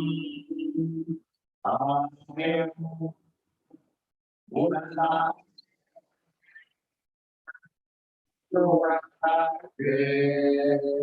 உடலவே நாந்தன்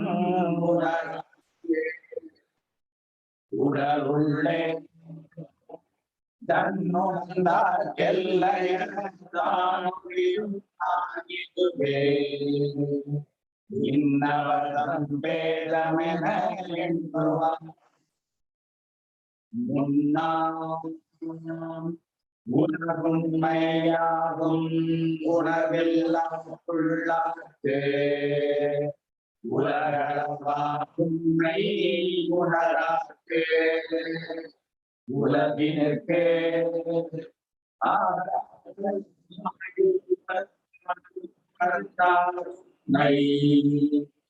ஈதாகும் பேரவிபத்யன்னுக வேத கிரிமதி மூல விவேகம் இலக்கே கிரிமதி வெல்லும் விவாதம் கிரிமதிகட்கு ஓர் முதலா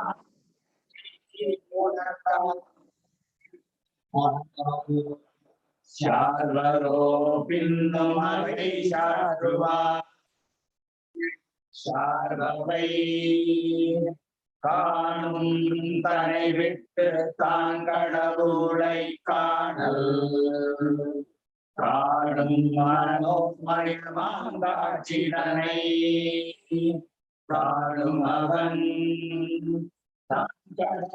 கண்டான் முதலை தான் முதல் போய் தான் கடவுள் அன்றியில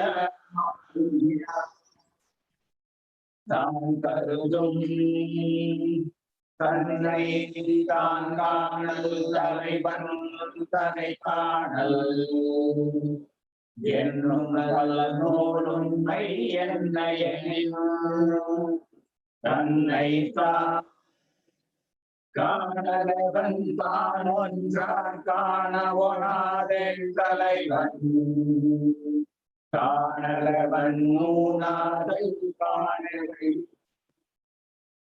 காணும் மதிப்பொடி தந்தம் மதிக்குள் ஒளிரும் மதியினைக்குள்ளே மழக்கி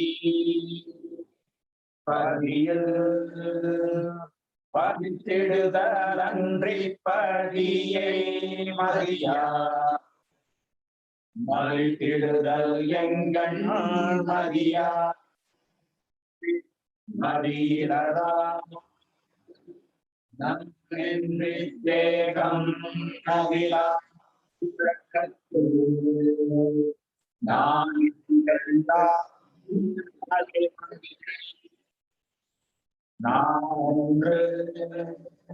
எழுந்த பின் எல்லாம் எழுப்பித்த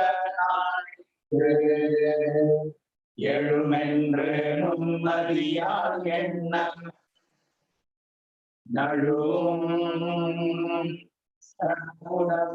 எண்ணாது சச்சித்து புதியாது உடலளவாய் நான் ஒன்றுதிக்கும் இணங்கிது சிச்சடங்கி வந்தம் ஜீவனுப்பமையகந்தை விச்சமூஷான் மனம் என்னென்னே விச்சை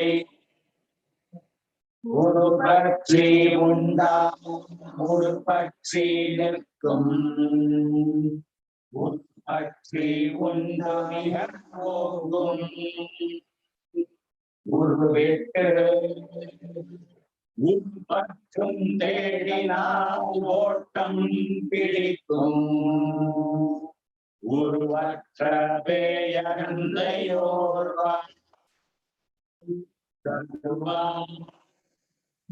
நகந்தை உண்டாடு அனைத்தும் உண்டாகும் அகந்தையின்றே அகந்தையின் யாகுமா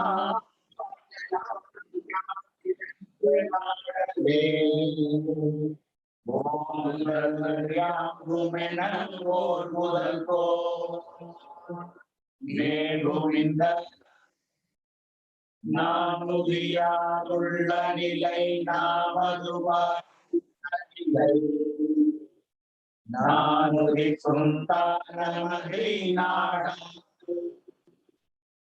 நானுதியா தன்னிழப்பை சார்வதேவன் தன்னிலையில் நிற்பதவன் சாற்றுதி முன்ன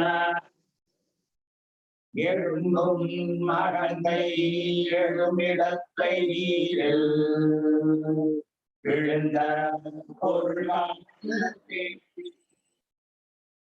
முழுதல் போல் உந்தமதியா பேச்சு மூச்சடக்கி கொண்டுள்ளே ஆழ்வறிய வேண்டும் அறியமோ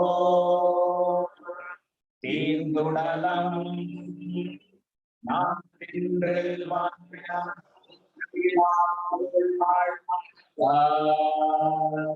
நான் என்றென் குந்துமென நாடுதலே ஞான நெறி யாவன்றி அன்றிதுதான் நாமது வென்றும் துணை யாமது விசாரமா நீ முறையே நானா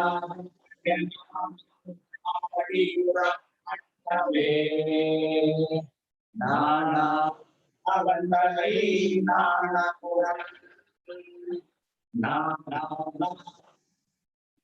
தோன்றும் ஒன்று தானாக தோன்றினும் நான் அன்று பொருள் உன்றமது தானா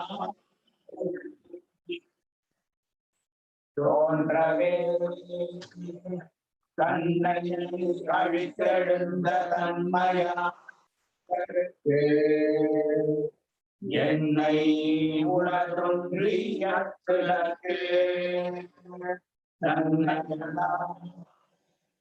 கண்ணியம் ஒன்றும் அறியாத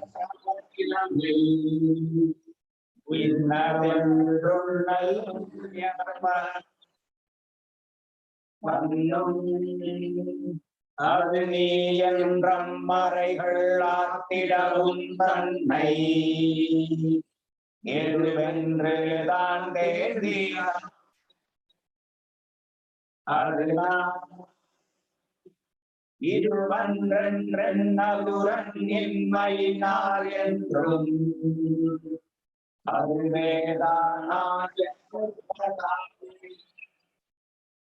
அதுமலாது என்னை அறியே நான் என்னை அறிந்தேன் நான் என்னல் நகைப்படுகிறான் என்னை தன்னில மார்க்க இருந்தான் அனைவரது பூதி உண்மையானோ நினைவரவே என்றும் எவர்க்கும் இயல்பாக ஒன்றும் முழத்துள் உணர்வில்லை நின்றிடாது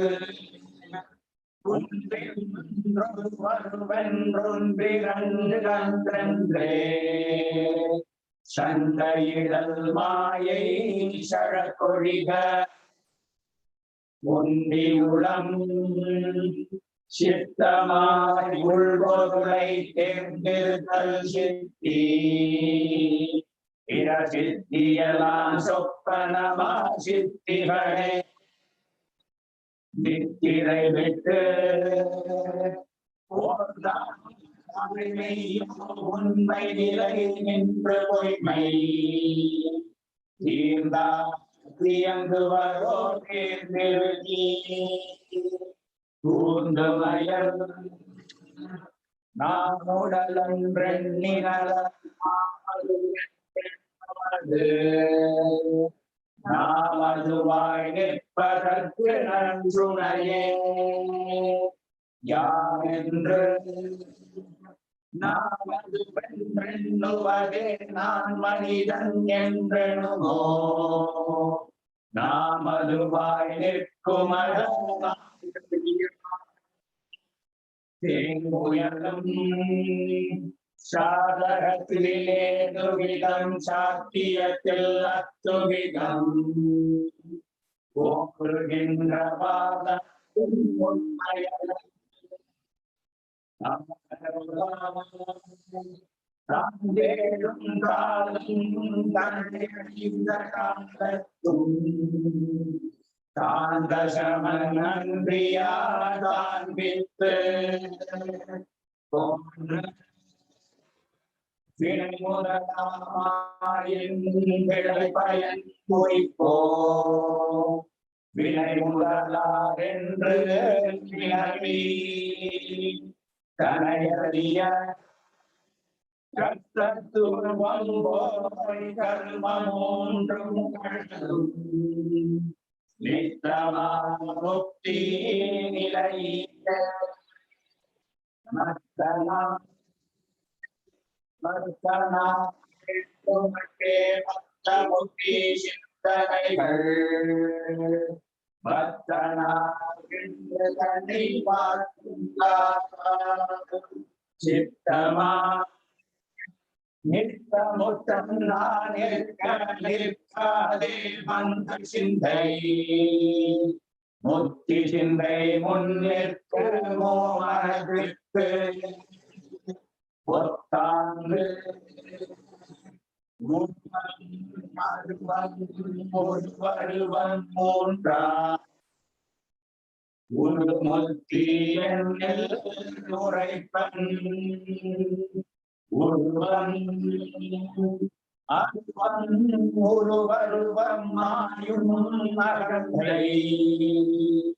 முருவழிதல் முத்தி உலகே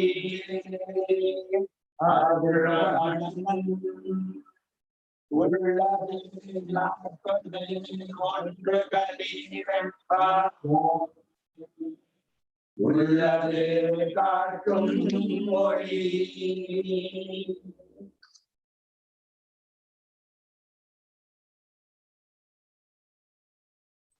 We do Karturajna, basically Upadesaram, and then we, depending on the time, we will do how many ever songs we can do on the Arunachalam Manima.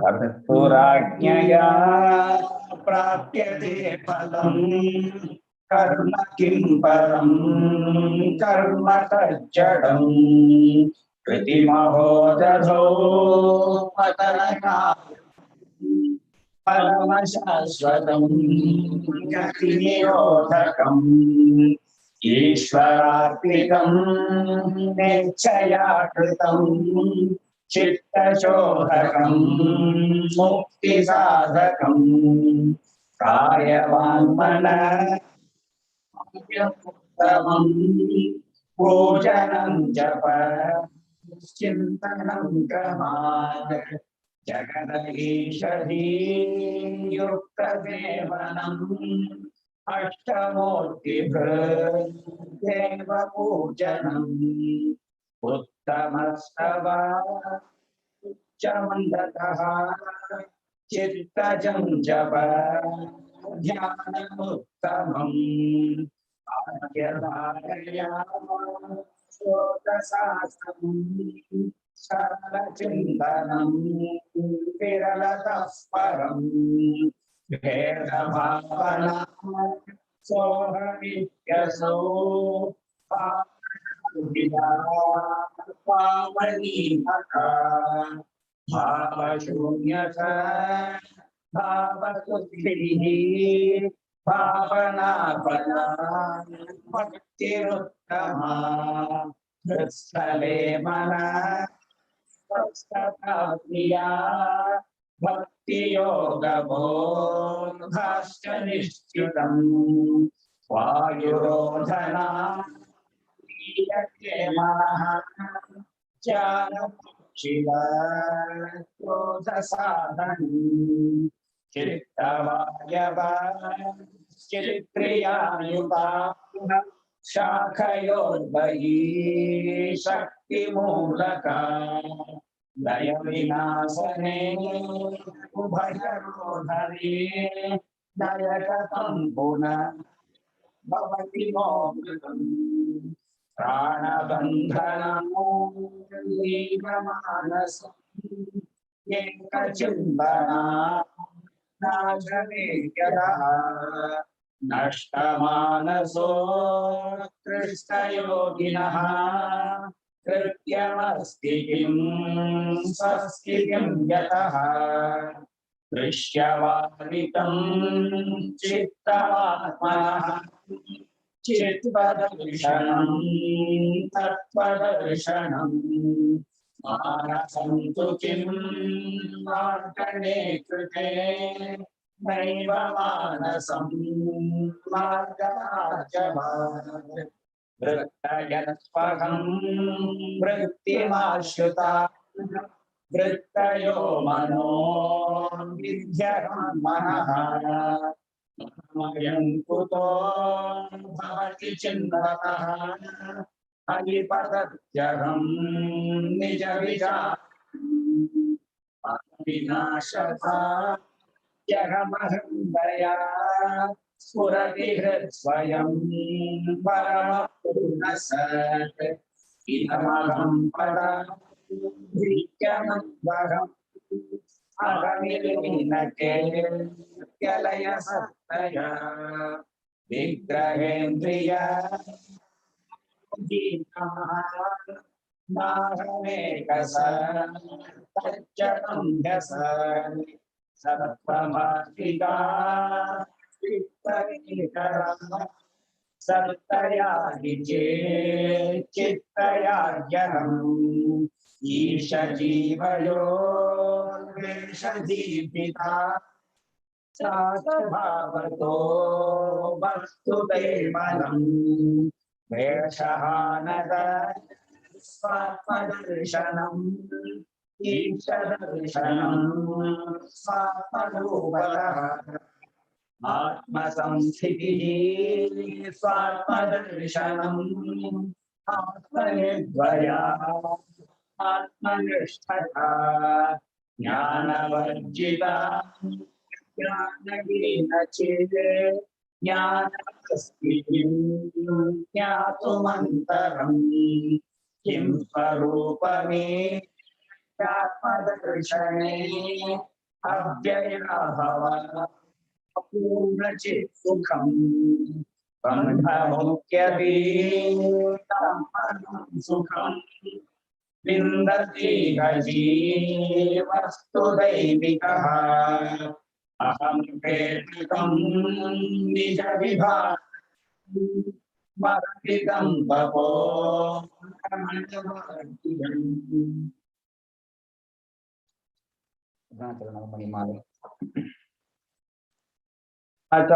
अचलनेयायिनुम् अच्छवैतन्निल् अचलयामं यदिराडुम् अचल उरुविलचत्ति ओडुंगिडवोंगुम् अरुणाचलं यन्पदी சத்தியச்சுகமன்றிப்பரவுயிர்ஷாரணிக்கும் அத்தவர்த்தத்வமசி அருணப் பொருளாமச்சலத்து அர்த்தங்கனமது பாகும் செவ்வாடகம் ஆருளியாம் முக்தி நினைக்க அருள் அருணாச்சலம் உன்னிடவே அருணாச்சலத்தில் ஒரு கருணாகர பரமன் அருணாரவிந்தபதமே பொருளாடி சுற்றமொடு வருணாடியுளம் அருணாடகட்சனிடமும் பெருநாடுலத்தினல் அருளாடி நிற்கும் அவன் இருநாசமுற்று புவிமே அருணா அருணாடு அருணாலயத்தில் இழிவார் அண்ணாமலையுனை என்னை அண்ணாவே அண்ணாமலையுடல் எண்ணாடே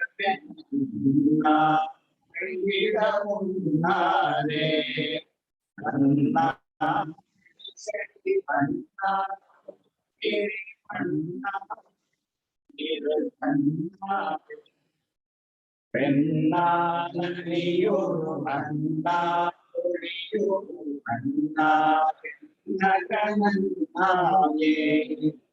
ஷீராஜோணகிரி சிரக்கவாணு சிற்பரூபனாமிரையே சிறிய வேதம் வேறான பிழையெல்லாம் பொறுத்து காத்து பின்னும் இவன் பாழிதனில் வீழாம்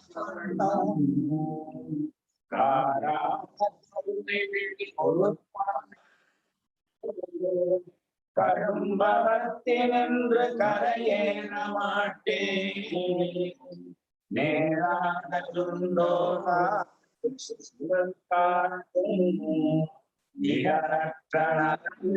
நிகழ்த்துவாயே காமாரி என்று நீ அன்பராக அதிக்கிடப்படுகின்றார் ஆமாவே எனக்கிது ஆமாவென்றையுறும் அருணாசரணி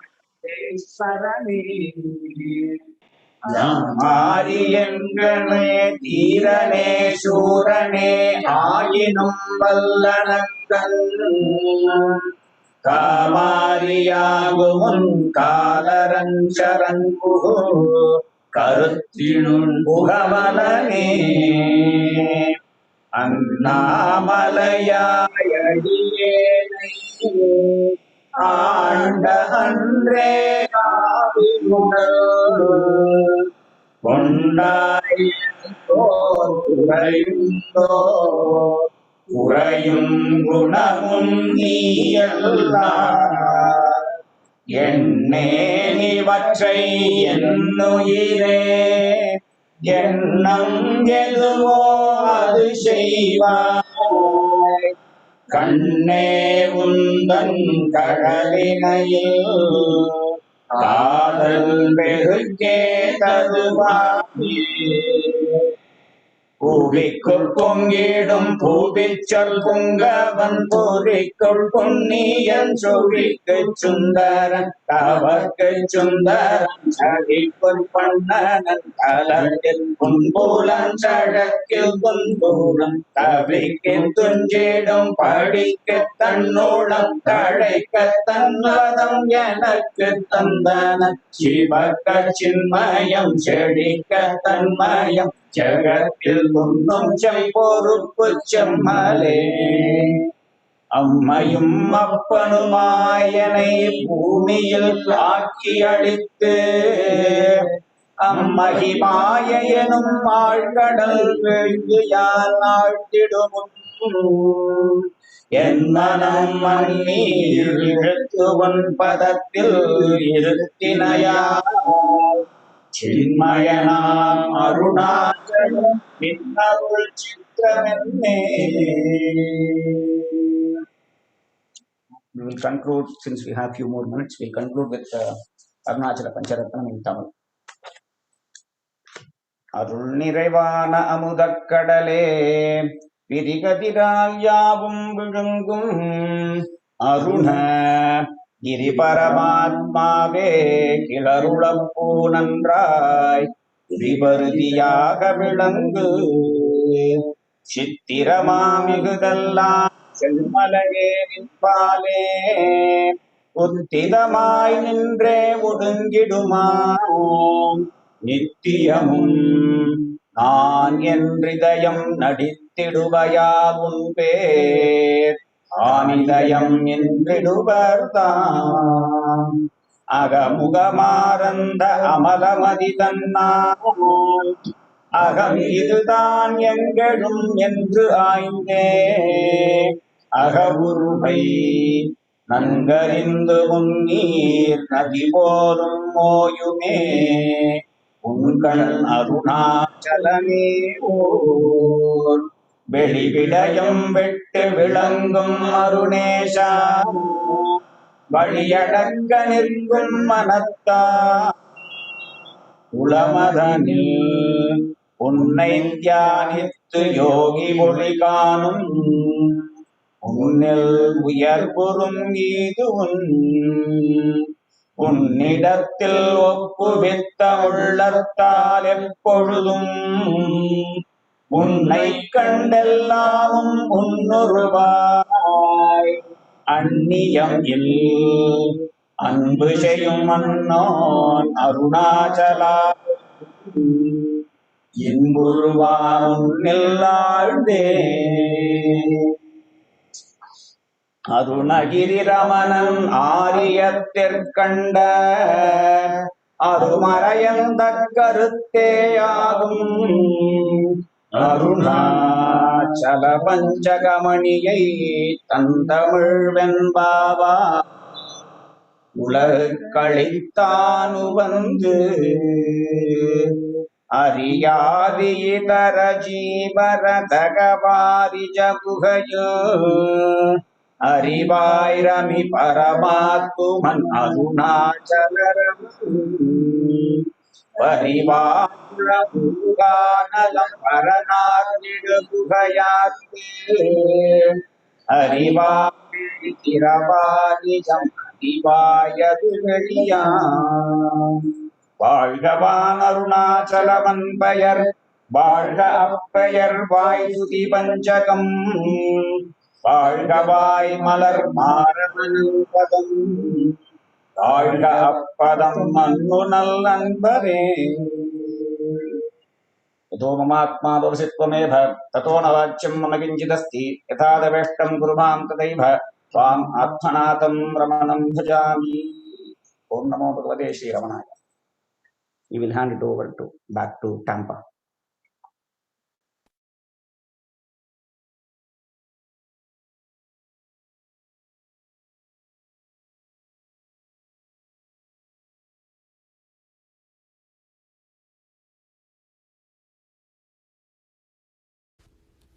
Namaskar. Om Namo Bhagavate Sri Ramanaya. From Florida Satsang Group, we have 3 items. First reading is from Mountain Path, October 1982, Volume 19 issue, editorial by A.R. Nadarajan's Secret Operation of Ramana's Grace, being read by Daksha Jadeja and Kanchan Parashar. Second, we have Varshita and Karan Balamurgan singing Sri Rama song. Third item is from David and Janet Rubinson.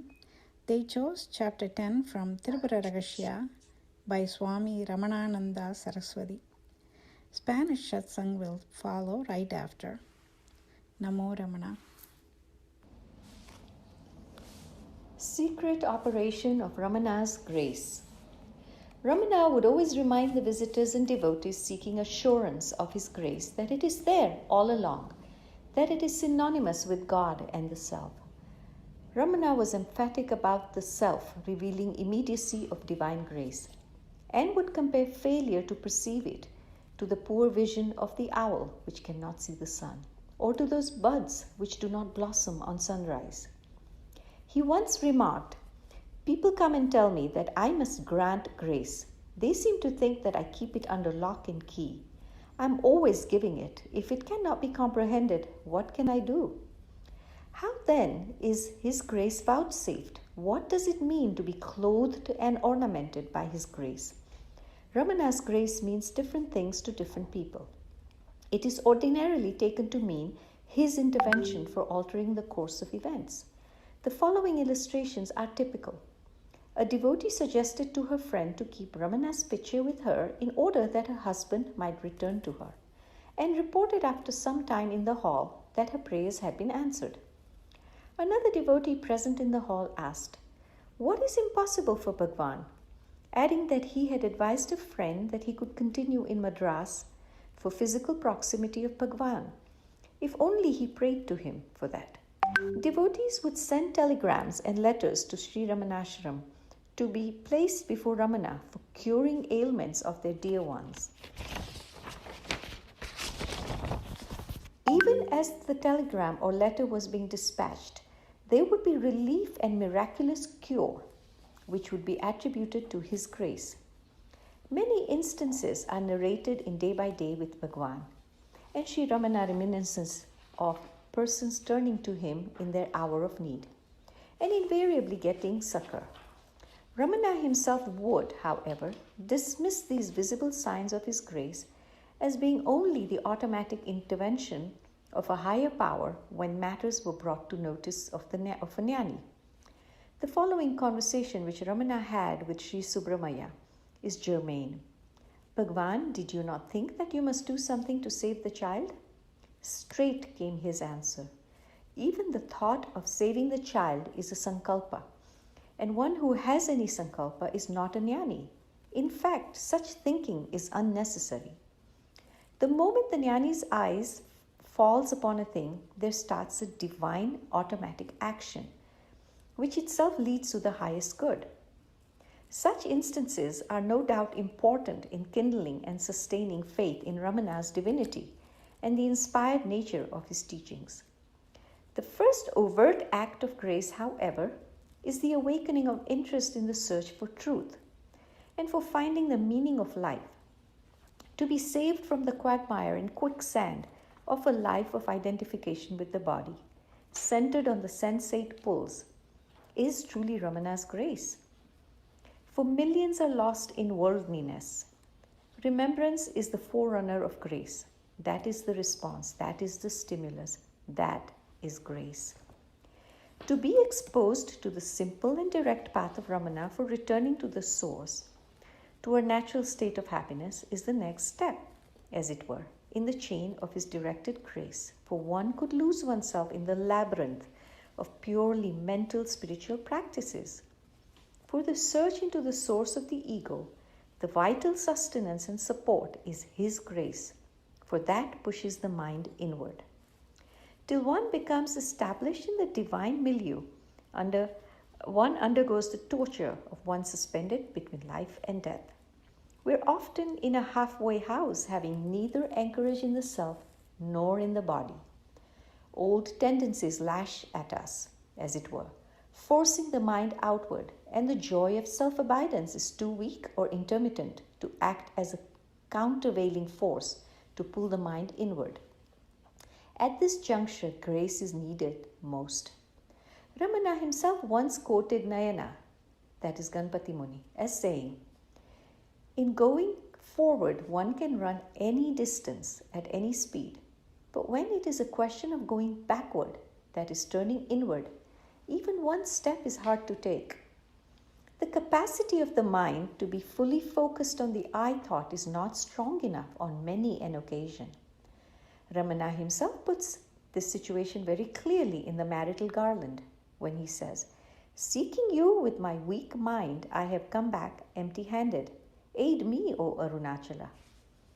In the inward journey too, one could be lost by mistaking lulling of the mind as being the end of the journey. The case of Shankarananda, a devotee saved by Ramana, would serve to bring out this point.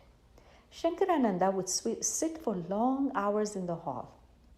While meditating, he would be overtaken by spells of stillness of thought. To get him out of this state, Ramana would request Sri Kunja Swami and Sri Vishwanatha Swami to take him out to the temple or for a walk to the lake so as to draw himself out, for no further progress would be possible. Otherwise, it is Ramana's grace alone which enables one to cross this stage and push inward, deeper, to the zone of the self by giving the strength for persisting in the inquiry.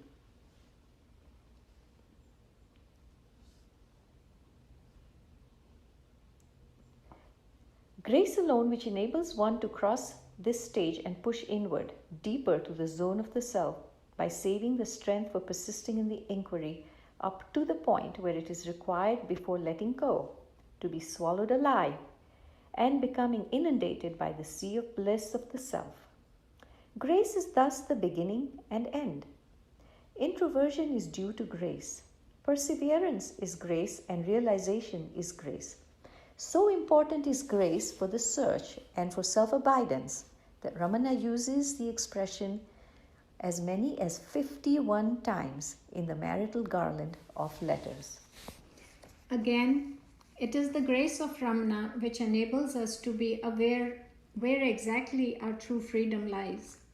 The first instruction which he gave to his mother was that events are preordained according to the divine law.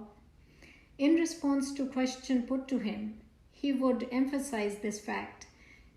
Ramana told Paul Brunton, "He who has given life to the world knows how to look after it also. He bears the burden of the world, not you." He would at the same time point out that the pathway to freedom lies in not identifying oneself with the body and by not being affected by pleasures and pains consequent on the body's activities. The feeling that we are utterly helpless and incapable of shaping events and circumstances according to our choices increases, and the ability to cast the burden of care on the Supreme Power who sustains all things comes about as one learns to let go and lose oneself in the flood tide of Ramana's grace. Self-inquiry and surrender is possible only by his grace, which operates unnoticed like the morning dew, cleansing the mind both of its self-regarding activity and its laziness. Borrowing his words, we often wonder who it is that has secretly entered the mind and stolen our heart. He is the secret treasure of grace, coming to us uninvited, without notice, biding his time to reach and destroy the vitals of our ego. The secret of this alchemy of grace is not known for like a spider. Ramana holds us tight in his gracious orbit to consume us at his hour. But one thing is certain, he is like the mighty Aruna hill, the life destroyer, and he too has raised the flag vowing the death of the ego of his devotees. It is for the reason that he would generally not encourage evaluation of one's spiritual progress. Once we have entrusted ourselves to his care he will, and it would be his concern to look after us. What indeed would have been our lot had he contented himself with just enjoying the bliss of self-abidance. But Ramana graciously accepts the responsibility and becomes our helmsman, our staff, and life in the spiritual journey. This is illustrated by two instances. Balaram Reddy would pay obeisance along with a loving offering to the Maharishi every morning and pursue self-inquiry in the privacy of his own apartment. He was not yet aware of the transforming influence of physical proximity of Ramana. Ramana noticed this. When his broad hint failed, he literally thrust his grace on Reddy by a mock anger, which made him realize the immeasurable advantage of questioning within in Ramana's presence. A leaf from Shri T.K. Sundaresa Iyer's diary is also worth extracting in this context. One day I wondered why I was visiting him at all. What was the use? There seemed to be no inner advancement. Going up to the hill was meaningless toil. I decided to end my visits on the hill. For 100 days exactly, I did not see Bhagwan. On the 101st day, I could suffer no longer, and I ran to Skandashram. Bhagwan saw me climbing, got up, and came forward to meet me. When I fell at his feet, I could not restrain myself and burst out in tears. I clung to them and would not let go. Bhagwan lifted me up and asked, "It is over 3 months since I saw you. Where were you?" I told him how I thought that seeing him was of no use. "All right," he said. "Maybe it is of no use. So what? You felt the loss, did you not?" Then I understood that we did not go to him for profit, but because away from him there was no life for us. The steady light of Ramana's grace will do its work shining like the golden rays of the rising sun, enabling us to abide forever, sunk deep in the ocean of bliss. Om Namo Ramana.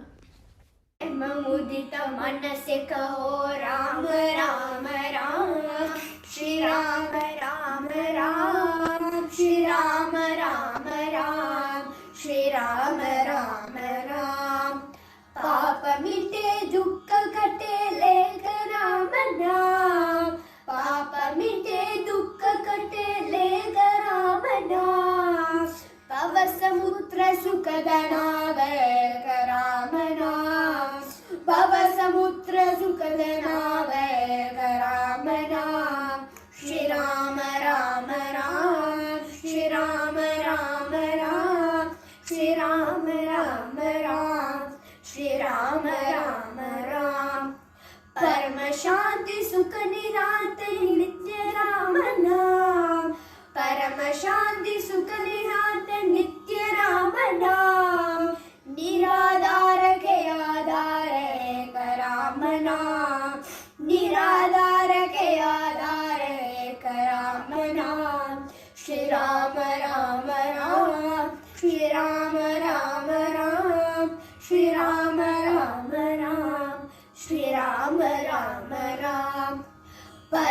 गोप्य परम इष्ट मंत्र राम नाम परम गोप्य परम इष्ट मंत्र राम नाम शांत हृदय संता वसंत एक राम नाम शांत हृदय संता वसंत एक राम नाम श्री राम राम राम श्री राम राम राम श्री राम राम राम श्री राम राम राम माता पिता बंधु सखा सभी राम नाम माता पिता बंधु सखा सभी राम नाम पंत जनर जीवन गण एक राम नाम पंत जनर जीवन गण एक राम नाम Shri Ram Ram Ram Shri Ram Ram Ram Shri Ram Ram Ram Shri Ram Ram Ram Om Namo Bhagavate Sri Ramanaya. We will be reading from chapter 10 of Sri Tripura Rahasya, which consists of a dialogue between a royal couple, Hemaleka and Hemachudha, which is entitled, On Further Instructions by His Beloved, he got samadhi in spite of his external activities and remained in the state of emancipation even while alive. Hemaleka noticed that her husband had attained supreme peace and so did not disturb him. He awoke in an hour and a half, opened his eyes, and saw his wife nearby. Eager to fall into that state once more, he closed his eyes, and immediately Hemaleka took hold of his hands and asked him sweetly, "My lord, tell me what you have ascertained to be your gain on closing your eyes, or your loss on opening them, my dearest. I love to hear you. Do say what happens on the eyes being closed or left open." On being pressed for an answer, he looked as if he were drunk, and replied reluctantly and languidly as follows. "My dear, I have found pure, untainted happiness. I cannot find the least satisfaction in the activities of the world, as sorrow increases when they finish. Enough of them.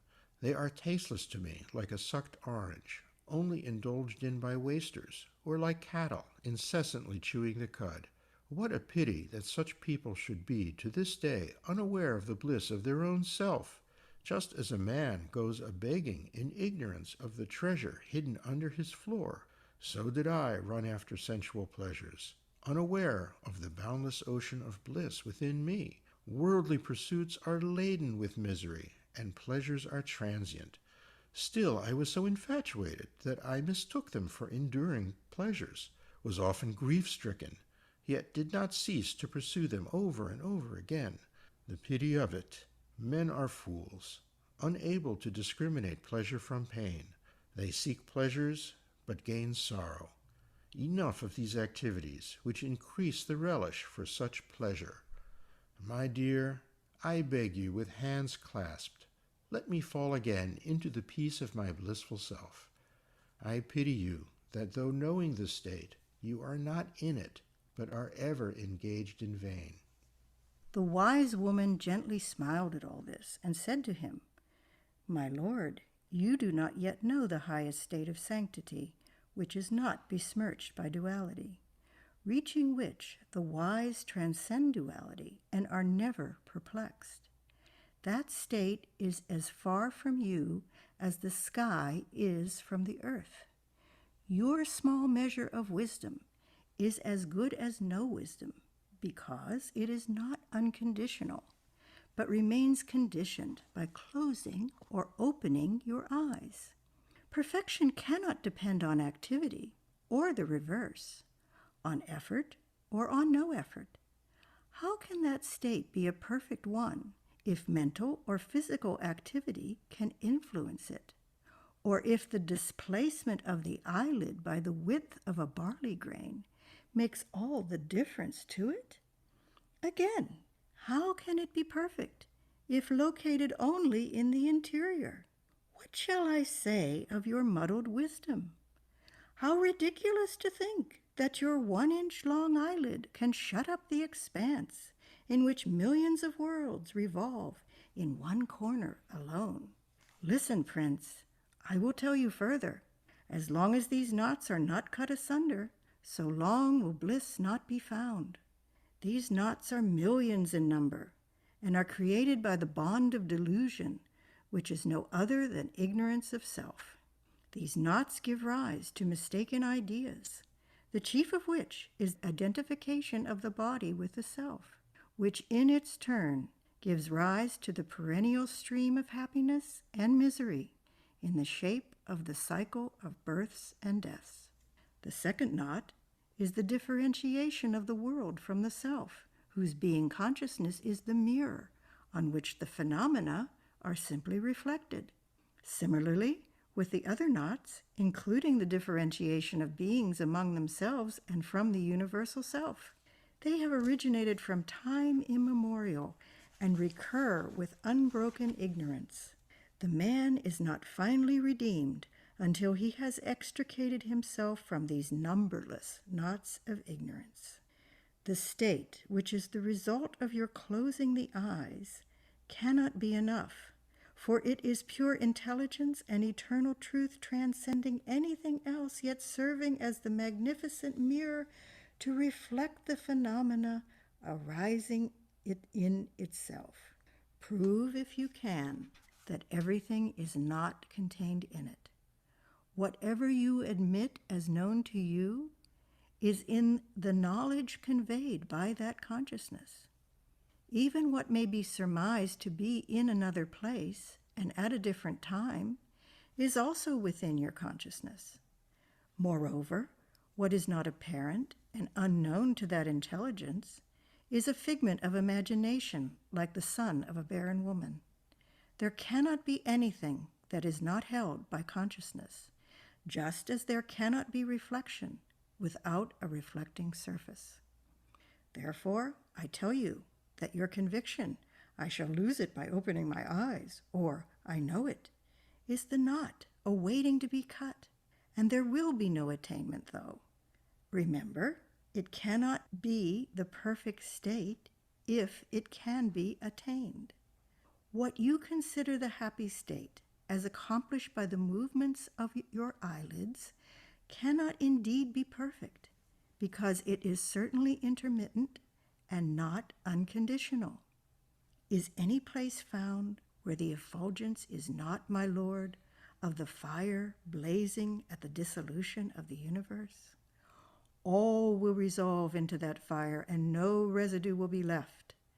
Similarly, also, the fire of realization will burn away all your sense of duty, so that there will be nothing left for you to do. Be strong, root out your thoughts, and cut off the deep-rooted knots from your heart, namely, I will see, I am not this is non-self, and such like. Find wherever you turn the one undivided, eternal, blissful self.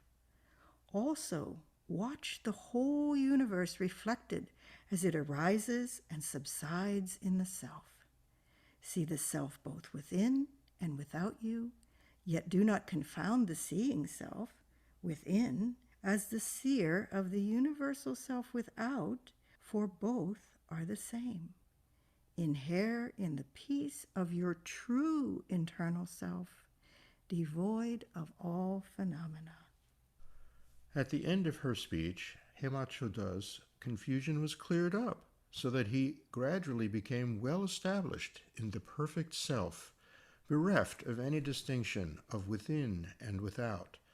Being always equable, he led a very happy life with Hemaleka and others, reigned over his kingdom and made it prosperous, engaged his enemies in war and conquered them, studied the scriptures and taught them to others, filled his treasury, performed the sacrifices pertaining to royalty, and lived 20,000 years, emancipated, while yet alive. The king, Muktachuda, having heard that his son Hemachuda had become a Jivan Mukta, consulted his other son, Manachuda. Both agreed that Hemachuda was not as before, but that he had changed, so that he was no longer affected by the greatest of pleasures or the worst of sorrows, that he treated friend and foe alike, that he was indifferent to loss or gain, that he engaged in royal duties like an actor in a play, that he seemed like a man always intoxicated with wine, and that he did his duty well, notwithstanding his absent-minded or otherworldly look. They pondered the matter over and wondered, then sought him in private, and asked him the reason for his change. When they had heard him speak of his state, they too desired to be instructed by him, and finally became Jivan Muktas, like Hemachoda. The ministers were in their turn desirous of attaining that state, and eventually reached it after receiving proper instructions from the king. So were the citizens, the artisans, and all classes of people in that city. All of them gained the summum bonum, highest good of life, and transcended desire, anger, lust, etc. Even the children and the very old people were no longer moved by passions. There were still worldly transactions in this ideal state, because the people consciously acted their parts as the actors in a drama, in accord with the rest of creation. A mother would rock the cradle with lullabies representing the highest good. A master and his servants dealt with one another in the light of that truth. Players entertained the audience with plays depicting truth. Singers sang only songs on truth. Court fools caricatured ignorance as ludicrous. The academy only taught lessons on God knowledge. The whole state was thus composed only of sages and philosophers, be they men or women, servant boys or servant maids, dramatic actors or fashionable folk, artisans or laborers, ministers or harlots. They nevertheless acted in their professions in harmony with creation. They never cared to recapitulate the past or speculate on the future with a view to gain pleasure or avoid pain, but acted for the time being, laughing, rejoicing, crying, or shouting like drunkards, thus dissipating all their latent tendencies. Dattatreya continued, "Thus you see, Parasurama, the primary cause of emancipation is association with the wise. Therefore, follow that advice first and foremost." Thus ends Chapter 10 on the section of Hemachoda in Tripura Rahasya. Namo Ramana. This is the end of our program. We would like to turn it over to Spanish Satsang. Namo Ramana. De Bhagavan, siguiendo su invitación de preguntarse a sí mismo, ¿quién soy yo?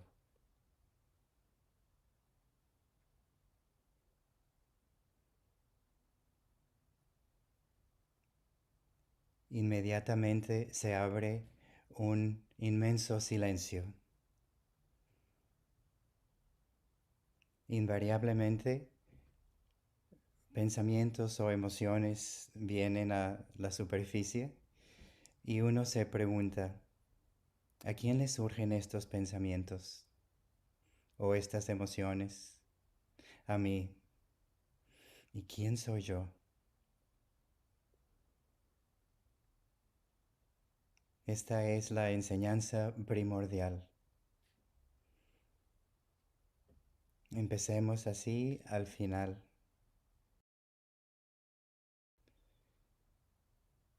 Escucha estas palabras no con la mente, como el océano infinito e insondable del ser recibe en su seno los ríos de las palabras y los ríos del silencio.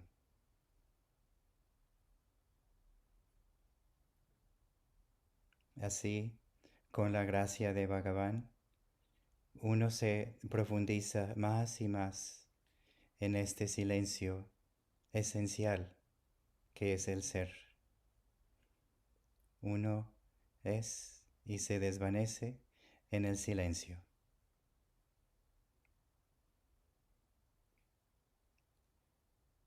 Bhagavan solía describir el silencio como el el estado, por así decirlo, en el cual el pensamiento del yo no surge.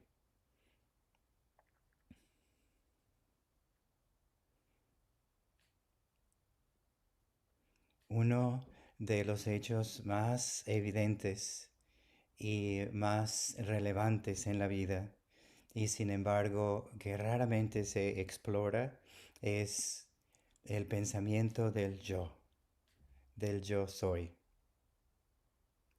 El yo soy es el pensamiento primordial, es el pensamiento básico, original, del cual o al cual todos los otros pensamientos están atados, como el hilo que une todas las piedras que forman un collar.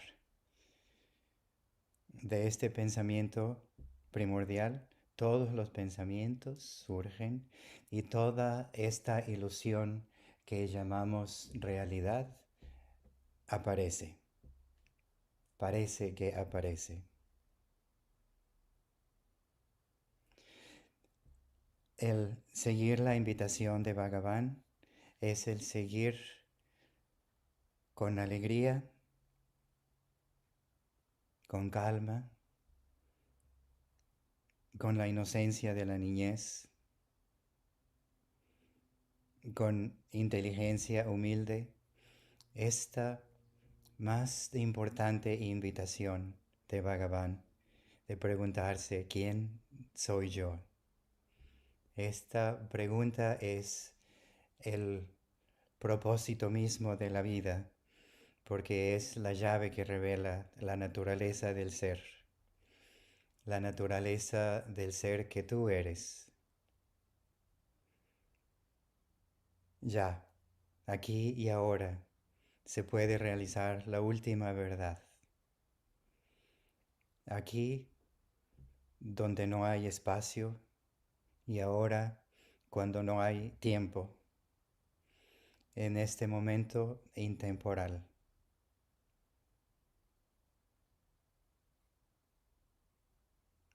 Bhagavan solía decir que el misterio más grande es el que, siendo la realidad misma, tú buscas ganarla.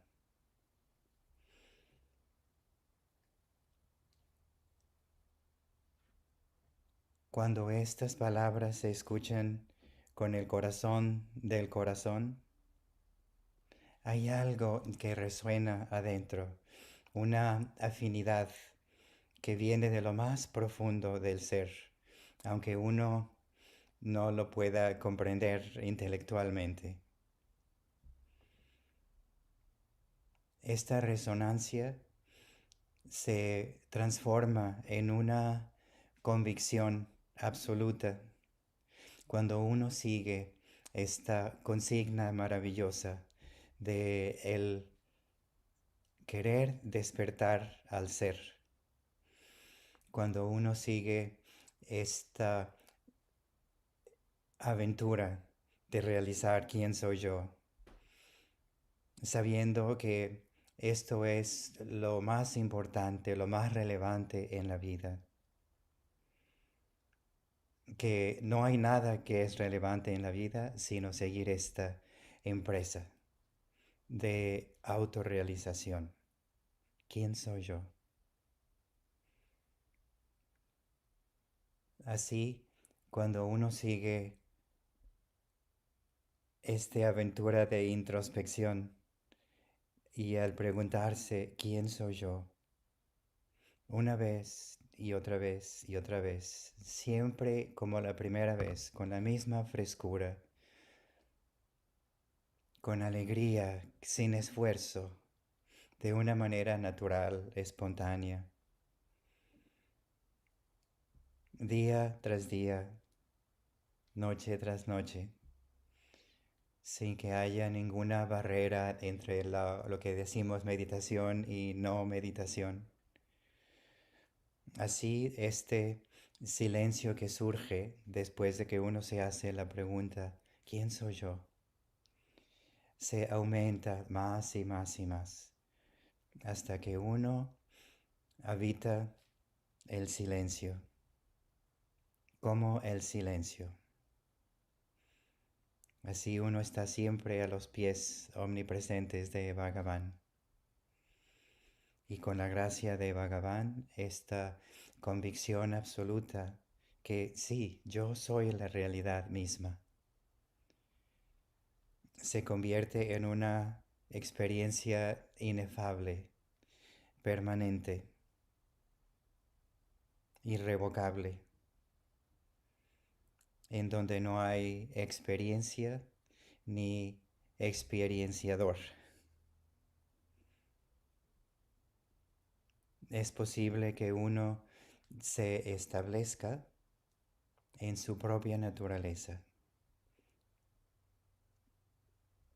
Simplemente ser como uno es, habitando este presente, sin pasado, sin futuro, sin presente, en completa paz. No hay nada más que hacer. Observando,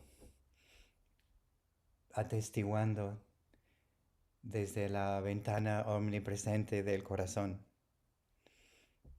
las vicisitudes de la vida que vienen a pasar, siguiendo las huellas de las aves que vuelan bajo el cielo infinito del ser, sabiendo que el mundo, el universo, es un mero reflejo del ser que uno es. No hay ninguna otredad, no hay otro. Y así el mundo pierde su poder de estimular cualquier sentimiento de miedo, de cualquier emoción. Todo es como las olas en el océano que vienen a pasar.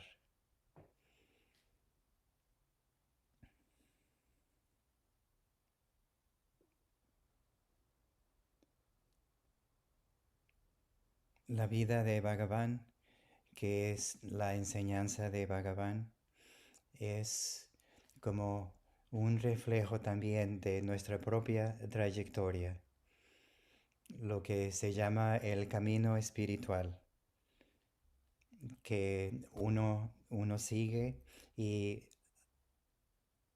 al tener el privilegio de escuchar estas palabras de verdad, uno tiene esa receptividad como una actitud de fe en sí mismo. En ese camino espiritual se ve que la meta está aquí y ahora, sin camino, sin caminante, sin meta.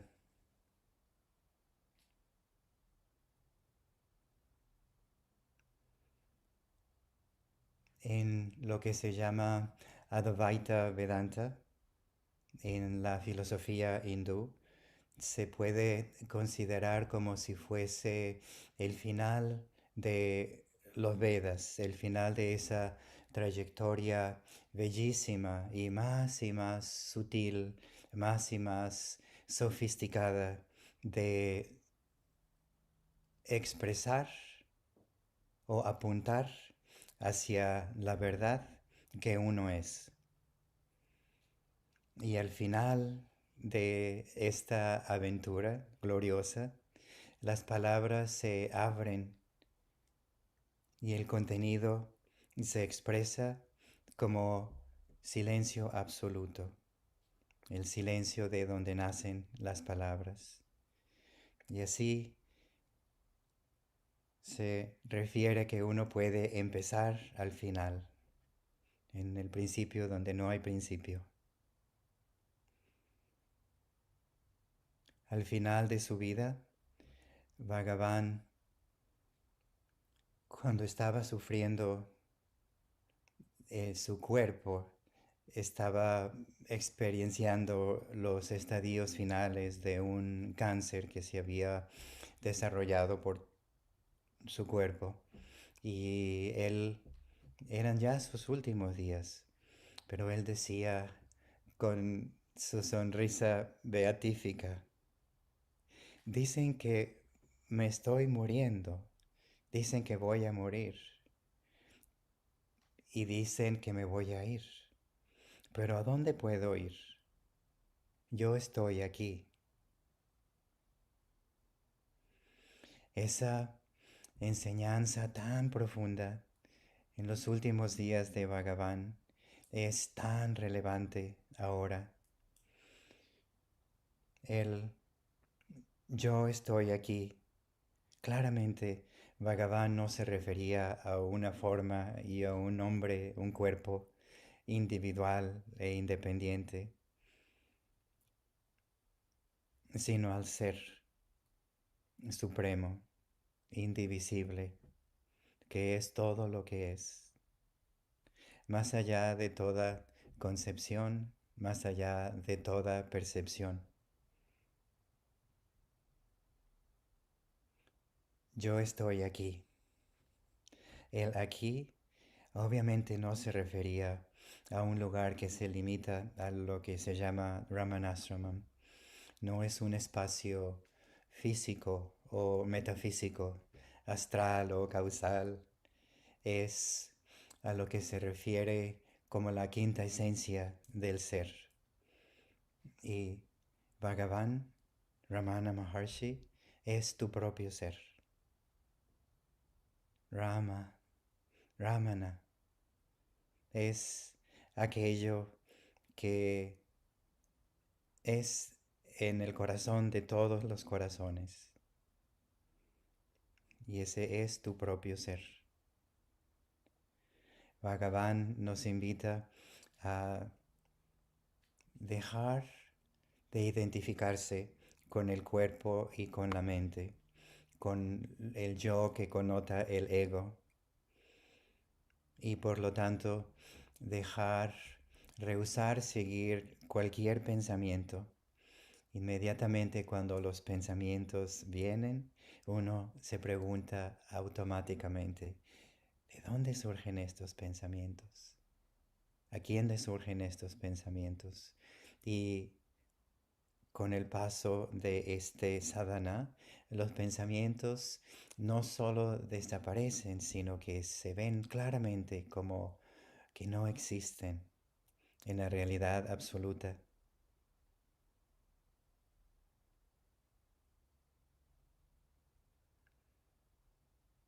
¿Cómo uno puede empezar al final? Es tan fácil. Es simplemente el seguir el camino con corazón. Uno de los misterios más divinos es que el amor es el corazón de la sabiduría y la sabiduría es el corazón del amor. Así que no es necesario entender la filosofía Vedanta o ningún tipo de filosofías, sino simple y sencillamente rehusar seguir todos los pensamientos, que es el verdadero significado del desapego. Y el sumergirse más y más en el silencio del ser.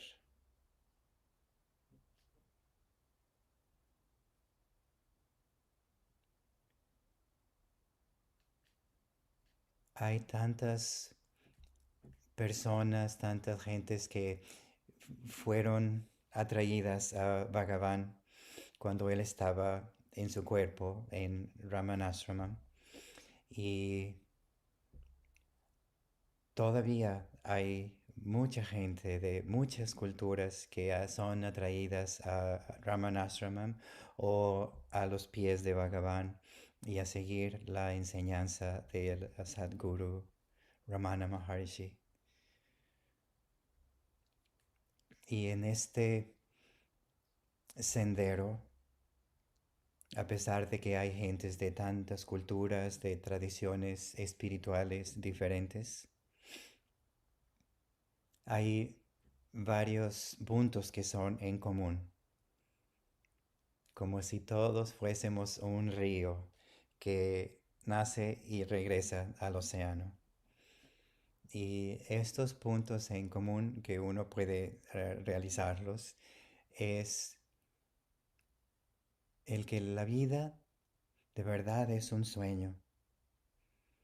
La naturaleza onírica de lo que consideramos realidad se hace evidente cuando uno emprende este camino espiritual, cuando sigue las enseñanzas de Bhagavan.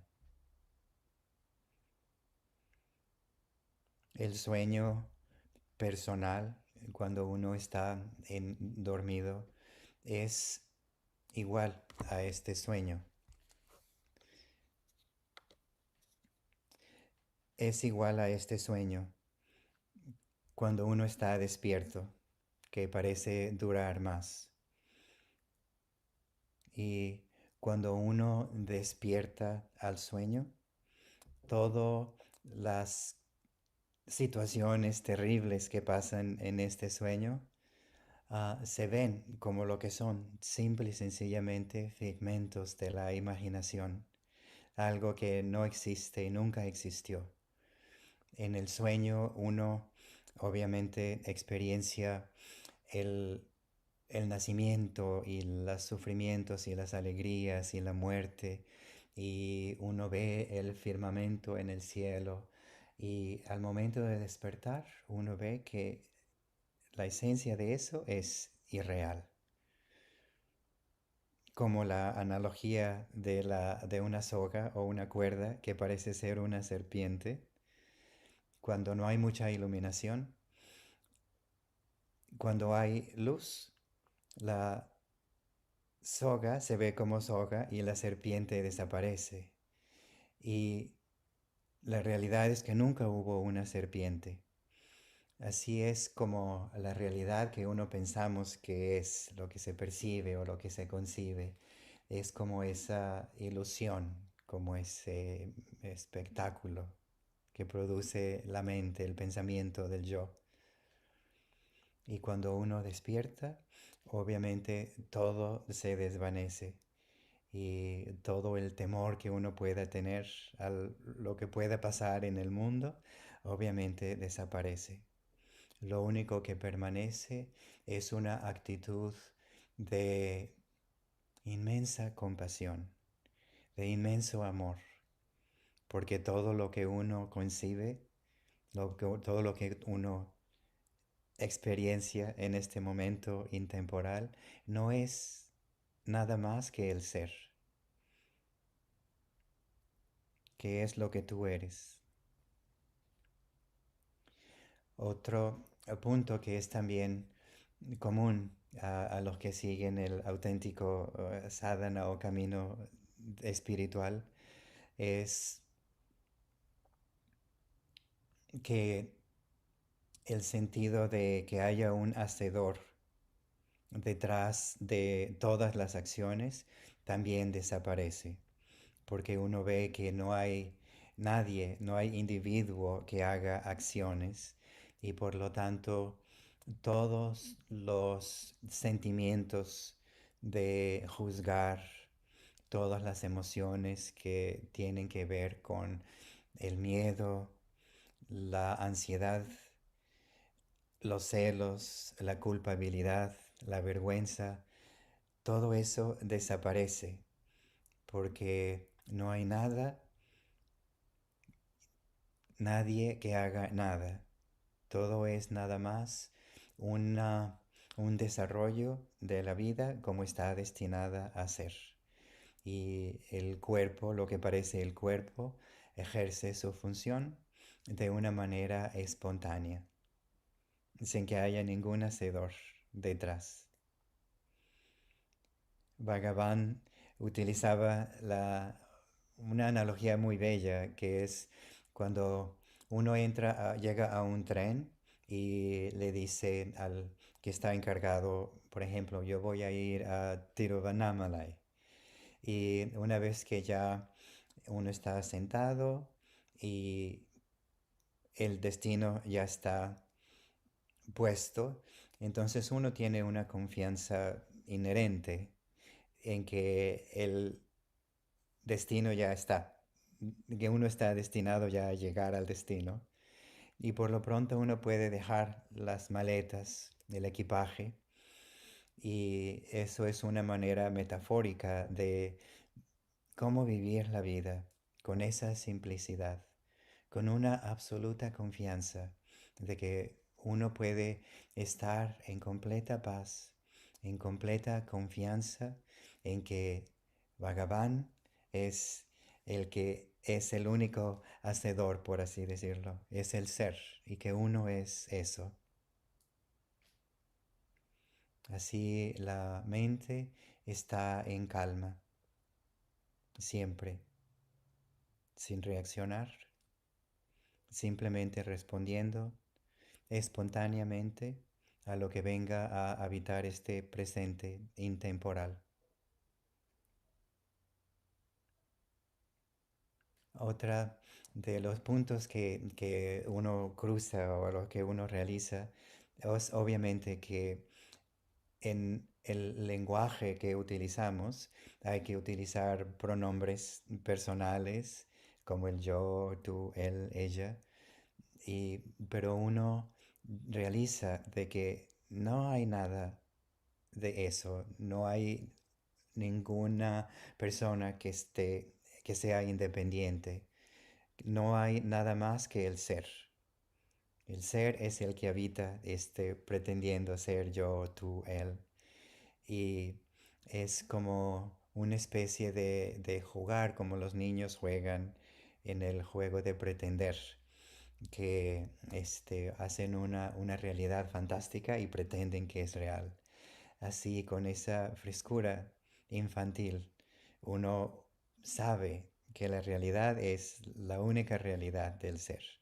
Y sin embargo, uno usa el lenguaje, obviamente, pretendiendo, por así decirlo, como si esto fuera cierto.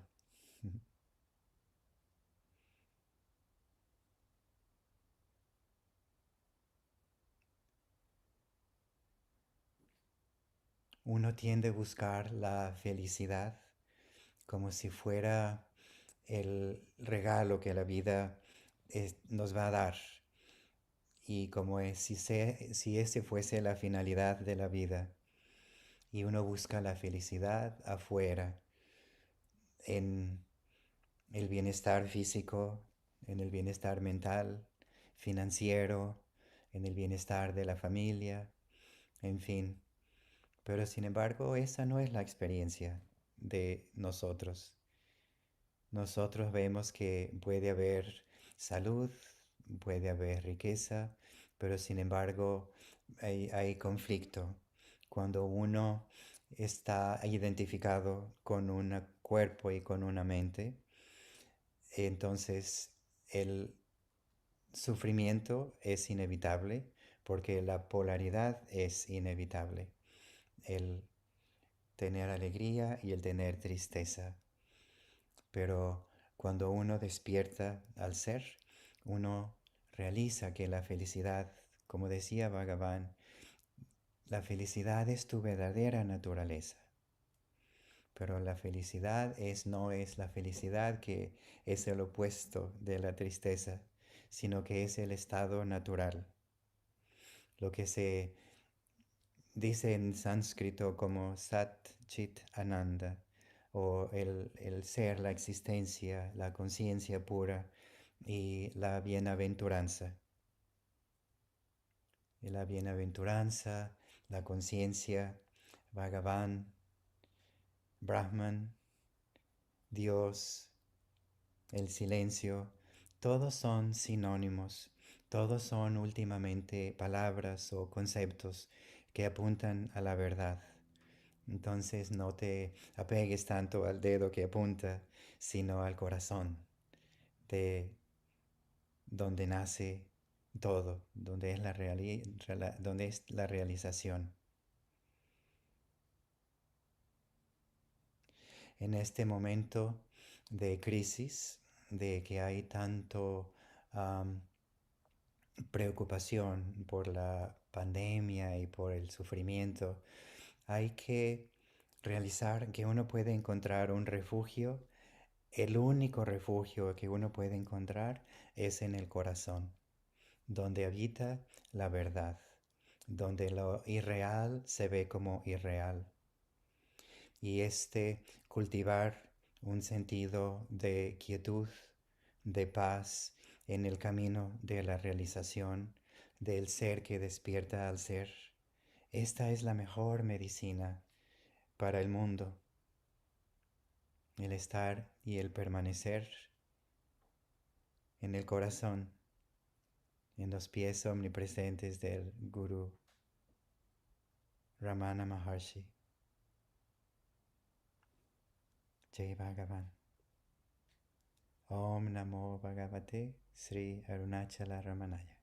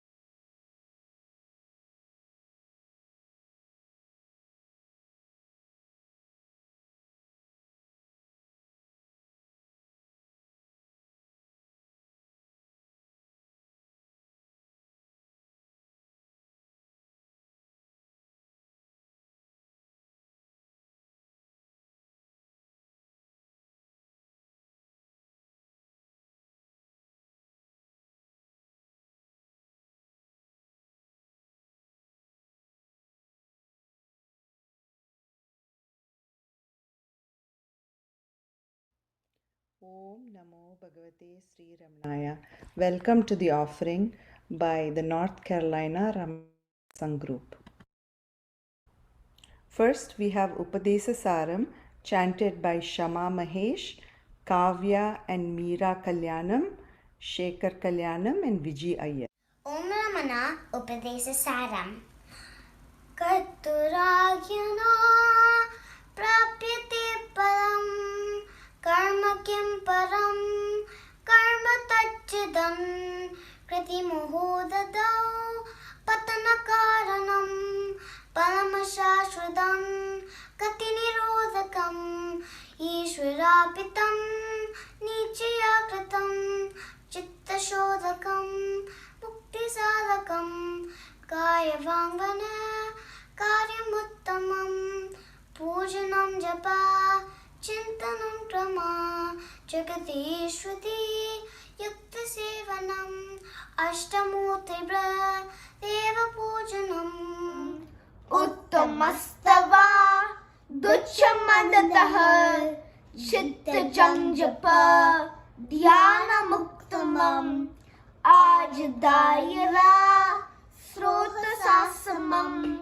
sarla chintanam virla tapparam veda bhavanat sohamityaso bhavana bilag pavani matat bhavasunyasad bhavasustati bhavana bilag bhakti ruptamat ristale mana स्वस्थता क्रिया भक्ति योग बोध दार्शनिश्यतम् वायुरोधना लीयते मन जालपक्षिव स्रोतसाधनम् चित्तवायव चित्क्रियायुताः शाखयोद्वयी शक्तिमूलका लयविनाशने उभयरोधने लयगतं पुनः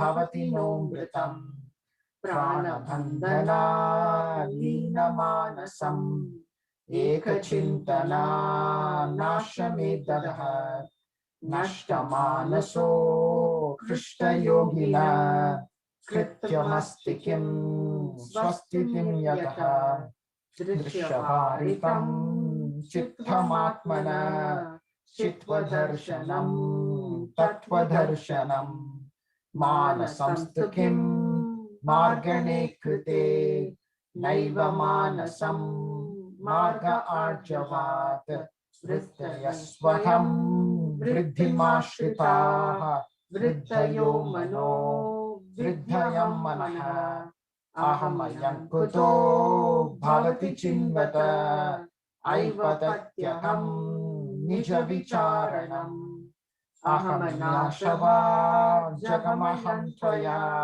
स्फुरति हृत्स्वयं परमपूर्णसत् इदमहं पदा अभिक्यमन्वहम् अहमलीनके पिलयसक्तया वृग्रहेन्द्रिय प्राणवीतमः नागमेकसत् तज्जलं यसत् सत्स्वभाषिका चित्त्ववेदरा सत्यया हि चेत् चित्यया ह्यहम् ईशजीवयो वेशजीविता सत्स्वभावतो वस्तु केवलम् वेशहानतः स्वात्मदर्शनम् ईशदर्शनम् स्वात्मरूपतः आत्मसंस्थितिं स्वात्मदर्शनम् आत्मनिर्भया आत्मनिष्ठता ज्ञानवर्जिता ज्ञानहीनचेत् ज्ञानमस्ति किं ज्ञातुमन्तरम् किं स्वरूपमे इत्यात्मदर्शने अव्यया भवा पूर्णसित् सुखम् बन्धमुक्त्यति इत्थं परं सुखम् विन्दजीहजी वस्तुदेवितः अहमप्येकम् निजविभानकम् महदितं तपो रमणवाक्यम्. Next, we have Ranjini Ramanan singing Ponnolir Pattu, composed by Sri Satyamangalam Venkatramayar. பொன்னொளிர் வடிவீனானே பூரண வதனத்தானே தன்னரும் சுவானுபூதி தரையலாம் மணக்க ஏழை உன்னரும் புகழை கேட்டு உலகெல்லாம் தேடி வந்தேன் என்னருள் இறையே ஞான ரமணனே ஜோதிக்குன்றே ஜோதியே வடிவாய் நின்ற சோணமா சைலம் தன்னில் வேதிய உருவினோடு விருபாட்ச குகையின் மேவும் ஆதியே அநாதி வைப்பே அமலனே ரமணாயன்னை சோதியாய் தாண்டு கொள்வாய் ஷேட்பர ஸ்வரூபனியே ஷேட்பரானந்த வாழ்வே சிவத்தொடும் கலந்த தேனே அத்புதானந்த பாகே அகண்டனே ரமணா உன்னை கற்பக தருவாய் நாடி கடிதழுந்தோடி வந்தேன் வேற்பன உருவே காவாய் விமலனே அருட்கண்டந்தே தந்திடாய் தளிர்பொற்பாதம் தமியனேன் சிரத்தில் சூடி நொந்திடா வாழ்வதெய்தி நொடியதேர் பவனோய் போக்க அந்த நாகமரர் காணா அருணை வாழ் ரமணா மோனா எந்த நாள் அடைவனுன்னை இருவிழி மணியே சொல்லாய் மணியன புகழ்வதெல்லாம் மற்றொன்றும் அறியாதேழை அனிமையில் இன்றியானும் அலறுவதறிந்திடாயோ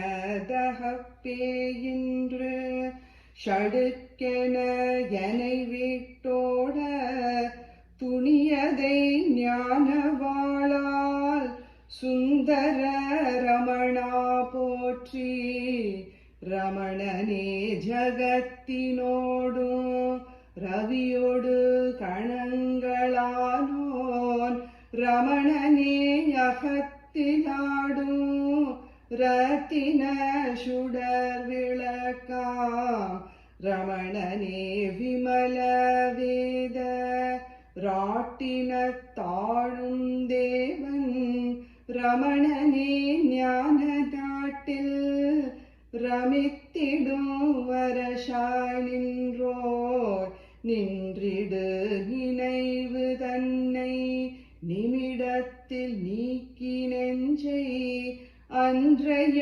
திருமாலாழ்ந்தே தரிந்திடா அழகன் பாதம் சென்றிட நிறுத்தும் சோம சேகர ரமணமூர்த்தி என் பெரும் துயரும் நீக்காய் ஏகனே யோக வாழ்வே வாழ்ந்திடும் உலகினோடு வடிவுரு நாமமெல்லாம் தாழ்ந்திட ஞான பார்வை தழலதை தனக்குள் வைத்தோய் ஆழ்ந்திடும் யோக ஞான ரமணனே அழகின் மிக்கோய் சூழ்ந்திடும் சுடரே சோழ மலைவளர் புனித தேவே தேவனே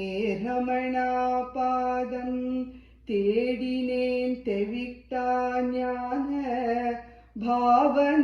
பாவனாதீதமோன பரம்பொருள் உருவினானே ஜீவனும் சிவனும் ஒன்றாய் தேக்கிய உளத்தினானே சாவதும் பிறப்புமில்லா தத்துவ முடிவாய் நின்றோய் நின்றிடும் சோழ சைல நிலைத்திடும் ரமணன் வாழி மின்றிகள் ஷடையனோடு விருபாட்ச குகையும் வாழி வென்றிடும் துன்பம் போக்க வேங்கட ரமணன் சொல்லும் பொன்றிகள் விருத்த மாலை பொலியுற வாழி வாழி. Srimati Mangalam Kalyanam will now be singing Sri Sadhu Om's Valam Vara Vendum. வலம் வர வேண்டுமையே வலம் வர வேண்டுமையே என் மனதை கவர்ந்த அண்ணா மலையை தினம் தினமும் என் மனதை கவர்ந்த அண்ணா மலையை தினம் தினமும் மலம் வர வேண்டுமையே நலம் திகழ் ஞான ரமண பிரான் நலம் திகழ் ஞான ரமண பிரானோர் வினாடி விலகாத ஞானமலையை நானும் வினாடி விலகாத ஞானமலையை நானும் பலம் வர வேண்டுமையே என் மனதை கவர்ந்த அண்ணா மலையை தினம் தினமும் பலம் வர வேண்டுமையே கலந்த சிவ ஞானம் காதற்பெரு காலே கடவுள் ரமண குரு கழலடி தன்னாலே மலர்ந்த விழி மலர்கள் மலை சிகரம் மீதே மலர்ந்த மலர் விழிகள் மலை சிகரம் மேலே வைத்து வலம் வந்த காரணத்தை நினைந்ததாலே மனம் வர வேண்டுமையே அமரரிரை முனிவோர் அரிய என் தேவியர்கள்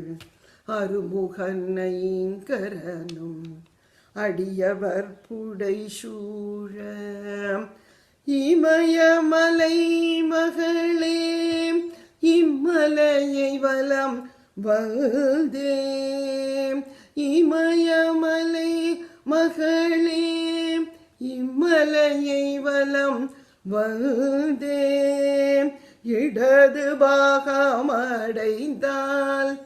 என் போன்ற அடிமைகள் வலம் வர வேண்டுமையே மனதை கவர்ந்த அண்ணா மலையை தினம் தினமும் வலம் வர வேண்டுமையே.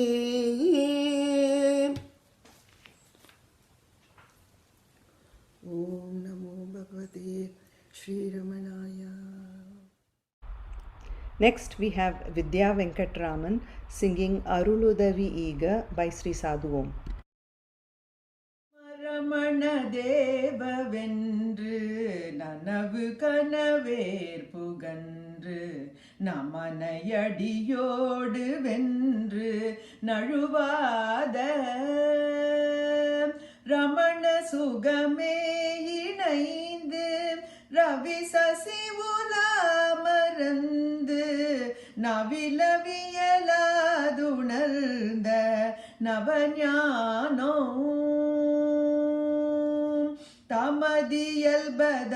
தமதியல்பதாயறிந்து சகஜ நிலையே நிறைந்து தழைய அருள் நீ புரிந்து தரவேணும்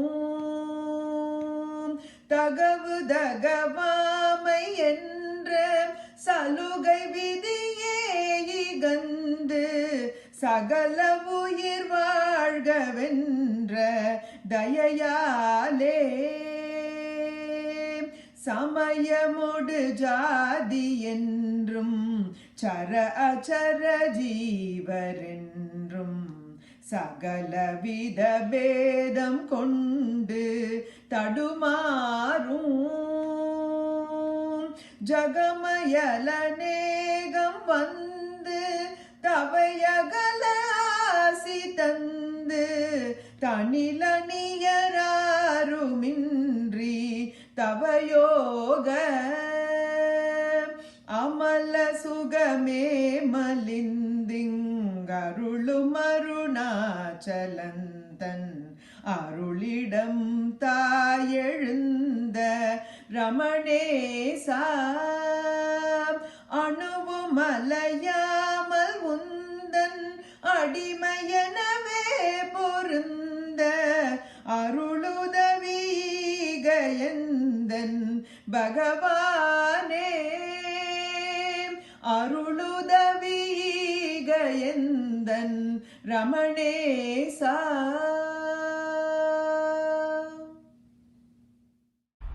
Jyoti Swarupa, sung by Deepak Shri Deshmukh.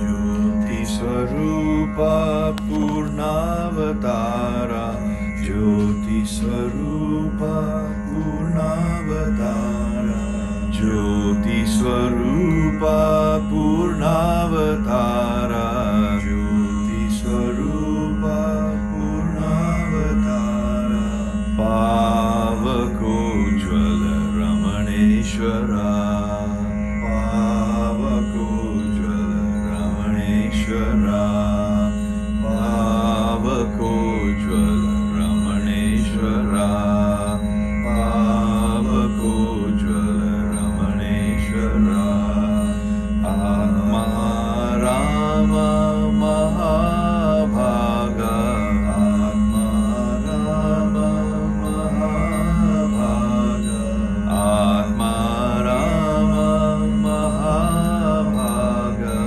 Atma Rama Mahabhaga, Purushottama Ramaneshwara, Purushottama Ramaneshwara, Purushottama Ramaneshwara, Purushottama Ramaneshwara, Tapomaya Timirahara, Tapomaya Timirahara, Tapomaya Timirahara, Tapomaya Timirahara, Mahotsaha Ramaneshwara, Mahotsaha Ramaneshwara,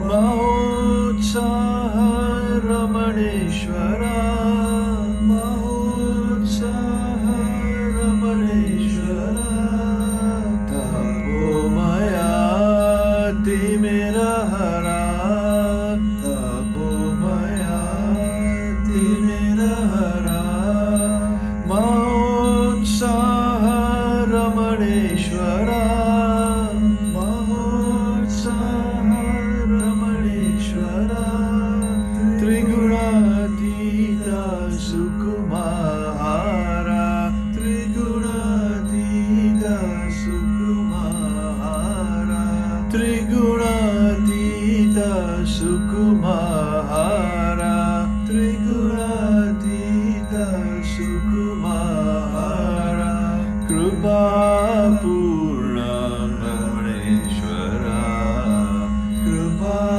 Purna Ramaneshwara, Krupa Purna Ramaneshwara, Krupa Purna Ramaneshwara, Jyoti Swarupa Purnavatara, Pavako Jwala Ramaneshwara.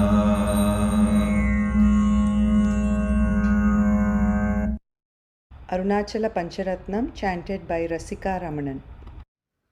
करुणापूर्ण सुधाब्दे कबलित घन विश्वरूप किरणावल्या अरुणाचल परमात्मन्नरुणोद्भव चित्तकञ्ज सुविकासाय त्वयि अरुणाचल सर्वं भूत्वा सित्वा प्रलीनमेतश्चित्रम् हृद्यहमित्यात्मतया नृत्यसि भोस्देवधन्ति हृदयं नाम अहमिति कुत आयातीत्यन्विष्यान्तप्रविष्टयात्यमलधिया अवगम्य स्वं रूपं साम्यत्यरुणाचल त्वयि नदीवाब्धौ त्यक्त्या विषयं बाह्यं रुद्ध प्राणेन रुद्ध मनसान्तस्त्वाम् ध्यायन् पश्यति योगी दीदिति मरुणाचल त्वयि महीयं ते त्वय्यर्पितमनसा त्वां पश्यन् सर्वं तवाहृतितया सततम्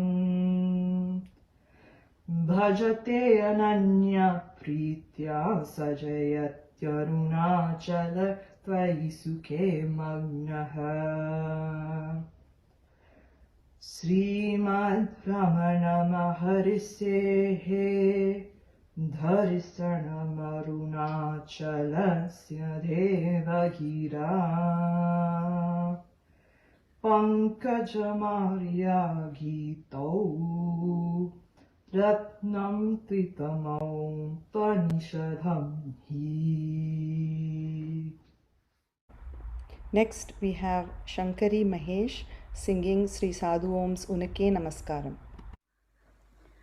உனக்கே நமஸ்காரம் உனக்கே நமஸ்காரம் உண்மை பரம்பொருளே ரமணா மணக்கண் விளக்கிடும் அகக்கண்மணியே உனக்கே உனக்கே நமஸ்காரம் பார்க்கும் பொழுதெல்லாம் என்னுள்ளிருந்தவை பார்ப்பதோடென்னையும் பார்ப்பவனே ஊக்கமெனக்களி துய்க்கும் ரமணா உனக்கே உனக்கே நமஸ்காரம் கேட்கும் பொழுதெல்லாம் என்னுள்ளிருந்தவை கேட்பதோடன் குரல் கேட்பவனே ஊட்டமளித்தென்னை உயிக்கும் ரமணா உனக்கே உனக்கே நமஸ்காரம் முகரும் பொழுதெல்லாம் என்னுள்ளிருந்தவை முகர்வதோடென்னை முகர்ப்பவனே உகந்த பேரன்பினால் உயிக்கும் ரமணா உனக்கே உனக்கே நமஸ்காரம் சுவைக்கும் பொழுதெல்லாம் என்னுள்ளிருந்தவை சுவைப்பதோடென்னை சுவைப்பவனே உவங்கும் கருணையால் உயிக்கும் ரமணா உனக்கே உனக்கே நமஸ்காரம் தொட்டிடும் போதெல்லாம் என்னுள்ளிருந்தவை தொட்டறிந்தென்னை தொடுபவனே உட்பள்ளமிந்தென்னை உயிக்கும் ரமணா உனக்கே உனக்கே நமஸ்காரம் எண்ணுவதெல்லாம் அறிந்துண்ணுள் என்னவோர் எண்ணமில்லாதென்னை எண்ணுவனே உண்ணுவதென்னை உகந்த ரமணா உனக்கே உனக்கே நமஸ்காரம் அறிபவையாவும் அறிந்தென்னகந்தன் அறிந்தவர் என்றும் அமர்பவனே உருந்துயரின்றியே உயிக்கும் ரமணா உனக்கே உனக்கே நமஸ்காரம் தூங்கும் பொழுதென்னுள் தூக்கம் கனவுமென் தோற்றமும் கண்டு துலங்குவனே ஓங்கும் அறி ஒளி உயிக்கும் ரமணா உனக்கே உனக்கே நமஸ்காரம் மாயும் உடலக மாயமழித்தென்னை வாழ்வித்த நான் என்ன வாழ்பவனே ஓயும் படிக்கென்னை உண்ணும் ரமணா உனக்கே உனக்கே நமஸ்காரம் எல்லா பொழுதிலும் எல்லா விடத்திலும் எல்லாமாய் என்னுள்ளிருப்பவனே உல்லாசமாயுள் உலாவும் ரமணா உனக்கே உனக்கே நமஸ்காரம் உல்லாசமாயுள் உலாவும் ரமணா உனக்கே உனக்கே நமஸ்காரம். Thank you. We end with Sri Manavasi Ramasamy Iyer's Sharanagati sung by Ranjani Ramanan.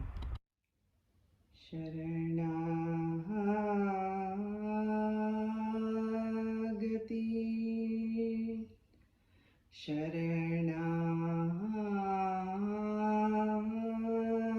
Sharanagati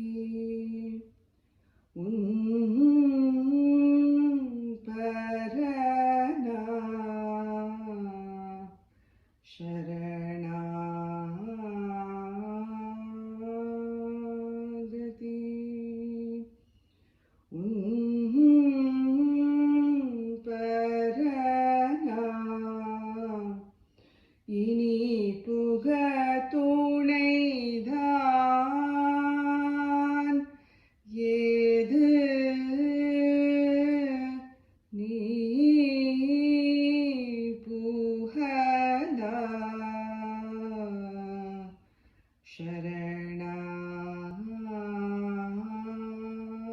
शरणागति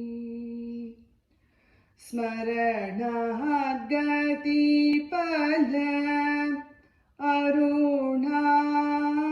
अरुणाचल निरे रमणा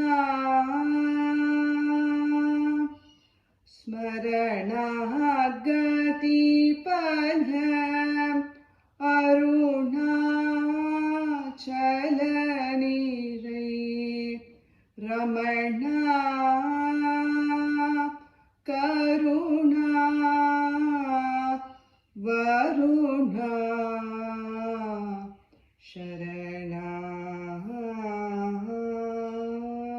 शरणागति तरुणम् இது அன்றோ உன் கருணை நோக்கவே தருணம் இது அன்றோ கால ஹரணமாக்கிடு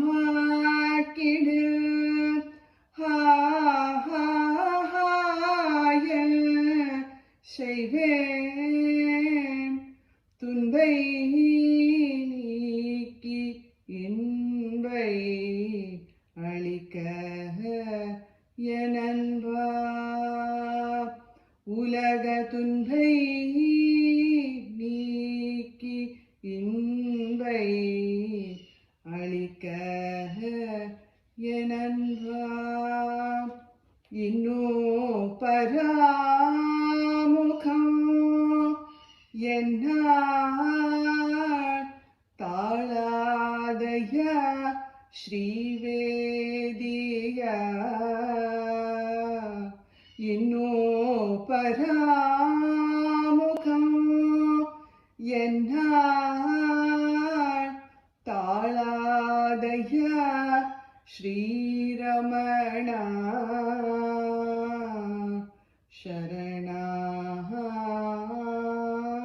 शरणागति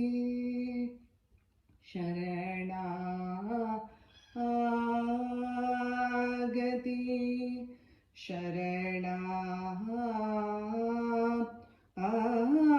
शरणागति Om Namo Bhagavate Sri Ramanaya. We now hand over to the Georgia Satsang Group. Om Namo Bhagavate Sri Ramanaya. The Georgia Satsang Group is delighted to be part of this Aradhana celebration. We are going to start with a rendition of Anma Viddai. The Pallavi and Anupallavi were composed by Sri Muruganar, while Sri Bhagavan composed the Charanams. Ayye Ati Sulabam Anma Viddai Ayye Ati Sulabam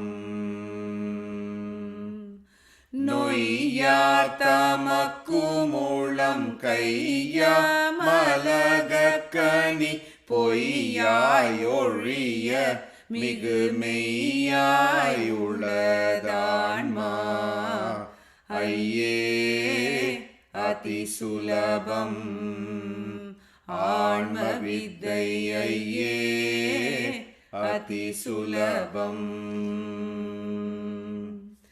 மெய்யாய் நிரந்தரம் தானையாதிருந்திடவும் பொய்யாமூடம் உலகம் மெய்யாய் முளைத்தெழும் பொய் மையார் நினைவனுவும் மொய்யாதொடுக்கிடவே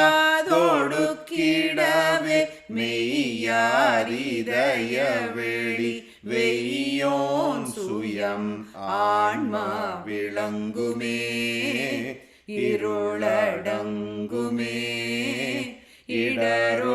இடரோடுங்குமே இன்பம் பொங்குமே ஐயே அதி சுலபம் ஆன்மவித்தை ஐயே அதி சுலபம். ஊனாருடலிதுவே நானாமேனும் நினைவே நானா நினைவுகள் சேரோனாரேனும்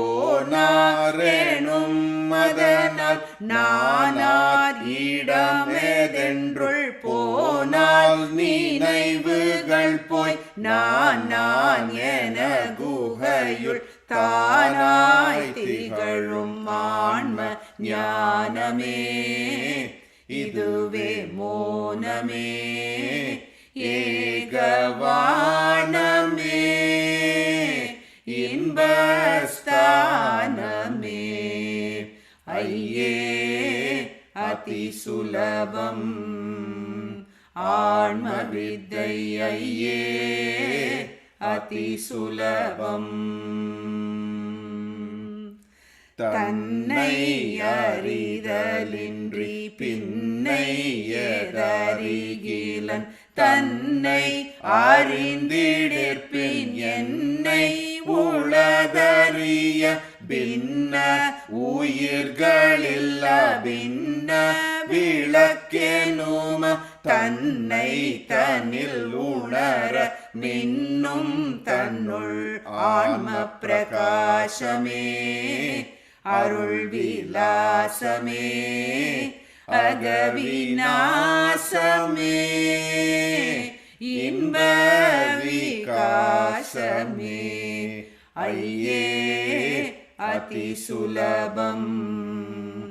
ஆன்மவித்தை ஐயே அதி சுலபம். கண்மாதி கட்ட விழ ஜன்மாதி நஷ்டமிழ எம்மார்கமதனினும் இம்மார்கமிக்கெளிது சொன்மானதனுவின்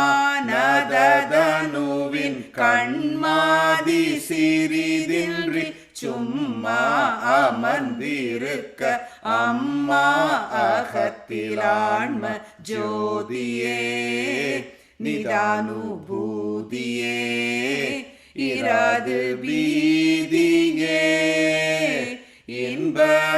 இன்பம்போதியே ஐயே அதி சுலபம். ஆன்மவித்தை ஐயே அதி சுலபம்.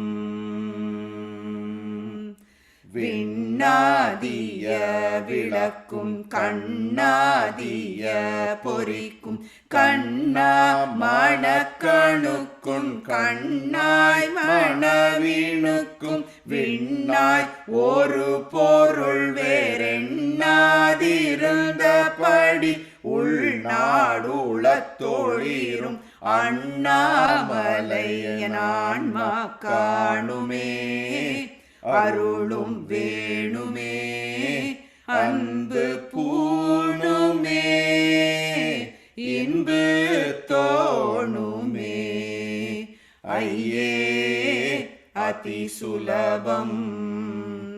ஆன்மவித்தை ஐயே அதி சுலபம். ஓம் நமோ பகவதே ஸ்ரீரமணாய. ॐ नमो भगवते श्रीरमणाय. ॐ नमो भगवते श्रीरमणाय. ॐ नमो भगवते श्रीरमणाय. ॐ नमो भगवते श्रीरमणाय. ॐ तत् सदाख्यं पुरुषं गुहेशं भक्तातिनाशाय शरीरवन्तं मोदस्वरूपं मधुरस्वभावं त्वामात्मनाथं रमणं भजामि.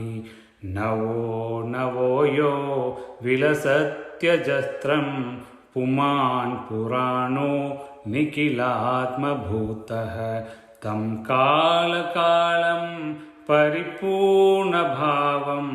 त्वामात्मनाथं रमणं भजामि. मोक्षार्तिलोकस्य शरण्यमेकं मौनेन सम्बोधितभक्तलोकं गुरुं गुरुनामजमादिदेवं त्वामात्मनाथं रमणं भजामि भरं वहन्तं भजतां सुखेन दयां बुद्धिं दीनजनस्वभावात् अज्ञानमाघोप्य विलोकयन्तं त्वामात्मनाथं रमणं भजामि गतिं समत्तस्य चराचरस्य प्रशान्तगम्भीरतया विभान्तं स्तौयं तवेन चलितस्वभावं त्वामात्मनाथं रमणं भजामि वरेण्यमेकं तमसः परस्तात् वपुस्मतामाप् ततमं नतानां समं दिशन्तं मधुरस्मितेन त्वामात्मनाथं रमणं भजामि तेजो दिशन्तं मतयेऽपि सन्तं निगूढमन्तहृदि सर्वजन्तः अनन्तरूपकमप्रमेयं त्वामात्मनाथं रमणं भजामि श्रीमानयं दीन इति प्रभेदान् विहाय साम्येन समीक्षमाणं स्वस्थं सदा स्वे सहजे समाधौ त्वामात्मनाथं रमणं भजामि रसस्वरूपं रमणं निजानां स्वरूपभक्तिं जनयन्तमक्ष्णां मोहग्रोचाटनमान्त्रिकं च त्वामात्मनाथं रमणं भजामि मतप्रभेदानपि पालयन्तं गरीयसीं भक्तिमुदीरयन्तं मतिप्रसादं भजतां ददानं त्वामात्मनाथं रमणं भजामि नान्तेन नाम्ना हृदयङ्गमेन दिशन्तमानन्दममानुसंस्वं दिशन्तमुत्साहबलं प्रकृष्टं त्वामात्मनाथं रमणं भजामि यतो ममात्मा भवसि त्वमेव ततो न वाच्यं मम किञ्चिदस्ति यथा तवेष्टं कुरु मां तथैव त्वामात्मनाथं रमणं भजामि ॐ नमो भगवते श्रीरमणाय ॐ नमो भगवते श्रीरमणाय ॐ नमो भगवते श्रीरमणाय ॐ नमो भगवते श्रीरमणाय அழகில் சுந்தரமாய் திருச்சூழியில் உதித்தாயோ ஓ அழகில் சுந்தரமாய் திருச்சூழியில் உதித்தாயோ 16ஆம் பிராயத்திலே மரணமிலான்மாவை கண்டாயோ 16ஆம் பிராயத்திலே மரணமிலான்மாவை கண்டாயோ புறத்தில் நாற்றம் போய் ஆன்ம சுகத்தில் இருந்தாயோ ஓ புறத்தில் நாற்றம் போய் ஆன்ம சுகத்தில் இருந்தாயோ அருணாச்சலம் செவி கேட்டு உன்னப்பனை அடைந்தாயோ அருணாச்சலம் செவி கேட்டு உன்னப்பனை அடைந்தாயோ கோவில் குகை பலன்று நீ மலையில் இருந்தாயோ ஓ கோவில் குகை பலன்று நீ மலையில் இருந்தாயோ மோன தவத்தினிலே ஒரு ராஜ்யம் புரிந்தாயோ மோன தவத்தினிலே ஒரு ராஜ்யம் புரிந்தாயோ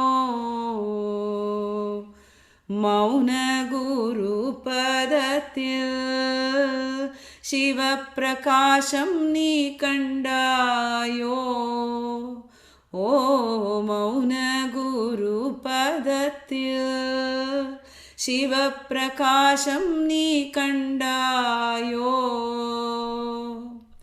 நான் யார் எனும் பெரும் நூல் இப்பாருக்கு தந்தாயோ நான் யார் எனும் பெரும் நூல் இப்பாருக்கு தந்தாயோ அம்மையின் ஆன்மக்கடன் தீர்க்க அப்பளம் இட்டாயோ ஓ அம்மையின் ஆன்மக்கடன் தீர்க்க அப்பளம் இட்டாயோ மக்கள் துயர் நீக்க ஒரு ஆசிரமம் கொண்டாயோ மக்கள் துயர் நீக்க ஒரு ஆசிரமம் கொண்டாயோ பசுமையில் மானிடரும் உன்னில் ஈர்க்க நீ கண்டாயோ ஓ பசுமையில் மானிடரும் உன்னில் ஈர்க்க நீ கண்டாயோ உன் மௌன சந்நிதியில் பலர் துன்பம் துடைத்தாயோ உன் மௌன சந்நிதியில் பலர் துன்பம் துடைத்தாயோ அந்தம் இல்லா உண்மையதை பறைசாற்ற நீ வந்தாயோ ஓ அந்தம் இல்லா உண்மையதை பறைசாற்ற நீ வந்தாயோ பல ஜென்ம புண்ணியத்தால் எங்களை கரை சேர்க்க வந்தாயோ பல ஜென்ம புண்ணியத்தால் எங்களை கரை சேர்க்க வந்தாயோ ஒளியே குரு ரமணா எங்கள் கதியே குரு ரமணா ஒளியே குரு ரமணா எங்கள் கதியே குரு ரமணா ஒளியே குரு ரமணா எங்கள் கதியே குரு ரமணா எங்கள் கதியே குரு ரமணா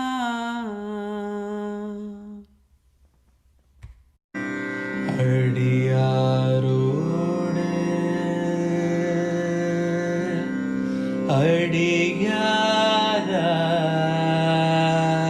அடியாராய் அடியாரோடு அடியாரோடு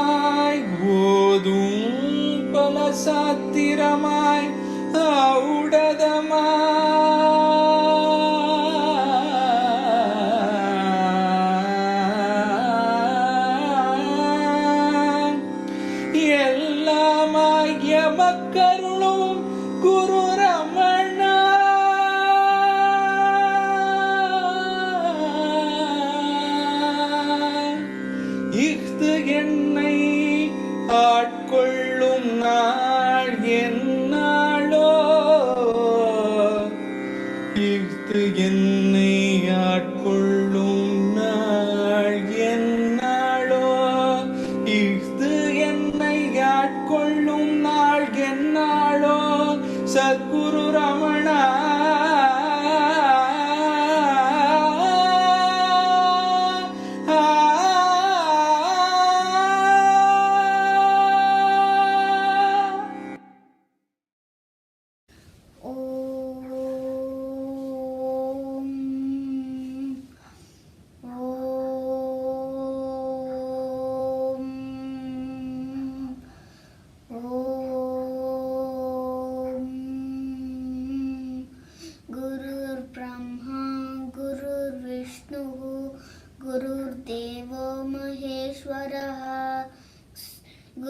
साक्षात् परब्रह्म तस्मै श्री गुरवे नमः।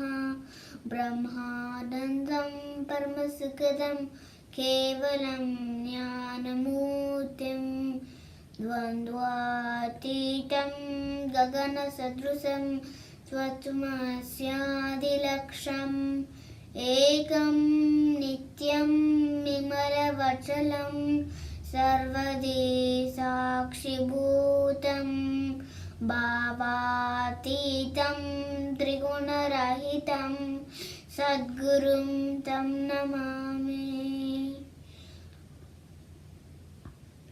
अखण्डमण्डलाकारं व्याप्तं येन चराचरं तत्पदं दर्शितं येन तस्मै श्री गुरवे नमः। त्वमेव माता च पिता त्वमेव त्वमेव बन्धु च सखा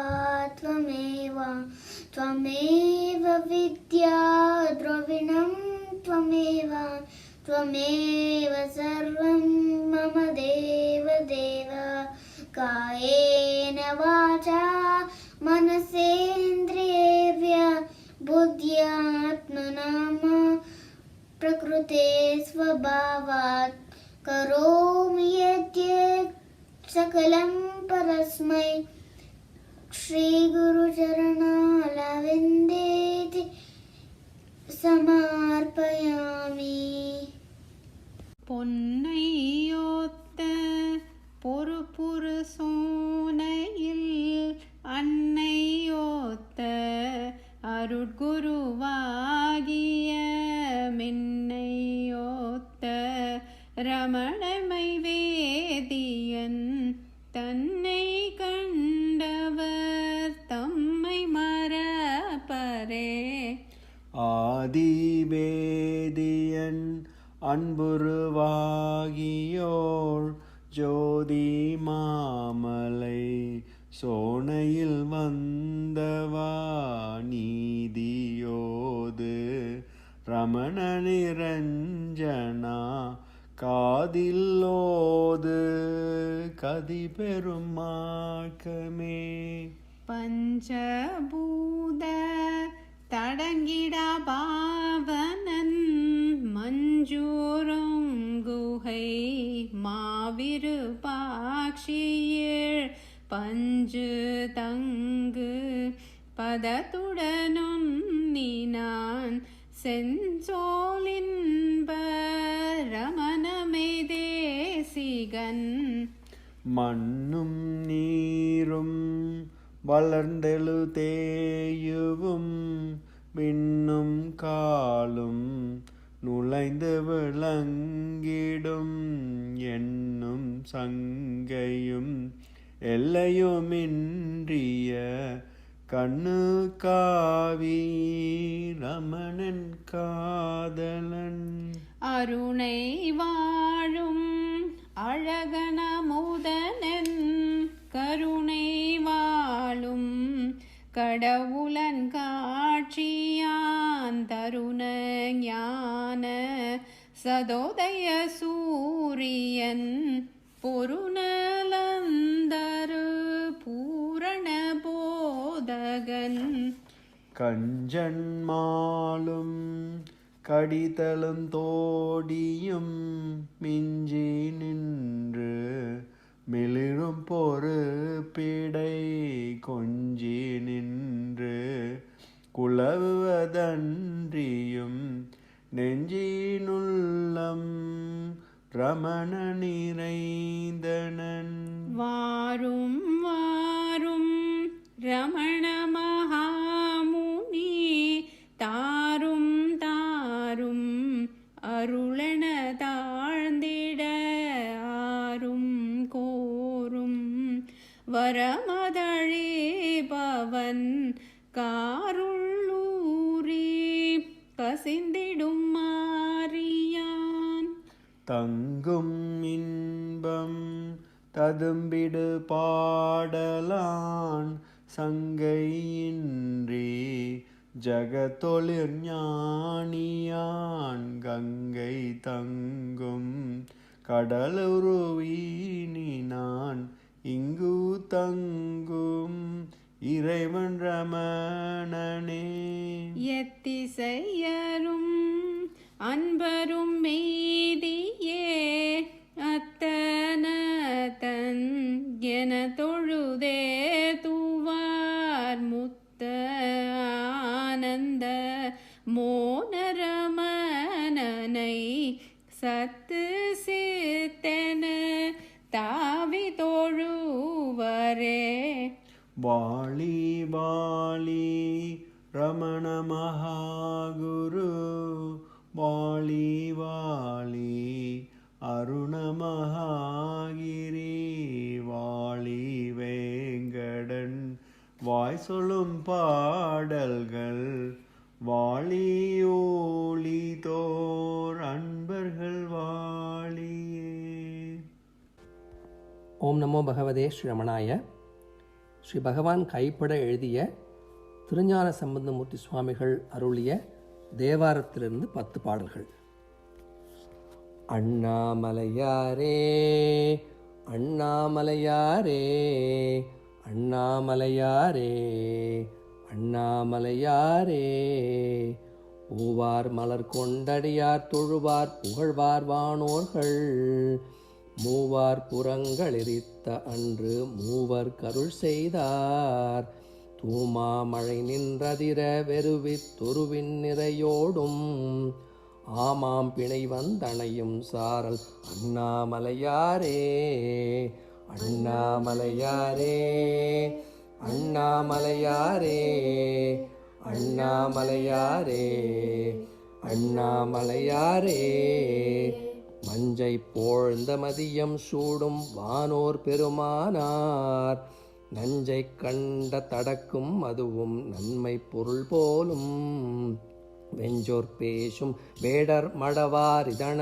மதுவேரி அஞ்சொற் கிளிகளாயோ வெண்ணும் அண்ணாமலையாரே அண்ணாமலையாரே அண்ணாமலையாரே அண்ணாமலையாரே அண்ணாமலையாரே ஞானத்திரளாய் நின்ற பெருமான் நல்ல அடியார் மேல் ஊனத்திறனை நீக்கும் அதுவும் உண்மை பொருள் போலும் ஏனத்திரளோடினமான் கரடி இழியும் இரவின் கண் ஆணை திரள் வந்தணையும் சாரல் அண்ணாமலையாரே அண்ணாமலையாரே அண்ணாமலையாரே அண்ணாமலையாரே அண்ணாமலையாரே இழைத்த இடையாள் உமையாள் பங்கர் இமையோர் பெருமானார் தழைத்த சடையார் விடையோன்றேறி தரியார் புறமெய்தார் பிழைத்த பிடியை காணாதோடி பெருங்கை மதவேழம் அழைத்து திரித்தங்குரங்கும் சாரல் அண்ணாமலையாரே அண்ணாமலையாரே அண்ணாமலையாரே அண்ணாமலையாரே அண்ணாமலையாரே உருவிற்றிகழும் உமையாள் பங்கர் இமையோர் பெருமானார் செருவில் ஒரு கால் வளைய ஊன்றி சிந்தி எழுவித்தார் பருவி குறவர் புனத்திற்குவித்த பருமாமணி முத்தம் அருவித்திரளோடு இழியும் சாரல் அண்ணாமலையாரே அண்ணாமலையாரே அண்ணாமலையாரே அண்ணாமலையாரே அண்ணாமலையாரே நினைத்தோர் ஊழி அடியார் ஏத்த இமையோர் பெருமானார்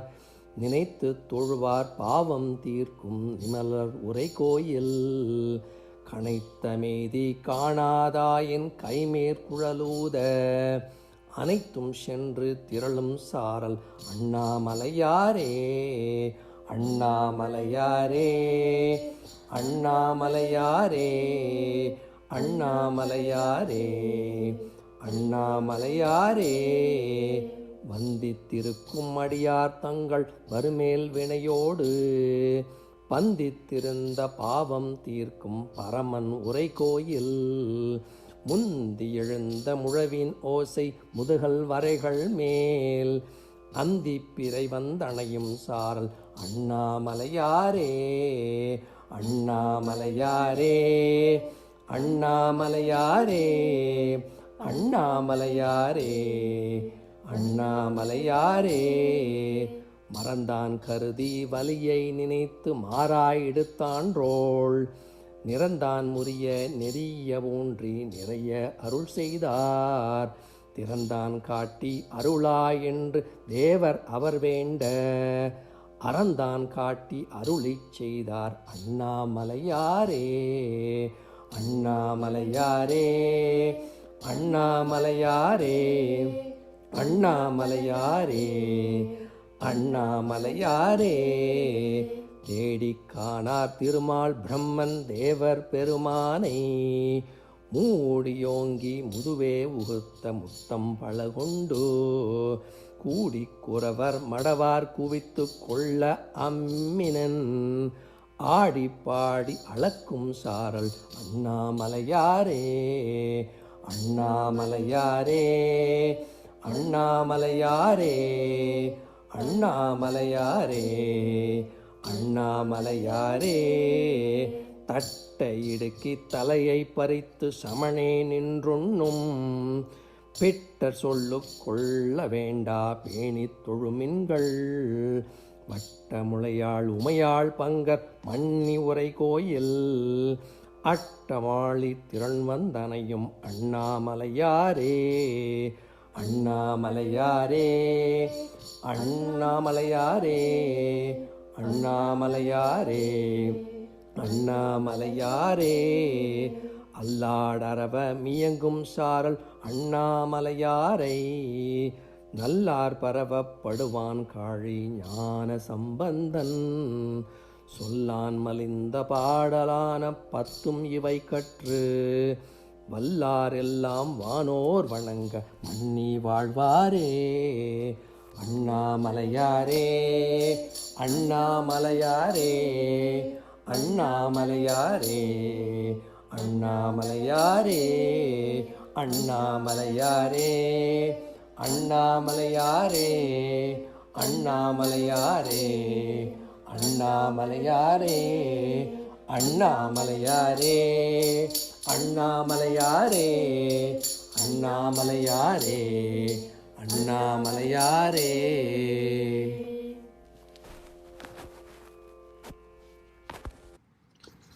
Om Namo Bhagavate Sri Ramanaya.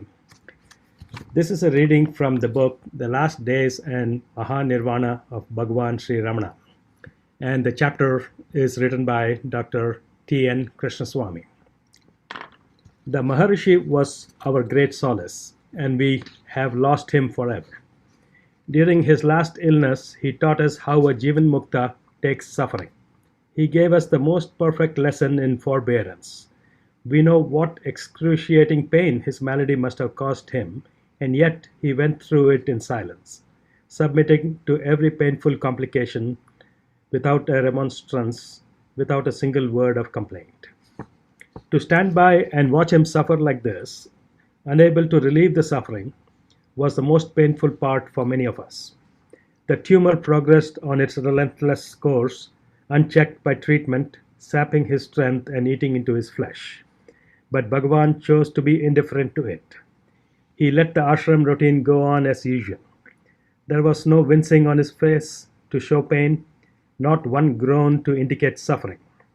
He remained calm and peaceful, as though nothing was the matter with his body, as though the ailment was on some other body and he was a mere spectator. He was not callous to the condition, but showed no concern about it. He took whatever medicine was given to him and submitted to the doctor's treatment, never showing preference for this or that line of treatment, never complaining against anything, never remarking that the remedy failed to bring relief. His calm, his submissive and uncomplaining attitude was beyond our understanding. It made us wonder whether he was really suffering at all. He lived so distinctly apart from his body that his face was radiant with graciousness, while his body lay mute with unexpressed suffering. We marveled at this transcendental state in which the individual body still persisted, but no individual mind or will remained to function in it. It has been asked why Bhagavan did not choose to be well again, if only for the sake of his devotees. A miracle would have been so easy a matter for him, the body would have obeyed his will so inevitably. The best answer is that there was no longer any individual in him who could will or be well again. And yet we cannot but ask why Bhagavan took on himself this long suffering. Some say that he had taken the prarabdha of his mother, whose life and breath he stilled by sitting at her deathbed, with his hands on her heart and head. Some say that it is the sin of his devotees that Bhagavan took upon himself. To me, it is a riddle beyond my understanding. This suffering wounded the hearts of thousands of Bhagavan's devotees. Many of them would gladly have laid down their lives to relieve him. It was remarkable how Bhagavan kept perfect control of his faculties to the very end. He spoke clearly only a few minutes before the end. The long line of devotees trudged past his room from 4 to 5 that evening. Then Bhagavan asked to be sat up. He insisted on ignoring the pain in his arm and body and remained sitting till he breathed his last. During the preceding months, Bhagavan had let fall many remarks to prepare us for his physical death. Once he remarked to a devotee that this body is a load to be shaken off. When a man goes to the market with a basket and fills it with purchases and then carries it home on his head, does he not long to put down the load? On another occasion, he compared the body to a plantain leaf on which delicious food had been served. After eating one's fill from it, does one take the leaf and preserve it? Do we not, Bhagavan asked, throw away the leaf from which we have eaten once it has served its purpose? To some of the attendants who had long served him and who had intimate contact with him, he is said to have remarked a few days before the end, "Who is to carry this load of a body even after it needs assistance in everything? Do you expect me to carry about this load that it would take 4 men to carry?" Though the living beauty of his body is taken away from us, we still have the grace of Arunachala. When Bhagavan first realized the self, he chose Arunachala as his permanent abode. He came there at the age of 17 and never left, never thought of leaving. He has made Arunachala sacred for his devotees, as it was for him. Once a young girl invited the Maharshi to go with her to her house at Madras. The Maharshi smiled and said, "If I left this place, would not the visitors who come expecting to find me here be disappointed? You have come with your parents to see me. If I were not here, would you not be disappointed?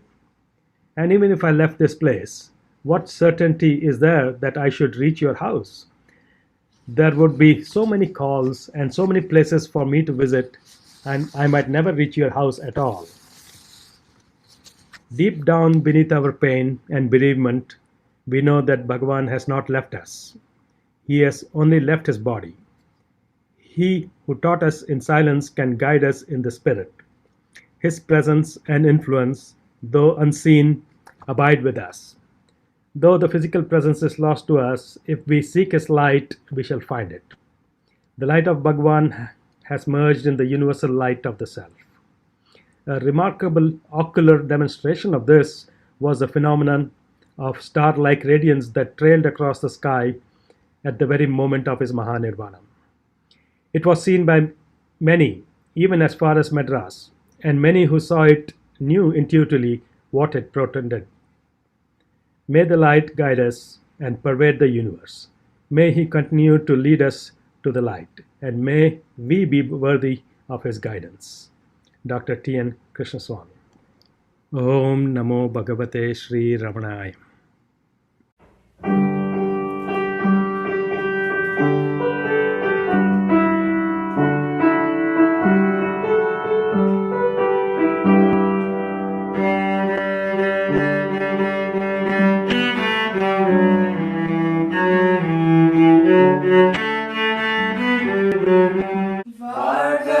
Swayam Prakasham Bharga Bhargave Shurga Sudhatma Shakti Shurga Shurgave Varga Swayam Prakasham Bharga Bhargave Shurga Sudhatma Shakti Shurga Shurgave Yerulagam Jivan Mukti Inba Pongave Yerulagam Jivan Mukti Inba Pongave Idayumagum Irevanagi Yallam Mongave Idayamagum Irevanagi Yallam Mongave Parmana Agande Varva Parpatorigave Parmana Agande Varva Parpatorigave Paramasakshidhanandatma Padpurigave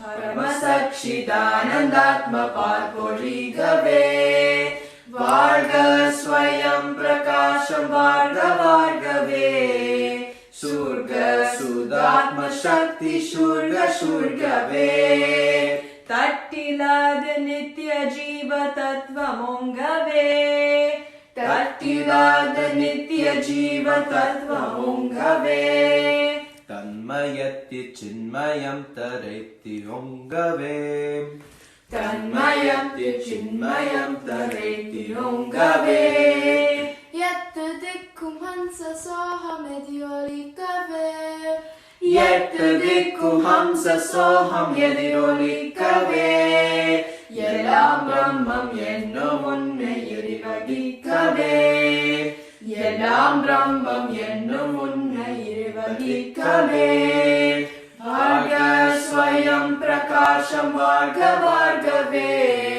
Surga Sudhatma Shakti Shurga Shurgave Shurga Shurgave Shurga Shurgave Shurga Shurgave Om Namo Bhagavate Sri Ramanaya. Welcome to the San Francisco Bay Area Aradhana celebrations. We will begin our segment with a song on Bhagavan written by Satya Narayanan, one of the devotees here.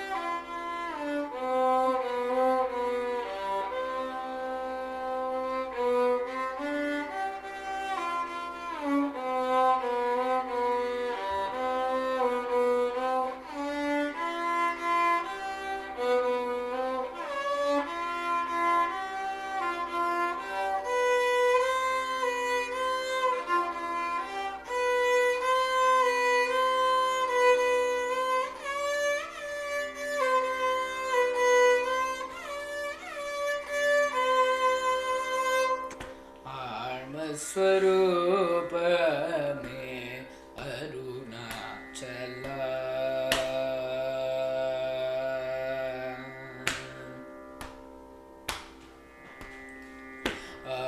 आत्मस्वरूप में अरुणाचल शिव अरुणाचल शिव अरुणाचल शिव अरुणाचल शिव अरुणाचल शिव अरुणाचल शिव अरुणाचल आत्मस्वरूप में अरुणाचल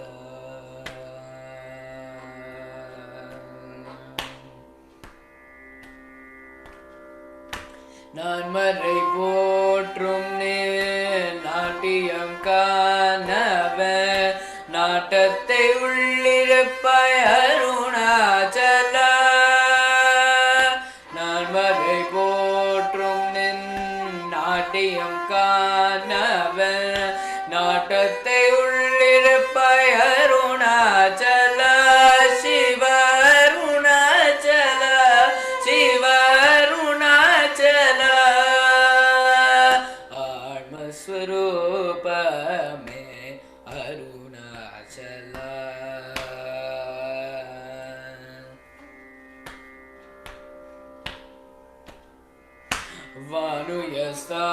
வானுயஸ்தானுவாய் வாய்மொழி மௌனியாய் மாமலையாய் நிற்கும் அருணாச்சல வானுயஸ்தானுவாய் வாய்மொழி மௌனியாய் மாமலையாய் நிற்கும் அருணாச்சல சிவ அருணாச்சல சிவ அருணாச்சல சானுவாய் நின்றாலும் நான் நின்றாடும் சானுவாய் நின்றாலும் நான் நின்றாடும் நாட்டியம் காட்டியருள் அருணாச்சல சானுவாய் நின்றாலும் நான் நின்றாடும் நாட்டியம் காட்டியருள் அருணாச்சல சிவ அருணாச்சல சிவ அருணாச்சல ஆத்மஸ்வரூபமே அருணாச்சல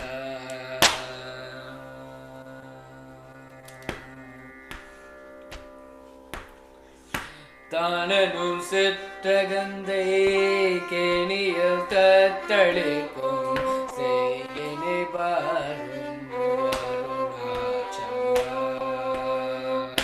தானனும் சிற்றகந்தை கேணியில் தத்தளிக்கும் செய்யினை பாரும் அருணாச்சல சிவ அருணாச்சல சிவ அருணாச்சல ஜாலம் என்னை இட்டிட தொலைந்தேனை மீட்டெடுக்க வாரும் அருணாச்சல காணுலகின் ஜாலம் என்னை இட்டிட தொலைந்தேனை மீட்டெடுக்க வாரும் அருணாச்சல சிவ அருணாச்சல சிவ அருணாச்சல ஆருரமொழி ஜோதினே ஆருய ரமணேசனே ஆதுரமொழி ஜோதினே ஆருய ரமணேசனே பாத கமலம் தாரும் அருணாச்சல சிவ அருணாச்சல சிவ அருணாச்சல ஆத்மஸ்வரூபமே அருணாச்சல சிவ அருணாச்சல சிவ அருணாச்சல சிவ அருணாச்சல சிவ அருணாச்சல சிவ அருணாச்சல சிவ அருணாச்சல ஆத்மஸ்வரூபமே அருணாச்சல சிவ அருணாச்சல சிவ Arunachal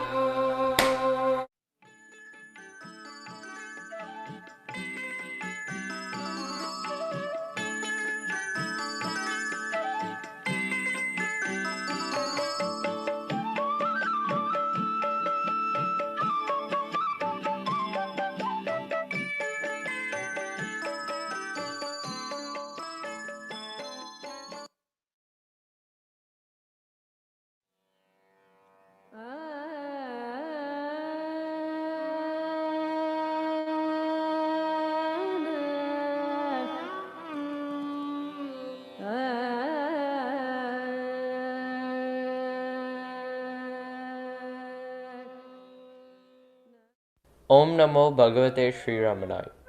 Once there was a wise person who was blind. The person was in a desperate situation. Oh, I'm thirsty. I am really, really thirsty. My throat is parched. Can somebody please lead me to a water source? Please, please, please. But the wise person was standing on the bank of River Ganga that was in full spate. The person didn't have to walk miles, but just enter the Ganga to quench the thirst. While the wise person was still standing, asking for help, there was another wiser person who was also blind. Wiser was doing something different though. I am so thirsty, I could drink a well full of water. Though I cannot see, my bare feet can feel wetness beneath them. I could dig a spring hole and get water by myself without waiting for help. This way I can quench my thirst. Wiser person started to dig a spring well right on the banks of River Ganga. The wiser also did not realize that Ganga River, filled to the brim, was flowing right in front. While the wiser was digging a well, let us turn our attention to a wiser still person who was also blind. I am like a fish. Maybe a lotus plant? I am unable to detect the touch of water on my body. All that I know is that I'm thirsty, really thirsty. Though some people call me wiser, still I am not wise enough to quench my own thirst. Can somebody please help me? Somebody? Anybody? Guess where this wiser still person was? While wise and wiser were standing on the bank, wiser still was standing in neck-deep water right in the Ganga River itself. We all understand the absurdity of the actions of these three persons in this parable. This parable was narrated by the great Manika Vasagar, incarnate Tamil poet Sri Muruganar, who had written more than 1,850 poems on Bhagavan Ramana Maharshi's grace and glory, under the title Ramana Sannidhi Murai. Sri Muruganar narrated this parable when the topic of a seeker's throbbing heart to know and realize the self, that is, Atman, was under discussion. In Sri Muruganar's own words, on how he came about writing Sannidhi Murai, he calls out a similar thirst as in the parable in Tiruvanda Pagudi.